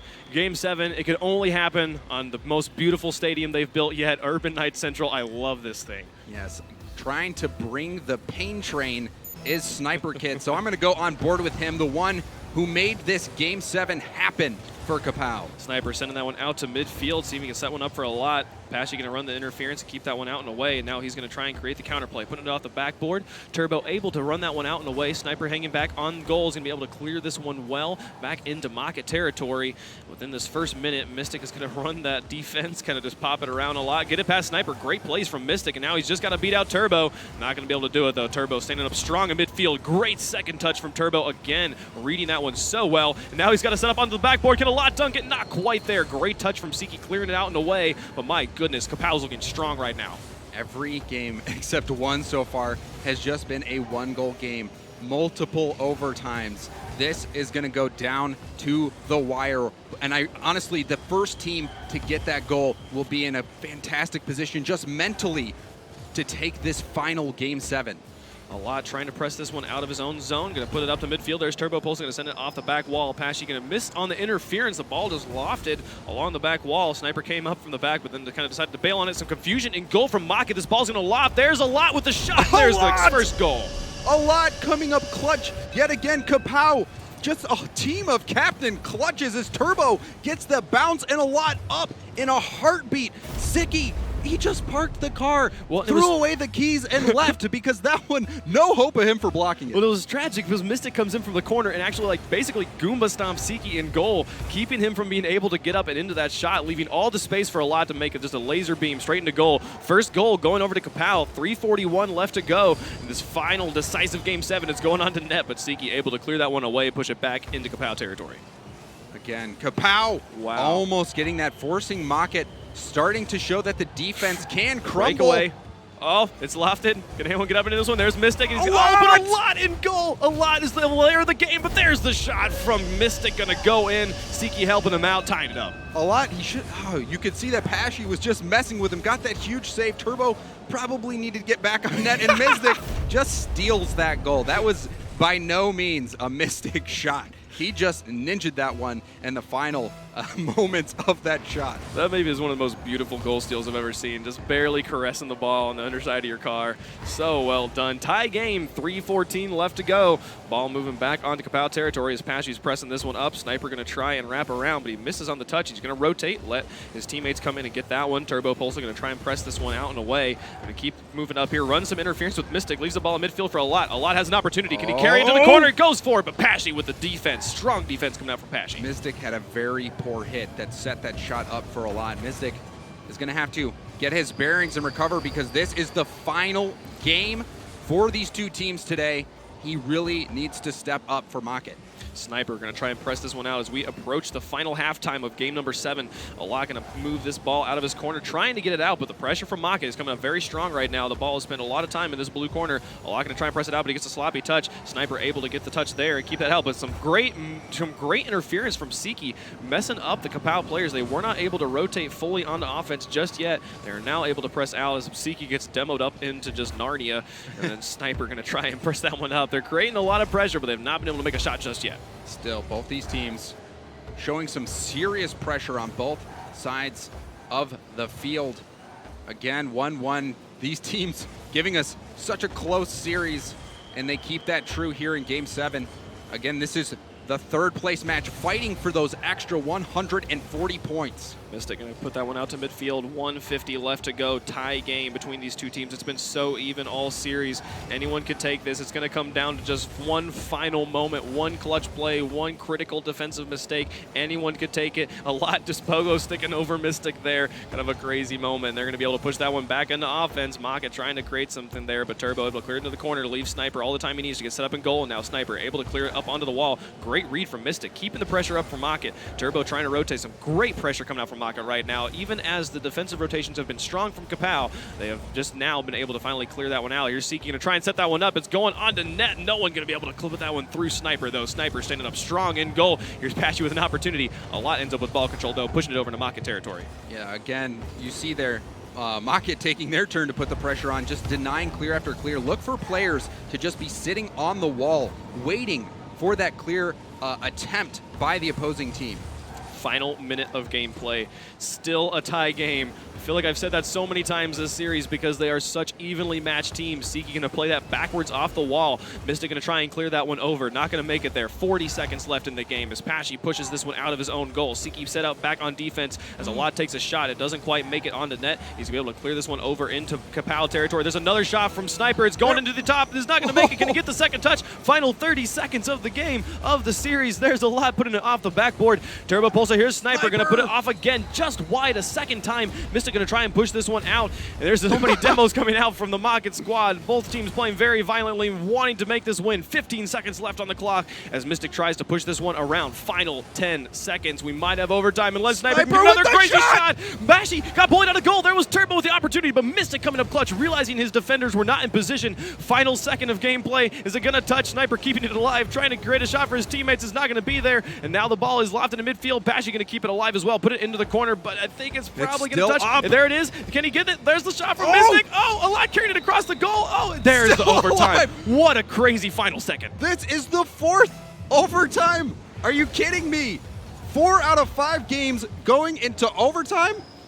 utterly. Or 7 games? Sorry, my math. So crazy. It's hard to math when you're on the caster booth, man. There's a shot from Siki. Next goal takes it. Clock doesn't matter. Nothing matters. Every game that happened before this, it all comes down to this moment, to this goal, to this stop. What's going to happen here? We see Kapow on the offensive. There was Sniper coming flying in for the back. He wants it so bad. Mystic going to push this one up. There's a lot in goal. Able to clear it over to the side. Oh, anyone could take it at any moment.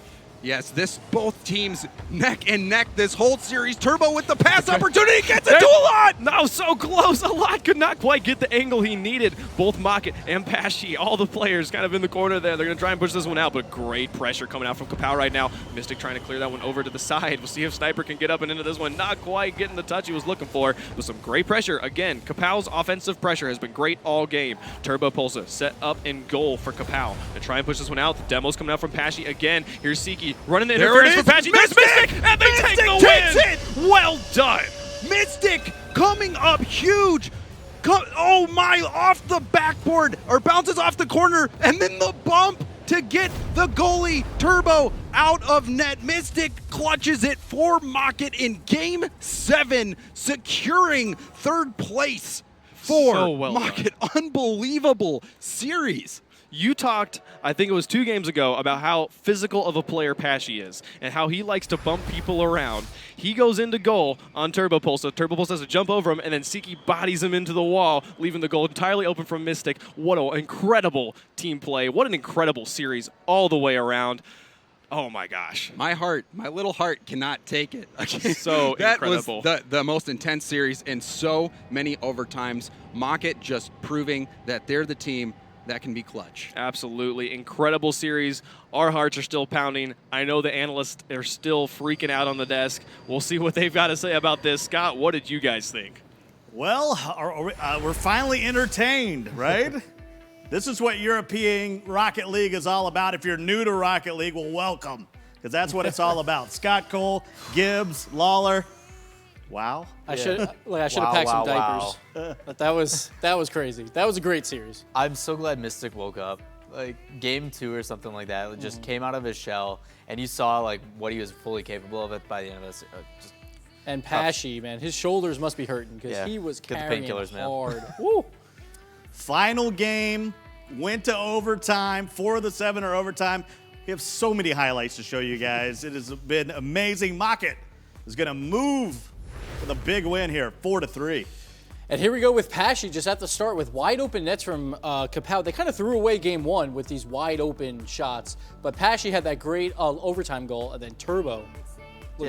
Look at Turbo's dribble. Like, I'm a 1v1 guy, and you just see him take it with soft touch, lets it actually settle on the top of his like pancake car and flip it over. Beautiful. And then Mocket with the one-time passes. Like, this is what they're known for right here. And Pashy hitting perfect shots in the upper 90, as James would say. And then the demo plays, too, from both sides were crazy. But Siki came in clutch there with that save.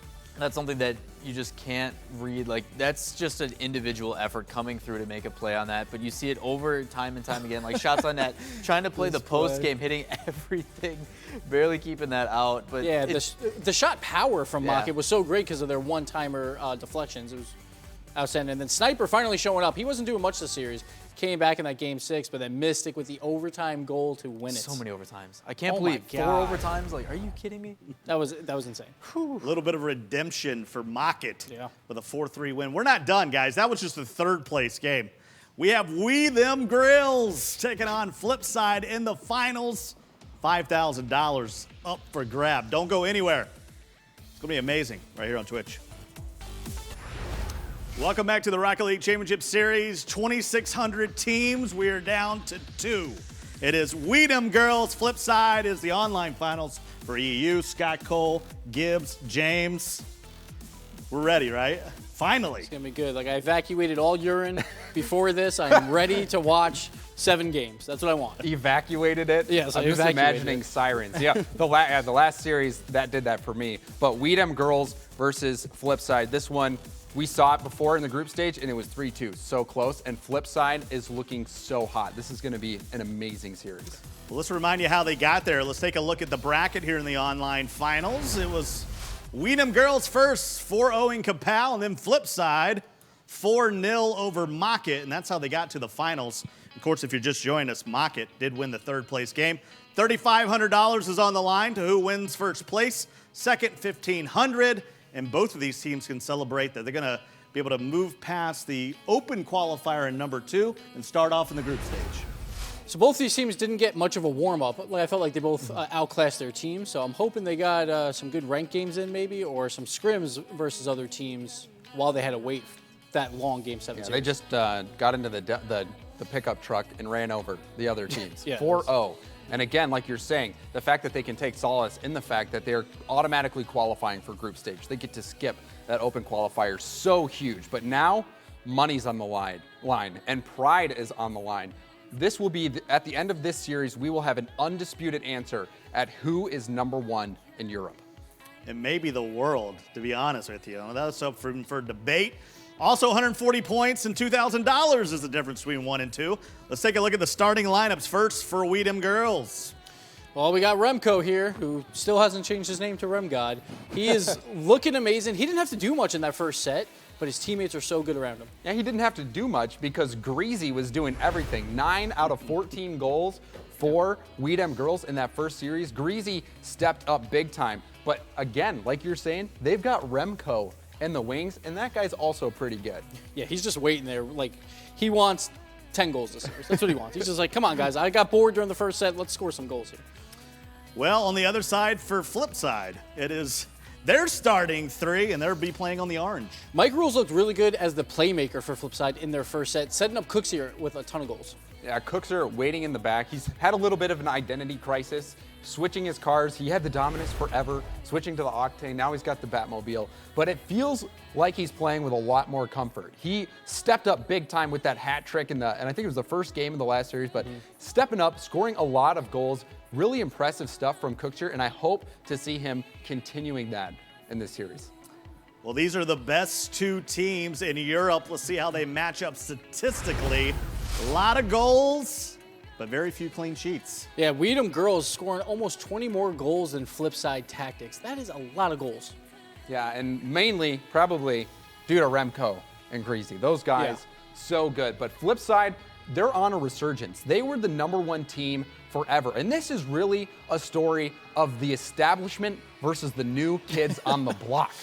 Flipside has been number 1 in EU for so long. They were there week after week after week, month after month, number 1 team in Europe. And then Weedham girls comes along, and Remco, Greasy, Maestro, these guys are all new to the game. They're all non-veterans of the old game, and they took the number 1 spot. But now, Flipside, after being number 1, they got complacent. And now that Weedham girls has this, you know that they're motivated. That 4-0 versus Kapow, you know they're wanting to come back. Now, so that's the hardest thing. Like, when you're number 1 for like 9 months in a row, it's hard to just keep up with like, all right, guys, let's keep practicing. It's like, we're the best. It's hard to want something more because you already have everything. So that's what happened to Flipside for like the past 2 months. They've just been like, oh crap, someone's actually better than us.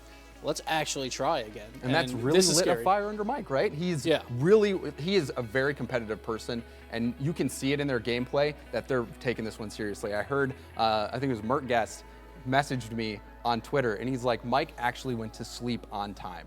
That's how seriously he's taking this game. Well, it's the online finals for Europe. What's your final prediction, Gibbs?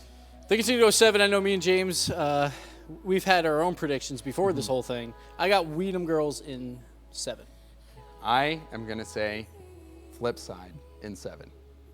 Wow. Okay. I don't do predictions. Chat, this is your chance to do some prediction. I also have a giveaway for you at the end of this stream. But here's my present to you. You're going to get to see Flipside and Weedham girls. And it's Brody and the Beard, my favorite sitcom. Take it away. That's right. You got Brody and the Beard down here at DFH. Every single ticket is sold out in the stadium. These eggs are looking to get their minds scrambled by the crazy games we got going on. I can't wait. You have no idea how excited I am for this game. I mean, these are 2 teams that have come out so promising all the time. We heard them talk a little bit about how this is the old guys on the block versus the new guys on the block. And that is huge, especially as someone that played competitively. A lot of us here have. I know a lot of people in chat started with Rocket League. There was a very small community for the previous game. But to have that experience and to be overthrown, it's got to not feel good, but then to also be the guys that overthrew the people that have played this game for years, or this style of game for years, like, It's Everything's nuts. on the It's line. nuts how Everything's on the line. much skill has been developed in this game for people that have never played it before, except for when Rocket League just came out, and that they're caught up to this level fighting against the vets. Well, we're going to get underway as we hit game number 1 of the EU Online Finals. Flipside Tactics versus Remco, Greasy, and partners. Let's get it underway. Weedham girls trying to get a play started up off the bat, but Flipside keeping that at bay.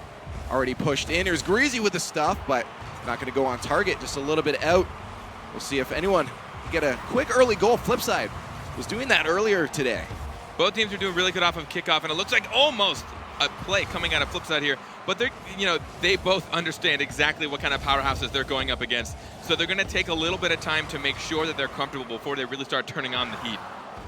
Marky Duda and Remco fighting it out. Back to midfield. Shot just off the crossbar. Mike almost finishing up for the first goal. Just under a minute. Both teams already playing super fast as they want to get the first goal in to get that momentum shift in their favor. Off the wall there. Going to push out from Flipside Tactics stuffed at midfield. Kept at bay once again. Greasy with a good stuff. This could be scoring opportunity. Couldn't quite get on his feet quick enough, but this is still up in the air. Remco trying to find a spot in the net, and he does. The first goal. Remco with the placement. He goes up to, we actually get to watch him kind of recorrect. He goes up, he ends up kind of recorrecting, dropping down, using the top of his car, making sure to get on the front plate. He sees the goalie. He knows where he is. He's like, I'm going to shoot left. It's one of those moments where you're like, he didn't know exactly where he was going to put it. The placement was good. He got up there so fast. Weedham Girls is so noted for how fast they get up into the air. And that's tough for Flipside because he had a lot of time in the air to put that where he wanted. Passing play almost coming out. Cooks here just couldn't connect with that to get it past the defenders. Up the wall it goes. Weedham Girls trying to push out past mid. Remco to follow it up. Gets the stuff. They're winning a lot of these contests right now, and that is critical if you want to stay on your opponent's side of the field. Good touch from Cooks here. The second follow-up to Marky Duda. Oh my goodness, I was hoping that would connect. This is it. They're in the finals and they know it, and both teams are going to bring out the big guns. I'm so excited to see what kind of plays these guys can bring out. I hope to see some crazy freestyles, some spinneroonies going on. But early on in the game, both teams just trying to get some goals into the net. Maestro to set it up for Greasy. Greasy going to chase it down, but realizes Mike is going to get a touch. So that goes back to midfield. They reposition themselves to push it right back in front of the net. Thrown back to mid. Flipside trying to get out of their zone. Greasy setting it up for his teammate Maestro. One more setup, but stuffed out by Mike. Now that's out for Marky. He gets stuffed out by Remco, pushed back in front of the box. On flip side, they need to get out of their zone. Cooks here has a chance to pass it out, doesn't get the touch. There's a scoring opportunity for Maestro, just a little bit wide, and the shot for Remco. He gets another. These cannot be left in front of the net. He missed it just a little bit, which I think bought the goalie. I think the goalie bit a little too hard on that. Marky was gonna go for it. He tried to turn around quick enough. So hard to read because he didn't know if Remco was actually going to make it or not. But they shouldn't be put in a defensive position like that. They shouldn't have to be retreating and defending at the same time. Just a little too slow in rotations, and Weedham Girls able to sink another goal. Cooks are to push that to the side. 2-0 for Weedham Girls. Just reaching the halfway mark of our first game of this best of 7 in the RLCS Online Finals for EU. Can they turn it around, or are Weedham Girls going to take this first one? Lots of time left. Greasy with a good chuck down into the corner. That's going to go out front, but no one there to connect unless Maestro can squeak that in. He doesn't. Greasy with a good touch up from Maestro. The pressure, unreal from Weedham Girls. Rotations back to midfield are solid.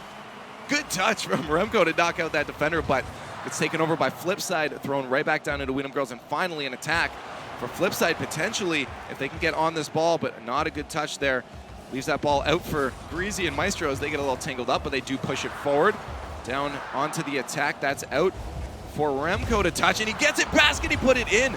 Last defender barely making it back. You can see his placements. He sees exactly who he has to beat around, and he's almost always beating at least one person to the net by tapping the ball right around them. And this is what that's why I was so excited to watch both these guys play.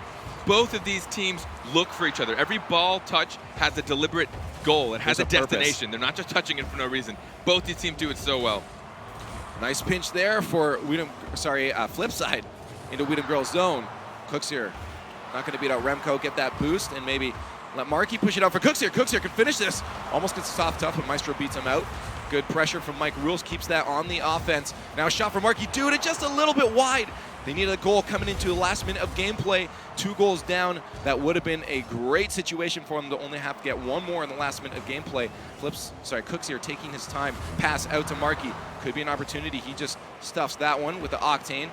Gives it right over to Greasy, though, trying to get this out. A little bit of slow play in the corner. Can he get it past the left defender? Not quite. Maestro to push it past the midfield. Scoring opportunity for Greasy if he can get a shot on net. Not hard enough. And there's another shot from Remco. 43 seconds left, still 2 goals down. We see a couple of really good solo plays coming out of Flipside, but they got to be careful because the solo plays will eventually get read by a team as good as Weedham Girls. Weedham Girls is excelling right now because they're getting the passing plays. They're doing those backboard touches we saw them do so well earlier this day. So Flipside just needs to make sure that they work with each other and not just against Weedham Girls. Marky Duda did have an opportunity there, but stuffed by the last defender. As we get still 18 seconds left. Flipside needs to get 2 goals. They could potentially do it with a long shot. If they get a clear here, they do get a clear if they can get up in the air, but Remco going to beat them out, drops it down. Maestro with a good touch to throw it back into Flipside's end. And this ball looks like it's going to drop before any goals come out of Flipside. In game number 1, looking to be potentially, I'm going to curse it here, but a 2-0. No, a 3-0. I told you, I called it too. The 3-0 for Weedham Girls in game number 1. Weedham Girls likes those last-second goals. They will fight till the very end, but it's what you have to do. You want to break down a team like Flipside mentally. You want to remind them, like, if you don't bring your A game, if you don't really try, we will continue to shut you down. Well, it's all about those stats, baby, and that's what Weedham Girls are looking for. 6 shots from Remco alone. And then we had 6. That's just as much as Flipside had total as a team. We'll see if they can pull it back. Strong game from both teams, but Weedham Girls coming out hard with the offense. Weedham Girls had just overall more control. When they had the ball possession, they had more like deliberation with what they were putting the balls. You know, we talked about it a little earlier in that game. They were putting it to each other. Every touch has a purpose. And Flipside was doing that kind of, but when they're put on defensive, sometimes they do have to just make a reckless hard clear to buy themselves time on defense to rotate, which is a good decision sometimes. You're not going to be able to get back quick enough. Someone has to go grab boost. So you give it a hard clear, you kind of regather your senses, and you get ready for one more volley of attacks. But the problem with that is you lose possession, and Weedham Girls was keeping possession really well. Entirely, especially at midfield. They didn't let that ball go past at all. And they just kept the pressure on, kept the shots coming out. We'll see again if they can make it around. It looks like all the teams went out and came back. Then maybe they're looking to get some car switches. We'll see as they join back in. I'm hoping for all Batmans, to be honest, and some Mercs. Yeah, it's looking ready to do a quick little change. A little bit of an issue here, but I mean, while we did just see Weedham Girls get a 2-0. I don't think that really is like kind of precedence for how this series is going to go. No. I'm again, as everyone on the desk was saying, Game 7 is my expectations as well. Overtime, 4,000-hour overtime from these guys. They're even. They're close. They're literally the best of Europe right now, facing off against each other. You're not going to see a sweep like they got on the other teams earlier. It's going to be super, super duper close. And Gibbs brought up a good point about getting warmed up, right?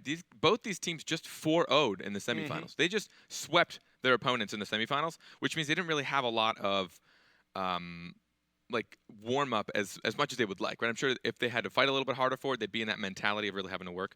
So I agree with Gibbs. I really hope they got some scrims in, maybe even against each other, probably not.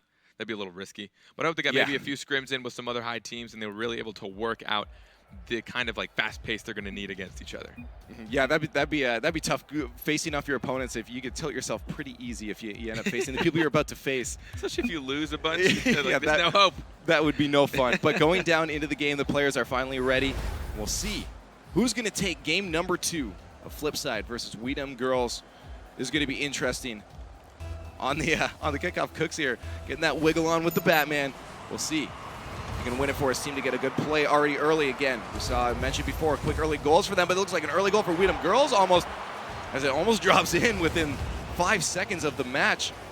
Mike Rules and Cooks here a little out of position, but good pinch from Cooks here. Put that out to the mid.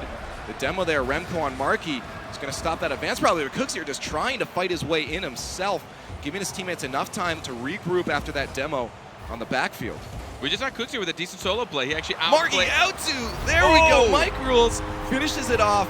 They didn't worry about that demo. Very smart play from Cooks here to give him time to regroup. These are the exact team plays they have to do. Marky Duda put it just off target. I want to say he went for the shot. It looked like he was actually going for target.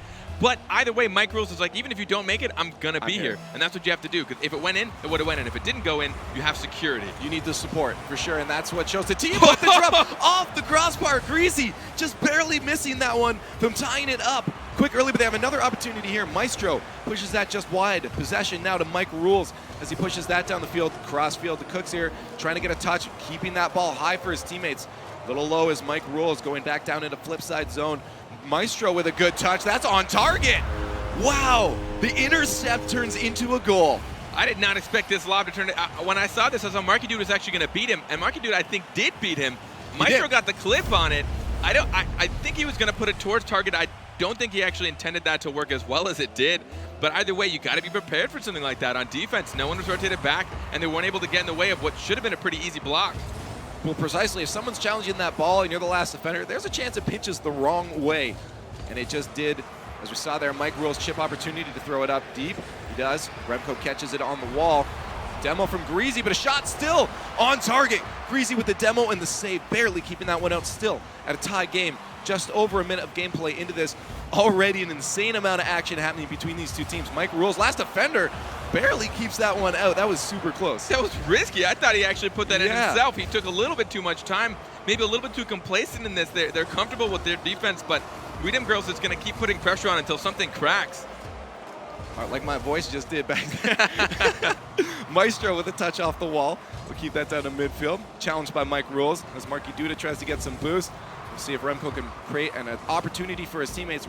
Maestro, just under that one's going to move back towards the blue end. Cooks here trying to get past all defenders, does what he could. Marky Duda there to support up the wall. He's going to pass that out to Cooks here. See if they got to play. Cooks here already up with a shot on target. Oh, Maestro barely keeping it out. Needs to be cleared by Greasy, and it does. What a great team play from Flipside. I mean, that was from defense to offense, just two players passing it back and forth. Take a look at how these guys, when they clear it out, they don't just like give a hard clear. They work together. Actually, we just saw a 1v1 beat out right there. Yeah, Greasy, very good. Oh, almost on target to put it in. Both teams trying and struggling to get in the lead on the scoreboard, but none of them can do it. And there's Marky with a great pinch pass. This is insane. We're just going shot for shot back and forth. These teams are so ruthless. They're not letting up at all. I think it was Mike over the side, predicting it popping up the wall. Instead, he actually got his car above the ball to send it towards net instead, which you guys have no idea how insanely difficult that is to read and to predict, and he put it just over there perfectly for Marky. A lot happened already on target, though. Cooks here grabbing his boost and getting back in time. Pops that right over Maestro, follows it up in the air. Marky Duda catches that for him. One defender, two defenders. First one takes him out, Remco. Not letting that play to advance, but out to Marky Duda. Redirect opportunity, puts it a little bit wide. Greasy now needs to clear this out. Good hit off the wall to get that past Mike Rules, but Marky Duda cleans it up. Mike Rules misses that, but followed up as Marky Duda still scoring opportunity. Cooks here, just keeps ball possession at least. Now Greasy's gonna steal that away. Misses it though, and Marky Duda with a shot off the crossbar. Almost going in, Cooks here to follow it up. Remco keeping that out. Good defense from Weedham Girls, but they need to get out. Weedham Girls is about to start feeling way, way too under pressure, but Flipside needs to be careful where they place the ball. They actually just had a great opportunity to put it in net, but they put it directly at the defender. They had so much real estate to actually put it on target, and he put it directly to the defender. So they just got to take a little bit more time, because if they spread this lead, they can really start taking the mental control. Cooks here had one to beat out, but Maestro takes it away from him. A lot of 1v1 skill sets coming out. And I love to see it, because that's when we get into those dangles. We'll see if Greasy can set a play up for his teammate Remco, catches that off the ground, roll it up. Marky Duda just gets in the way of that. Can't keep all possession, he does, but doesn't get it past Maestro as he steals it back. Creating an attack up in the air as Cooks here. Greasy, the ping pong, Remco just trying to keep it off the board. Great pinch in favor of Flipside, but they don't keep that moving forward. Actually, now they do. Off the side. Maestro could be a dangerous pass out to Marky Duda. Not a good touch. The ceiling is his worst enemy. He thought he had a little more time, maybe a little more room for this hit. He wanted to clear it out, but he smacks it straight up in the ceiling, which puts it right down. And Marky Duda, I honestly don't know why he was exactly there. I think he was hoping something like that would happen. Maybe he thought, and it did. It worked in his favor. He actually was just kind of sitting, waiting for that misfortunate touch. Marky Duda, the prophet, knowing what's coming up. Gets them another goal. 2 goals down is Weedham Girls. They need to get 2 more. This is the exact opposite we saw last time. Well, close. I guess they have 1 more goal. Math is hard. Mike Rules now trying to push it forward. Marky Duda follow him up off the wall. Doesn't quite get the good flip as that drops down, but Cooks here to follow up. Marky to Cooks here. What a play! Holy smokes! This is how you know they know exactly where each other is at all times. He puts it over to Marky. Marky's like, I don't have it. Here you go, Cooks here. He just taps it right over. putting it out of reach of a defender, giving Cooksier the shot, spreading this to a 3-point game. Oh my goodness, talking about scrambled minds, that last defender did not know what was going to happen there for Weedham Girls, and now it's 4-1, 30 seconds left. Very convincing in favor of Flipside at the moment in game 2 as they look to tie up the series 1-1. 27 seconds left. Maestro throws that over the net. Shot back into target by Mike Rules, but nothing came out of that, as now on the attack is Weedham Girls. See if they can get a play set up. 17 seconds left. No goal came out of that, and it's looking to be very, very difficult at this point as Flipside moves back to the other end. This game is most definitely going to go to Flipside. There's no way they're going to allow 3 goals in what seems to be about 6 seconds. But they turned it around. This is what I expect and what I hope, to be honest. Yeah. I mean, 4-1. I mean, we saw a 2-0 loss. Now a 4-1 win for Flipside. It's kind of tossed back and forth. But with teams that are this powerful, it doesn't really matter. Like, the score doesn't seem to really matter. It's just like whoever kind of carries away with the game.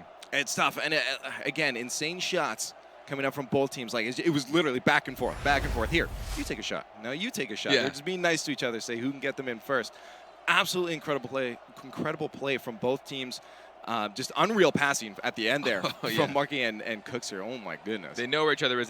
Those 3 guys have been playing together for a long time, and they will always know where each other is at all times. And yeah, I was gonna say when I explain Flipside to people that maybe haven't seen them play before, don't know about Rocket League, I say watch for the passes. These guys know where each other are at all times, and they're proving to us right now. Words. I mean, and those kind of touches are not, I mean, to touch it that slow while the ball's going fast, you've got boost control to worry about, you've got your car velocity and jump. There's a lot of factors that come into touching a ball at a specific velocity or a specific direction.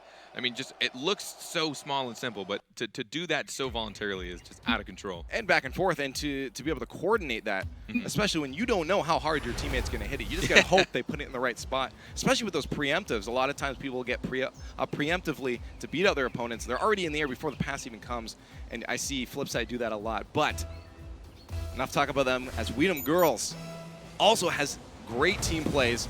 Aerial play, big for them. Remco, one of the key players up in the air. We'll see if he can already set one off the wall for his teammates. He can't, as both teams feel each other out to see who can get the first goal.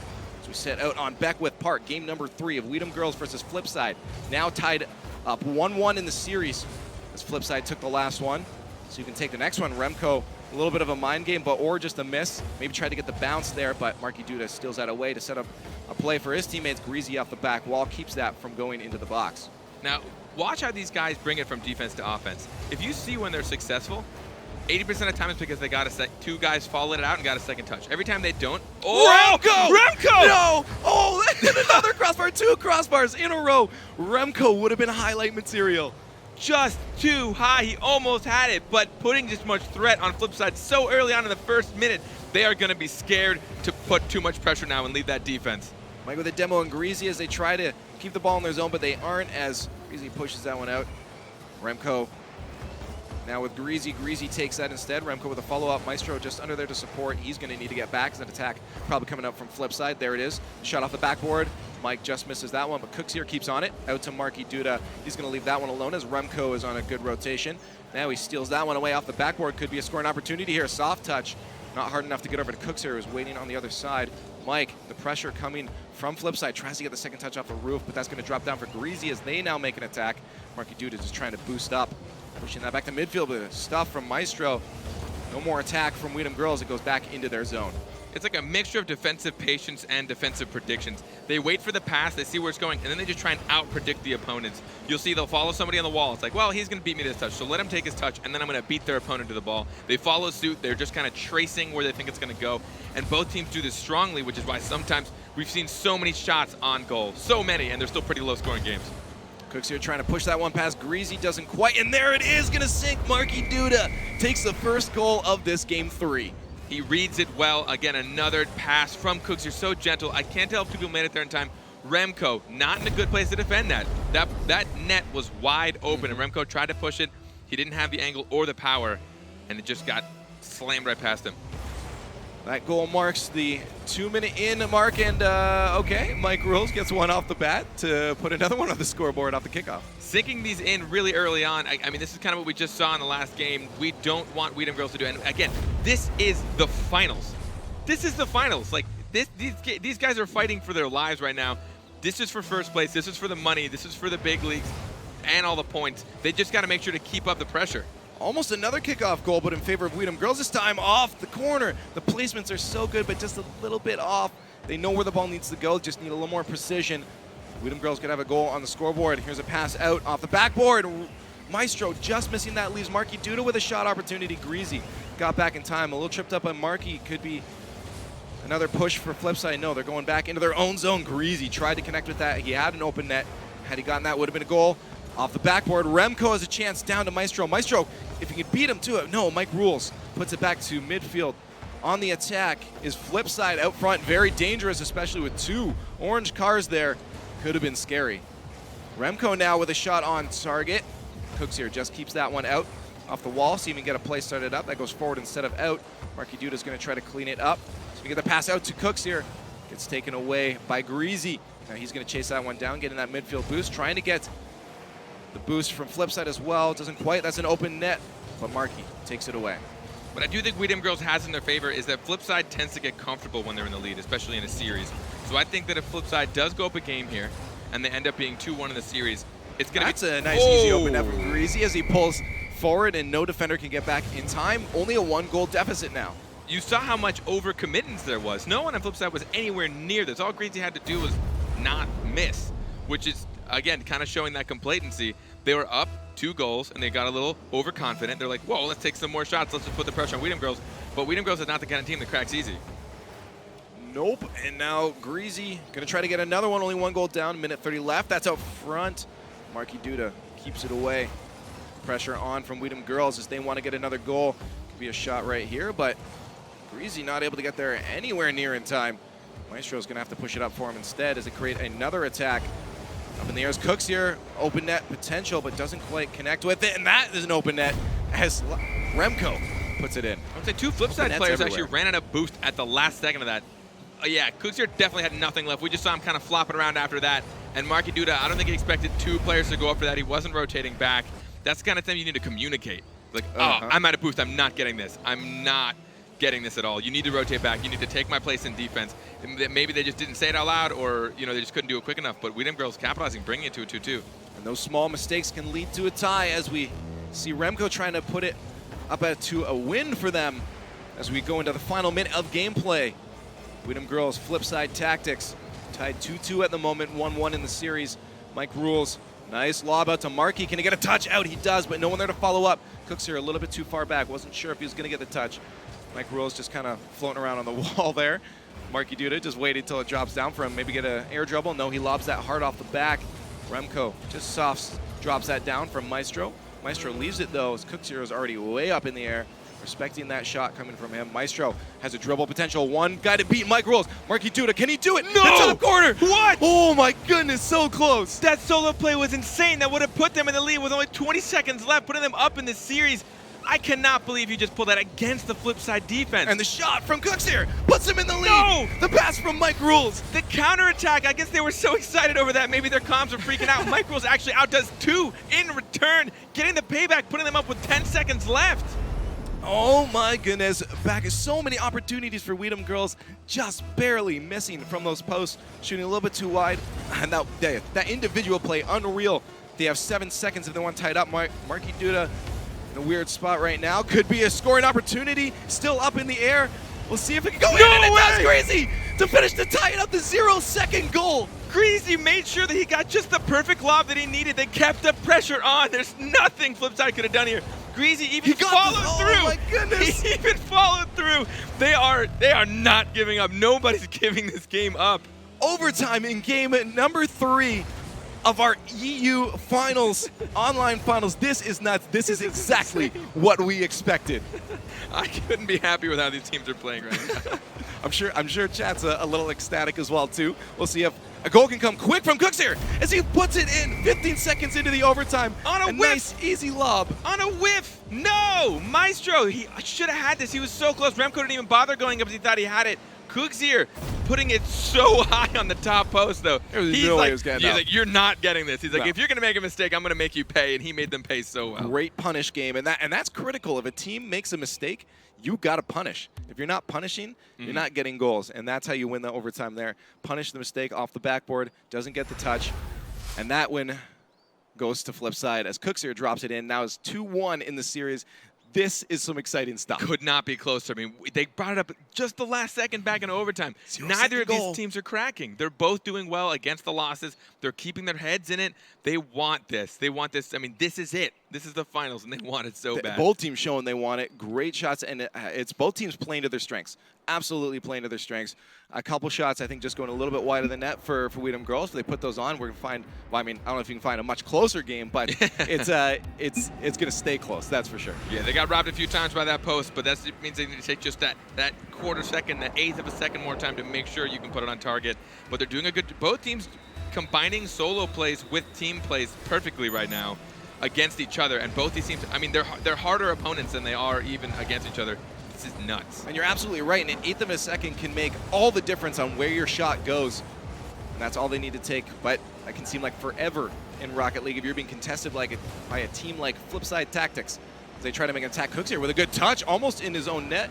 Greasy puts it, just keeps it out. Remco just going to try to pinch it away. At least kept it away from Mike Rule. Someone needs to follow this up, though. Maestro. There he goes. Gets a touch over Markey. Sends Markey flying. Cooksier, last defender, has to keep that in a spot. It's advantageous for them. He does. Can't follow that up, though. He's going to have to leave it for his teammates. He needs to get back as that ball is going back into their zone.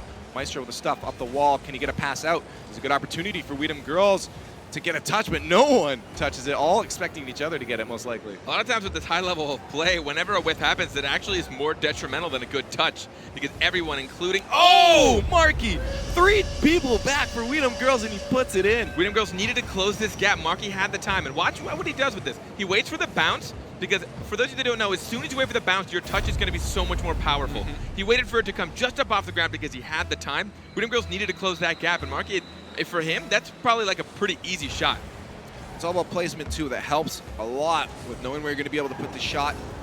He puts it right where it needed to be in the back of the net, just under a minute of gameplay into game number 4, where Flipside is leading the series. Cooksier up the wall. He's going to get a good aerial touch. That's on target. And just a good touch from Remco keeps it out. A little bit sideways. Could have been dangerous. Also back in front of the net. Mike trying to keep up the pressure. Flying way back. Maestro needs to win out this contest. He does, but can't put that ball anywhere out for his teammates to get a play started up. But Greasy does, and that's out from Maestro. Just past, and Remco probably not with a scoring opportunity, but keeps the pressure on. That could have got scary. It was really, really close. Luckily, Flipside was able to keep their composure and keep contesting the balls one after the other. And I love seeing this. Like we talked about earlier, this is the new guys on the block versus the old guys around the block. But you can't tell, watching these guys, you can't tell. They're both just like making each other pay for everything. Maestro keeps that to the side. Very good that he didn't get a whiff on that. Could have been very dangerous. Mike Rules, good chip. Lob out. Cooksier is going to sit around midfield, get demoed up by Maestro. Those off the backboard. Marcaduno with the finish off the crossbar. Doesn't quite get it in. And that's going to still be a 1-0. Now we have Weedham Girls trying to create an attack themselves. Maestro just keeps it to the side. Can he chip it back? Remco takes it in a sec. Greasy up for the shot. Gets stopped out by Marky Duda as Flipside makes another attack into Weedham Girls' zone. So many close opportunities coming in at both teams, but that's because in order to keep this Oh, aggressive... the pass! Oh, almost finished up by Cooksier, and Marky trying to get that third touch. Doesn't quite get it. In order to keep this aggression on, that means you have to have tight rotations, but that means you're going to have to do some really sketchy defensive things, because that's how you keep the pressure on. But if you're good enough, what would be a sketchy defensive maneuver is actually pretty easy. These quick, running back, behind, facing backwards defensive maneuvers would be tough for the average player, but these guys can do it pretty readily, which is how they keep up so many shots back and forth. Well, mechanical still helps a lot in that, that's for sure. And these guys have tons of it. 2 minutes left in this match. 1-0 up for Flipside as Weedham Girls trying to put one in. This is in front of the net with an open net, and there's Greasy to clean it up. 1-1. There's actually a bump here against Cooksier. I think it was whoever went up for this. I think it was Remco went up for it, and it smashed Cooksier away. Yeah. A complete accident. I think he was going for the ball. I mean, there is a chance he saw Cooksier and is like, you know what, I can't get the ball. No. I've seen it happen once in a while. I don't know for sure in that situation, but it paid off because they were able to tie it up here. Still one game down in the finals. We'll call him later and ask what he did. He'll never admit it. On the attack is Flipside. Push back to midfield. Mike still has a chance to win that out, where Remco wins it. Doesn't get the one past Markey, though. Would have been what they needed to put them up into the lead.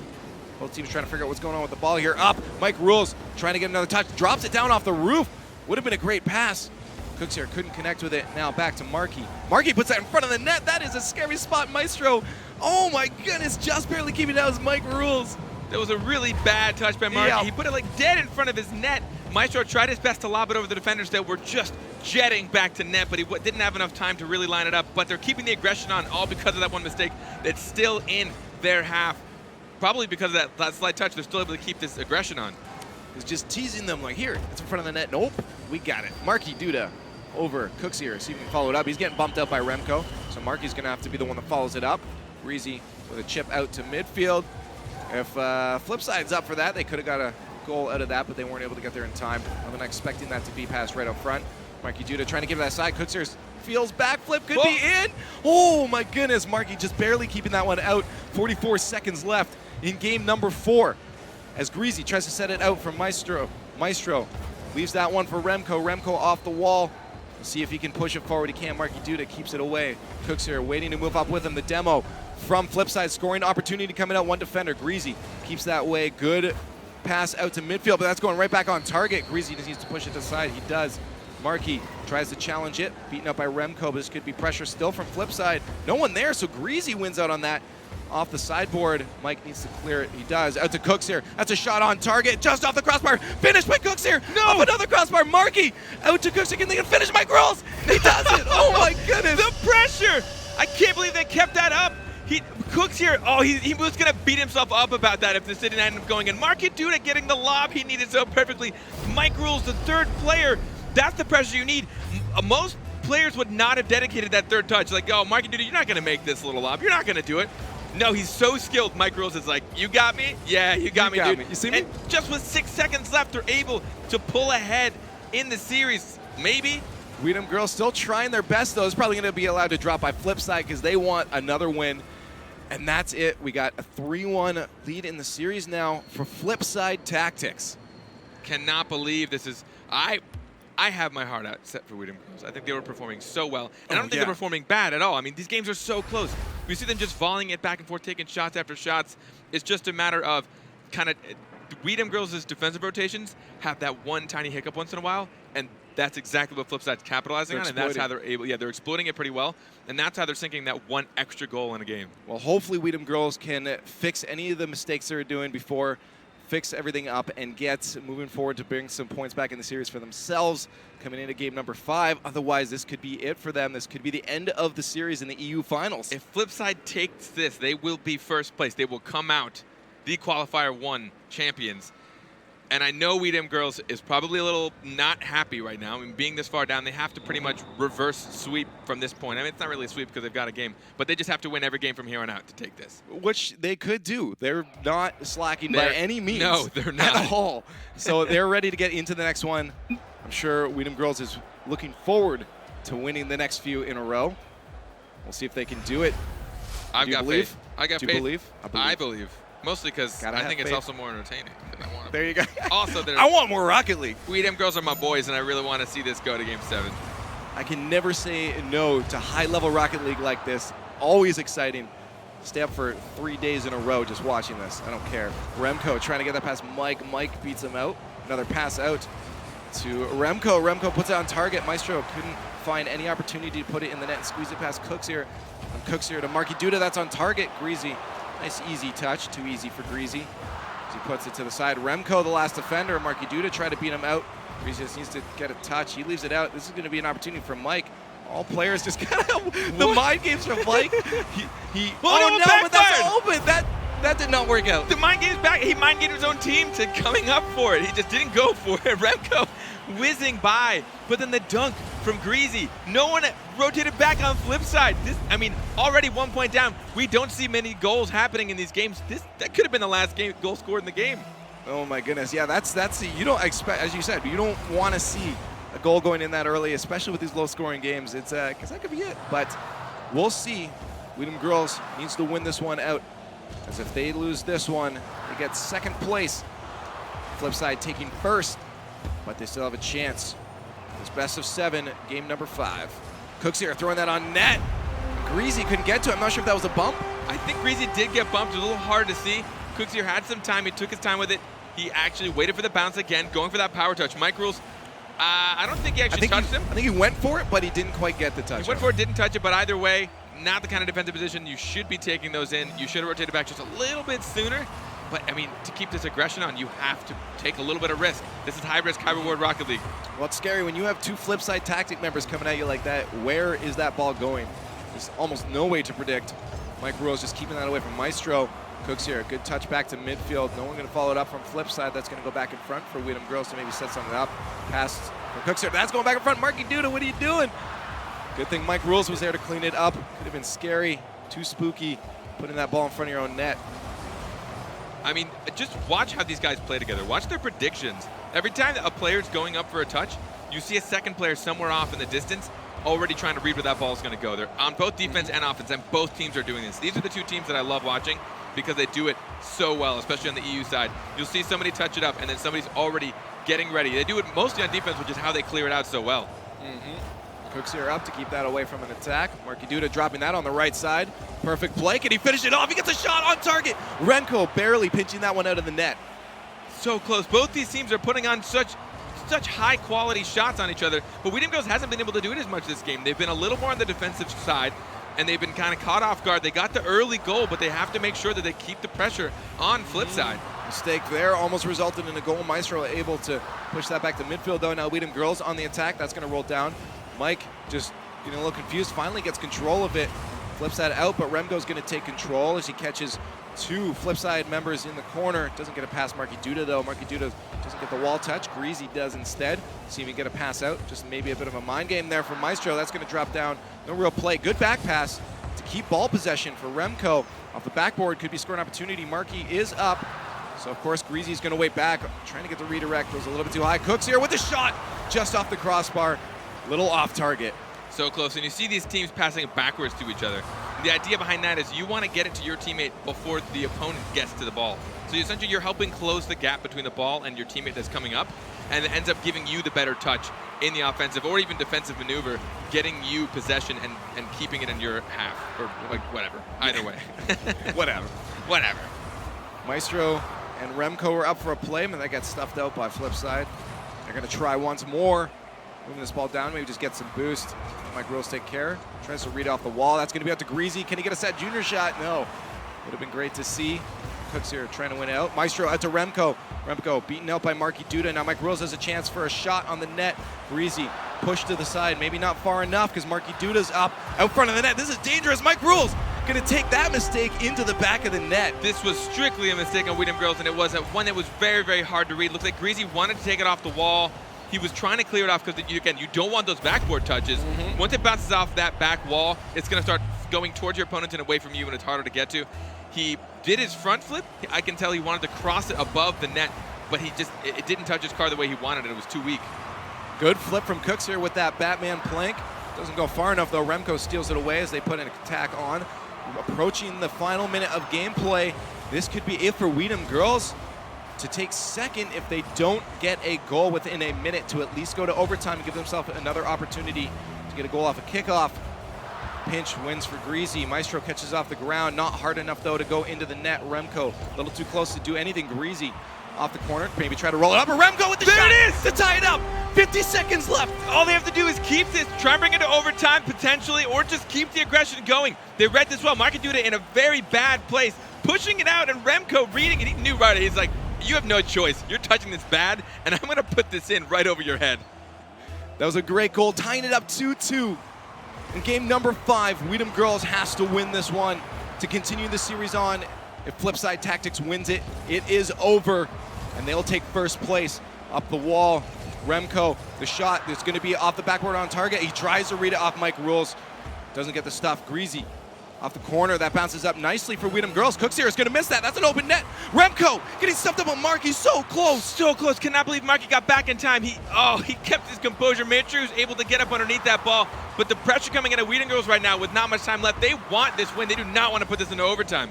Ball control from Weedham Girls is pretty good right now as they try to move up for another attack. He needs to get the touch. That's on. A little bit wide. No one there to connect. 8 seconds left.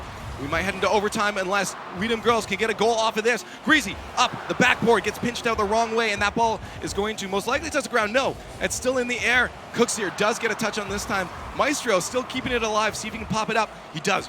Can Remco get off the backboard? Oh, so close. So close. That was scary. They did not want to do this in overtime. They're keeping the pressure on. Weedham Girls just needs to do this. Just keep this up. Don't stop. There's like no break for Flipside to turn this around. They're doing exactly what they need to do. Here's a shot from Greasy, a little off target. Cooks here puts that up there. That's dangerous though. Maestro just playing it soft. Can he finish it up? Marky due to all 3 Flipside members up. This could be dangerous if the ball gets out front and they don't rotate properly, but they do. They get back in position. That's their chance to push this out, but the pressure still real from Weedham Girls. 25 seconds into overtime. Game number 5. Pass from Maestro out. Can he stuff it past? He can't. Pressure still there from Remco. That's in front of the net. It's still there. That is a great opportunity. Yes! They do it. Maestro gets the goal. They brought it. Flipside stopped trusting. They actually got scared. There were so many times there were 2 people in net. Look at that. 2 people, both Coogsier and Mike Rules went for that defensive touch. All one of them had to do was wait, and they would have cleared it right after. And Weedham Girls, it's actually starting to break Flipside. That was nuts. Weedham Girls coming out ham in game number 5 to keep themselves alive. Absolutely nuts showing from Weedham Girls. This is what I want to see. I did not want to see that end that quickly. This is incredible. Both teams still playing good, but Weedham Girls. I cannot believe they came back. I mean, that just shows how good they can keep their heads in the game. They are 1 game away from being just in second place, from not taking this, and they were able to come back from being behind, tie it up, and then take the overtime, all within a matter of maybe 2 minutes. Yeah, it was super quick.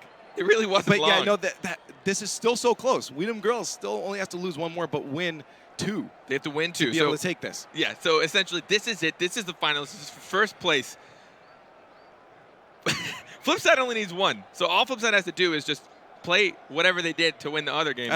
We say all they have to do. All they have to do is beat Weedham Girls. Not a big deal. Don't worry, guys. When you have a beast team coming out showing in their true face, Weedham Girls, what they're doing right now, it's going to be hard. This is an uphill battle. Both teams have to show us what they got.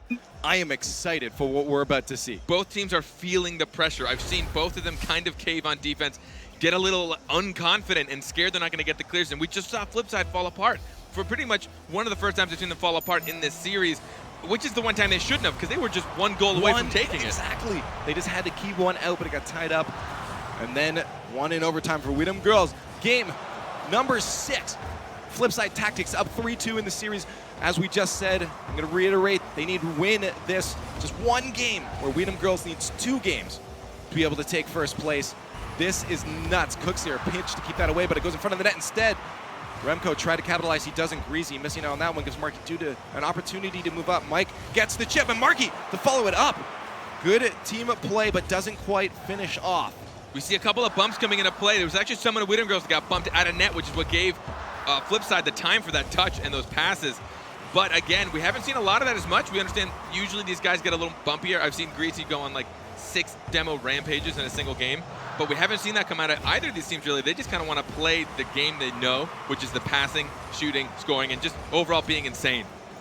So they can do it. Mike Rules gets a flip out, but Greasy catches that one out of the air. The pass out front, Greasy just a little bit too far forward. Could have been a chip on spot, but that's going to go wide, the long shot. Maestro just wants to keep that away from Cooks here. Mike's going to pick it up, but Marky's now out of position to do anything from a pass there. So we're going to see if Mike can just keep some pressure on Greasy. Has a chance to move up with a bump from Mike. The pass to Marky. The long shot just off the post. So close. What a placement. Now we're seeing all the bumps coming out of. Where did this come from? I hadn't seen Flipside bump a whole lot. Now all of a sudden they're bumping every other play. But they got to make sure they rotate back, where things like this could happen, where Weedham Girls just going to turn it around and start putting pressure on the net. Off the backboard, this is still an opportunity for Weedham Girls to score if they just get there first. Remco just going a little bit wide of that. Doesn't get it past Cooks here. And now, Flipside, potentially on the attack. Cooks here missing that. Greasy with a lob over top. Can't finish off. Cooks here gets a touch and just keeps his body in the way to make sure that does not go into the net. High patience on Cooks here, actually waiting for the bounce, knowing he wasn't going to get a good touch. So all he wanted to do instead was block the shot, knowing a pinch would happen. Greasy into Remco. Can he finish it? Gets demoed instead. Now Flipside going to make an attack on they need to capitalize on. Only having 2 defenders back, and Greasy the own goal. No! Greasy! I think he ended up bumping a player, which is what put him in the position that he was. He was trying to get back on defense, and Greasy ended up getting an own goal. Yeah, he hits Mike Rules as he tries to do a front flip back towards net, and it just puts him right in the trajectory of the ball. That is so unfortunate. And that's going to be Flipside up 1-0 from an own goal from Weedham Girls. Lots and lots of time left in game number 6. As Weedham Girls has 2:45 left, approaching the halfway mark. Shot on net. Remco keeps it away, but not a good enough touch. Markey tries to push that pass. It's stepped up by Maestro. Now Remco going to run up the wall. No, he's going to leave that for Mike. Mike had the touch first, respect the shot. Maestro to a teammate. Can Greasy get to it? Keeps that one low, hoping Cooksier maybe was going to go up, but he doesn't. Cooksier gets taken out. Mike Rules just pushing out to the side for his teammate as they make an attack themselves. The offense coming out from Flipside. They can't get a play started up. Now it's a chance for Maestro and Remco to get something going on. Second touch from Remco. Can't get it. Cooksier beats him to it. Greasy now throwing it back and forth as both teams try to get a play started in front of the net, just playing some ping pong. Take a look at how, like, well, a lot of times when they're on defense and they're in the net and they have to make a save that they know is going to be weak, someone's always following up. And we've seen so many what look like close opportunities actually not being that close. People follow it up right after they get a weak touch. You got a second player right there following through. But Weedham Girls needs to put the aggression on. They have a minute 45 left, or they're out, or they're going to lose. This is the end of the series. That's out front of their own net, though. Maestro pushes out. Can Remco get a touch? He does. Very good touch. Maestro to follow it up. That's going to be on target, but Markey is there to stop it. Greasy still has a chance to put some pressure on. Nope, Remco and Greasy both going to wait back, maybe expecting the flip side to get the touch on that. Now they have to get out of their zone. Cooksier, good touch. That's on target. Remco barely keeping that one out. Good shot from Cooksier. Now Weedham Girls back on the attack. Remco needs to win out on the contest here. Good touch from Markey to make sure that doesn't go up the wall where Remco was going. Maestro misses the pinch. Can't be missing those, especially with a minute left of gameplay, and you're down 1 goal. Spells life or death for you. Well, I mean, second place, not too bad, but you want first place. Out front, oh, and Mike Rules finishes off the pass. Now that's 2 goals you need to get, Weedham Girls. This is one of those situations where they had to start getting very aggressive, which means their defense might be a little lackluster. Mike Rules, he got there so fast. He was just sitting in front of net waiting by the time that pass came. And Weedham Girls wasn't able to get back in time, but they had to dedicate a little too much because they know they had one more chance. Not many more chances, to be honest, to make these shots to try and tie this up. We can still do this, but Maestro almost put that in a bad spot. Stuff from Markey Duda. Maestro needs to keep this moving forward, out of the reach. 1 defender left. This could go up the wall. Mike Rules probably going to get a good touch. He does. Out to midfield. Cooks here to follow it up, and that's going to go off the backboard a little bit wide, a lot bit wide. As Weedham Girls wasn't back. Good thing for them. Now they can make another attack. That's on target, but you don't want to do that sometimes, just giving away ball possession. 38 seconds left. They need to get something into the net now if they want enough breathing room for another goal, and that's going to be not good. Markey Duda with an open net. Remco racing back to get this. 26 seconds left. Weedham Girls has to get a play started. Great pinch coming out. See if this can bounce out in front of the net, and it does. This is going to be a scoring opportunity. Crazy. 1 goal left, 20 seconds. Weedham Girls can do this. They have, I mean, all right now Flipside just needs to just pretty much sit in net and hope for the best. Greasy, that bounce went so in his favor. There was nobody in net for Flipside. They have 19 seconds. I've seen them do it. They can do it with 0 seconds on the clock. Just keep it up and take the shots. There's still a chance. I am so excited right now to see what Weedham Girls can pull out. They have been pulling out clutch the last few games. We'll see if they can keep it up. Maestro with shot up front. That is going up front. Good touch up from Markey Duda, but that's still a scoring opportunity. Mike with a life-saving touch there. This could be it for Weedham Girls if they don't push it back. I am actually getting goosebumps right now. No, that's in front of the net. That's going to be it as it goes into their own net. 3-1, 0-second goals. No. And Flipside Tactics takes it. A 4-2 win to win EU RLCS Online Finals. Both these teams came in so hard, and Flipside just came in just a little bit harder. These games were so close, so intense.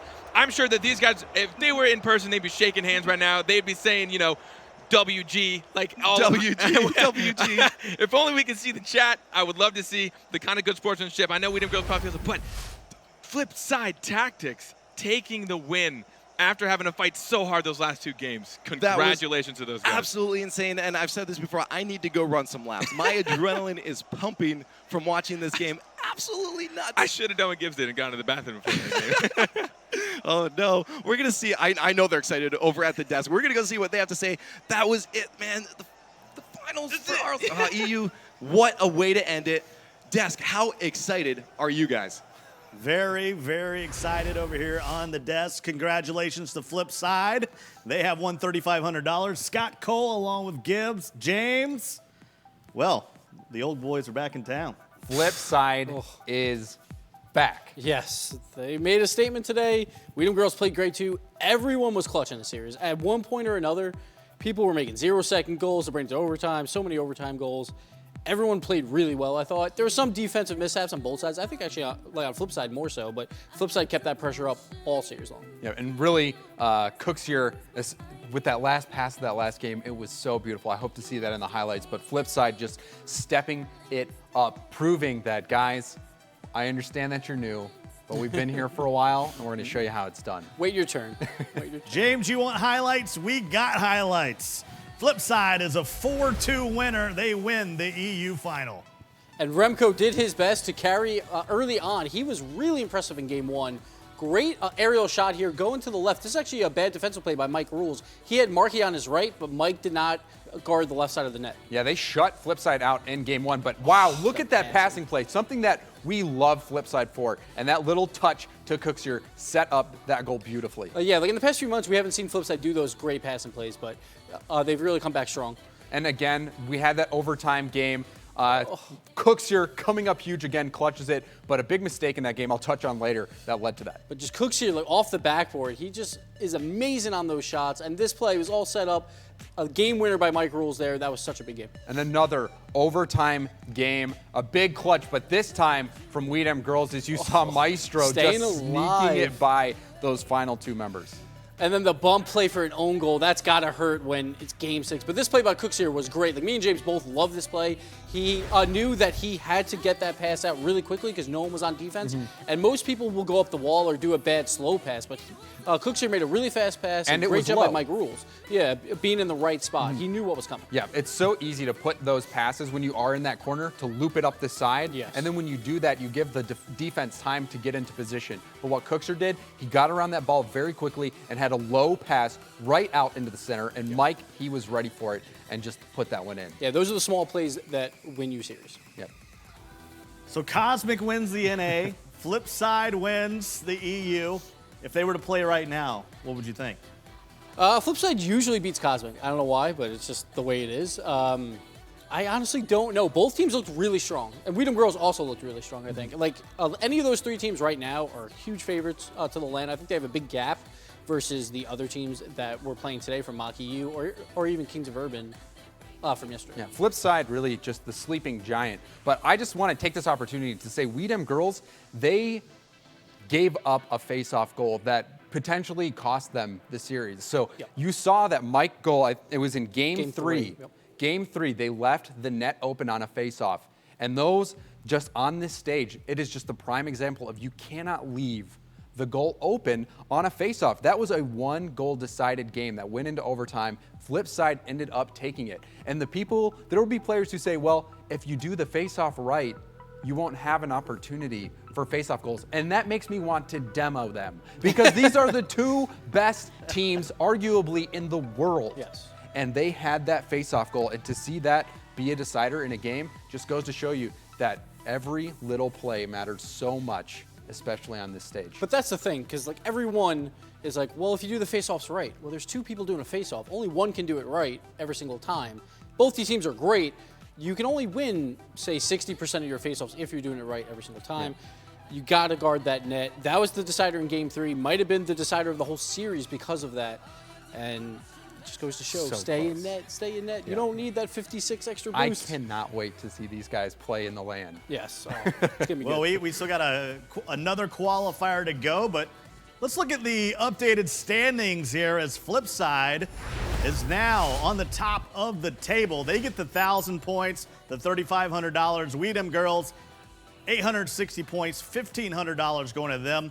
Mocket, Kapow, 740 and 600 respectively. And Flying Dutchman, Team Solid, Precision Z, and Zero Effort.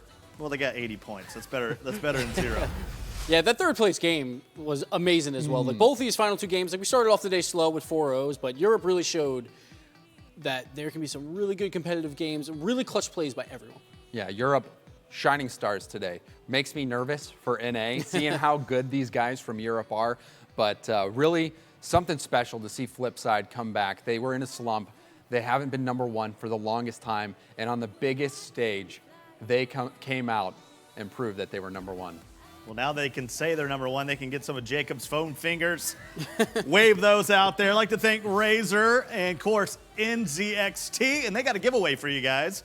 An amazing H440 unique RLCS case, one of a kind. And I'm just for shame here that we can't enter this thing, but you can enter it right now on Twitch. It's pretty cool here, guys. That's a really nice case. Yeah, I'm jealous. My case, I just leave the side of it off and I hide it in the corner. If I had something nice, yeah, like you would set it up on the table. The hue thing too with the lights. I'm a big lights fan, like what we got on the stage.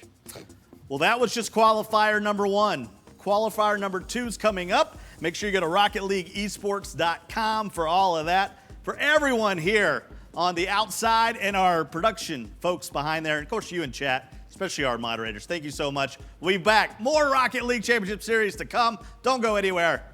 See you later here on Twitch.